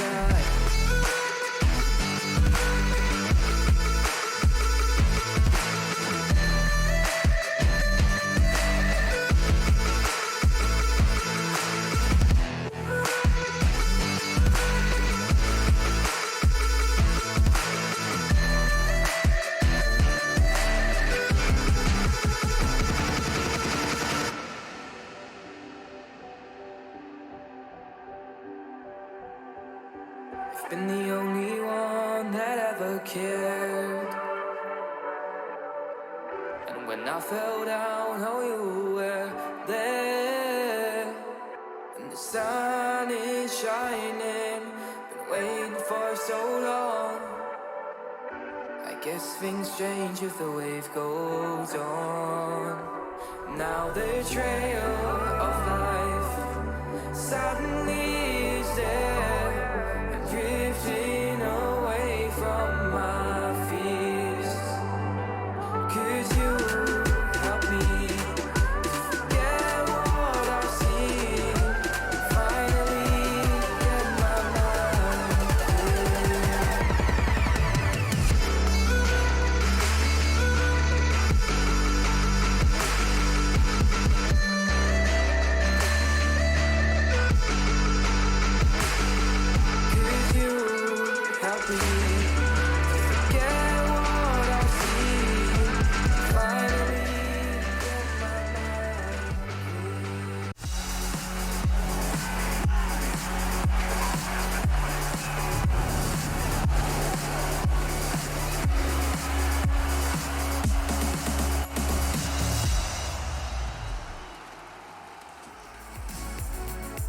It looks like NiP finally might have the magic back as they have sent Astralis packing in just 2 maps in the quarterfinals here at ESL 1 Cologne. And really, it was down to one man, a PT50 and a 3K on an explosive eco execute on the A site. Hugo, can you believe that Twist was the man to do it? I think that's such a good storyline to see Twist perform well and single-handedly win that round and put NIP on series point as well, right? We saw him in that opening game. We saw him struggle against OG when NiP came into this tournament. We had our own concerns with this AWPing swap, despite Hampus being great as an in-game leader. We wondered how that would affect Twist's performance, but hell, he takes it over the line. He looks really, really good while doing it. And NIP, that's a super surprising victory. That's a super impressive victory. And for them to do it in 2 is even the more credit where it's due. And this, of course, is your Mountain Dew Game Fuel post-match. And you guys mentioned also Hampus being so effective with the AWP. And yet when you look at his stats before the play break, he was mostly in the red. People in the community were saying, well, you swapped out Lecro for another in-game leader who's not even putting up the numbers, they're not getting the results. And now, after some time together as a team, after some role swaps, after even more work with their coach Threat, suddenly we're starting to see a solid-looking NiP because Astralis, they weren't playing around here. Yeah, you know, I think Threat is someone who deserves a lot of credit for his input with NIP. You know, he's clearly a man with a plan who has nothing getting in the way of that vision, and he wasn't prepared to he was prepared to sacrifice maybe what looked like an initial downgrade when you remove Lekra, you bring Hampus in. He said originally it was for like the long-term game plan. Well, Hampus, not only does it look like he fits in this squad so damn well, but with all the changes that have come through and seeing him get to don this AWP, the presence that he's able to put into the server, it is so damn good. And this NIP squad, man, they're great. And I think Threat is a real reason behind that. It's also very nice to see a coach given that much influence over the team. So often it used to be the case that, you know, the organization were the ones behind a lot of these changes. And with Threat being able to have that much room for input, I think is great. And I think it's showing in this NIP squad. Well, we have a chance to find out about the input because Hampus is standing by. First of all, congratulations, Hampus. You've made it to the semi-final. I believe the only final that NIP made it to last year was Blast Copenhagen before you were even in the squad. So for you, what does this victory mean? Yeah, it means a lot. Like when I had the interview with you before, I said we aim for top 4, and now we're in the top 4. So let's win it. Hampus, man, I wanted to ask you about the AWPs because it was a concern of ours coming into this tournament, right? Twist obviously being moved away from the main AWP for Nuke. That makes a lot of sense. But to see you to take that second AWP, I can see it's somewhat map dependent, like on Inferno CT side. Talk to us about that. How willing was Twist to give up his role, and how have you guys accommodated him as a result? Twist, he was super willing to give up his role for Nuke, and like it was a win-win in the. In that swap, he wanted to take this more defensive role, supportive role, and just do his own thing, while Nuke is this flashy upper, you know. And like with myself picking up the AWP, yeah, it's just on some maps like Inferno and Dust 2, sometimes on Mirage, but I've played it a bit my whole career, so I just feel confident with the AWP, and it's the best gun in the game. 1 shot, 1 kill, you know, like it's a OP gun, so why not use it? Oh, man, I want to know, so when Lekra was in the squad, we would often hear that, you know, Threat was like very, very involved in the mid-round and making a lot of the decisions. With you, is that something that's been like pulled back a little bit? Is more of the control in your hands, or is Threat still chiming in a lot with ideas? Yeah, it's mostly in my hands, because when we get back to LAN events, he won't be able to talk like he's doing now, so we're just getting used to the way it will be on LAN events. So it's mostly me in-game, but sometimes he flicks in with some small call or some small detail, but it's mostly me. Despite losing your opening game, you've taken down some huge teams in this event, right? Big, Na'Vi, and now Astralis. Your next game in the playoffs is going to be against Vitality. How do you feel going into that matchup? I feel confident. Like just the first game, it was the first game after the player break. We were just like a bit nervous, I would say. And now after we have really found our groove, and I think we played Vitality so many times, and I think the only thing that can stop us is that guy. I don't really remember his name, but he's pretty good. It's up to him, I would say. Say who?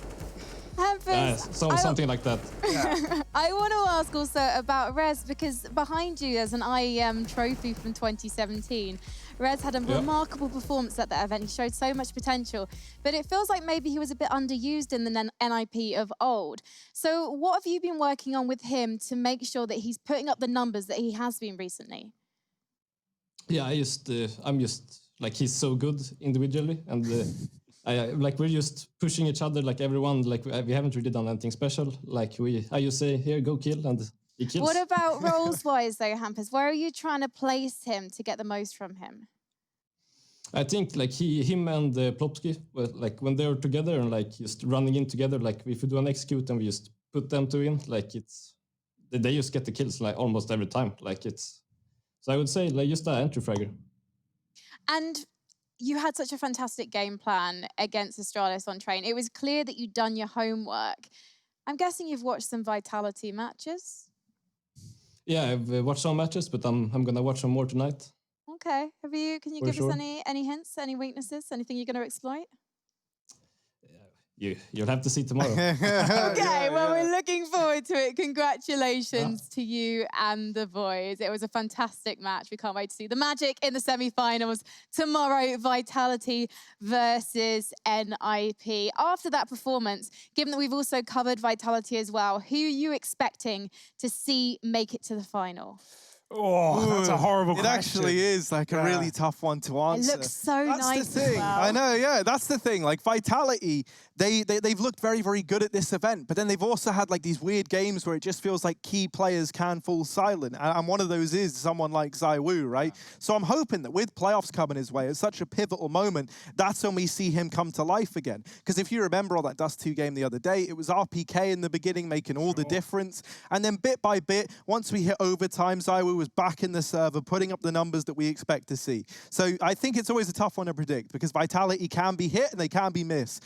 For me, I think NiP have got the consistency side nailed down, right? I don't think we've seen them looking that weak apart from that opening game, which as Hampus said was like day one nerves. So I mean, that's not much of an answer. I've just kind of given reasons for both. And that's the thing. I do just think it's day dependent, who shows up. I don't think I even want to give a prediction for this one, Frankie. Well, unfortunately, NIP, their success means that Astralis are leaving us here at ESL One Cologne 2020. But that doesn't mean they didn't put up a fight, and that doesn't mean we don't get to enjoy this one round from Device back in 2019.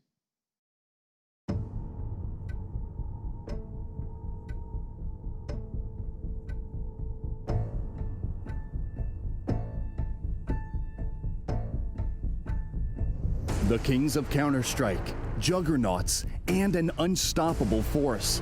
That's how you could describe Astralis' blazing hot form in the latter half of 2019. There was almost nothing they weren't able to win. However, the semifinal in Cologne against Team Vitality just wasn't one of those days. But they didn't bow out without a fight. After being demolished on the first map, the Danes showed their true colors on Inferno, and after an intense battle, managed to bring the game into overtime.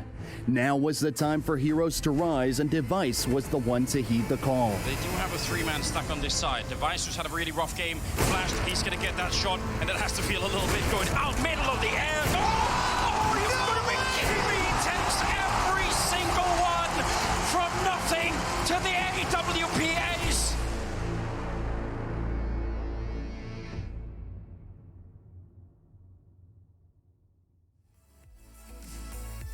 Well, that was 2019, and now we need to look ahead to 2020 and the North American division, because after the break, it's going to be Evil Geniuses versus FURIA.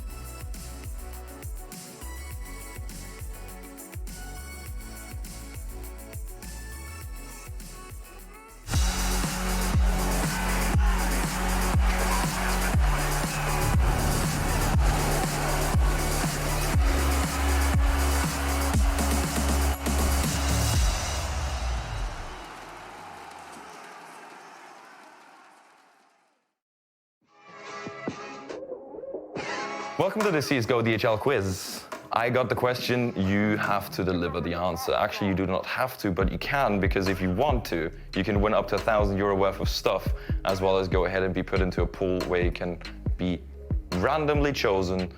Now, the question is, which two countries have won the most major titles equally? And be careful about the word equally. Was it A, Brazil and Denmark? Was it B, Denmark and Sweden? Or C, Brazil and France? Could be a possibility. We had Envious up there. Or D, was it NA and Cuba? Sounds plausible.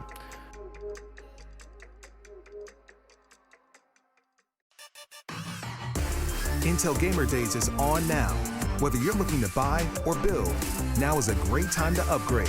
Get limited time offers and giveaways from top names in PC gaming. Unleash elite gaming performance with systems featuring new 10th gen Intel Core processors, and bring Marvel's Avengers to life with in-game optimizations for a mightier PC experience. Act now. Intel Gamer Days is only here for a limited time.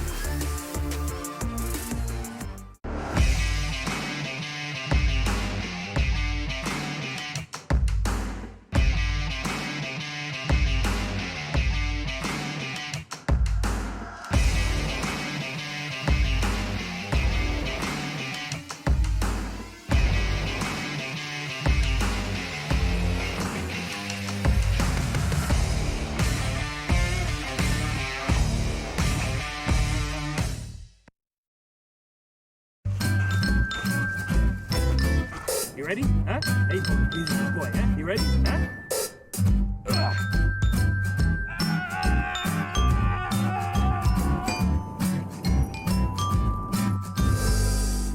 Start your esports career now at play.eslgaming.com.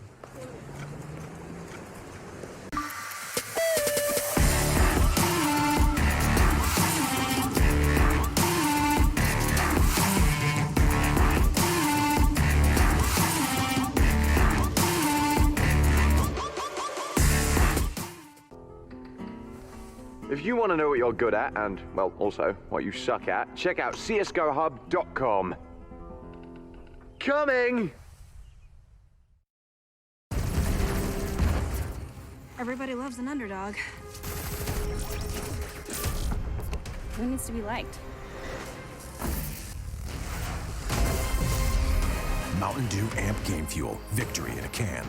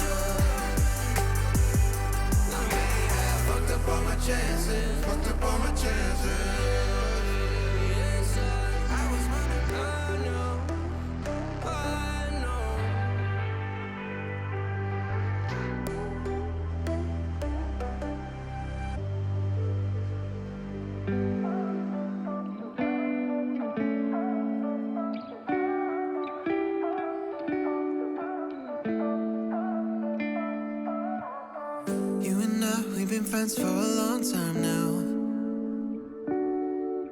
Always have a good time whenever we go out. But you've been calling me up all the time and sending me signs and giving me them eyes. And you've been saying that you found the one, texting me junk and you wanna talk, but you can't say why.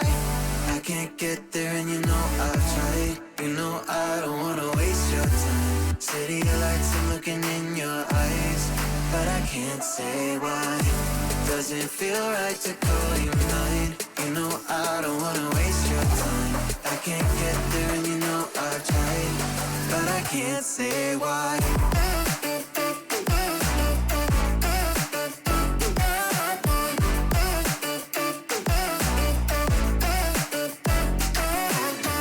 Feeling lost like I just want a time back time. Choked up, tell me how do I say this right?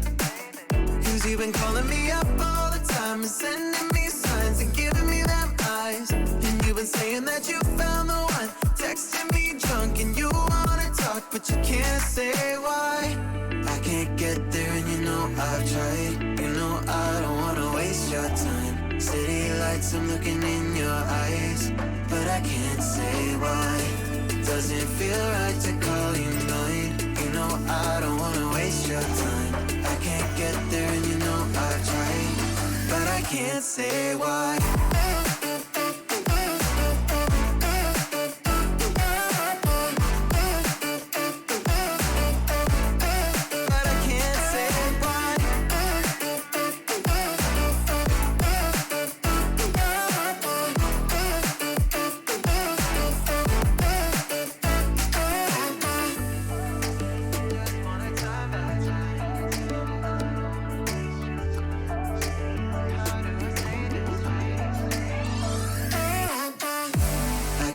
get there and you know I've tried. You know I don't wanna waste your time. City lights, I'm looking in your eyes, but I can't say why.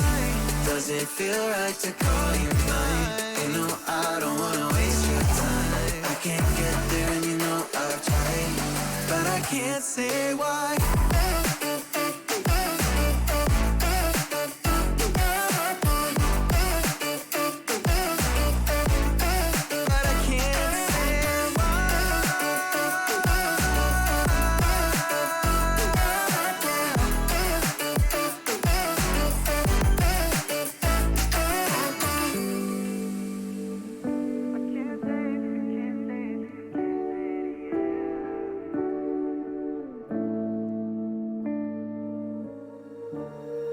When you feel it's hopeless, when you think that you lost, oh, I will take your hand and we'll rise up from the dust. Oh, here we go, go, go, let us heal and grow. You won't be alone, we're unstoppable.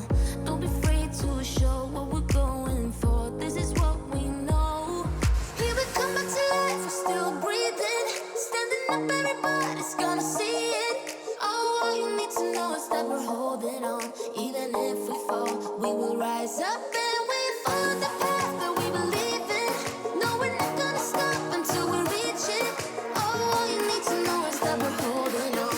We rise up from the dust and claim our throne.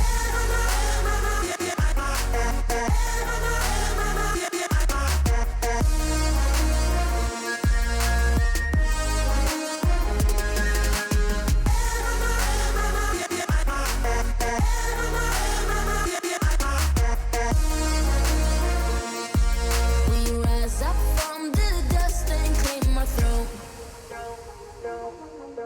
We all have our reasons why we are on this track.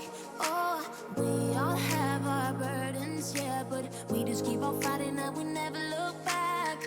Here we go, go, go, let us heal and grow. You won't be alone, we're unstoppable.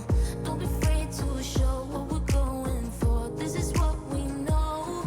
Here we come back to life, we're still breathing. Standing up, everybody's gonna see it.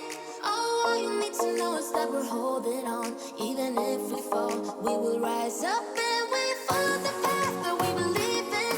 No, we're not gonna stop until we reach it. Oh, all you need to know is that we're holding on. We rise up from the dust and claim our throne.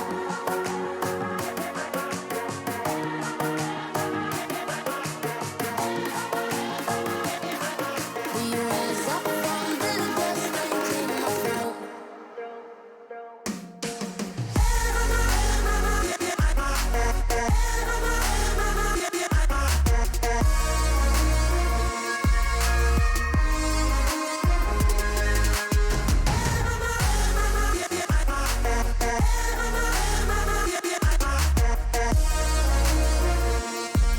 We rise up from the dust and claim our throne. Let's take our time right now, it's just a vibe with you. I feel alive, now I'm feeling like her to the front, will it stand the test of time right now? I need a sign. Tell me if it's over, come a little closer. We should take our time to think this damn thing over. Should we grow closer? Should this be over? My heart for your mind, probably we should start over.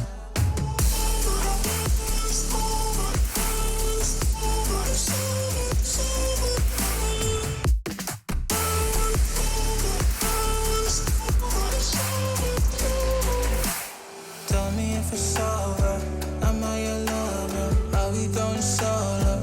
Or is it polo? Her face is saying don't go.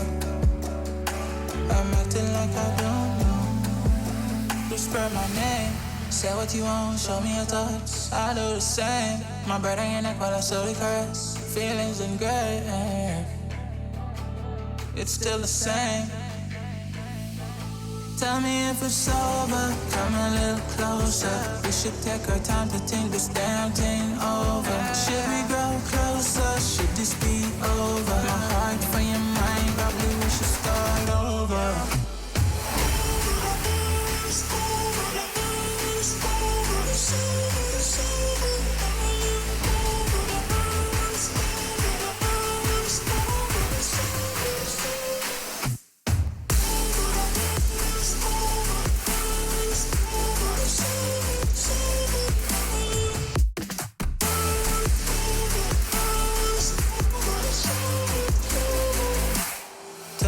if it's over?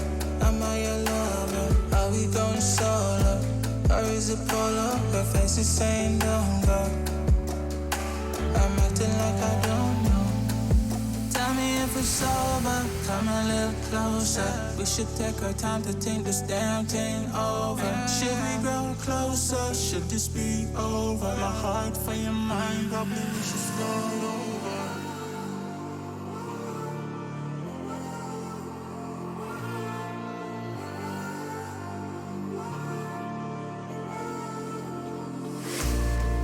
Will you follow me under when I'm crumbling?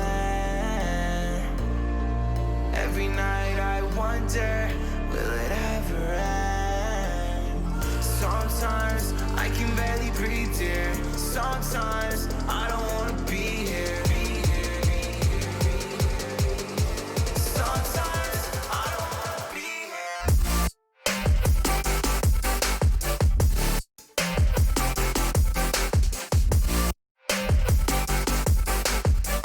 Sometimes I don't wanna be here.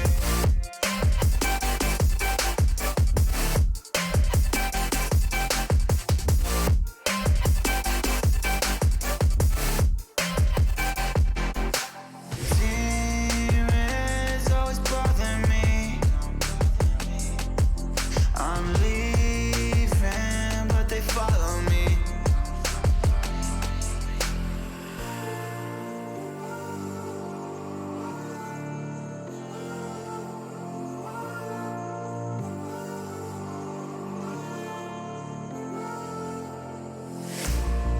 Will you follow me under when I'm crumbling? Every night I wonder, will it ever end? Sometimes I can barely breathe, dear. Sometimes I don't wanna be here. Sometimes I don't wanna be here. Will you follow me under? Sometimes I don't wanna be here. Sometimes I don't wanna be here.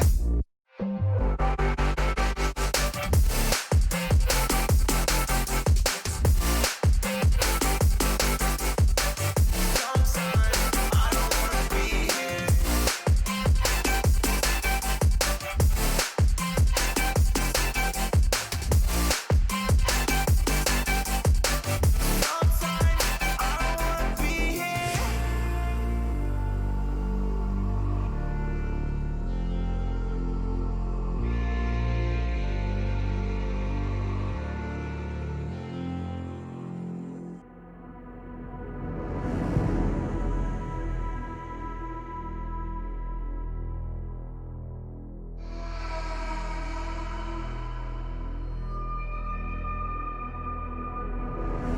I fell apart when I saw you look at me that way. It broke my heart to see. It was a moment of darkness, a moment in time that I regret for being so heartless.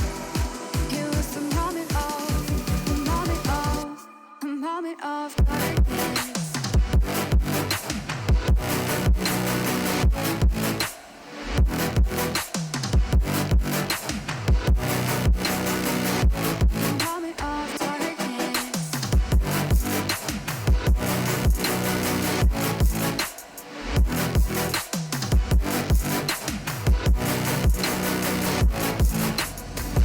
I fell apart when I saw you look at me that way. It broke my heart to see. It's too hard, it don't come easy. I went dark, I lost it right away. And when it starts, God knows what I'll say. In my head, I had good reason. I went red so unexpectedly. I should have said that sometimes happens to me. It was a moment of darkness, a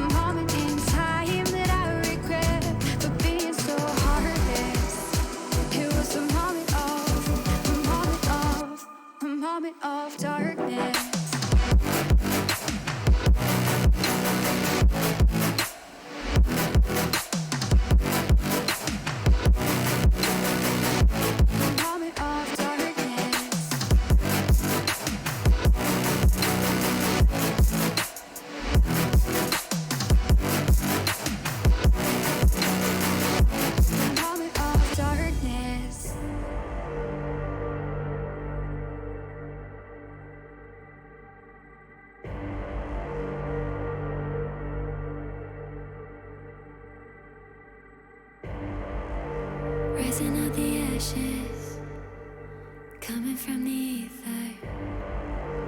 All I hear is static. Breathe a little deeper. Fallen, broken, a million light years away from home. My eyes opened, and now I've come to claim life. Never let it go. These wings carry me. Live this fantasy. Running through the fire, gonna let it burn. I am the Messiah, gonna let it burn. Running through the fire, gonna let it burn. I am the Messiah, gonna let it burn. Gonna let it burn. Gonna let it burn. Gonna let it burn. Gonna let it burn. Found me in the darkness. Now they see me shining. Calling me a goddess. Thunder and the lightning. I'm falling, I'm faster. Making my way back, I'm close to home. I'm fighting harder because I've come to claim my throne. Never letting go. These wings carry me. Live this fantasy. Running through the fire, gonna let it burn. I am the Messiah, gonna let it burn. I'm running through the fire, gonna let it burn. I am the Messiah,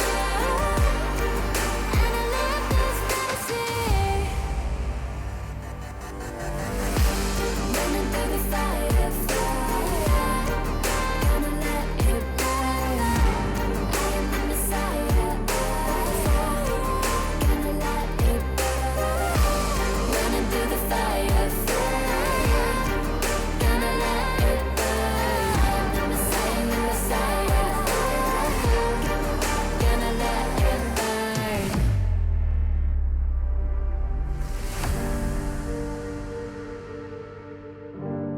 No pulse and all alone. Time's not kind and it won't let go. No thoughts left in my head. My mind's not mine and it won't forget. But you bring me back from my darkness black. Cause the soul in me and the heart I have for you. It bleeds for you, it beats again. Oh, you bring me to life. Oh, you bring me to life. Oh, you bring me to life. Oh, you bring me to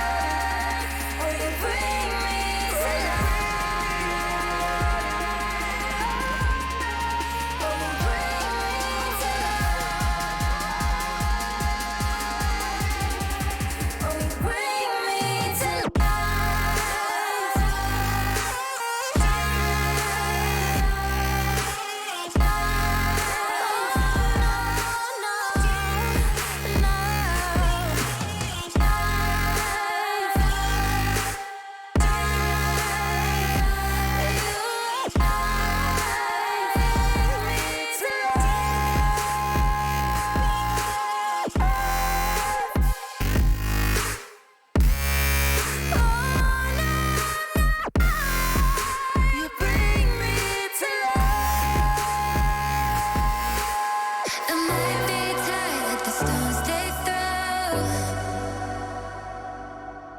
Picking up scars and I hold them close. They shot me down, but I got this far. Shine a light on me when my heart goes dark. Cause I'll never lose faith now. I'm in the flames of an angel fire.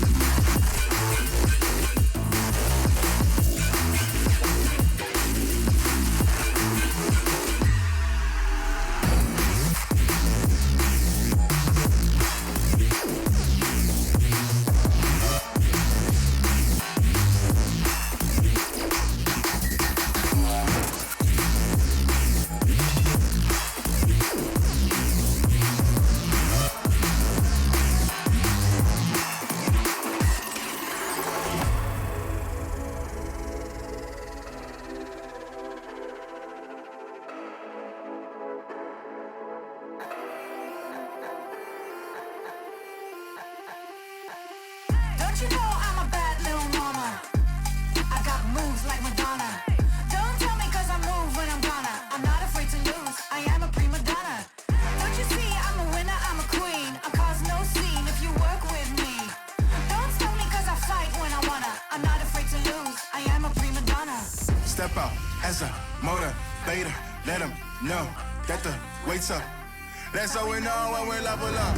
Ay, that's how we know when we level up. Level up. All we know about is level up. Are we ready not to level up? You know we fall and we get up. Level up. All we know about is level up. Are we ready not to level up?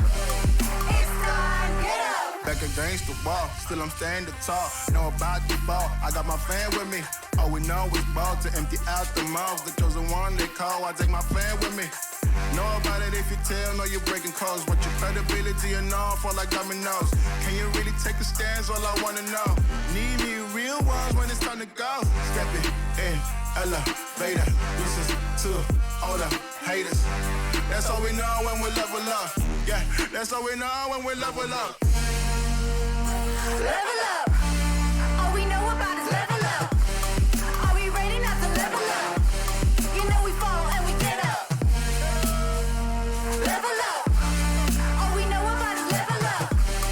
Are we ready not to level up? It's time, get up. I found out I'm not alone. 'Cause I'm just like you. We are fearless when we fight and not afraid to. Level up! All we know about is level up. Are we ready not to level up? You know we fall and we get up. Level up! All we know about is level up. Are we ready not to level up? It's time, get up! I don't want your empathy. I just want another enemy. I'm not gonna change a thing for you. I'm over middle ground, and I really wanna burn it down. I'm not your friend, and I won't pretend I am. So don't reach out, and I mean that. I'm under siege, and I need you to see that. You're on one side, I'm on another, and we will wage war upon each other. I'm no angel, you're not either. I'm at a fever pitch, you're at a leisurely pace. I'm unscathed, I'm unafraid. A warm welcome to the war game.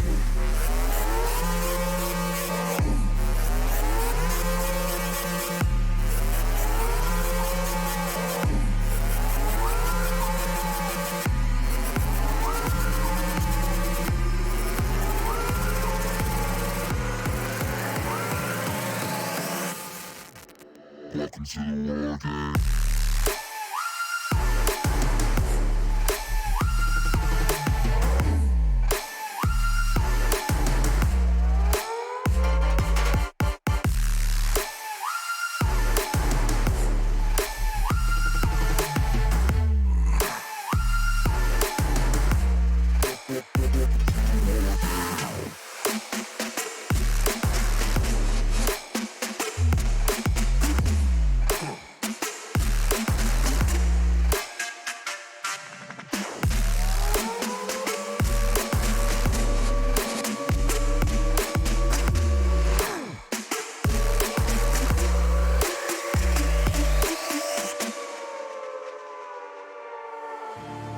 You're no ally of mine.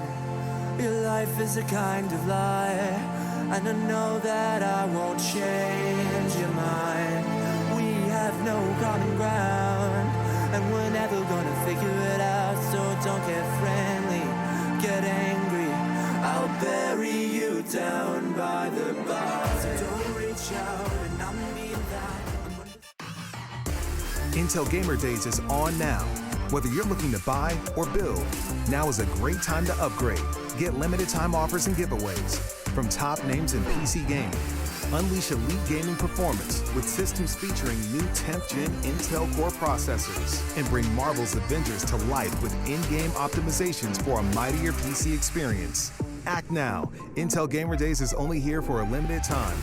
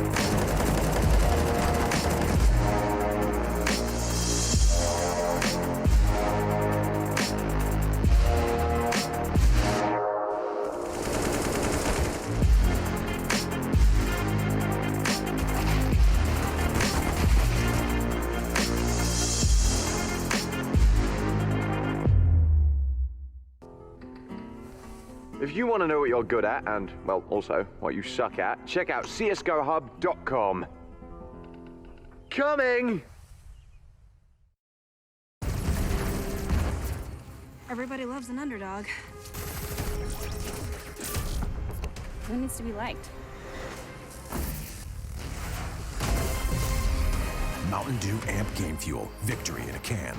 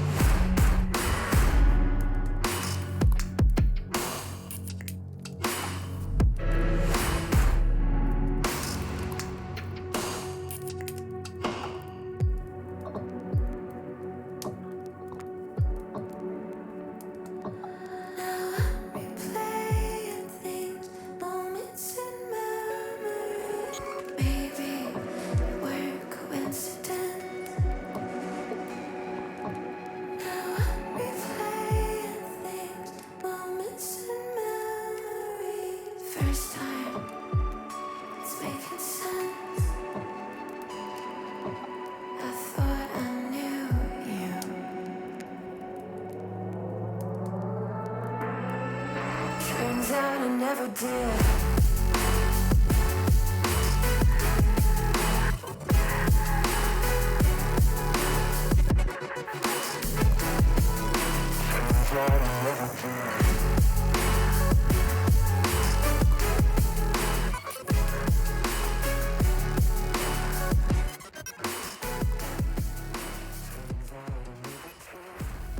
ESL 1 Cologne Online is brought to you in part by Intel, Mountain Dew Game Fuel, DHL, and GGBet.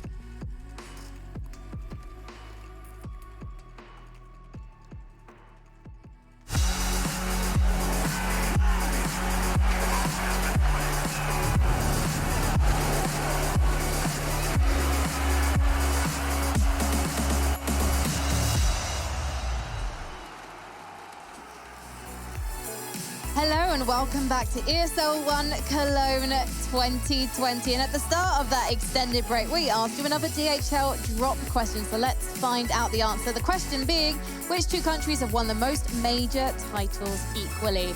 And the answer was B, Denmark and Sweden, which is something I get a little bit upset about because it just doesn't feel fair that two countries have done so much. And in the UK, what have we got? All right, Frank, you didn't need to rub it in, right? Yeah, it's a shame. The population numbers are enough to make me like very sad as well. They got like 12 or 13 people in Denmark, and they won a bunch of majors. I really thought the answer was North America and Cuba, if I'm honest. Yeah. I know that Cuba have been bringing a lot into the equation here. They have. They're not just known for the cigars, they're also known for their... No, I've lost myself there, to be perfectly honest. So let's find ourselves again in this matchup between Evil Geniuses and FURIA. And we didn't actually get to cover any of NA last week, so we haven't got to cover an Evil Geniuses match yet.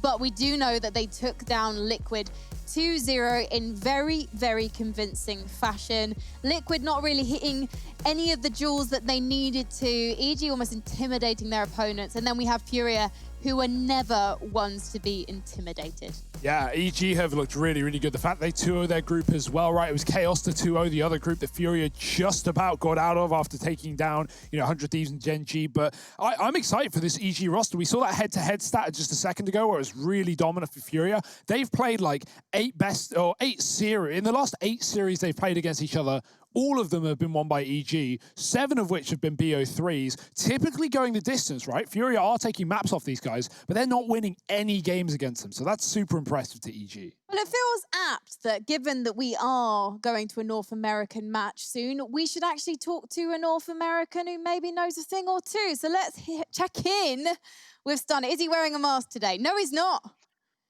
Who, me? You talking to me? I've been kind of like talking to myself at this point, you know what I mean? You're talking to that bicep on the sofa behind you. Oh, that guy? Yeah, he's cool. He's minding his own business. Very much a snugglesome friend, but we'll leave it at that. Also goes well with the sofa. Nonetheless, it's good to hear you guys' voices. It's good to know that I'm not the only one out here. Trace, I love the painting, man. You've clearly gone a bit crazy. You've done the artwork on the back. How many days did that take you? Did you ever sleep? Oh, that was within the first couple hours of being here. I just kind of threw that together. Just a little something small. Overall, though, I think everything's gone according to plan. We got Evil Geniuses and FURIA coming up, so that one's got to be a banger. Evil Geniuses, obviously, you look at it ahead and perhaps you say, oh, well, they look somewhat better than FURIA, but it's just kind of hard to say. I'm going to be real honest, because I look at FURIA and I look at a player like Art, and this guy's just nuts, right? Which one do you enjoy watching more? Out of teams or the walls around here? Which style of Counter-Strike would you rather watch, EG or FURIA? Oh man, well it's exciting to watch FURIA because of that high pace, that high intensity sort of Counter-Strike that they play. But obviously you want Evil Geniuses. Well, I do. I mean, I kind of want Evil Geniuses to do good here. I can't help but think that there's something deep brewing here. And think that there is something going on within the camp, and perhaps we'll see some developments of that in due time. But that's just, kind of a wild guess, a wild stab in the dark, if you will. It doesn't sound like a wild stab. It sounds like you know something. Something deep going on. Sounds like something that I don't know, you don't know, no one needs to know. So, how's the up dog where you are? It's up, dog. You know what I'm saying? ESL have graciously given me this massive cucumber that I've had this entire time. And that's basically been shriveling up. That's pretty it's been cool. dying in real time. Anything else you want to show off? And you meant maybe it's a garnish. Yeah, here you go. Chop it up. Maybe, I don't know, does this work? I was going to give away a pin code on here, but oh well, maybe another time. Actually, you know what? We'll show it on here. Why not? Yeah, this is for all my Instagram homies. Let's see if it focuses. Oh. I mean, you could have sent that to one of us. I could have. Yeah, no one's getting that code. No one's getting that code. Nice try, dude. I've got to ask, what's your day-to-day like right now, aside from playing with cucumbers? What have you been up to in 2 weeks of quarantine? Yeah, the playing with cucumbers thing, it got pretty old after about day 3, and I don't even know how many days I have left. ESL have been hooking it up with the cup noodles, but really, ever since I got a balcony, the game changed. I could go outside, I could breathe fresh air, I could know that NIP are going to end up winning the EU side of things because that's how I predicted it, and it's coming to life in real time, and I told y'all so. Well, you know what? When I hopefully get to dial in the desk when you guys are doing EPL, I'm bringing more than a cucumber. Trace, let's talk about NA in general. We've got 4 teams still left in the running. Obviously, EG and FURIA we've discussed. And then on the other side of things, we're going to have Chaos Liquid. They're going to be playing on the B stream. So guys at home, make sure you check that out. Just put B on the end of our URL, and that's how you'll catch up with that match. Who have you got winning that one? You know, it's kind of tough to say, right? Chaos have done just that. They've caused a little bit of chaos, and I love to see it. I love seeing Josh Steele and Nassan kind of show that success and show that he has what it takes to bring top tier players to the table and moreover elevate them to a stature that ultimately they might not have been able to do themselves. However, come on. It's like my stepson plays for Team Liquid, and you're asking me who I'm picking. I feel like we're learning so much from you today. You've got a stepson and you know something in the EG camp. So thank you so much for those revelations, Stunner. Enjoy the games. We'll talk to you very soon. Bye. Bye. Well, I hope he makes himself a salad with that cucumber because, you know, vitamins, it's very important, Harry. Yeah, you know, especially for Trace, right? Like, he's stuck indoors all day with only a cucumber to play with. I don't know what happens there, but I'm sure it's something. And maybe he is getting one of his 5 a day. Well, let's talk about a 5-piece, a healthy 5-piece Fury. They're a team who seem to be underestimated quite frequently, but they're actually a well-coordinated, well-oiled machine. Those players, they might coordinate chaos, but they know exactly what they're doing when they hit those sites.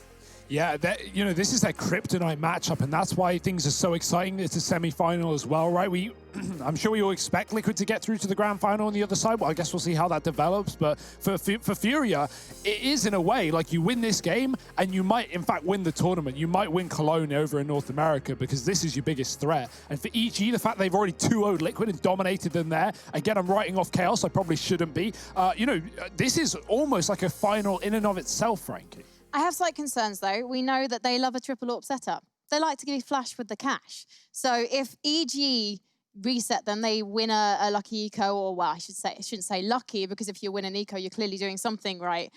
Then they could reset FURIA and they could just deny FURIA the rest of the map. Yeah, I don't think we're going to see the triple AWP come back out again anytime soon. You know, that was like a one-off. That was like a last-ditch attempt. But we're going to Inferno. We're clearly going to Inferno. EG, it's their most successful map. FURIA love it too. So I wouldn't count that out necessarily, Harry. Oh, well, we got the Vertigo pick to kickstart this from FURIA. Great map for them. Let's see if you're right, though, Frankie. Ooh. So Nuke coming through next. And this is where we're going to get a good little taste of where we're ending up. Now, this is where we should... I think we should end up at Inferno as well. And yeah, that's the case, right? Like, oh, you guys got a script in the mail too. Cool, I was about thanks. to fire myself. Okay. Right, this is a great map pool. Maybe not for our observer, but for all the spectators, Vertigo Nuke, that's always a lot of fun. We know what FURIA can do on this map. They are such a beast. And EG, I don't really know what to expect from them in terms of, like, you know, I haven't seen them play because, as you said earlier, Frankie, we've been covering other games while they've been playing, and we've been on different shifts. So for me, I'm really excited to see what EG bring to the table because they have been taking dominant wins across every team in this tournament with no issues in those matches. Well, they're known for having a very stellar CT side on Nuke. They're able to change up the pace. They've got a very deep strat book, and they also have a run over T side. So it feels like it's going to be quite a brawly one if we head to, well, we are going to head to Nuke. Yeah, and we got Zeus as well for EG. That's worth noting, right? So a Brazilian coach against a Brazilian team. That's always a nice factor. A bit of blood between the two. Hopefully, you know, he's got a bit of FURIA knowledge in his head. I'm sure they've done their research. Zeus is always a great coach. The picks are coming through. I see that Trace and me, we're on the same wavelength. We often are, you know, like smartest men in the room do normally tend to agree with each other, and that's me and Trace. You guys pick an EG. And look, man, we got everyone getting ready right now. We got everything ready to get kicked up a notch.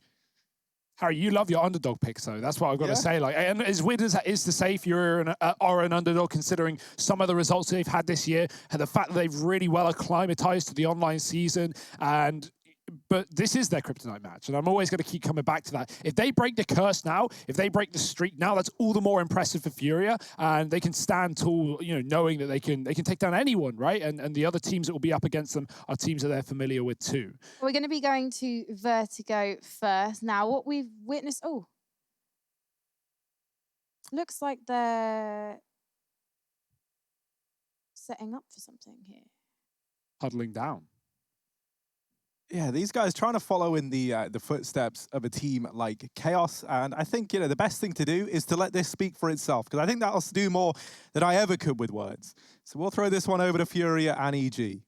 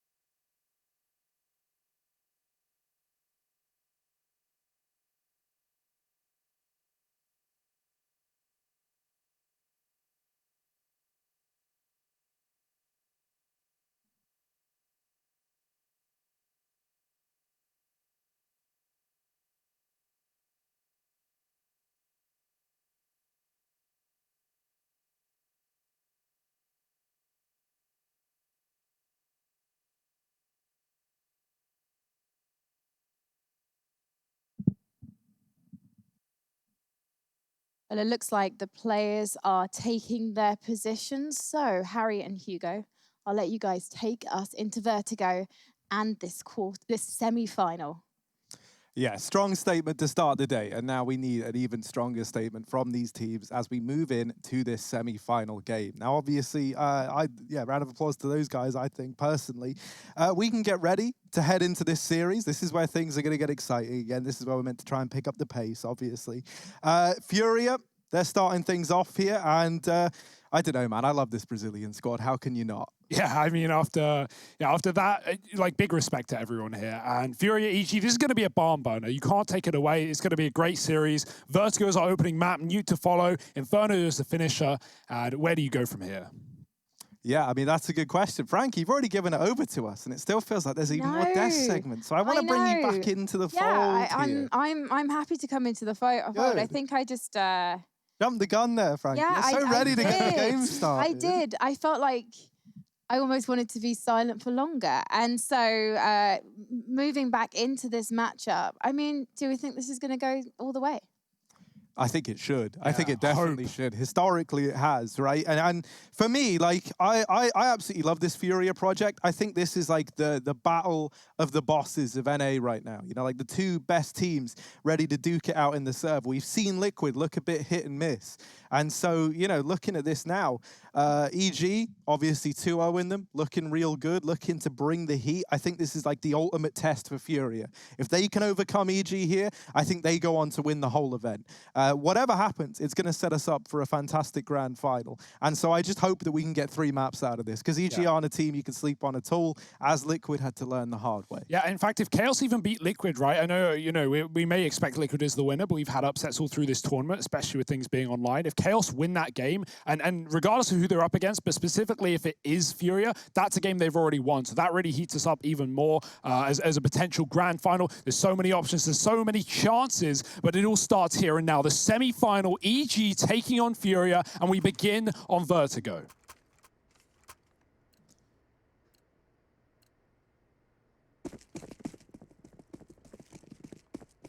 EG looking for that CT side start. Obviously, as I said, we're starting on FURIA's map pick, and Vertigo often been a good one for them. Both these teams having already gained respect, now they're looking to gain a good start. Breezy holding on over towards Tetris, looking for this peek, and the flash is good. Breezy still a threat here, especially with these flashbangs raining in to complement him in this position. And Tarek is going to shut out another, but it was never a B play. These players were just faking it. That bomb goes down over here at the A side of the map, and a rotation is having to come through from Vinny. Oh, and he's stuck in the open as well. Triple peaked by the CTs. They're going to overwhelm him.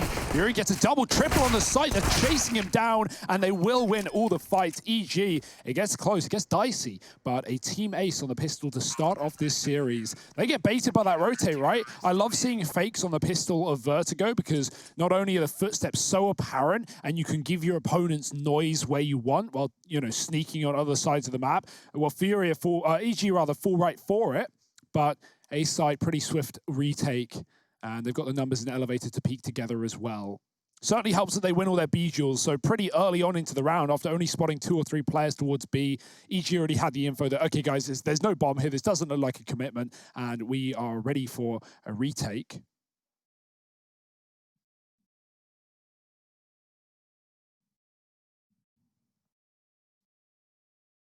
Rare to see FURIA not start strong, as they often do on a map like this, especially on their T side, but they don't want to let it be wiped under the rug. They are going to buy up into the second off the back of the bomb plant.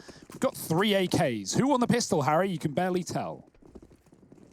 It's our favorite game, all right. Who won the pistol? I don't know. I mean, I do know, I was watching, and I hope you were too, but this doesn't mean that this buy ain't ridiculous for the side of FURIA. They've got 3 AKs in tow. Vinny gonna get boosted up for his view into the site. Actually, they decide against that, and Vinny's just left here, holding this position solo. They do boost up to try and spot Cirque moving back in middle, and the timing is almost there, but with the shot railing out, they now dismantle the boost and they look elsewhere for this engagement. Oh, that got a little bit scary there for Yuri. Breezy's able to best art in the meantime inside of B. Breezy following up with another. And now 3-on-4 for FURIA. They're going to go back and retrieve this bomb. Where do they want to end up? Because right now, EG have been winning these fights all across the board.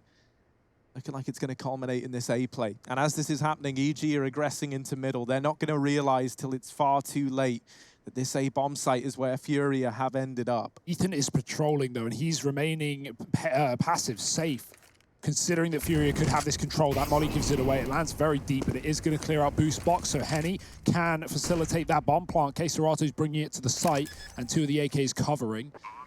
This flank is going to be on as well. Keep your eyes on it. EG coming in from the back line off the back of that mid push. It's Cirque and Breezy walking in from the flank. Yuri stuck out on short, and there's the ramp player dead. That's the jig up. That's the knowledge there. FURIA know that they've got a timer on these positions. They've got to watch their left side. But here comes that wrap from the short players. Henny still looking forward, not even considering the flank. The spray is good. He's not going to be able to convert, and Cirque will trade with a second. EG finding that retake. Very slow, very methodical. And you know that's so much pressure on FURIA, who know they don't have positions to back up into, but at the same time aren't being given those forward fights from the CT and the elevator to at least gain ground and clear out some of these angles. They've got to hang around and wait for the pinch, and that's exactly what happens. 2-0 lead, FURIA, AK brought up immediately. Will they fully buy again? Of course they will, it's FURIA. We know what to expect with this team, and so often do they make it work. We've got everyone armored up as well. 2 AKs, 2 Galils. It's a very good buy.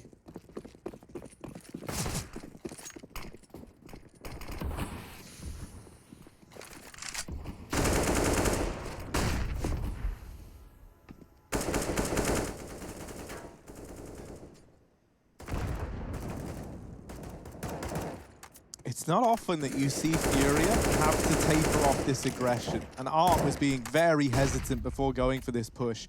He has closed the gap onto Ethan, and he's ready for that kill. So that gets rewarded. FURIA sitting a man up. While this is happening, Breezy's trying to push the extremities over at B. K-Serato was meant to be keeping an eye on this. Timing's everything here, and there's K-Serato ready and raring to go. That has carved a path into this B bomb site. Cirque coming in on rotation all the way back in CT. Now getting into this site, but K-Serato is already very, very deep. Cirque was not ready for it. It's Henny to deliver that kill.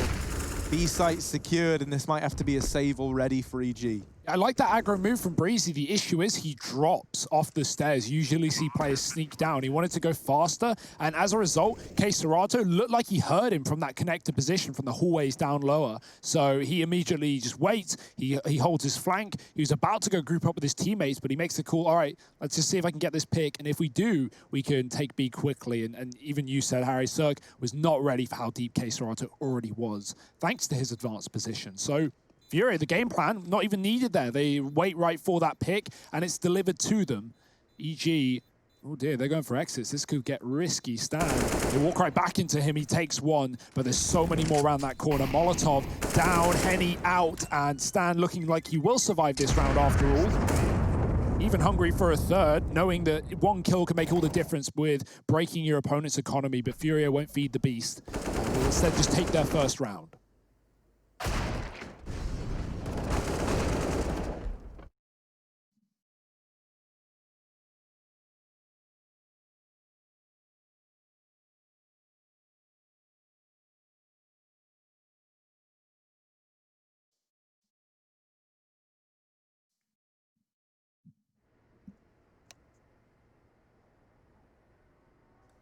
Oh, a little pause cooled on in. No, it's over. Hey, I did that. Cursed. Well, it's more of a blessing, actually. I'd rather not sit here for 5 minutes. And so now we get to get straight back into it. And already FURIA arriving on the scoreboard. We got dual Berettas on Breezy. That's all he's got. Inspired by Keto. Keita's gone down the history books for that one, hasn't he? He's going to get referenced to every dual Beretta purchase. Every dual Beretta purchase. Yeah. Well done. I mean, it took years for someone to ace with that gun, but it will be done. Oh, finding Stan. Quick, look at the pace. Look where he's gotten to. Look at him go. Tarek's having to watch it from sandbags. Well, he's not going to get it. Art is the master of this A bomb site. Ethan is now the only threat that they still have to deal with, and they will. Cirque and Breezy, 2 on 5 in the blink of an eye, and Art keeping up his hijinks, aggresses, deals with Cirque, and Breezy, mate, he's still in B. Yeah, he didn't want to drop after that last round, get caught by a lurking player. Don't blame him. But unfortunately, that just means he's too far away to have any impact into this round. It might just have to be the save. An exit would be nice. Everyone rifled for FURIA, but you know they're already grouping. Look at them, the spacing close on A, 2 players down below. Breezy picks a nice little spot, but I don't think FURIA are going to be moving towards this position, so it's just the UMP save. FURIA finding their second. Yeah, Art, you got to watch out for that, man. He is going to hit those timings. When he has the spawns, he's going to make the call, and regularly getting up that scaffolding position, getting past you, and taking the A site by storm. And when it looks clear, when he gets that one pick and gets up onto the A site, immediately checks sandbags, doesn't fall for anything. If it's too good to be true, it probably is. Or if it looks too good to be true. But yeah, 2-2. FURIA in control now of not just the momentum, but the economy as well. EG saving 1.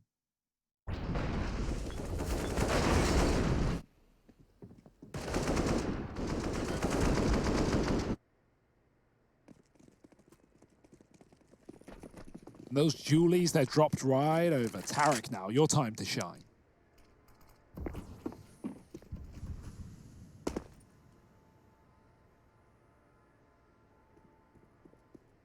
So wait, you're telling me that for, what, $400 you can buy 2 guns? And people aren't doing this all the time? 2's like way bigger than 1. Double it. Well, this A site belongs to FURIA. With it, the round should follow. I say that. Dink onto Yuri, and this flank is still coming in with 3 players down through B ramp. But, you know, it shouldn't be much of a danger. This should be pretty clean cut. And FURIA off to a rip-roaring start here on their map pick. They lose the pistol, they lose that follow-up force by round, but since then... Oh, Henny, is he going to go for the knife? In round 5, no less. Harrick, you bought dualies and you thought that that was the answer. Well, it's not. There you go, Henny. Yeah, that's what you get. You ain't no keto. Ooh, sleeping at the wheel, maybe looking at the map. Vinny gets caught, and that's a gun given over. Breezy gets the AK. No one chases in time. Art is running for it. Luckily, everyone else is dead, but EG will at least have one weapon dragged forward, whether FURIA like it or not. I say that. Art's here, around the corner. Breezy, yeah, he's not going to go for the peak. Safe decision, keeping an AK into this rifle round. He can buy an AWP if he wants and drop it right over and still have a smoke left, and $300, or a couple $100 rather, for a flash. So if he wants to not be the man with utility in this round, or at least heavy utility, that's an option. It will be the decision made. Cirque straight in with that AWP, gifted. And this is certainly someone you want to keep your eyes on, the Bulgarian AWP prodigy. Moving to North America, and wow, what a shot. Just drops B, destroys Vinny as the smoke blooms. EG are done there. They're going to continue to fight on the A site. Stan pushing past the smoke with Tarek's flash. Finds Art. No more aggressive antics for him, not in this round. 5 on 3, and that's the perfect call for EG to back up into the site.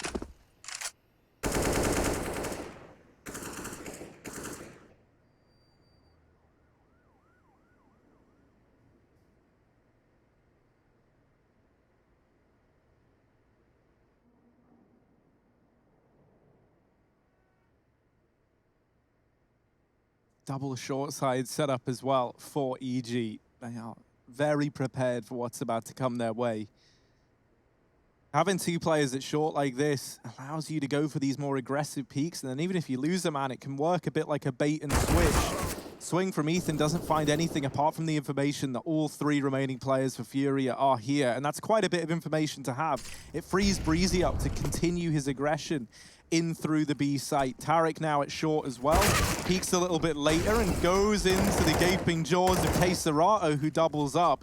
Cirque on the boost, gets spotted by Yuri, but Breezy now arrives on this flank. They go back and they check for him. With the kill coming in towards B, they run and they sprint their way towards this side of the map. Cirque sneaking. This is going to leave him a little bit late. He waits for them to be far enough away that they won't hear the footsteps. And so he does arrive at B nice and early. Holding down the line is Cirque. They're going to try and get across, but doing so leaves them in the prying eyes of this AWP. 5 seconds, the kill needs to be found for Keserato. He spams the smoke, but it's not enough to get the frag. And Cirque lives to tell the tale. 3 on the board for EG. Oh, Cirque's such a fun player to watch, but you could see his thought process there. That was scary. There was still time if that second player was close to grab the bomb and plant. So Cirque didn't want to ditch immediately, despite there only being 10 seconds left. But he just gets out alive as a smoke spam comes through. Great shot here.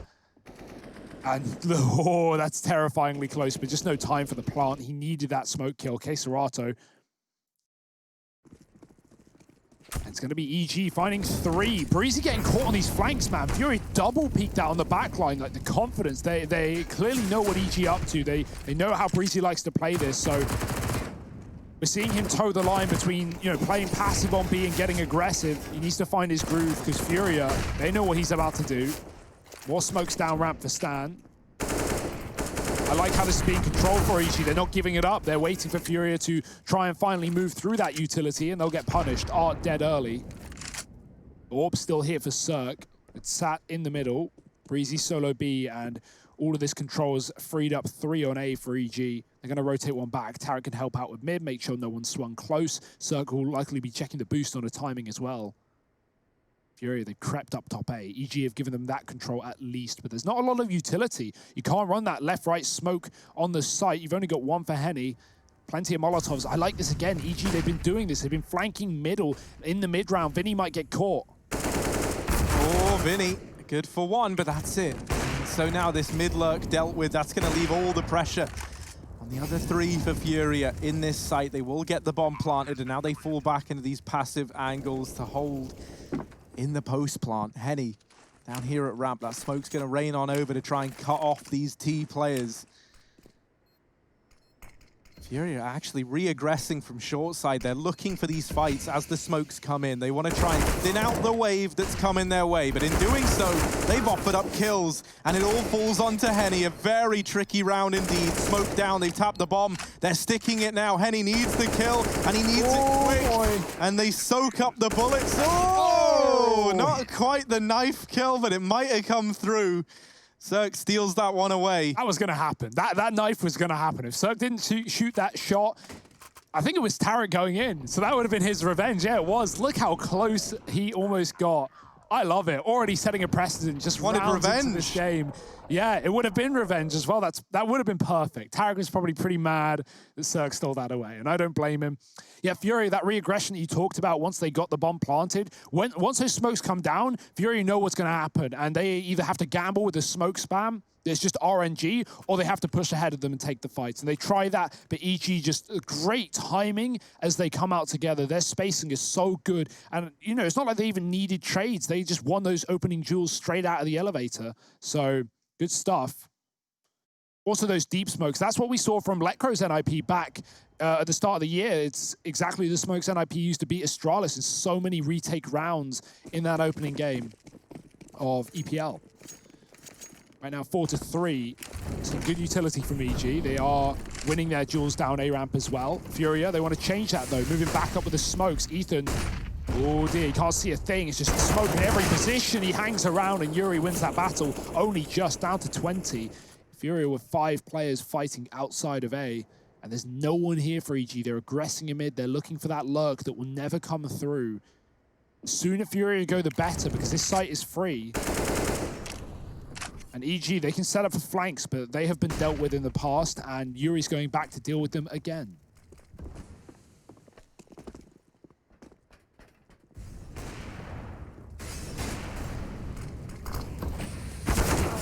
Oh, but this time Tarek tries to go through, and as a result, he's punished for it. This leaves EG a man down, and this might be a save right out of the gate, right? Like, you're going to struggle to get back into this one. They're going to float around at first, see if anything presents itself, but FURIA, they're looking to go on the hunt. They're looking to keep these fights rolling in while they've got them, and they might catch players lining up utility. The push from Ark, blindside Stanislaw. And so now it's just exits here for the remaining 2 on EG. It's 4 on the board, tying this game up, keeping it nice and close for FURIA.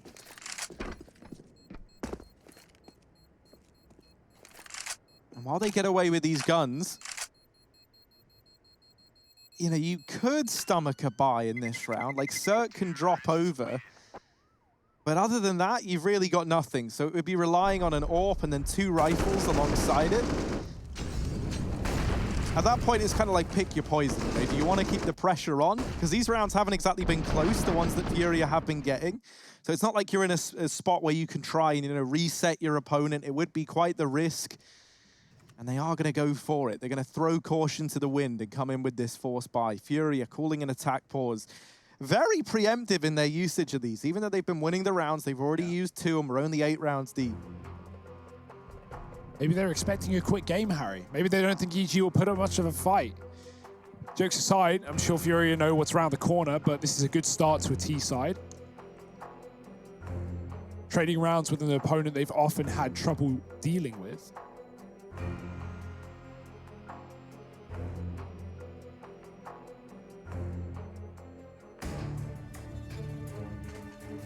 Cirque's got the AWP. That could be the difference maker. No ace spawn for him, though. It's actually been yoinked. Give it back. He'll take it to mid instead. FURIA go back towards a heavy A setup as they often do. That molly's down, and it will deny Henny his position. No surprise, EG have been scared of mid in the mid rounds. FURIA have often had players here, whether it be Henny or Vinny. Oh, he's ahead of the smokes again. This is so risky with EG fighting. They don't want to give this up for free. Do they know how close he is? Oh no, the molly. That's going to push Stan out into the open. He hasn't checked it. Art's blind as well. He's got to turn. He's got to swivel. They're right behind him and in front of him. K-Serato covers his back. Ethan will trade, but Tarek falls in the meanwhile. And Ethan almost finishing that job. Vinny, full HP, luckily gets that swing off because K-Serato is down to 10. And now EG are down to 2. Cirque is looking for a fight, but he's very exposed to ramp here. Luckily enough, they drop the smoke before they commit. He goes back and determined to find this short fight. It's Henny that offers himself up, and that there is the bomb dropped. Cirque, we have seen him deliver in high-pressure scenarios like this. Time and time again. Breezy's coming on the rotation. And their back's against the wall, but Cirque swinging out, offers himself up. Now it falls to Breezy, and Yuri will dispatch of him. FURIA at 5 to their name as they take the lead to begin this map. Yeah, this is a mess. Look at this. Art was so blind. I can imagine the communication was hectic, and also there was a smoke down, so it's not like they could even, you know, specifically see where Stan was. He was spamming. Definitely something EG, I was going to say need to figure out, but they probably don't know that that happened just because of how quick it went down. The bomb's been left in spawn. That's a bit of a mistake. Someone's got to go back for that. At least drop it outside of a site. Oh dear, EG, they're pressuring mid. Everyone here, and somehow Breezy will get one. It's quickly traded. Ethan's the last man in, and he should be the last man out. This case, Serato looks to clear it. Nice dink, but not enough. FURIA finds 6. Only an eco round. Bit of a mid-rush there for EG. Finds little. But they had little to play with. And now we'll be coming back in with guns.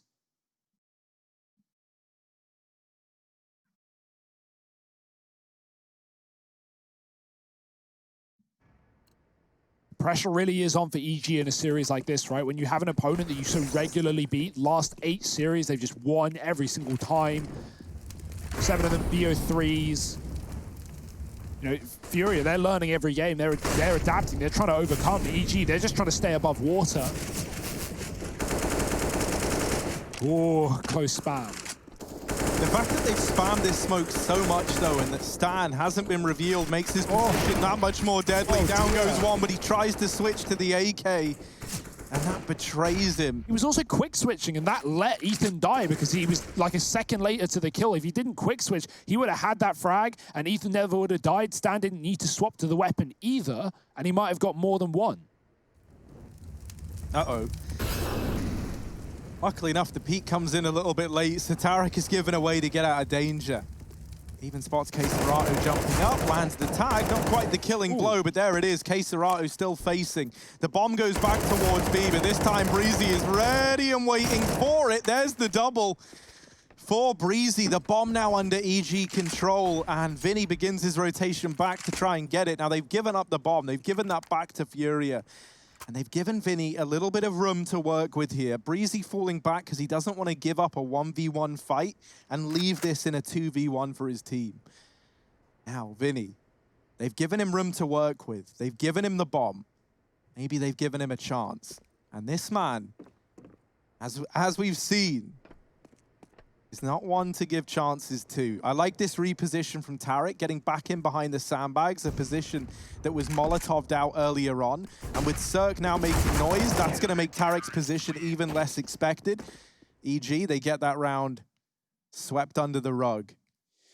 Yeah, that was you know, the clutch dream for Vinny. EG, they play it, I want to say safe but risky at the same time, right? Splitting up there, everyone being in different positions, it gives him the chance to win those one-on-ones, but EG just play it so tucked and they don't give him any information. There's so many spots to hide on Vertigo. Tarek just waiting, and it gets delivered to him. Yeah, I like the different ways that Stan has been aggressive on this A ramp, but right there, he definitely lets his teammate get hung out to dry. This time, they're not going to have a chance to push. They're going to come down the flank side. Oh dear, everyone's run right past the FURIA. 2 kills, traded back. It's a mess. It's pandemonium, but Ethan, the only man left up on this A site, is going to smoke and survive. Has taken so much ground, but Breezy swings. Vinny trades, and now Cirque in the CT spawn. Ethan is just shot away from death. He might push off of this smoke, but he doesn't want to lose his life and give Vinny a chance to clutch again. This man's got to do it all. And it's a tall order indeed, especially with this wrap round. Vinny looking for the ramp kill that just never presents itself. Now, he does have time. That's his one ally. Cirque's holding this, though, and if he sneak peeks the angle, Vinny's actually going to nail it. Somehow overcomes Cirque, and that there is a path into this B site. Ethan hears everything. Sneaking this rotation in. Vinny, he's done well to get the first. But will he be ready for this wrap round from Ethan? Right now, Vinny expecting that it is going to be this play in through the A site, and that could not be further from the truth. He's hidden on the other side of Jens, at least. He's put a wall between him and Ethan. Now he suspects. Vinny, ready as ever. 4 in the round, and another for FURIA locked on in as Vinny overcomes the 1v2. Yeah, that's unfortunate for Ethan. He's holding, he's waiting to see if Vinny comes back into an angle and he can catch him on a nice off position, but if anything, the time that he bleeds just makes Vinny start to consider the flank because he's already checked CT spawn. Really nice clutch. Wasn't able to do it last time, does get it over this one. And like, that's just perfect timing for Vinny, right? It doesn't get much better than that. As Ethan comes around the close corner, Vinny is there on the angle. More ecos for EG. Cool idea. They're setting up towards A. They know that FURIA have an infatuation with this site, and they're going to throw the flash deep as these Ts come through. FURIA, of course, the one round. Stop rushing. They go slow. They wait. It helps that EG have made no noise and thrown no utility, so FURIA are inquisitive to what is going on. Where are these CTs? There's the flash. In come the CTs, but FURIA are so far back, so passive. The flash has no effect.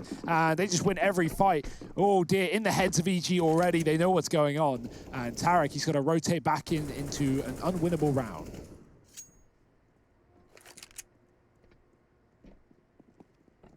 I think I can answer whether or not he can do this one now ahead of time.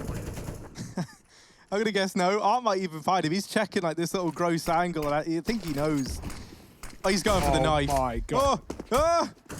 Oh, it's almost a knife, but not quite. They have him trapped, and I like the idea from Art, the attempt at the disrespect. Tarek has put a target on his back. By getting knifed, going for the revenge, he's spurred FURIA on. I love the madness that we're getting right now. This is such an important best of 3, right? This is the semi-finals for ESL Cologne, and we've got knife kills being attempted left and right. I like that. Psychological warfare in play. Yeah, already we've had 3 knife attempts, 1 of them successful. And I love that. Not even a half in. Round 14, 8-5, and FURIA with an excellent T-side right now. EG, they've had solutions on ramp, but it's not always won them the rounds, even if it has taken them early advantages. There's a missed smoke there. That was meant to go down the bottom of ramp, and instead it's allowed Art to crawl up. Ethan is waiting on this close position and hits the shot. Yuri coming in for the trade. He's made steps, so Ethan's ready. Doesn't matter. Yuri hits a shot, and the spray down for Tarek. He finds 2 in the bomb. Big information as well as the kills. Cirque, oh, he sees a leg, but there's a player tucked to the right side they need to be aware of as well. Stan backs up, and EG have done a good job of like disengaging when they get these advantages. They know they've done damage, they know where FURIA are, or at least were, and now they can fall back into safe positions where they can play these retakes. I doubt they want to play retake in this round, right? No kit, but they can at least fight for the bomb plant. Nice little re-smoke there from Stan. It's the closest you can do to smoking off the choke point that is ramp. Ts don't want to swing that angle in case CTs can see them underneath it. Your legs will be shown, but you can't see a thing until it's already too late. If Henny smokes off elevator, though, which he doesn't, he has given himself a way to get up now, though, right? Yeah. He smokes off the kind of deep swing, and that allows this cross into the site. Getting the bomb down here is the tricky part. He's looking for anything, but with only 15 seconds left, the time to hunt has to come to a close, and now they have to play for this bomb. He taps it to bring the peaks to him, and he does drop Stan on the initial go. Cirque trying to land the wall bang, but he can't quite make it happen. Henny tries to swing out and does reclaim that brief man advantage into the 1v1. Yuri, 12 points of health, inches away from certain death, but it's the lack of kits here for EG that could cause problems. Yuri knows they're not on the bomb. Breezy goes back to the site. Yuri makes noise, and he's dodged it. He's playing the mind games right now. Tap again for Breezy. Yuri this time has to go for the peak and does get dropped, but is there time? It's the 10-second defuse. And I think Breezy's got it. As close as it's going to be, this is a 6th on the board for EG as he gets the last second defuse locked in. Oh boy, that one's a nail biter. What a sick play from Yuri. He does that to perfection, and the entire time he doesn't know whether Breezy has a kit or not as well. So that 3rd tap, he's got to chase it. He's got to hunt it down, and a millisecond is all the difference that it takes. I love that rotate from Breezy, right? He's been flanking a lot, sometimes, you know, coming up big, sometimes being a bit of a liability and leaving this B site open for the taking. But that round, FURIA expect him on the flank, so Yuri can't cover Henny, who's going for the bomb plant, and is watching the backline. Henny, quick shot though into B. He's going to take down Cirque to start. That's the CT AWPer dead. Stan spammed through a smoke. Finally getting his comeuppance, right? He's had some great rounds down on ramp, but this time it will get denied. Vinny's close on the right. Breeze, did he see the head? No. Oh, maybe, but just missed it. Oh, Breezy. He's missed the timings both times now. Vinny holding. Oh, gets surprised by Breezy. Tarek trying to hold on to middle, but Art above and beyond that smoke is able to get the trade. And now the rotation in for Breezy, who's retrieved this AWP, looking for a mid kill. Art still here, lurking in the backlines while the AWP holds for the cross. FURIA, if they want to get into B, they're going to have to run this gauntlet. They've got plenty of smokes, but they neglect to use them. And that's a free kill for the AWP. On Breezy, they throw a man in to test the waters, and when the B site doesn't give the results they wanted, they change it up entirely. Breezy is already here from B with that AWP. He's now going to put up one hell of a stance to keep them out of the A site. The smoke's cut him off, so he goes through. Breezy playing with fire. Now all alone. Art round the corner. Breezy tries to run away, but he can't quite escape in time. And FURIA, they lead at the end of the first half. 9-6 right now on their map pick. Join us after the break, because this series is about to heat up.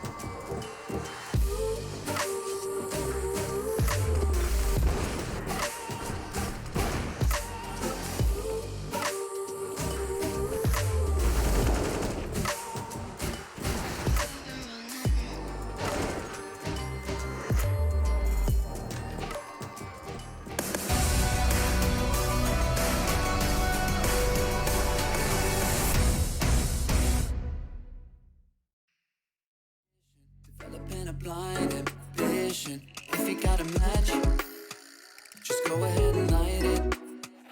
I wanna see where this is going. We're done with playing games, not knowing, yeah. We've nothing to lose. We lost it that night. We're feeling alright. There's no need to choose. Don't make up your mind. We're feeling alright. 1, 2, 3, 4, Gonna do it like this, gonna do it like that. Everybody's on that, gonna do it like this. Yeah, we never look back. Oh, got the parties on tap, getting rowdy on it, getting cloudy on it. Got me on the right track, yeah, you got me on it. Gonna do it like this, cause that's the way we want it. Gonna do it like this, gonna do it like that. Gonna do it like this, yeah, we never look back. The shots on my tap, everybody's on that, getting cloudy on it. Yeah, we do it like this, cause I like it like that, yeah.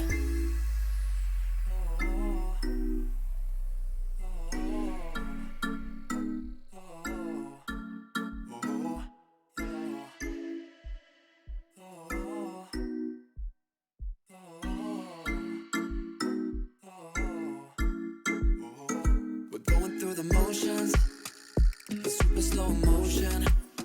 It's time to lose your inhibition, developing a blind ambition. Fire it up, ignite it. I don't wanna fight it no more. I wanna see where this can go. I'm done with playing around, not knowing, yeah.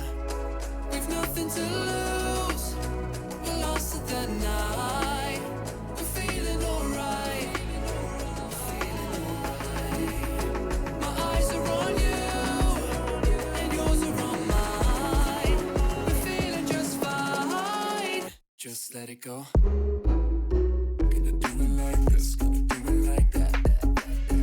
Everybody's on that, gonna do it like this. Yeah, we never look back. Got the bodies on tap.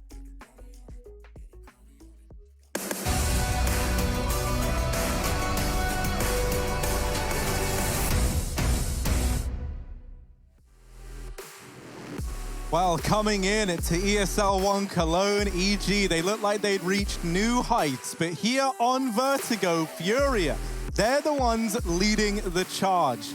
The end of the first half of play, they've got that 3-round lead solidified. Moving into this pistol, they're looking to get their map pick under their belt. And a very quick update from the B stream, Liquid versus Chaos. Liquid had a fantastic T-side, 10-5, and they just won the pistol. Ooh, in control, as we assumed, but hopefully Chaos can bring a bit more later on in the series. They have already taken down FURIA inside of their group to get here to the playoffs. And remember, this isn't a one-map wonder. EG still have their pick after this.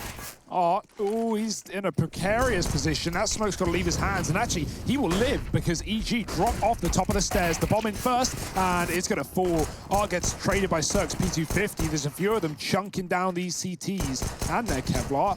Keserato dead in the back of the site, and this flank in mid is perfectly timed. Tarek 1 doubles up, and Vinny does shoot him in the back, but B has been lost in the process. This nade could do a lot of damage onto Cirque, and indeed it does. Brings him down low. Vinny, pretty tall order ahead of him. He was able to win out that last 1v2 and given a chance, but... Ooh, there's the first drop. Just Breezy left to find. Vinny pressures on now, as this final man could often be the hardest. A couple of missed shots either way. Ooh, Vinny charging in. Breezy able to stand the test of time behind the double box, secures a pistol round victory for EG as they look to propel themselves back into play in the second half. Oh, I love that pistol from EG as well. They slow down. They don't rush the bomb plant, even though they trade pretty effectively, right? Cirque gets like this double opener, and there's everyone dead on the site, but they wait for Tarek lurking out mid to come in and backstab. It's perfect. And even though Vinny takes him down, it's, well, he's done enough for EG to convert the round. And now FURIA not forcing, despite their early T start on this map. If you recall, they went for a lot of back-to-back AK rounds after losing, going down 0-2. Finally broke forward for them on the third. The third of this half is where they want to fully buy it. Let's see if they can get some damage off. Cirque with a shot, dodges the flash right after. Mid is lost for FURIA. They've doubled up in the sites.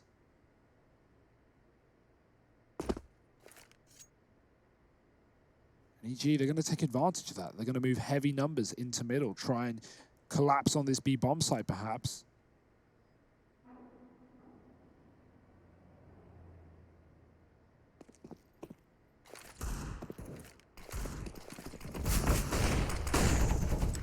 Well, B is in for a rough time. They get split up and they divert into that B site from mid and ramp. Nothing you can do there if you're FURIA. Henny left with the Deagle and a dream. That dream's not going to be realized in this round. They're hunting him down. They're looking for it. The aim punch wrecks him. 8 on the board for EG. And a flawless round at that. That's always so important when you go into those second rounds, even though, you know, FURIA, you're only bringing a couple of Deags to the party. If you lose a few players, that leaves you ripe to a reset going into the first buy round or here in this second partial investment from FURIA. Yeah, I was wondering about that. They did put Deag Smoke in, so that left them around the 1,300 and some even on 1K. So, yeah, actually buying here would have been a bit of a liability, and so they'll continue to eco for the foreseeable future. They have the buffer. They're allowed to. He makes the jump. No one sees him in middle because no one is in middle. EG are pushing everyone towards this A-bomb site with Stan watching the flank. FURIA have heard this, though. It's no surprise. A stack up on the A site. One nade on Viddy can potentially do damage on the bomb part, but he's already out on short. He's going to have to commit and use it now. Plant should be for free. It's up to Viddy to stop it. No one's checked it, though. Oh, dear. Tarek's gone above the boxes, and Viddy catches Ethan. Tarek needs that trade, and he gets it. Now, so many more CT spamming the smokes. He can put up cover for the plant. It's a fake. No rush for EG. There's the Zeus through the smoke from Art. Forget knives. We got tasered. Look at him go as well. He sprints out of there once he gets the kill. He's retrieved the AK. And Art, quick as he came, he's gone. Back through the smoke, now getting boosted up. This bomb plant still denied. This gives precious time to FURIA. They're going to try and put this AK to good use. Now this round all started with that Zeus kill. Can it end with anything more for FURIA? And numbers now dwindling.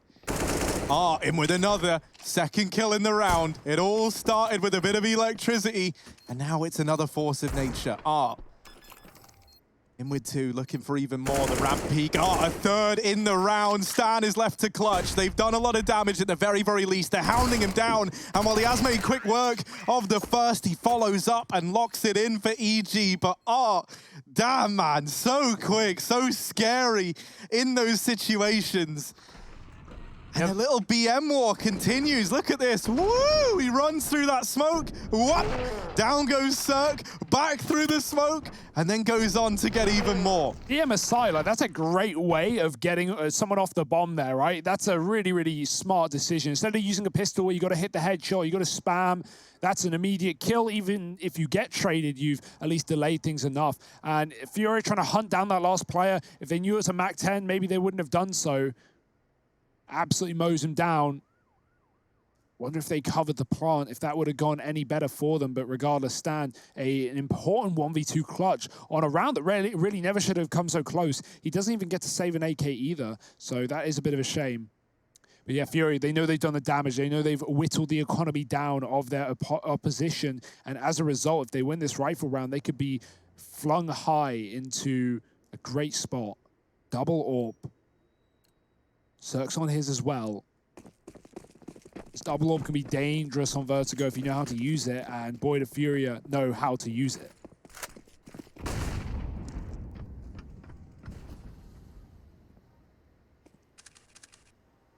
Ooh, leg spotted for Art, and Cirque bested by this AWP. An early advantage taken by the man who almost saved that last round. A deep ramp smoke gonna get thrown, but Art, where we see smoke, he sees opportunity. He aggresses behind it. Henny holding onto middle with this secondary AWP, and there's another. These AWPs already showing up in a very big way.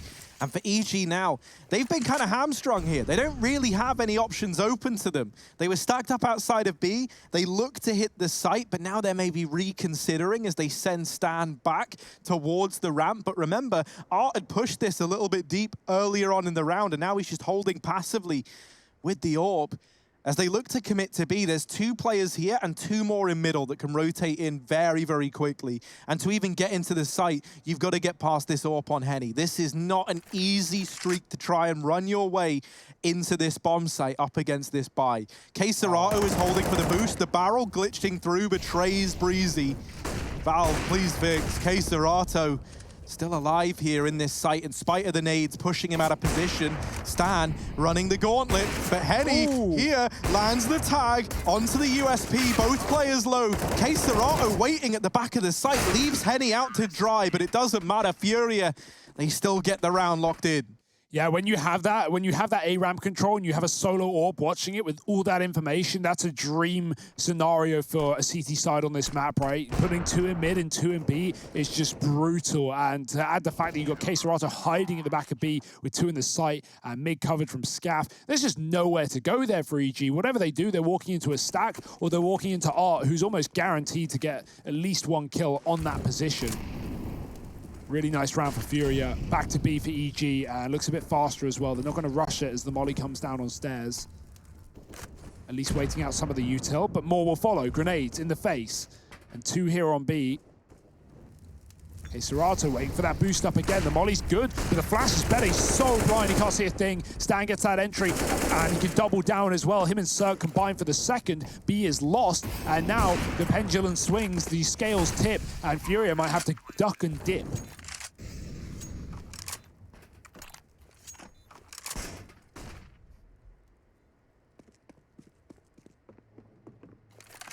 And FURIA already being presented problems, right? We might have to see a bit of a switch as to how they address this B site, because they've given up this ramp control, and frequently, even though he didn't falter in that previous round, K-Serato has been made to look very, very uncomfortable over towards Tetris, thanks to the utility that EG are using.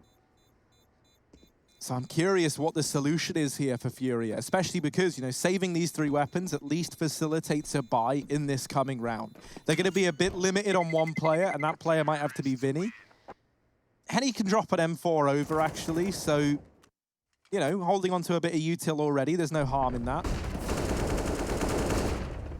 But yeah, K-Serato has been getting cancelled out. Like, he's struggled a lot to play into these rounds, and even in the one prior, right, he hides at the back left pillar to try and make a play, and they know he's there. They're mollying it, they're nading it, and while he does survive, it's at the cost of 2 of his teammates, right? So 10 to 10, and EG putting up some solutions to the problems that FURIA have been causing. Yeah, they've thrown that spawn short smoke, and that's going to deny the AWP on A of R to aggressively peek and get that info. It's all a fake, though, because EG are running for a mid to B.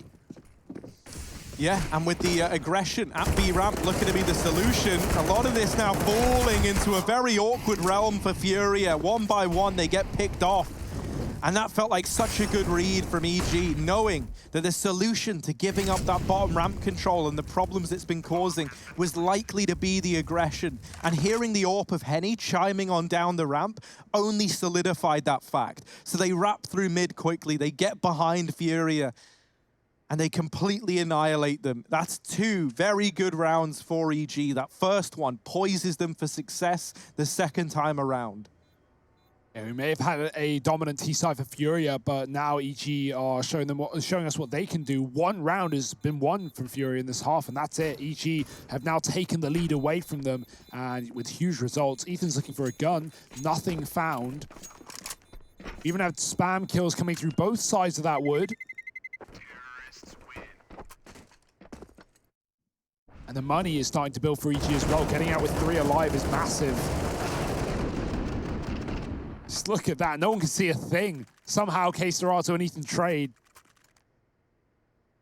FURIA, they need solutions. They need them now. EG had the flanks and the mid pushes in the mid round in the previous half. But right now, the pace that EG is setting is going to deny that for FURIA. They've got to play off their spawns. Orbs is still here, luckily enough. More flashes towards B. It's another run for EG. They're going to go hard, and they've got the entry behind it as well. Good utility does damage to Stan. They're still a close player. They should expect it, and they do. Ethan with a double entry. Tarek dropped in middle. There's no lurk this time, but there is one more player in that position to be an issue.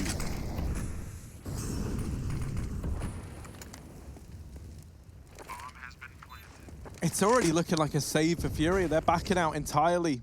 And that's where Stan just remaining tucked in mid and hiding to keep that numbers advantage does a hell of a lot, right? If you're FURIA, you're looking at this, you're saying 3-on-4, double AWP in the retake, no money, you instantly give that up. If Stan had tried to go for a trade there after losing Tarek and it gets put into a 3-on-3, I think FURIA attempt that round. Yeah. So just staying alive, right? Not even looking to get any value out of this position. That does enough for EG.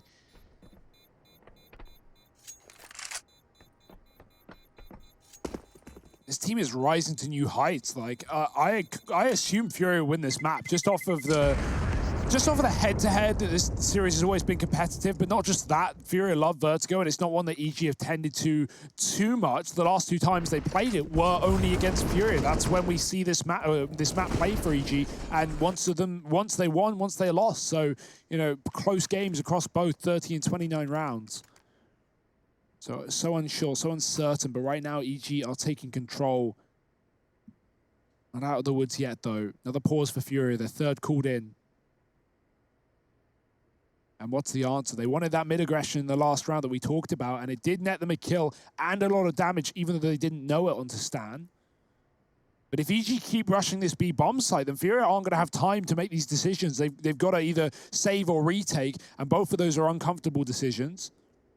They would much rather these slower ramp attacks so they actually have the room to make their own choices. EG aren't giving them that luxury.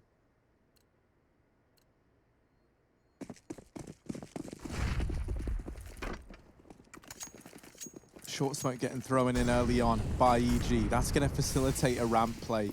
That lands now, and that's going to cut off Art's line of sight. But of course, Art's not afraid of pushing a smoke, okay? Who do you think you're up against? He's gone through it. Now, is that a decision he's going to come to regret as they flash through? That gives them a lot of ground, and Art here, tucked in behind this pillar, is looking for a way out, but every time he tries to make a difference, he's flashed off the angle. They know that someone could be on the other side of this smoke, and there's Art with the first. Getting pressured, he gets out of there, but Cirque is holding the angle. The fallback denied. The bomb dropped out in the open. Yuri's trying to hold it, but he gets wrapped, and Ethan lands a well-placed shot to open up this A site. Henny and Keserato on for the rotation, but if nothing presents itself soon, then this might have to be another save for FURIA. And with Breezy wrapping the back line, this fight decides everything, and Breezy wins it out. Henny all alone. The back line's compromised. The front line, well, it's the front line. And he goes down as well. 13 for EG. This is a dominant T side from them. And the answers just aren't coming in response from FURIA. Yeah, they're trying to come up with answers, and when they do, EG have already moved on to a new idea, right? Back-to-back B rounds, EG are immediately trying to patch that hole, and in this round they had Art solo on A because every round has been B rushes so far, and so they don't want to start leaning towards the wrong site, and in fact, what that does is put them on the wrong site. Art gets a kill, he gets traded, and excellent calls from Stan so far in this game. Breezy coming in on that mid lurk, denying both exits, both saving players. FURIA do have the money, but it's dripping dry soon. Keserato's taking the AWP from Henny as well. Yeah, what Stan's done with his team is excellent. You know, it's what a redemption arc for EG, who had a bit of a slower start to the year. And obviously they have the star players, they have incredible individuals, but the ideas are clearly there, and having Zeus in the coach role again is a big pickup. One that certainly makes this North American versus Brazilian matchup even more exciting. And he's pushed through the smoke again. You can see FURIA, they're scrambling, they're in spawn, they don't know where to rotate. EG have gone quiet, and for the first time in a while, FURIA are given their own thoughts in the back of their heads. Henny's trying to get that info, but he's not really seeing much. EG is specifically not giving positions away on A. Only 2 making noise right now with a couple of bits of utility. Mid is taken. That opens up the flank. Keep an eye on Breezy. He is watching for it. But what will the timing be? What will the flank timing be? Art's actually come down the ladder. Breezy going back for more. Art scoped up. This is perfect for him. And he's got the shot escaping up the ladder. That's a good call from Art. Keeping the man advantage. EG, they're going to pull out their trap card and hit this A site. Yeah, that's all they can do, right? They've lost mid, but already FURIA have fully rotated in. This is not going to be an easy fight for EG. as they start to pressure. In the smoke is Art, and he's looking like he wants to go through it, but Tarek deletes him. And in spite of walking into a 4-on-4 at the A bomb site, 4 players are still standing for EG and only 1 for FURIA. 14 on the board as they make quick work of that A side stack. A nice flank from Art, a damn good try. Gets the information, forces them into an A play that FURIA were ready for. But EG, they hit all the shots needed. The utility cuts out anything, any danger that stack represented. Yeah, I'm watching the smoke spams as well for EG. They're so ready for these hyper-aggressive plays that Art's bringing to the table. This aggressive FURIA style that's so in your face. Tarek climbing up. Kesarato's read it. Oh, the knife is out against the AWP. It's just not going to work. But maybe they can take him down as the round comes to a close. Oh, he's dodging bullets. Not enough, though. And Stan is going to save the day. Oh, that's a massive kill. Look at the implications. Look at the money on FURIA. It's gone. It's disappeared. And Cirque, I don't know if he's just super aware if he heard footsteps, but after they get this entry onto A, you see Cirque swing for the short side and catch one of the players who'd actually re-aggressed on A into short. Cirque shoots him in the back of the head. So much communication, so much fire going on. The footsteps were not heard on the other end. And EG, they take A once again, 14-10. It's another half five for FURIA. They got to save some money. They've got to fight for OT, and that is not where you want to be when you've only managed 1 round on your CT side so far. Art aggression again, but this time it's not worth it. And normally Art's aggression is so calculated, so scary, but that one there just reeks of desperation in an attempt to take something away. Yuri's flash hit him as well, so not only just blinding, but making that noise in the smoke, and EG are immediately aware of it a second before it comes through. They've just been so prepared for it every single round, not just on the CT side with Stan pushing a ramp and being aggressive, but here on the T side as well, playing slow when they need to.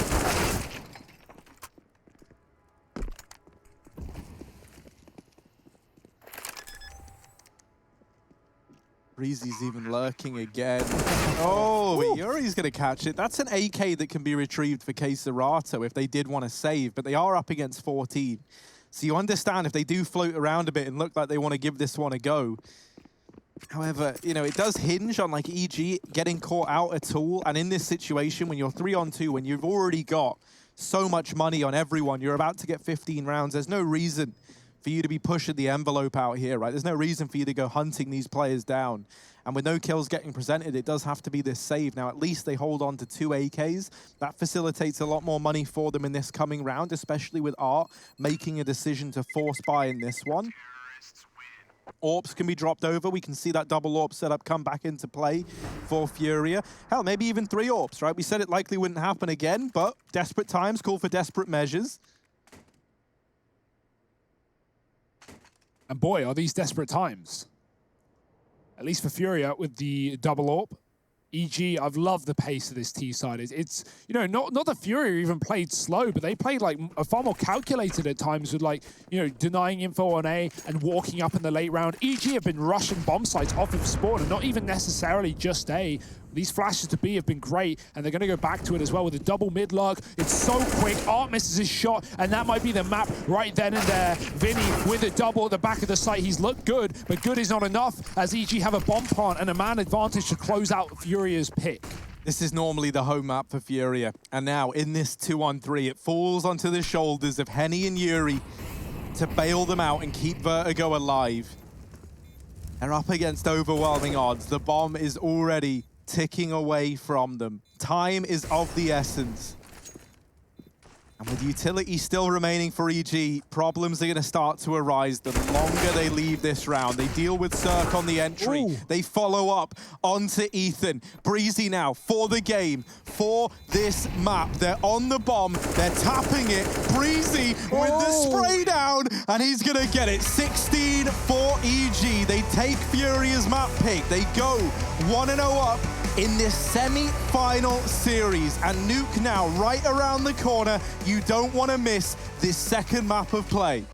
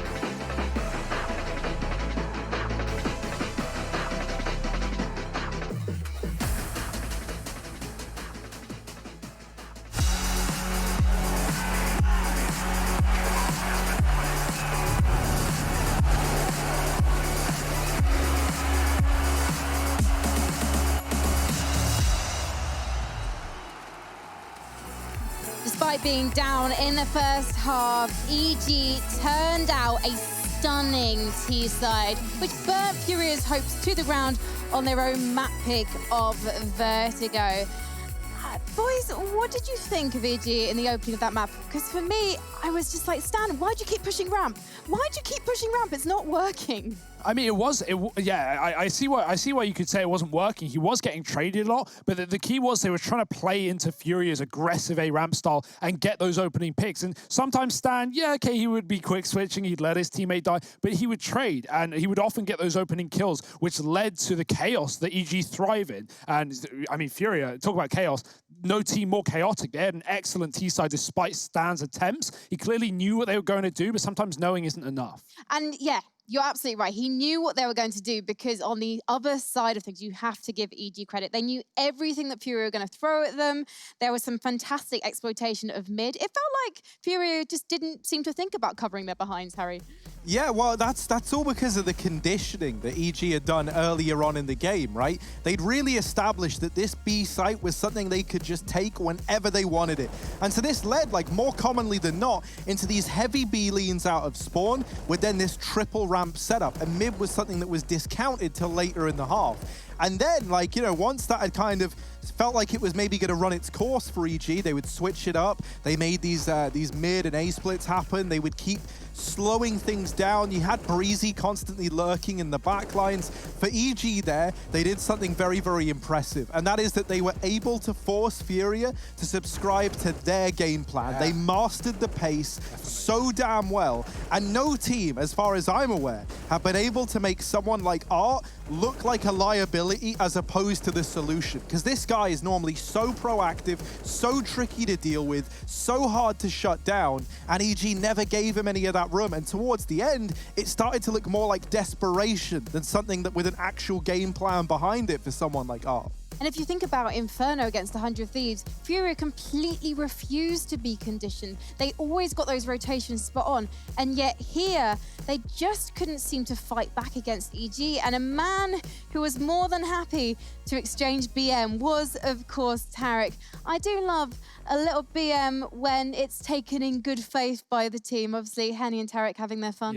Yeah, Henny knifing Tarek in like round 4 of the game, and then Tarek going back for it. He almost gets the revenge knife on the sandbag. Cirque steals it away, so what can you do? But yeah, we had a lot of knife attempts in that game from both sides. We had some Zeus's. Art showed us some cool stuff with that on the A side. But generally, I think that was a really good game from EG, and the fact that they're able to one-up Furia's T side and only lose one round, which was the opening rifle round, as you talk about that conditioning, I think that's such a good point. They go for those back-to-back B rounds, just taking the site whenever they want. Furia call a pause, they come up with a solution, and then EG just hit A quickly. And it just felt like they knew what Furia were going to do before they even did it. They knew what holes Furia were trying to patch. And then you got Breezy coming on mid-wraps every single round. That's just so hard to deal with. Breezy's such a talent inside of this team. I think that was a great game from EG, and that sets them up for a 2-0 quite well. Well, we are heading to EG's map pick. It's going to be Nuke. It's coming up after this break, and it's absolutely guaranteed to be a brawl.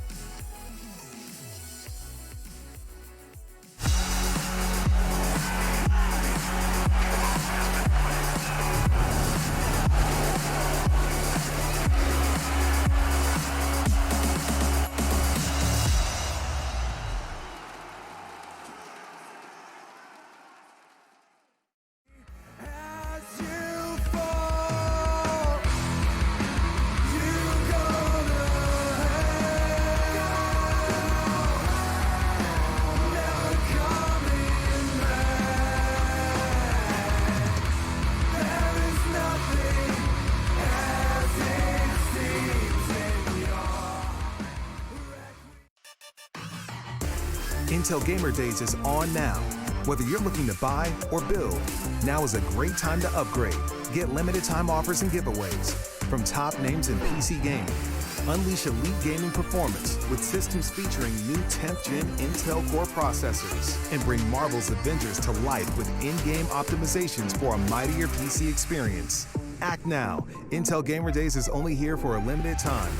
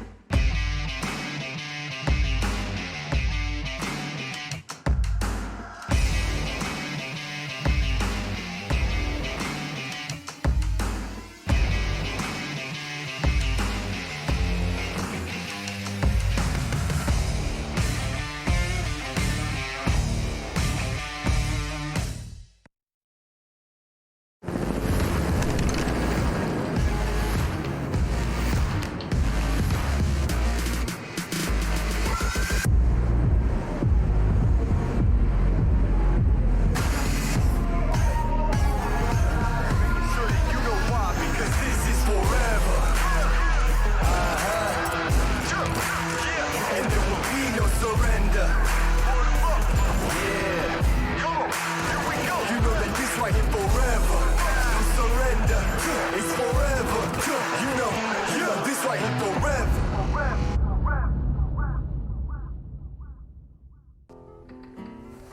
If you want to know what you're good at and, well, also what you suck at, check out csgohub.com.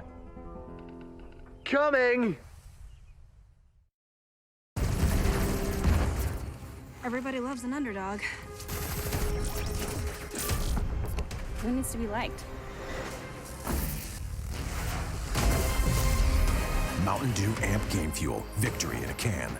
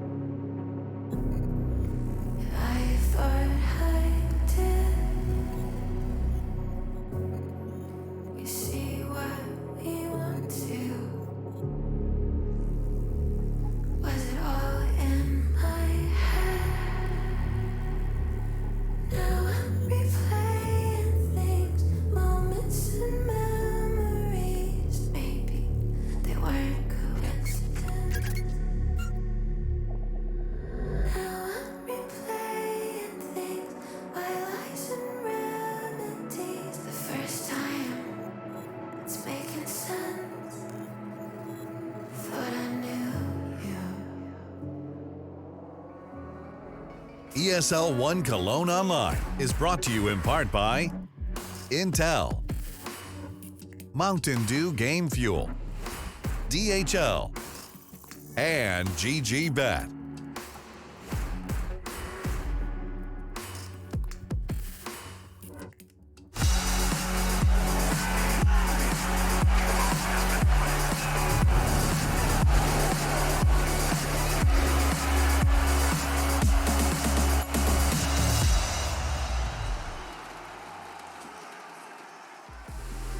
Welcome back to the semi-final series between Evil Geniuses and FURIA. And just one map stands between Evil Geniuses and a spot in the grand final against either Liquid or Chaos. And if you're interested in our second semi-final, you can check it out on the B stream right now. But let's talk about what's ahead of us. It's gonna be Nuke. EG, this is a home map for them.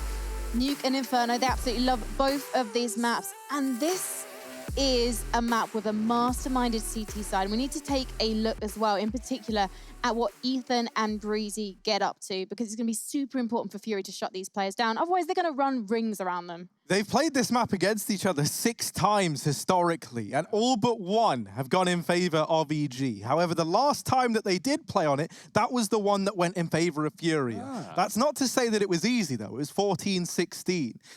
So, you know, like, I think either way, this was always going to be a challenge for FURIA. I look at EG as like their final boss here to have to beat. And with Vertigo not going their way, they are in a rough spot. There is no denying it. Yeah. But I think it's possible for the Brazilians. Absolutely, and EG, they're starting on this T side with this being their map pick. I can't wait to see what they got in store for us, right? FURIA definitely going to be bringing the heat, but EG setting the pace, and if it's anything to go like Vertigo, well, you know it's going to be a fast one. Let's see as we get into this series, this semi-final, and this matchup between North America and Brazil. It's EG FURIA. Let's go. Yes, indeed. Pistol round underway. FURIA with the CT side start. And let's get into the swing of things right away. Outside control taken for EG. They are fast. They are aggressive. And now the rotations have had to come through the adjustments. And in doing so, Art is left in the firing line, dropping down to ramp. He gets wrapped on. As now the B site looks to be the object of EG's desire. The bomb is here. Ramp room taken. They've lost out on Cirque. The rest of the gang trying to pour into this site. Rotations have arrived. And Serato now, the only man left standing, dancing around this smoke. Somehow, still in the front line, still with EG, but Tarek's able to find him. And we're into this 2-on-2. It's Tarek and Breezy to try and see it through. Oh, spotted the legs. The doors are wide open. This bomb is stuck in the site, but Breezy's on the wrap, and they have no idea. Henny swings at the perfect time. And Tarek doesn't know about the second player. There were 2 there, but the info wasn't grabbed by Breezy. Tarek falls at the final hurdle, and it's Henny with a 3K in the pistol. That looked like it was EG's on a plate, but Henny, very quick reaction, very good awareness, turns around and deals with that flank. EG get a lot of control in the yard, but it doesn't really matter down on B, where FURIA win all the fights. Look at that timing. That's just unfortunate. And the worst part about that is, you know, Tarek didn't even see the second player, and so could never come that along. And now we're going to see FURIA finding their pistol. Art with a pistol. Again, he's bringing the USP in yard, looking for those swift one-taps versus some Deegs and P250s. So mostly Glocks, but there's always a chance. Boost up for Tarek. Hard looking for those one-taps. That is a hard shot to hit even onto the silo, but it's not like Ethan's got it much better with a Glock. This might go on forever, in fact. Thankfully, there's only 28 bullets in this USP, so it can't go on forever. And Art also has to watch the rest of outside. They deal with Tarek, attempting to sneak his way into play, and now they follow up onto Cirque. So the guys that Red are dealt with, Art is still in this fight. And even then, finds the man on top of the silo, follows up with a nice little tap onto Stan, and it's Breezy all alone. They don't know that he's Red, and so he does blindside Vinny. Art's here with the USP, trying to get this back under control, has retrieved the FAMAS, and that's Breezy getting dealt with. So FURIA, they lose 1 man, but they find that conversion. And with Art playing USP in that round, the advantage that gives is he brings the AWP out right away into round number 3. With no bomb plants for EG, they've got no chance of having an AWP of their own, even glass cannon. So he knows he's only up against rifles, and this is going to give FURIA that little extra edge towards outside. Yeah, I wonder if EG going to be ready for it. With it being their, you know, full buy coming through here, they should be able to throw down those outside smokes and cut off this AWP. But does Art want to be a nuisance to go ahead of them? He's throwing high flashbangs as he runs towards main. Staying inside of A. That's exactly where these T's are going, but not for long. Vinny drops 2 from the top of the silo, and EG are going to... Wow, they did look like they wanted to bail, but they'll still hang around in the hut looking for fights. Henny's on the flank, say goodnight. And now with that position open, Tarek, he can back up. If he dies here, the bomb could go flying out into A. And so he's got to be very cautious about that possibility. Vinny on 3, cycling the AWP over. That smoke might fade to the favor of Tarek as he sits inside of it, but they're body blocking. Vinny is here as well. Oh, what is even going on? I'm lost at this point. EG have walked out the door, but Vinny has swapped positions. Oh my, Serato, he might be dead, but are they ready for the man right behind? Yeah, Vinny's kind of missed the timing here, though, to put a stop to this, and he walks in, looking the wrong way. Deary me. They pass each other like ships in the night, and now it's left on to Yuri, who's also looking the wrong way. Back in he goes. Will he be ready for Tarek close on this box? That's the real danger. He's considering the lobby flank, not considering the wraparound, and Tarek is there, putting up a double. EG That didn't look like their round from the offset. With kills getting found, the advantage going their way. They past the man in Squeaky. And everything gets very, very weird very, very quickly. Yeah, and then Vinny walks out and tries to clear the site, but he's got cover from Stan. That's got to feel like a nightmare to lose, especially after Vinny gets 3 kills on A to shut down the rush. EG walk through a smoke. Ballsy. And it's going to find them there first. The AWP given to Cirque as well. They found it off the body of Art.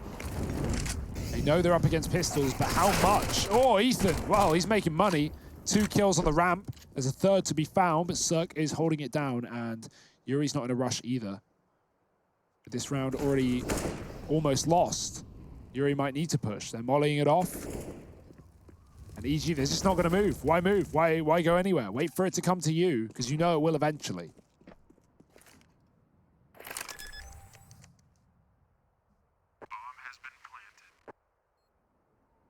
Yeah, Yuri's like, bye. He doesn't want to go back, and I can't say I blame him. Holding on to the PT-50 and head armor, or sorry, just regular armor, that's the one thing he doesn't have, is totally fine for Yuri here. Allows him to come in with that much of a stronger buy in this follow-up round. Now, Serato and Henny have both saved extra cash, so we will be looking for an AWP to come out in this follow-up round for FURIA. But already EG arriving in a very big way, right? They keep this round flawless. That is a great start to this map for EG. They win that very unlikely round in the one prior, and then they respond immediately. 5 alive, money made, and already you're in a great place now if you're EG.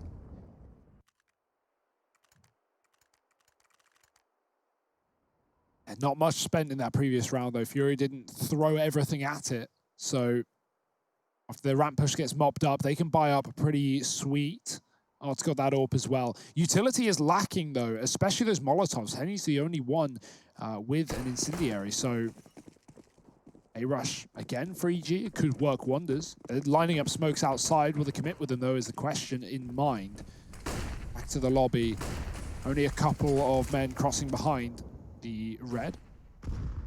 And even then, they're taking their time. They're not running down Secret to B. There is already a rotate in the form of Art in Secret, taking up this position. It's getting commed from Yuri that he sees nothing and no one, but EG are about to cross into his sights. Always looked away. That timing is not great, but he spots a second one and posts up for the main ramp. Now, he didn't know that Stan got this far, I'm pretty sure, so there shouldn't be any awareness. Art is running to rotate. They have their backs turned. Hello? Stan? He's going to hear it. He'll get the kill, but imagine if Art was suspecting that spot. Yuri gets out of dodge into the hell side, and Vinny waiting in the smoke fade. That's a good play. He's going to take another. Or shot connects, it won't kill him, and EG head towards ramp.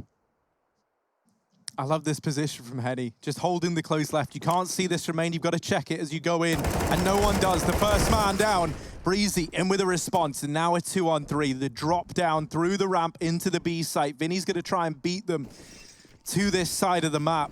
He's very, very low, though. Tries to take the fight onto Breezy.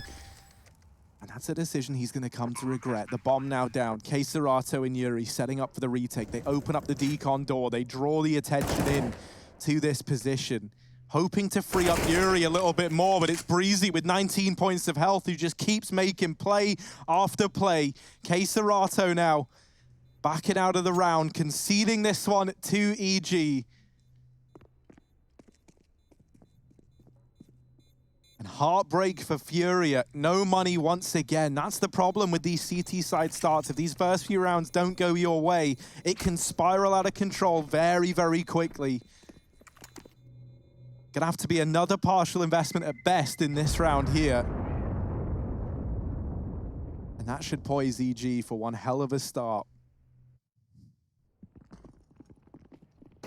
Yeah, how the hell did they get that round under wraps? Breezy, after that first fight into B, low HP, and just kills everyone as they silently rotate around the map.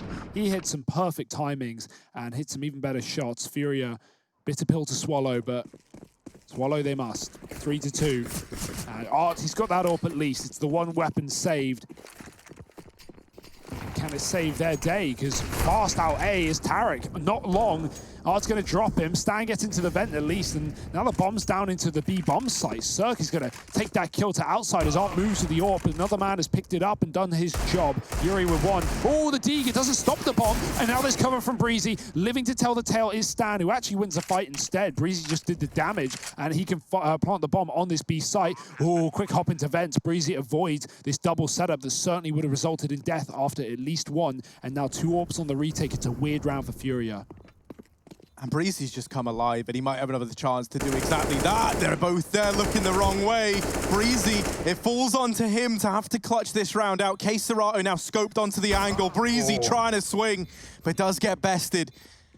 And FURIA, with not much to fight with, they're able to find a third, showing that they can still weather this storm. Tying us up at 3-3. Now, as mentioned, thanks to getting off to such a hot start for EG, money is still fine. They are not worried yet. Still a long ways to go before that happens.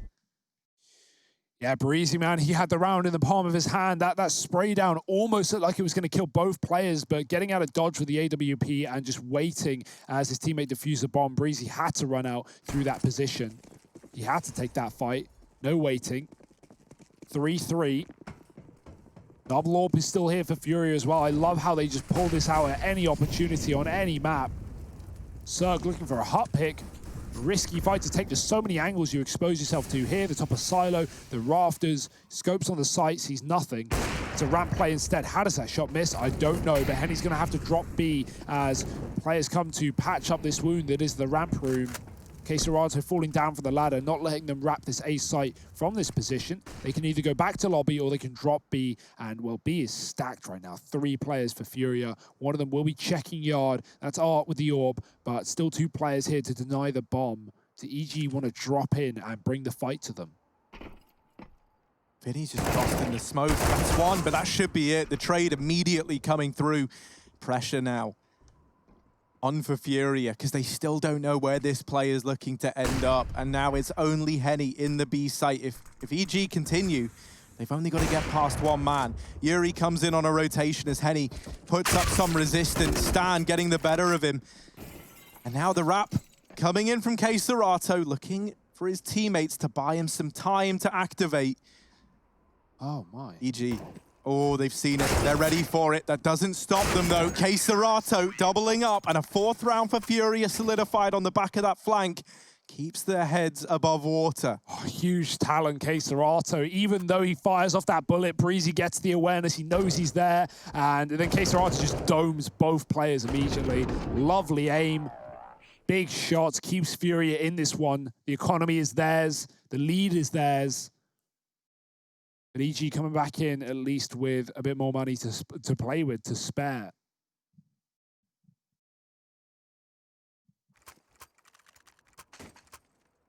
What will they do with it? No AWP. Cirque can glass if he wants. He's considering it. He really is. But utility is often king on a map like Nuke. And there's no necessity to the AWP on the T side if EG want to continue to run fast plays. But it will make FURIA's double AWP even more deadly if that's the case.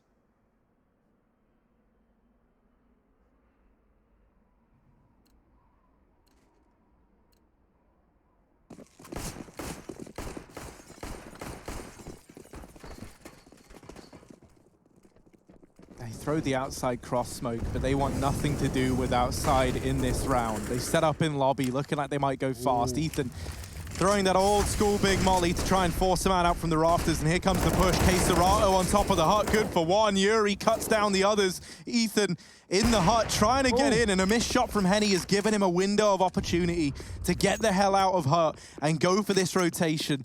I believe that no one is up on the rafters, and so as a result, rotating into ramp to keep an eye on this is a very hard task indeed, and so they just have to bear the full brunt of these rotations down to B. K-Serato already smoked off.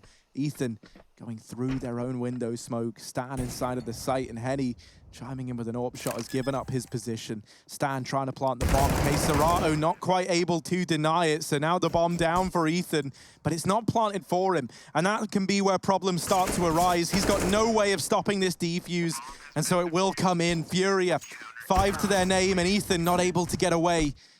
Looking like they might try and springboard themselves into the lead now with the money running out for EG. Yeah, it's a bit of a weird one, right? You know the double doors are not your territory there if you're EG, and so you can't plant for them, but you can plant for the window while, also being open to door, because that plant was open to door and it was smoked. So it would have been nice to see the plant come in for Ethan, and he would have actually had a realistic chance to win that round. But without it, yeah, as you said, just diffused behind the boxes, behind the silos, no chance.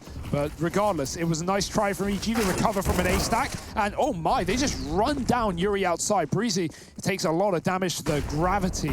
And now Surf falling into main. There's 2 CTs here. They can trade. That's okay. Tarek, though, grabs himself a gun. And suddenly, the scales have tipped. It's just Henny on his own in a 1-on-2. This was meant to be an easy round for FURIA. Henny trying to run the gauntlet. Molotov forces him out into the open. The AWP even drops down, so Ethan's grabbed that for Cirque. And EG, they get it done with pistols. They give FURIA a taste of their medicine with the very, very fast aggro play towards outside and A. That kill from Cirque means so much as well. It diverts the attention. It allows those players to get out through the squeaky door and get away with a lot of damage. And so for FURIA, now the shoe is on the other foot. They're the ones with no money. They're the ones having to take an eco round here. Oh, they don't realize someone's pushed up close.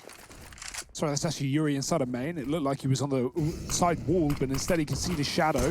Can't do anything about it, though, with the smoke down. Tarek wraps yard. And this is a perfect round to take this kind of control if you're EG, when you know FURIA have low money. Not only is the AWP not an option, but you can't run these rifle crossfires in yard. And most teams even opt to give it up. Vinny tried to get outside to help, but by the time he's there, Tarek has already swung him and is playing a very safe position in CT to wait for rotations, wait for someone to come off of ramp. Or even peek heaven. Oh, up the vent, been spotted, but nothing EG can do about it. It's all bait for Yuri, who's behind the vent as well. EG looking like they want to take A through main, but it's 4 stacked or 3 stacked right now. There's everyone here. Art's going to be ready. Flash is good. Ethan going to check it, though. They're expecting that position. Cirque covers from Yuri, swinging at the door. Henny with a D shot from heaven, but Queserato, great double dink. He can come up the ladder and make this one interesting. Smoke as well on Queserato opens up the opportunity.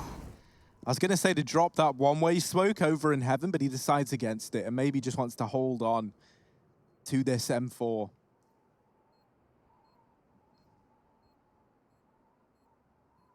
And he's going to act like a bodyguard to protect him with the M4 in main, or garage rather. EG still get the round though, and that's what matters at the end of the day. They keep 3 alive, so money not really gained nor loss here for EG. Reinvestment was coming through for FURIA anyway, but holding on to the AWP means that Queserato can drop an AWP over to Art, so they've got that in play. And Henny could even pick his up for ramp as well. Ethan actually dying to the bomb means that that round costs EG a little bit. This is a great kill. At least allows a save for FURIA, right? Just trying to... That's a smile when you die, but you know you've won the round. Yeah. Tarek's always smiling in these, because, like, you can kind of see which way the pressure's leaning. Like, even though Tarek gets beat in the head-to-head, they're still feeling very, very confident and just taking it on the chin. Yeah.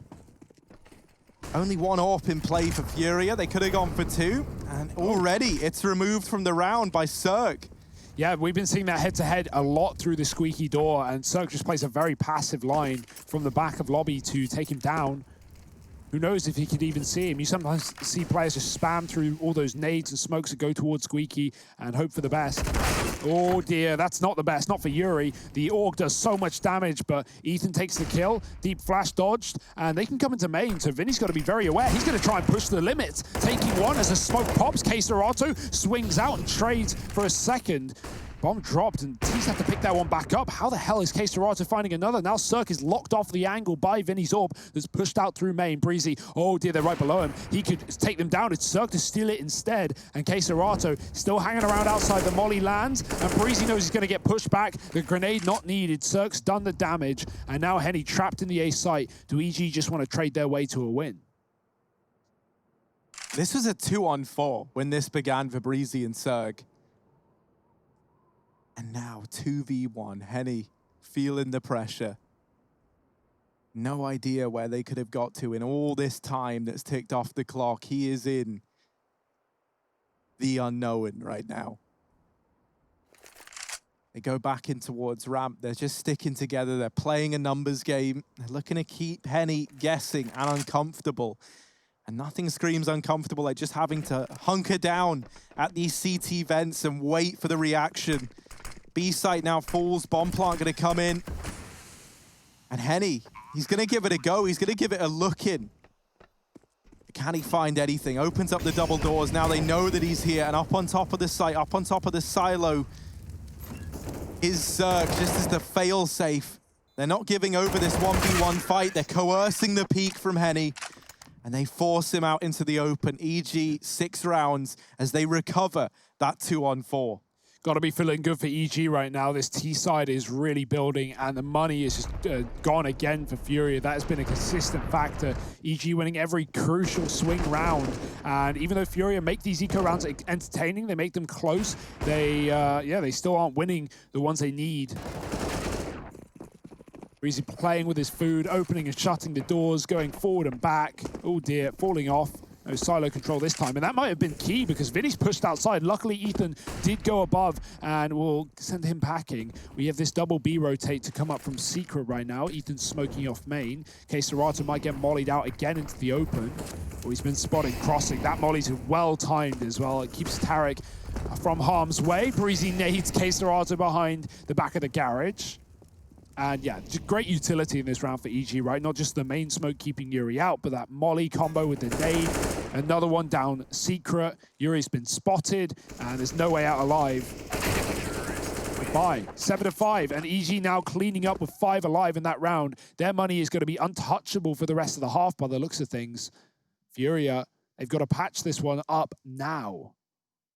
I do think, however, this is going to be a game of T-sides, right? Like, FURIA only managed to get 1 CT round on Vertigo, and they had a great T-side there as well. But EG, if they take like a 10-5, a 9-6, that's going to be so hard to come back from on a map like Nuke.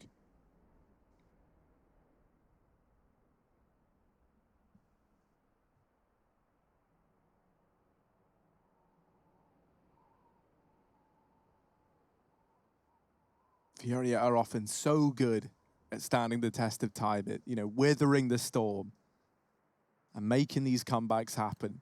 But REG just one hurdle too far. Or back in the hands of Art. He's going to take that with him over here towards outside. There's a lot of attention being given there by the smokes, the utility from EG. And so that forces a lot of eyes out into the yard.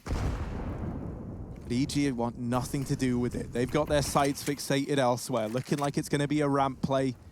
Out of spawn, Henny has to try and hold the line, and he is good for 1. Now the lobby aggression coming through. They lose K-Serato, however, and so this lobby aggression is going to arrive just far too late to play into the round. Even then, Tarek's still in this position. He gets into hell, but this can be misinformation for FURIA. They do drop for the B rotation, knowing that Tarek is separated from the rest of the team. They're looking for the 3-on-3 while they've got it, but Zerk is so damn quick. Art and Yuri left up in this one. Tarek still wrapping around, coming through the vents. Not going to get away with the kill, but a lot of damage done and information gained. FURIA 2-on-3, clutching at straws for anything to be given over. And EG just aren't peaking. They're not giving up these fights. It's got to be another save here for the FURIA CT side. 8 on the board now for EG as they crunch into lobby. They get the kills, and they win the round, really, in the first 30 seconds. Yeah, that's why Tarek's making these crazy plays. EG must be so confident because he's just going on full wrap rounds and just getting in the back line. Even though FURIA know he's coming in, they expect him in the vents. He goes ramp to hell, to A, to vent, all the way down. But like you said, not even just misinformation, but it's in the back of your mind constantly while you're trying to retake. There's a dude who's going to drop in the backline. Tarek might not get a kill there, but it doesn't matter. It keeps FURIA away from committing to the retake. And 8-5, this T side is so good. FURIA, they rebuy back in. Art is 3-10. He's only 1-on-1 in opening duels. It's not like he's been dying first all the time. He has fallen to Zerk in this door, and he's stopped going for the repeat since. Zerk has just posted every round on this position. He's going back for more. It's mollied, but oh dear, there's the timing shot, not connecting. as Yuri swings in, he lives to fight.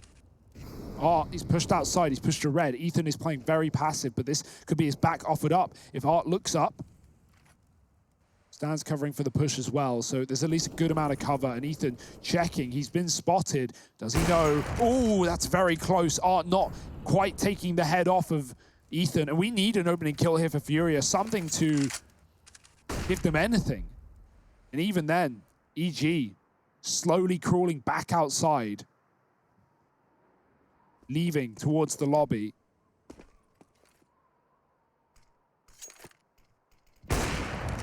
Ooh. There's nowhere safe for Art. Uh-oh. Art's barrel almost betrays him. They know now that he's in main. He goes in for the re-peek and Ethan mops him up. Trade attempted, but Cirque is there. K Serato up on the rafters is only good for one. Breezy's already out beneath him. Henny wrapping into the lobby, never going to be ready for Tarek, surely, and that's the kill secured, the round with it. Yuri trying to save in the 1v4. There's been so many of these saves having to be attempted for FURIA, and that just shows how suffocating and how dominant this EGT side has been. Yuri, can he get away with the AK? He deals with the first, but at this point, there's so much money for EG that they are going to hound this player down. This AK is going to be really the only weapon that you've got if you're FURIA. So taking it out the hands of Yuri means so damn much. If he survives, he can drop a rifle over. Suddenly the buy is that much better in that round for FURIA. And so taking it away should solidify a 10-5 half for EG, or at least make it that much easier to secure. Yeah, FURIA have saved 6 guns over 4 rounds in this T side already. It just shows how many times the EG have got their number and got the lock in before, you know, sometimes before the bomb's even planted as well. I can't feel good. And then to get hunted down and finished off. Ooh. Fast day here for EG. They want to end it with a bang, end it with style. They actually drop the vents. They don't commit to the top site. Vinny does drop one. Now FURIA finally, even though they've lost B, this is pandemonium, but they have got the man advantage. They've got a flank as well. Stan's not ready. Art's dropped the bomb inside of B. He can try and hold on to that. Tarek is still in the lobby lurking around, and he catches Vinny getting aggressive. So EG back in a 3-on-3. The bomb isn't a worry just yet. They need to deal with the rotates. They have time for the bomb later, but now they're losing players. Yuri and his teammate coming in from the ramp side by side, and it's essentially a retake of B now for EG as they scramble to get the package under their control.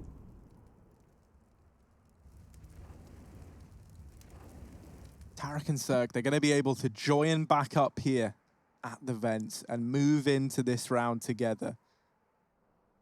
Now, Decon has been given over. With a smoke to go down, if they retrieve this bomb, they can dart up the vents into this A site. But it all depends on Cirque living the journey. They spray the smoke, they deal with him. It falls onto Tarek, and this time Yuri's gone through that smoke, taken an aggressive lie. And with the USP, locks in a 6th for FURIA. Is there still a chance for the Brazilians, or is there time up here at ESL One Cologne?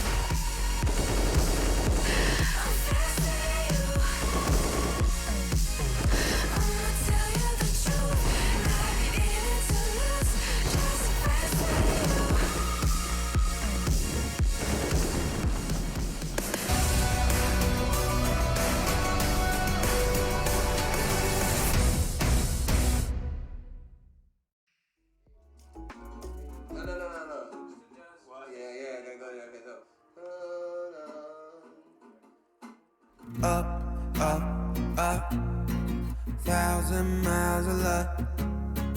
Don't look down, we made it. Feet far off the pavement, and we go up, up, up. 1,000 miles of luck. We stay understated. Pressure feels amazing. Just a dust, just a sand. Just the motion of your hands. Travel light lanes. It's just enough, oh yeah. Just for you, I'm just a man. Just a notion in the wind. We ain't gotta make plans. Fair enough, it's fair enough, oh yeah. Always you and me, tryna be weightless. Like we're the two surviving pieces of something. Always you and me, trying to be weightless. And I know it feels like a light years in the making. Up, up, up, 1,000 miles of luck. Don't look down, we made it. Feet far off the pavement, and we go up, up, up. 1,000 miles of luck. Oh no, we stay understated. Pressure feels amazing. Just the dust, just the sand, just the motion of your hand. Travel lightly, just your hype man. Just the one, just a believer. I don't care. I see you loading up my mind. Place me on the sidewalk. Fair enough, oh yeah. Always you and me, trying to be weightless. Like we're the two surviving pieces of something. Always you and me, trying to be weightless.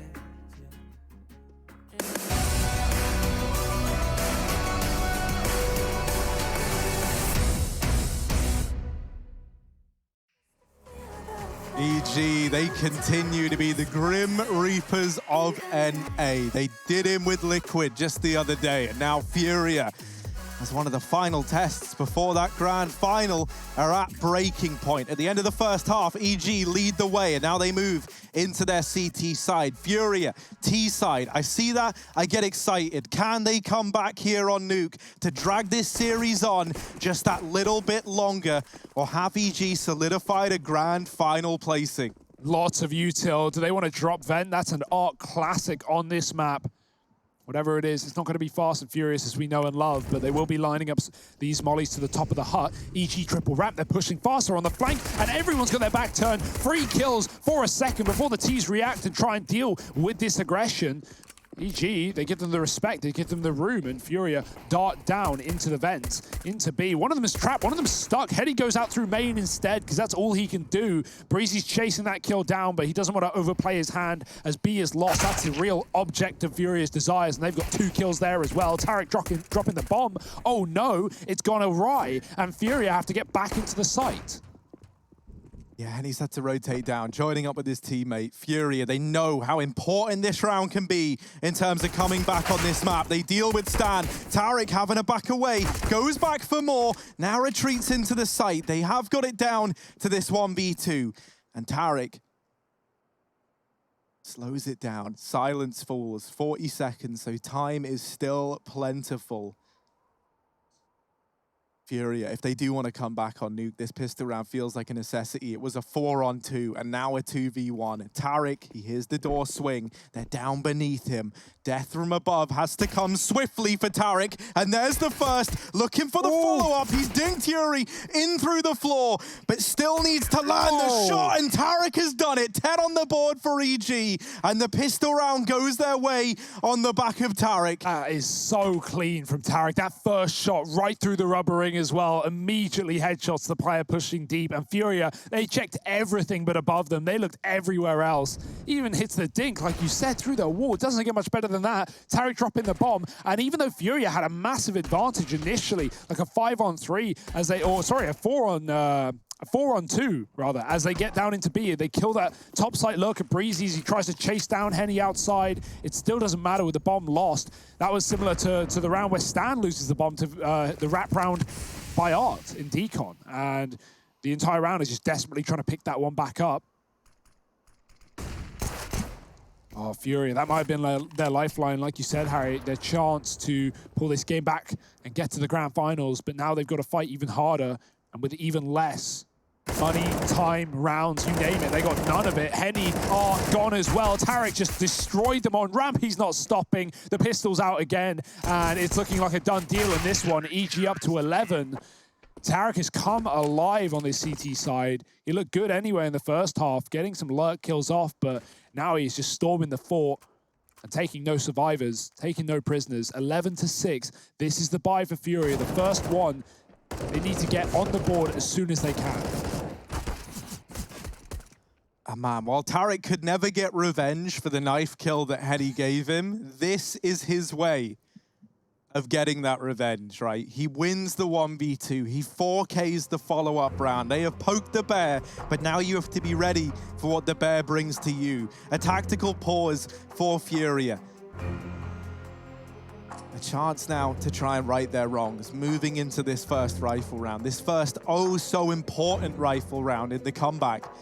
If it was ever going to begin, this one feels important. EG running a bonus round here. Galil, M4, those are the two rifles. Everyone else on SMGs. FURIA cannot overcome this, then maybe they cannot overcome EG at all.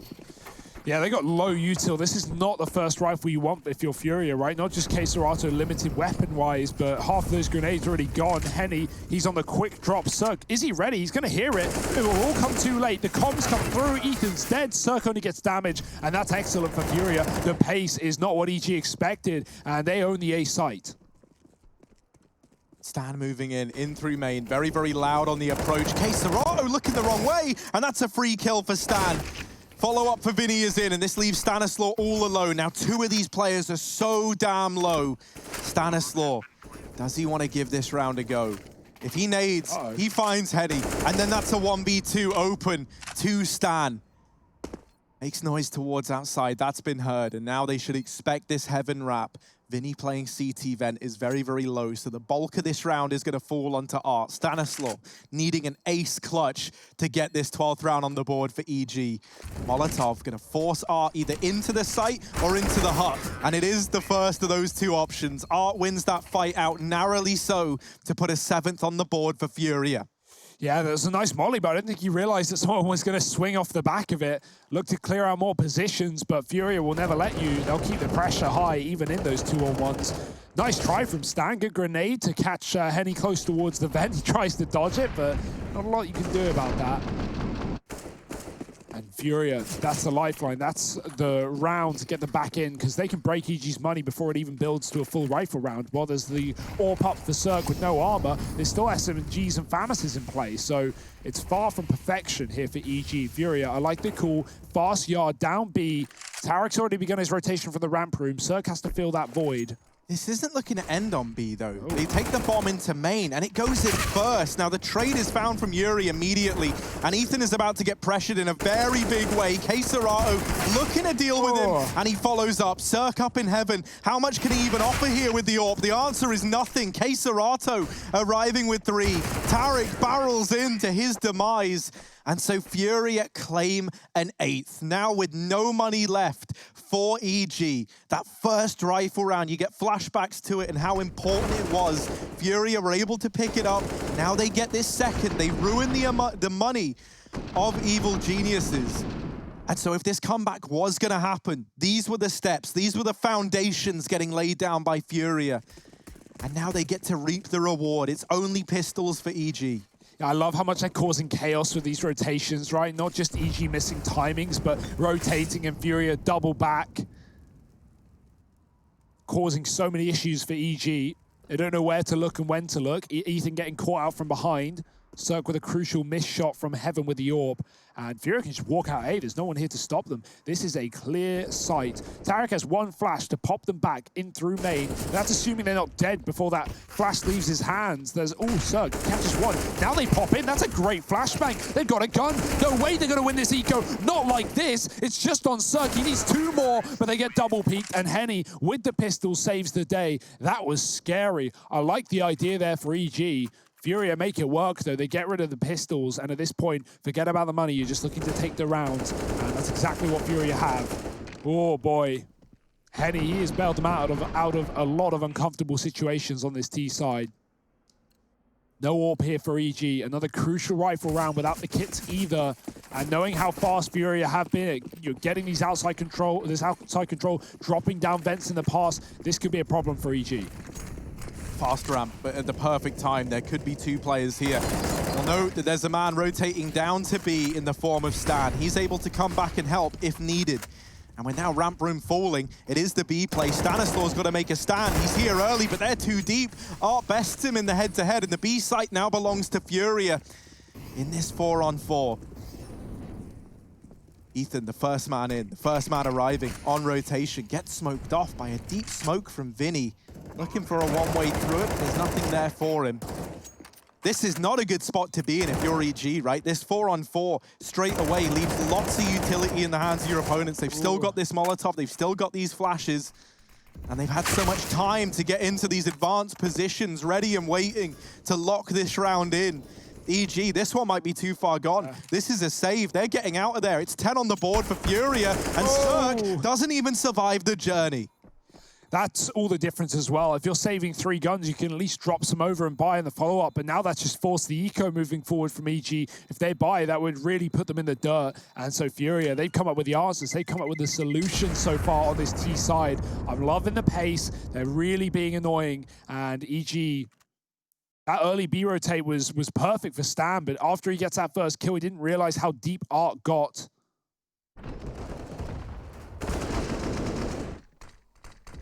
And Vinny as well, he gets that kill. Ethan swings into the angle that Vinny's holding. Little does he know it. Waiting out that entire smoke at the top of the stairs. Frustration now for EG.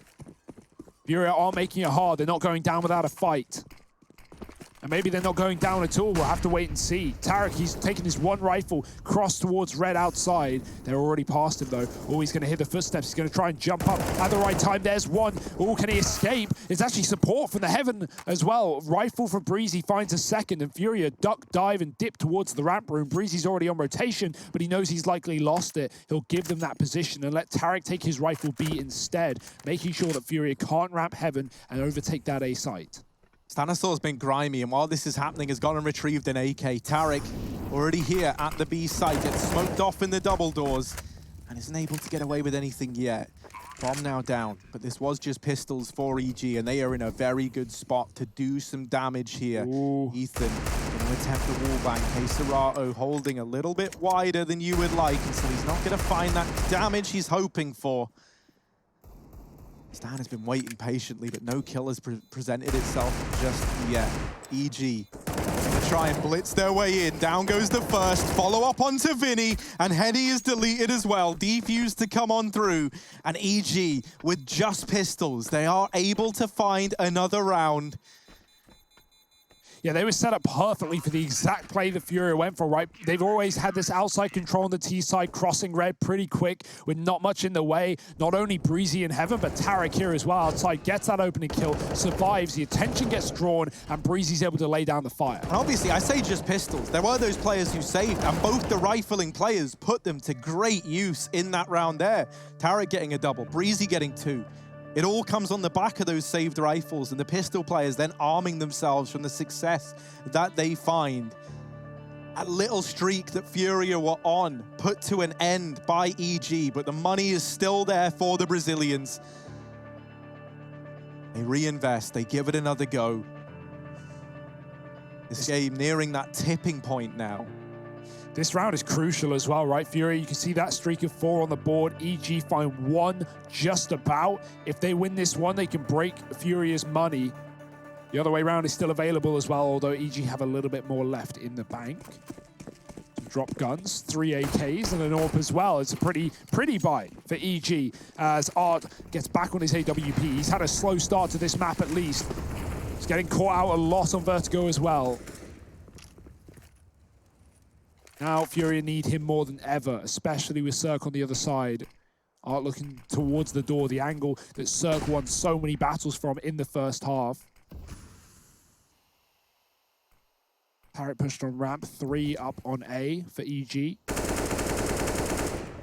FURIA hoping with spams, but nothing's going to connect. Breezy's gotten close as well towards that hut position, and Door getting re-smoked to stop this vent drop that FURIA have gone for so many times. Great shot for Vinny. He can barely see Breezy, and he's going to take the head immediately right out the hut. Ethan trades, and now FURIA, they're going to double down. They're going to commit. Great shot for Cirque. He was getting spammed down to 10. That molly's going to push him in or out. He's got to make his decision now. Smoke on the hut. Henny hits the shot, and Ethan somehow surviving for as long as he can. Meanwhile, Tarek on the ramp flank with 1, and it's just trading back and forth. It's so unsure. FURIA have deep position outside, wrapping this heaven position, and that could be a problem for Ethan. And how on earth is Ethan to ever know this, right? Yuri has not been spotted this entire round, and the moment that it dawns on EG that this could be a possibility, it might be too little too late. Yuri should have this round under lock and key, but Ethan, he's wisened up. He's dealt with the player in heaven, and now it's on Henny, who once again has to try and bail FURIA out. He waits for the fight, but now Ethan isn't going to give it up. He gets the info. Stan rotating up through the vent maybe any minute now, actually goes deeper within B, and Ethan wins his fight at the A-bomb site. 3 kills in the round for Ethan, wisening up to a heaven flank just in the nick of time. And another round for EG. Now the money broken for FURIA. The morale shattered as that round was so damn close, but they're not able to get it over the line. And they get all the opening kills. They take the site, but Ethan's stall on top of the hut, not just trading, but even smoking himself off and just looking to stay alive. Oh, I can't believe he predicts heaven at the point that Yuri comes out heaven. It doesn't get much better than that. We talk about bad CS timings. Well, that's the best one. Ethan has just saved EG on that crucial tipping point, on that crucial money-breaking round that has left FURIA in the dirt. Henny with the hero AK, relying on him once more. Oh boy, double ramp setup as well. That's when FURIA go towards ramp, so it's not the round for them. It's not the perfect time, but little do they know. And Stan, he can always rotate right. There's never any reason to overcommit when FURIA have made no noise, but as that smoke fades, Tarek's going to start to realize Stan's got another flash and a molly as well to pop in. Henny's blind, and FURIA just getting stalled out by this utility. Great resistance from EG. And they should be ready for this. They should be predicting this at this point, because no one else has been seen anywhere. And this double setup is the thing that could destroy FURIA on the ramp play. They've dealt with Stan, but will that mean that now they discount Tarek? Cirque's even here as well. And so now they're definitely not considering the man, the mystery man, Tarek, nailing every single shot. 14 for EG. He stands and he delivers. Tarek, what a performance to get them there. Deals with the ramp play, Cirque's drawing the attention in, and then Tarek gets all the glory. What a beast, man. He has come alive in the second half, and FURIA losing these crucial rounds is going to cost them. That hero AK gets the trade, but as you said, so much attention drawn from so many positions. There's no way they would check that spot. I like the smoke that FURIA used to actually get out of ramp. Cirque does some spam damage, killing R, but it doesn't even matter. Tarek gets all 3. And now EG just on the horizon, just on the edge. They can taste that victory. They can see the grand finals here for ESL 1 Cologne Online North America. Little do they know it, but their opponents might be getting there soon as well. Liquid, a map up in the series, about to close against Chaos. It could be that NA matchup we know and love. The EG have already won once before, but this time they've got to close the door on FURIA first.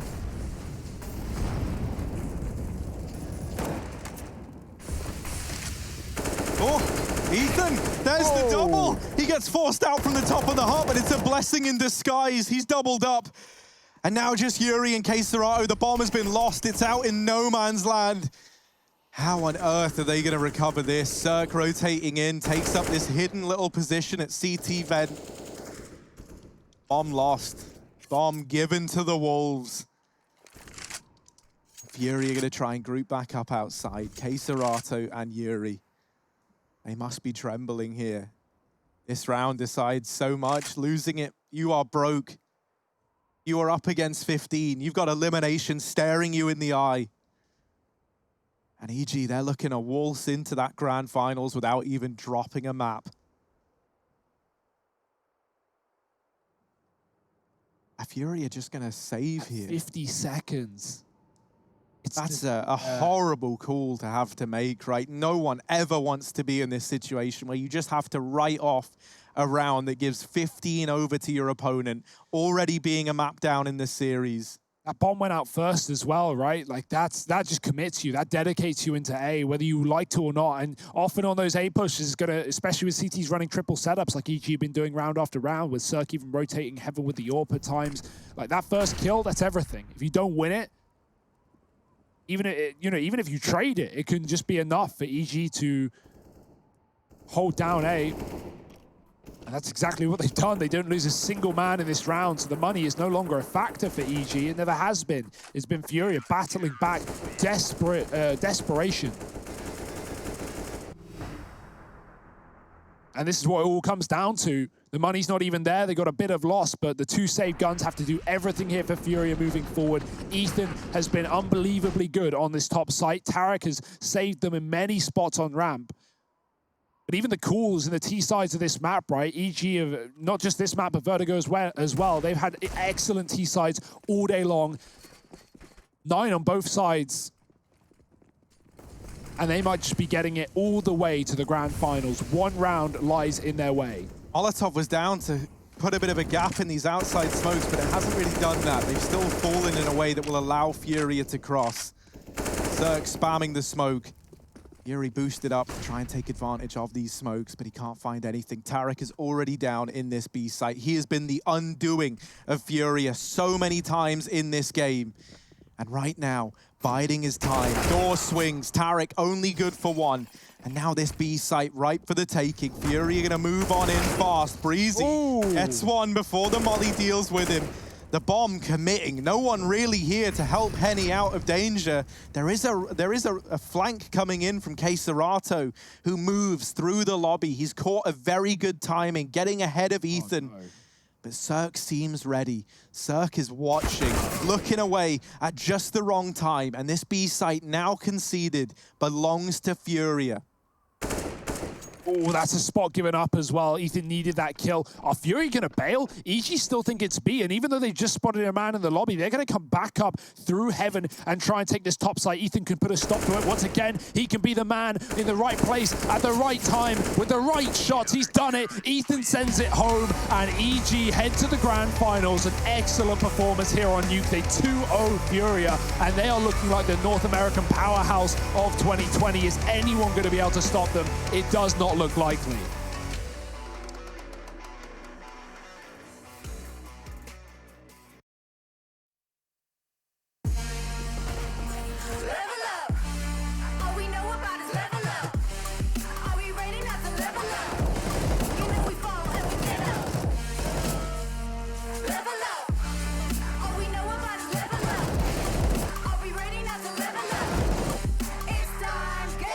That's how we know when we level up.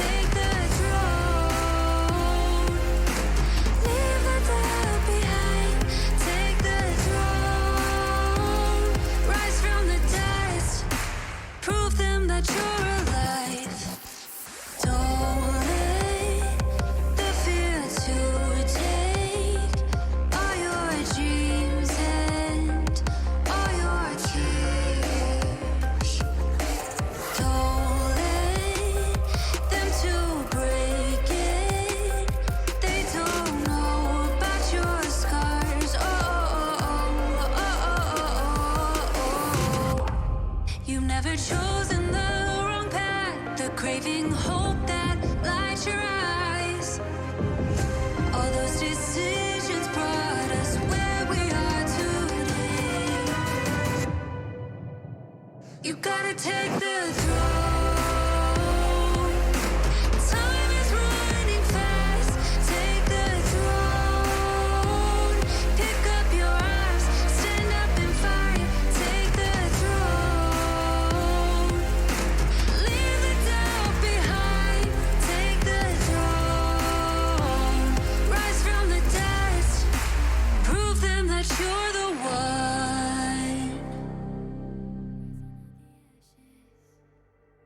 Coming from the ether, all I hear is static. Breathe a little deeper. Fallen, broken, a million light years away from home. My eyes opened, and now I've come to claim life. Never let it go. These wings carry me.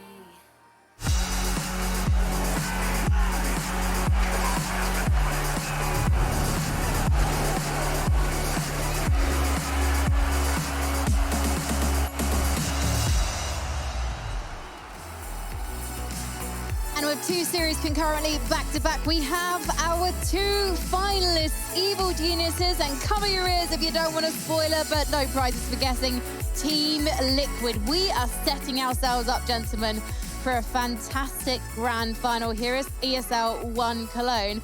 But before we talk about the final, I want to talk about Tarek.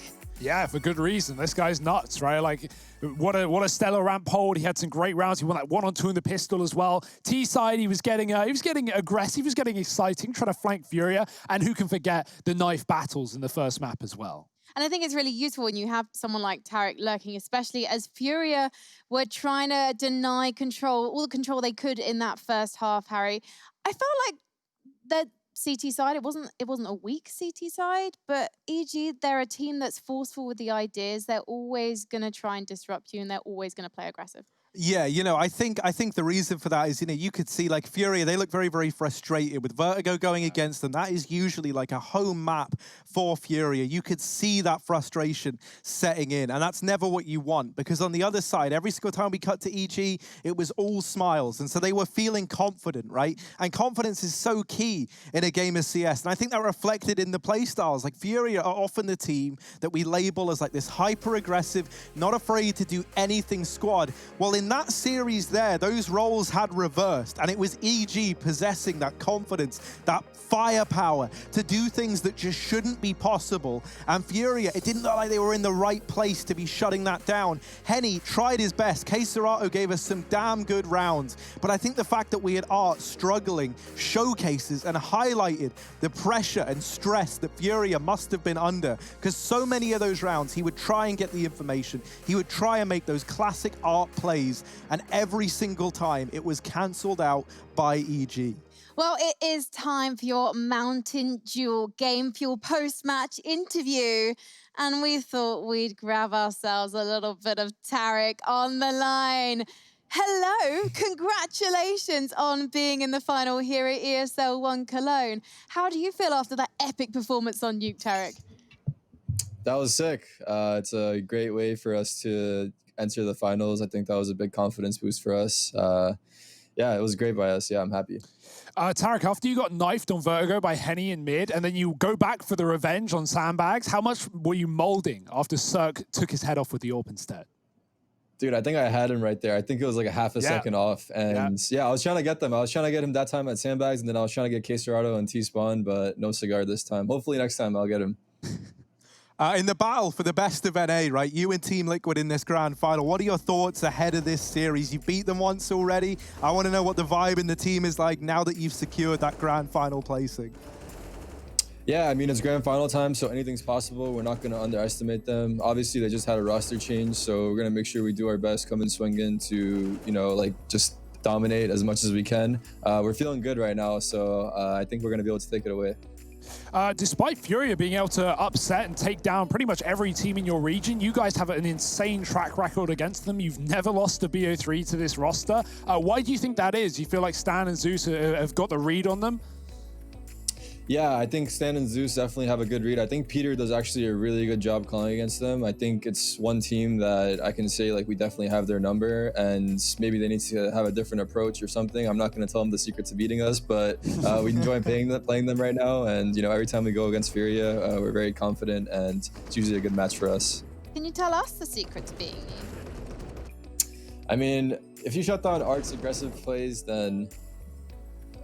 Wait, did you ask the secret to beating us? Sorry, I didn't hear the question. I'm interested. You know what? Now you've told. It's always worth a try, Hugo. You know what, Tarek? Now you've told me the secret. You started talking about the secret to beating FURIA, and continue on that thought, please. You're saying you've got to shut down Art, and then the rest is easy. Yeah, I think shutting down Art's aggressive plays is definitely an important part of beating FURIA, because he always is going for those early picks, and he always kind of does a similar pattern where when he gets a kill, he always goes for more. So once you sort of have that in the back of your mind, you can sort of have a better read for how they play. But yeah, it's an important part of beating them for sure. FURIA team are kind of known for playing slightly off the meta, right? Is there anything that you have seen in FURIA's approach to CS that you've gone, you know what, actually I respect that, I want it in my strat book? Yeah, I mean, it's extremely relentless. Like, they don't care. Like, even if you stop them from doing their stuff, like whether it's like, just relentless aggression, they'll keep doing it, and they don't really like show respect to any team. So I respect them for that. Like, they have a very unique play style, and it's not like ordinary textbook Counter-Strike. It's a little bit different. But yeah, it's cool to see. I think it's very entertaining to watch, and when it's working, it's really exciting. Final thing for me is just, you're in that 1v2 pistol round down on the B bomb site, right? Was that one of those ones where you're feeling it, you've got that locked in, or were you panicking a little there?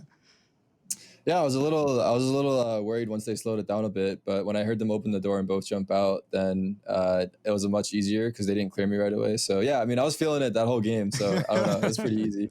We were feeling you, Tarek. Thank you so much for talking to us. Congratulations of being in our final here at ESL One Cologne. We'll see you against Liquid tomorrow. Thank you, guys. Oh, it's going to be such an amazing grand final, Harry. Yeah, it really is, right? Because now we get that test again. Genji, Genji, what am I on about? Yeah, EG. man, Genji, man, great. Yeah, man, I love Genji. Yep. EG, they already beat Liquid already, right? They were able to get that done in 2, and it was looking easy for them, But now we get that rematch, and that is going to be so exciting, I think. Also, you can vote on your MVP right here, right now. Something tells me a man like Tarek might have stolen the hearts and minds of everyone watching this one. And the photos. Yeah, he's taking the photos, man. They've gotten out. They're all flashed, obviously, yeah. Yeah, I would vote for Tarek. I don't think you can go anywhere else with that one. Yeah, we fully jinxed each other on that one. So now looking ahead then to our grand final, as you just mentioned, Harry, last time these two teams met, it was very, very simple for EG. But Liquid, they seem to have found confidence in the last couple of series. They're obviously had discussions about the mistakes that were made. Lige had a off series against EG, but he was bringing it back in their last series. So do we think that actually we're going to see a very different Liquid tomorrow? I hope we have a far more competitive, and I would expect that as well, right? Like when you lose in that much of a dominant fashion, I'm sure they're going back through the demo. It has been a jam-packed schedule, playing all these games every day, and Moses did mention that about having not having a lot of time to prepare for Chaos, for example. That clearly wasn't an issue. They made quick work of them in that BO3 as well.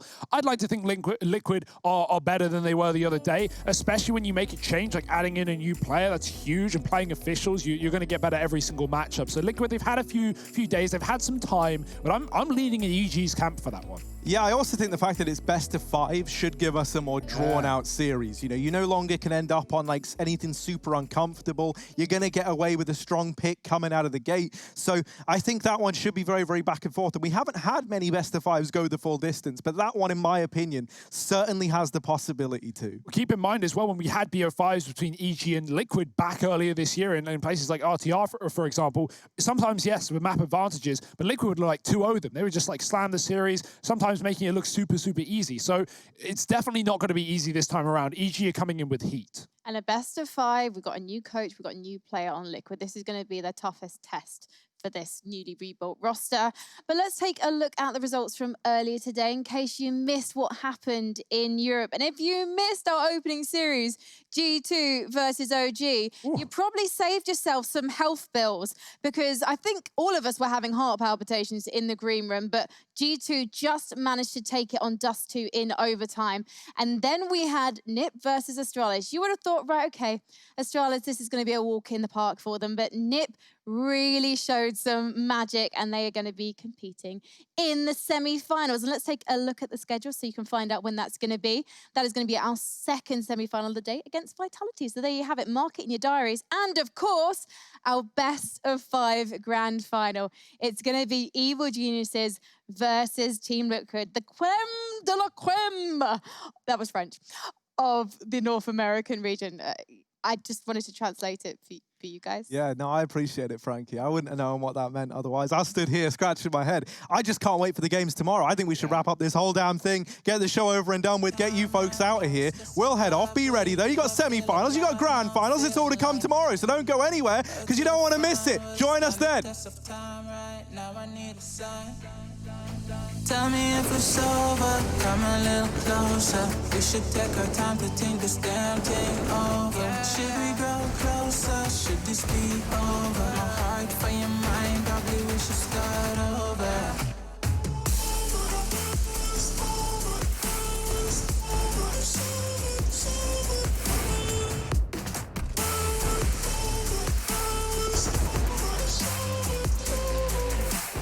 Tell me if it's over.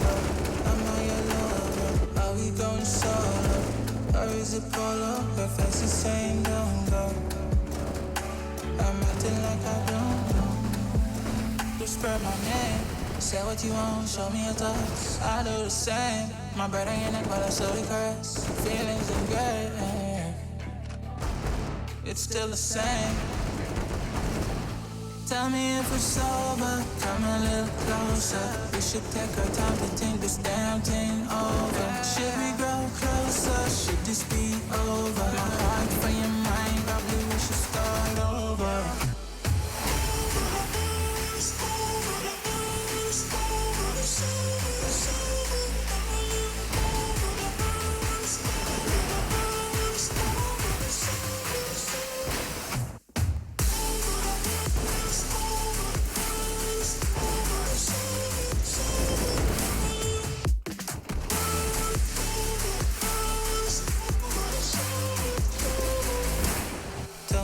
It's over.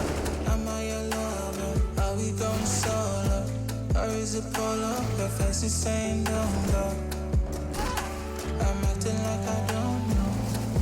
Tell me if it's over. Come a little closer. We should take our time to think this damn thing over. Should we grow closer? Should this be over? My heart for your mind, probably we should start over. Surviving pieces of something. Always you and me trying to be weightless. And I know it feels like, but like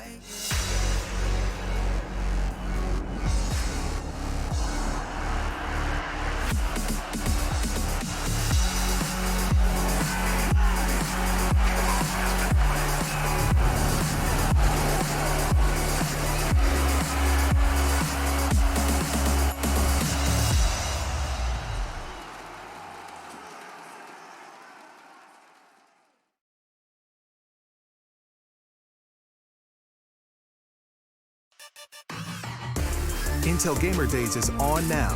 Whether you're looking to buy or build, now is a great time to upgrade. Get limited time offers and giveaways from top names in PC gaming. Unleash elite gaming performance with systems featuring new 10th gen Intel Core processors. And bring Marvel's Avengers to life with in-game optimizations for a mightier PC experience. Act now. Intel Gamer Days is only here for a limited time.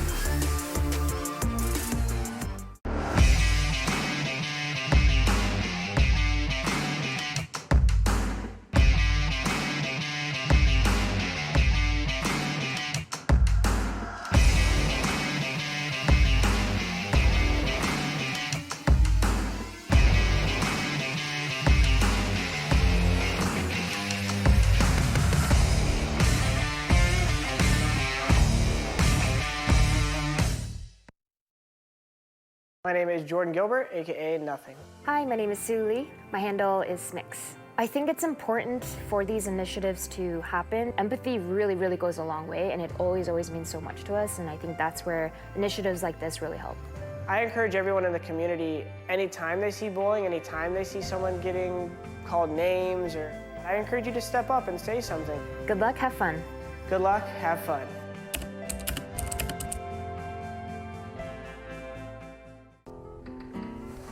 If you want to know what you're good at and, well, also what you suck at, check out csgohub.com. Coming! Everybody loves an underdog. Who needs to be liked? Mountain Dew Amp Game Fuel. Victory in a can.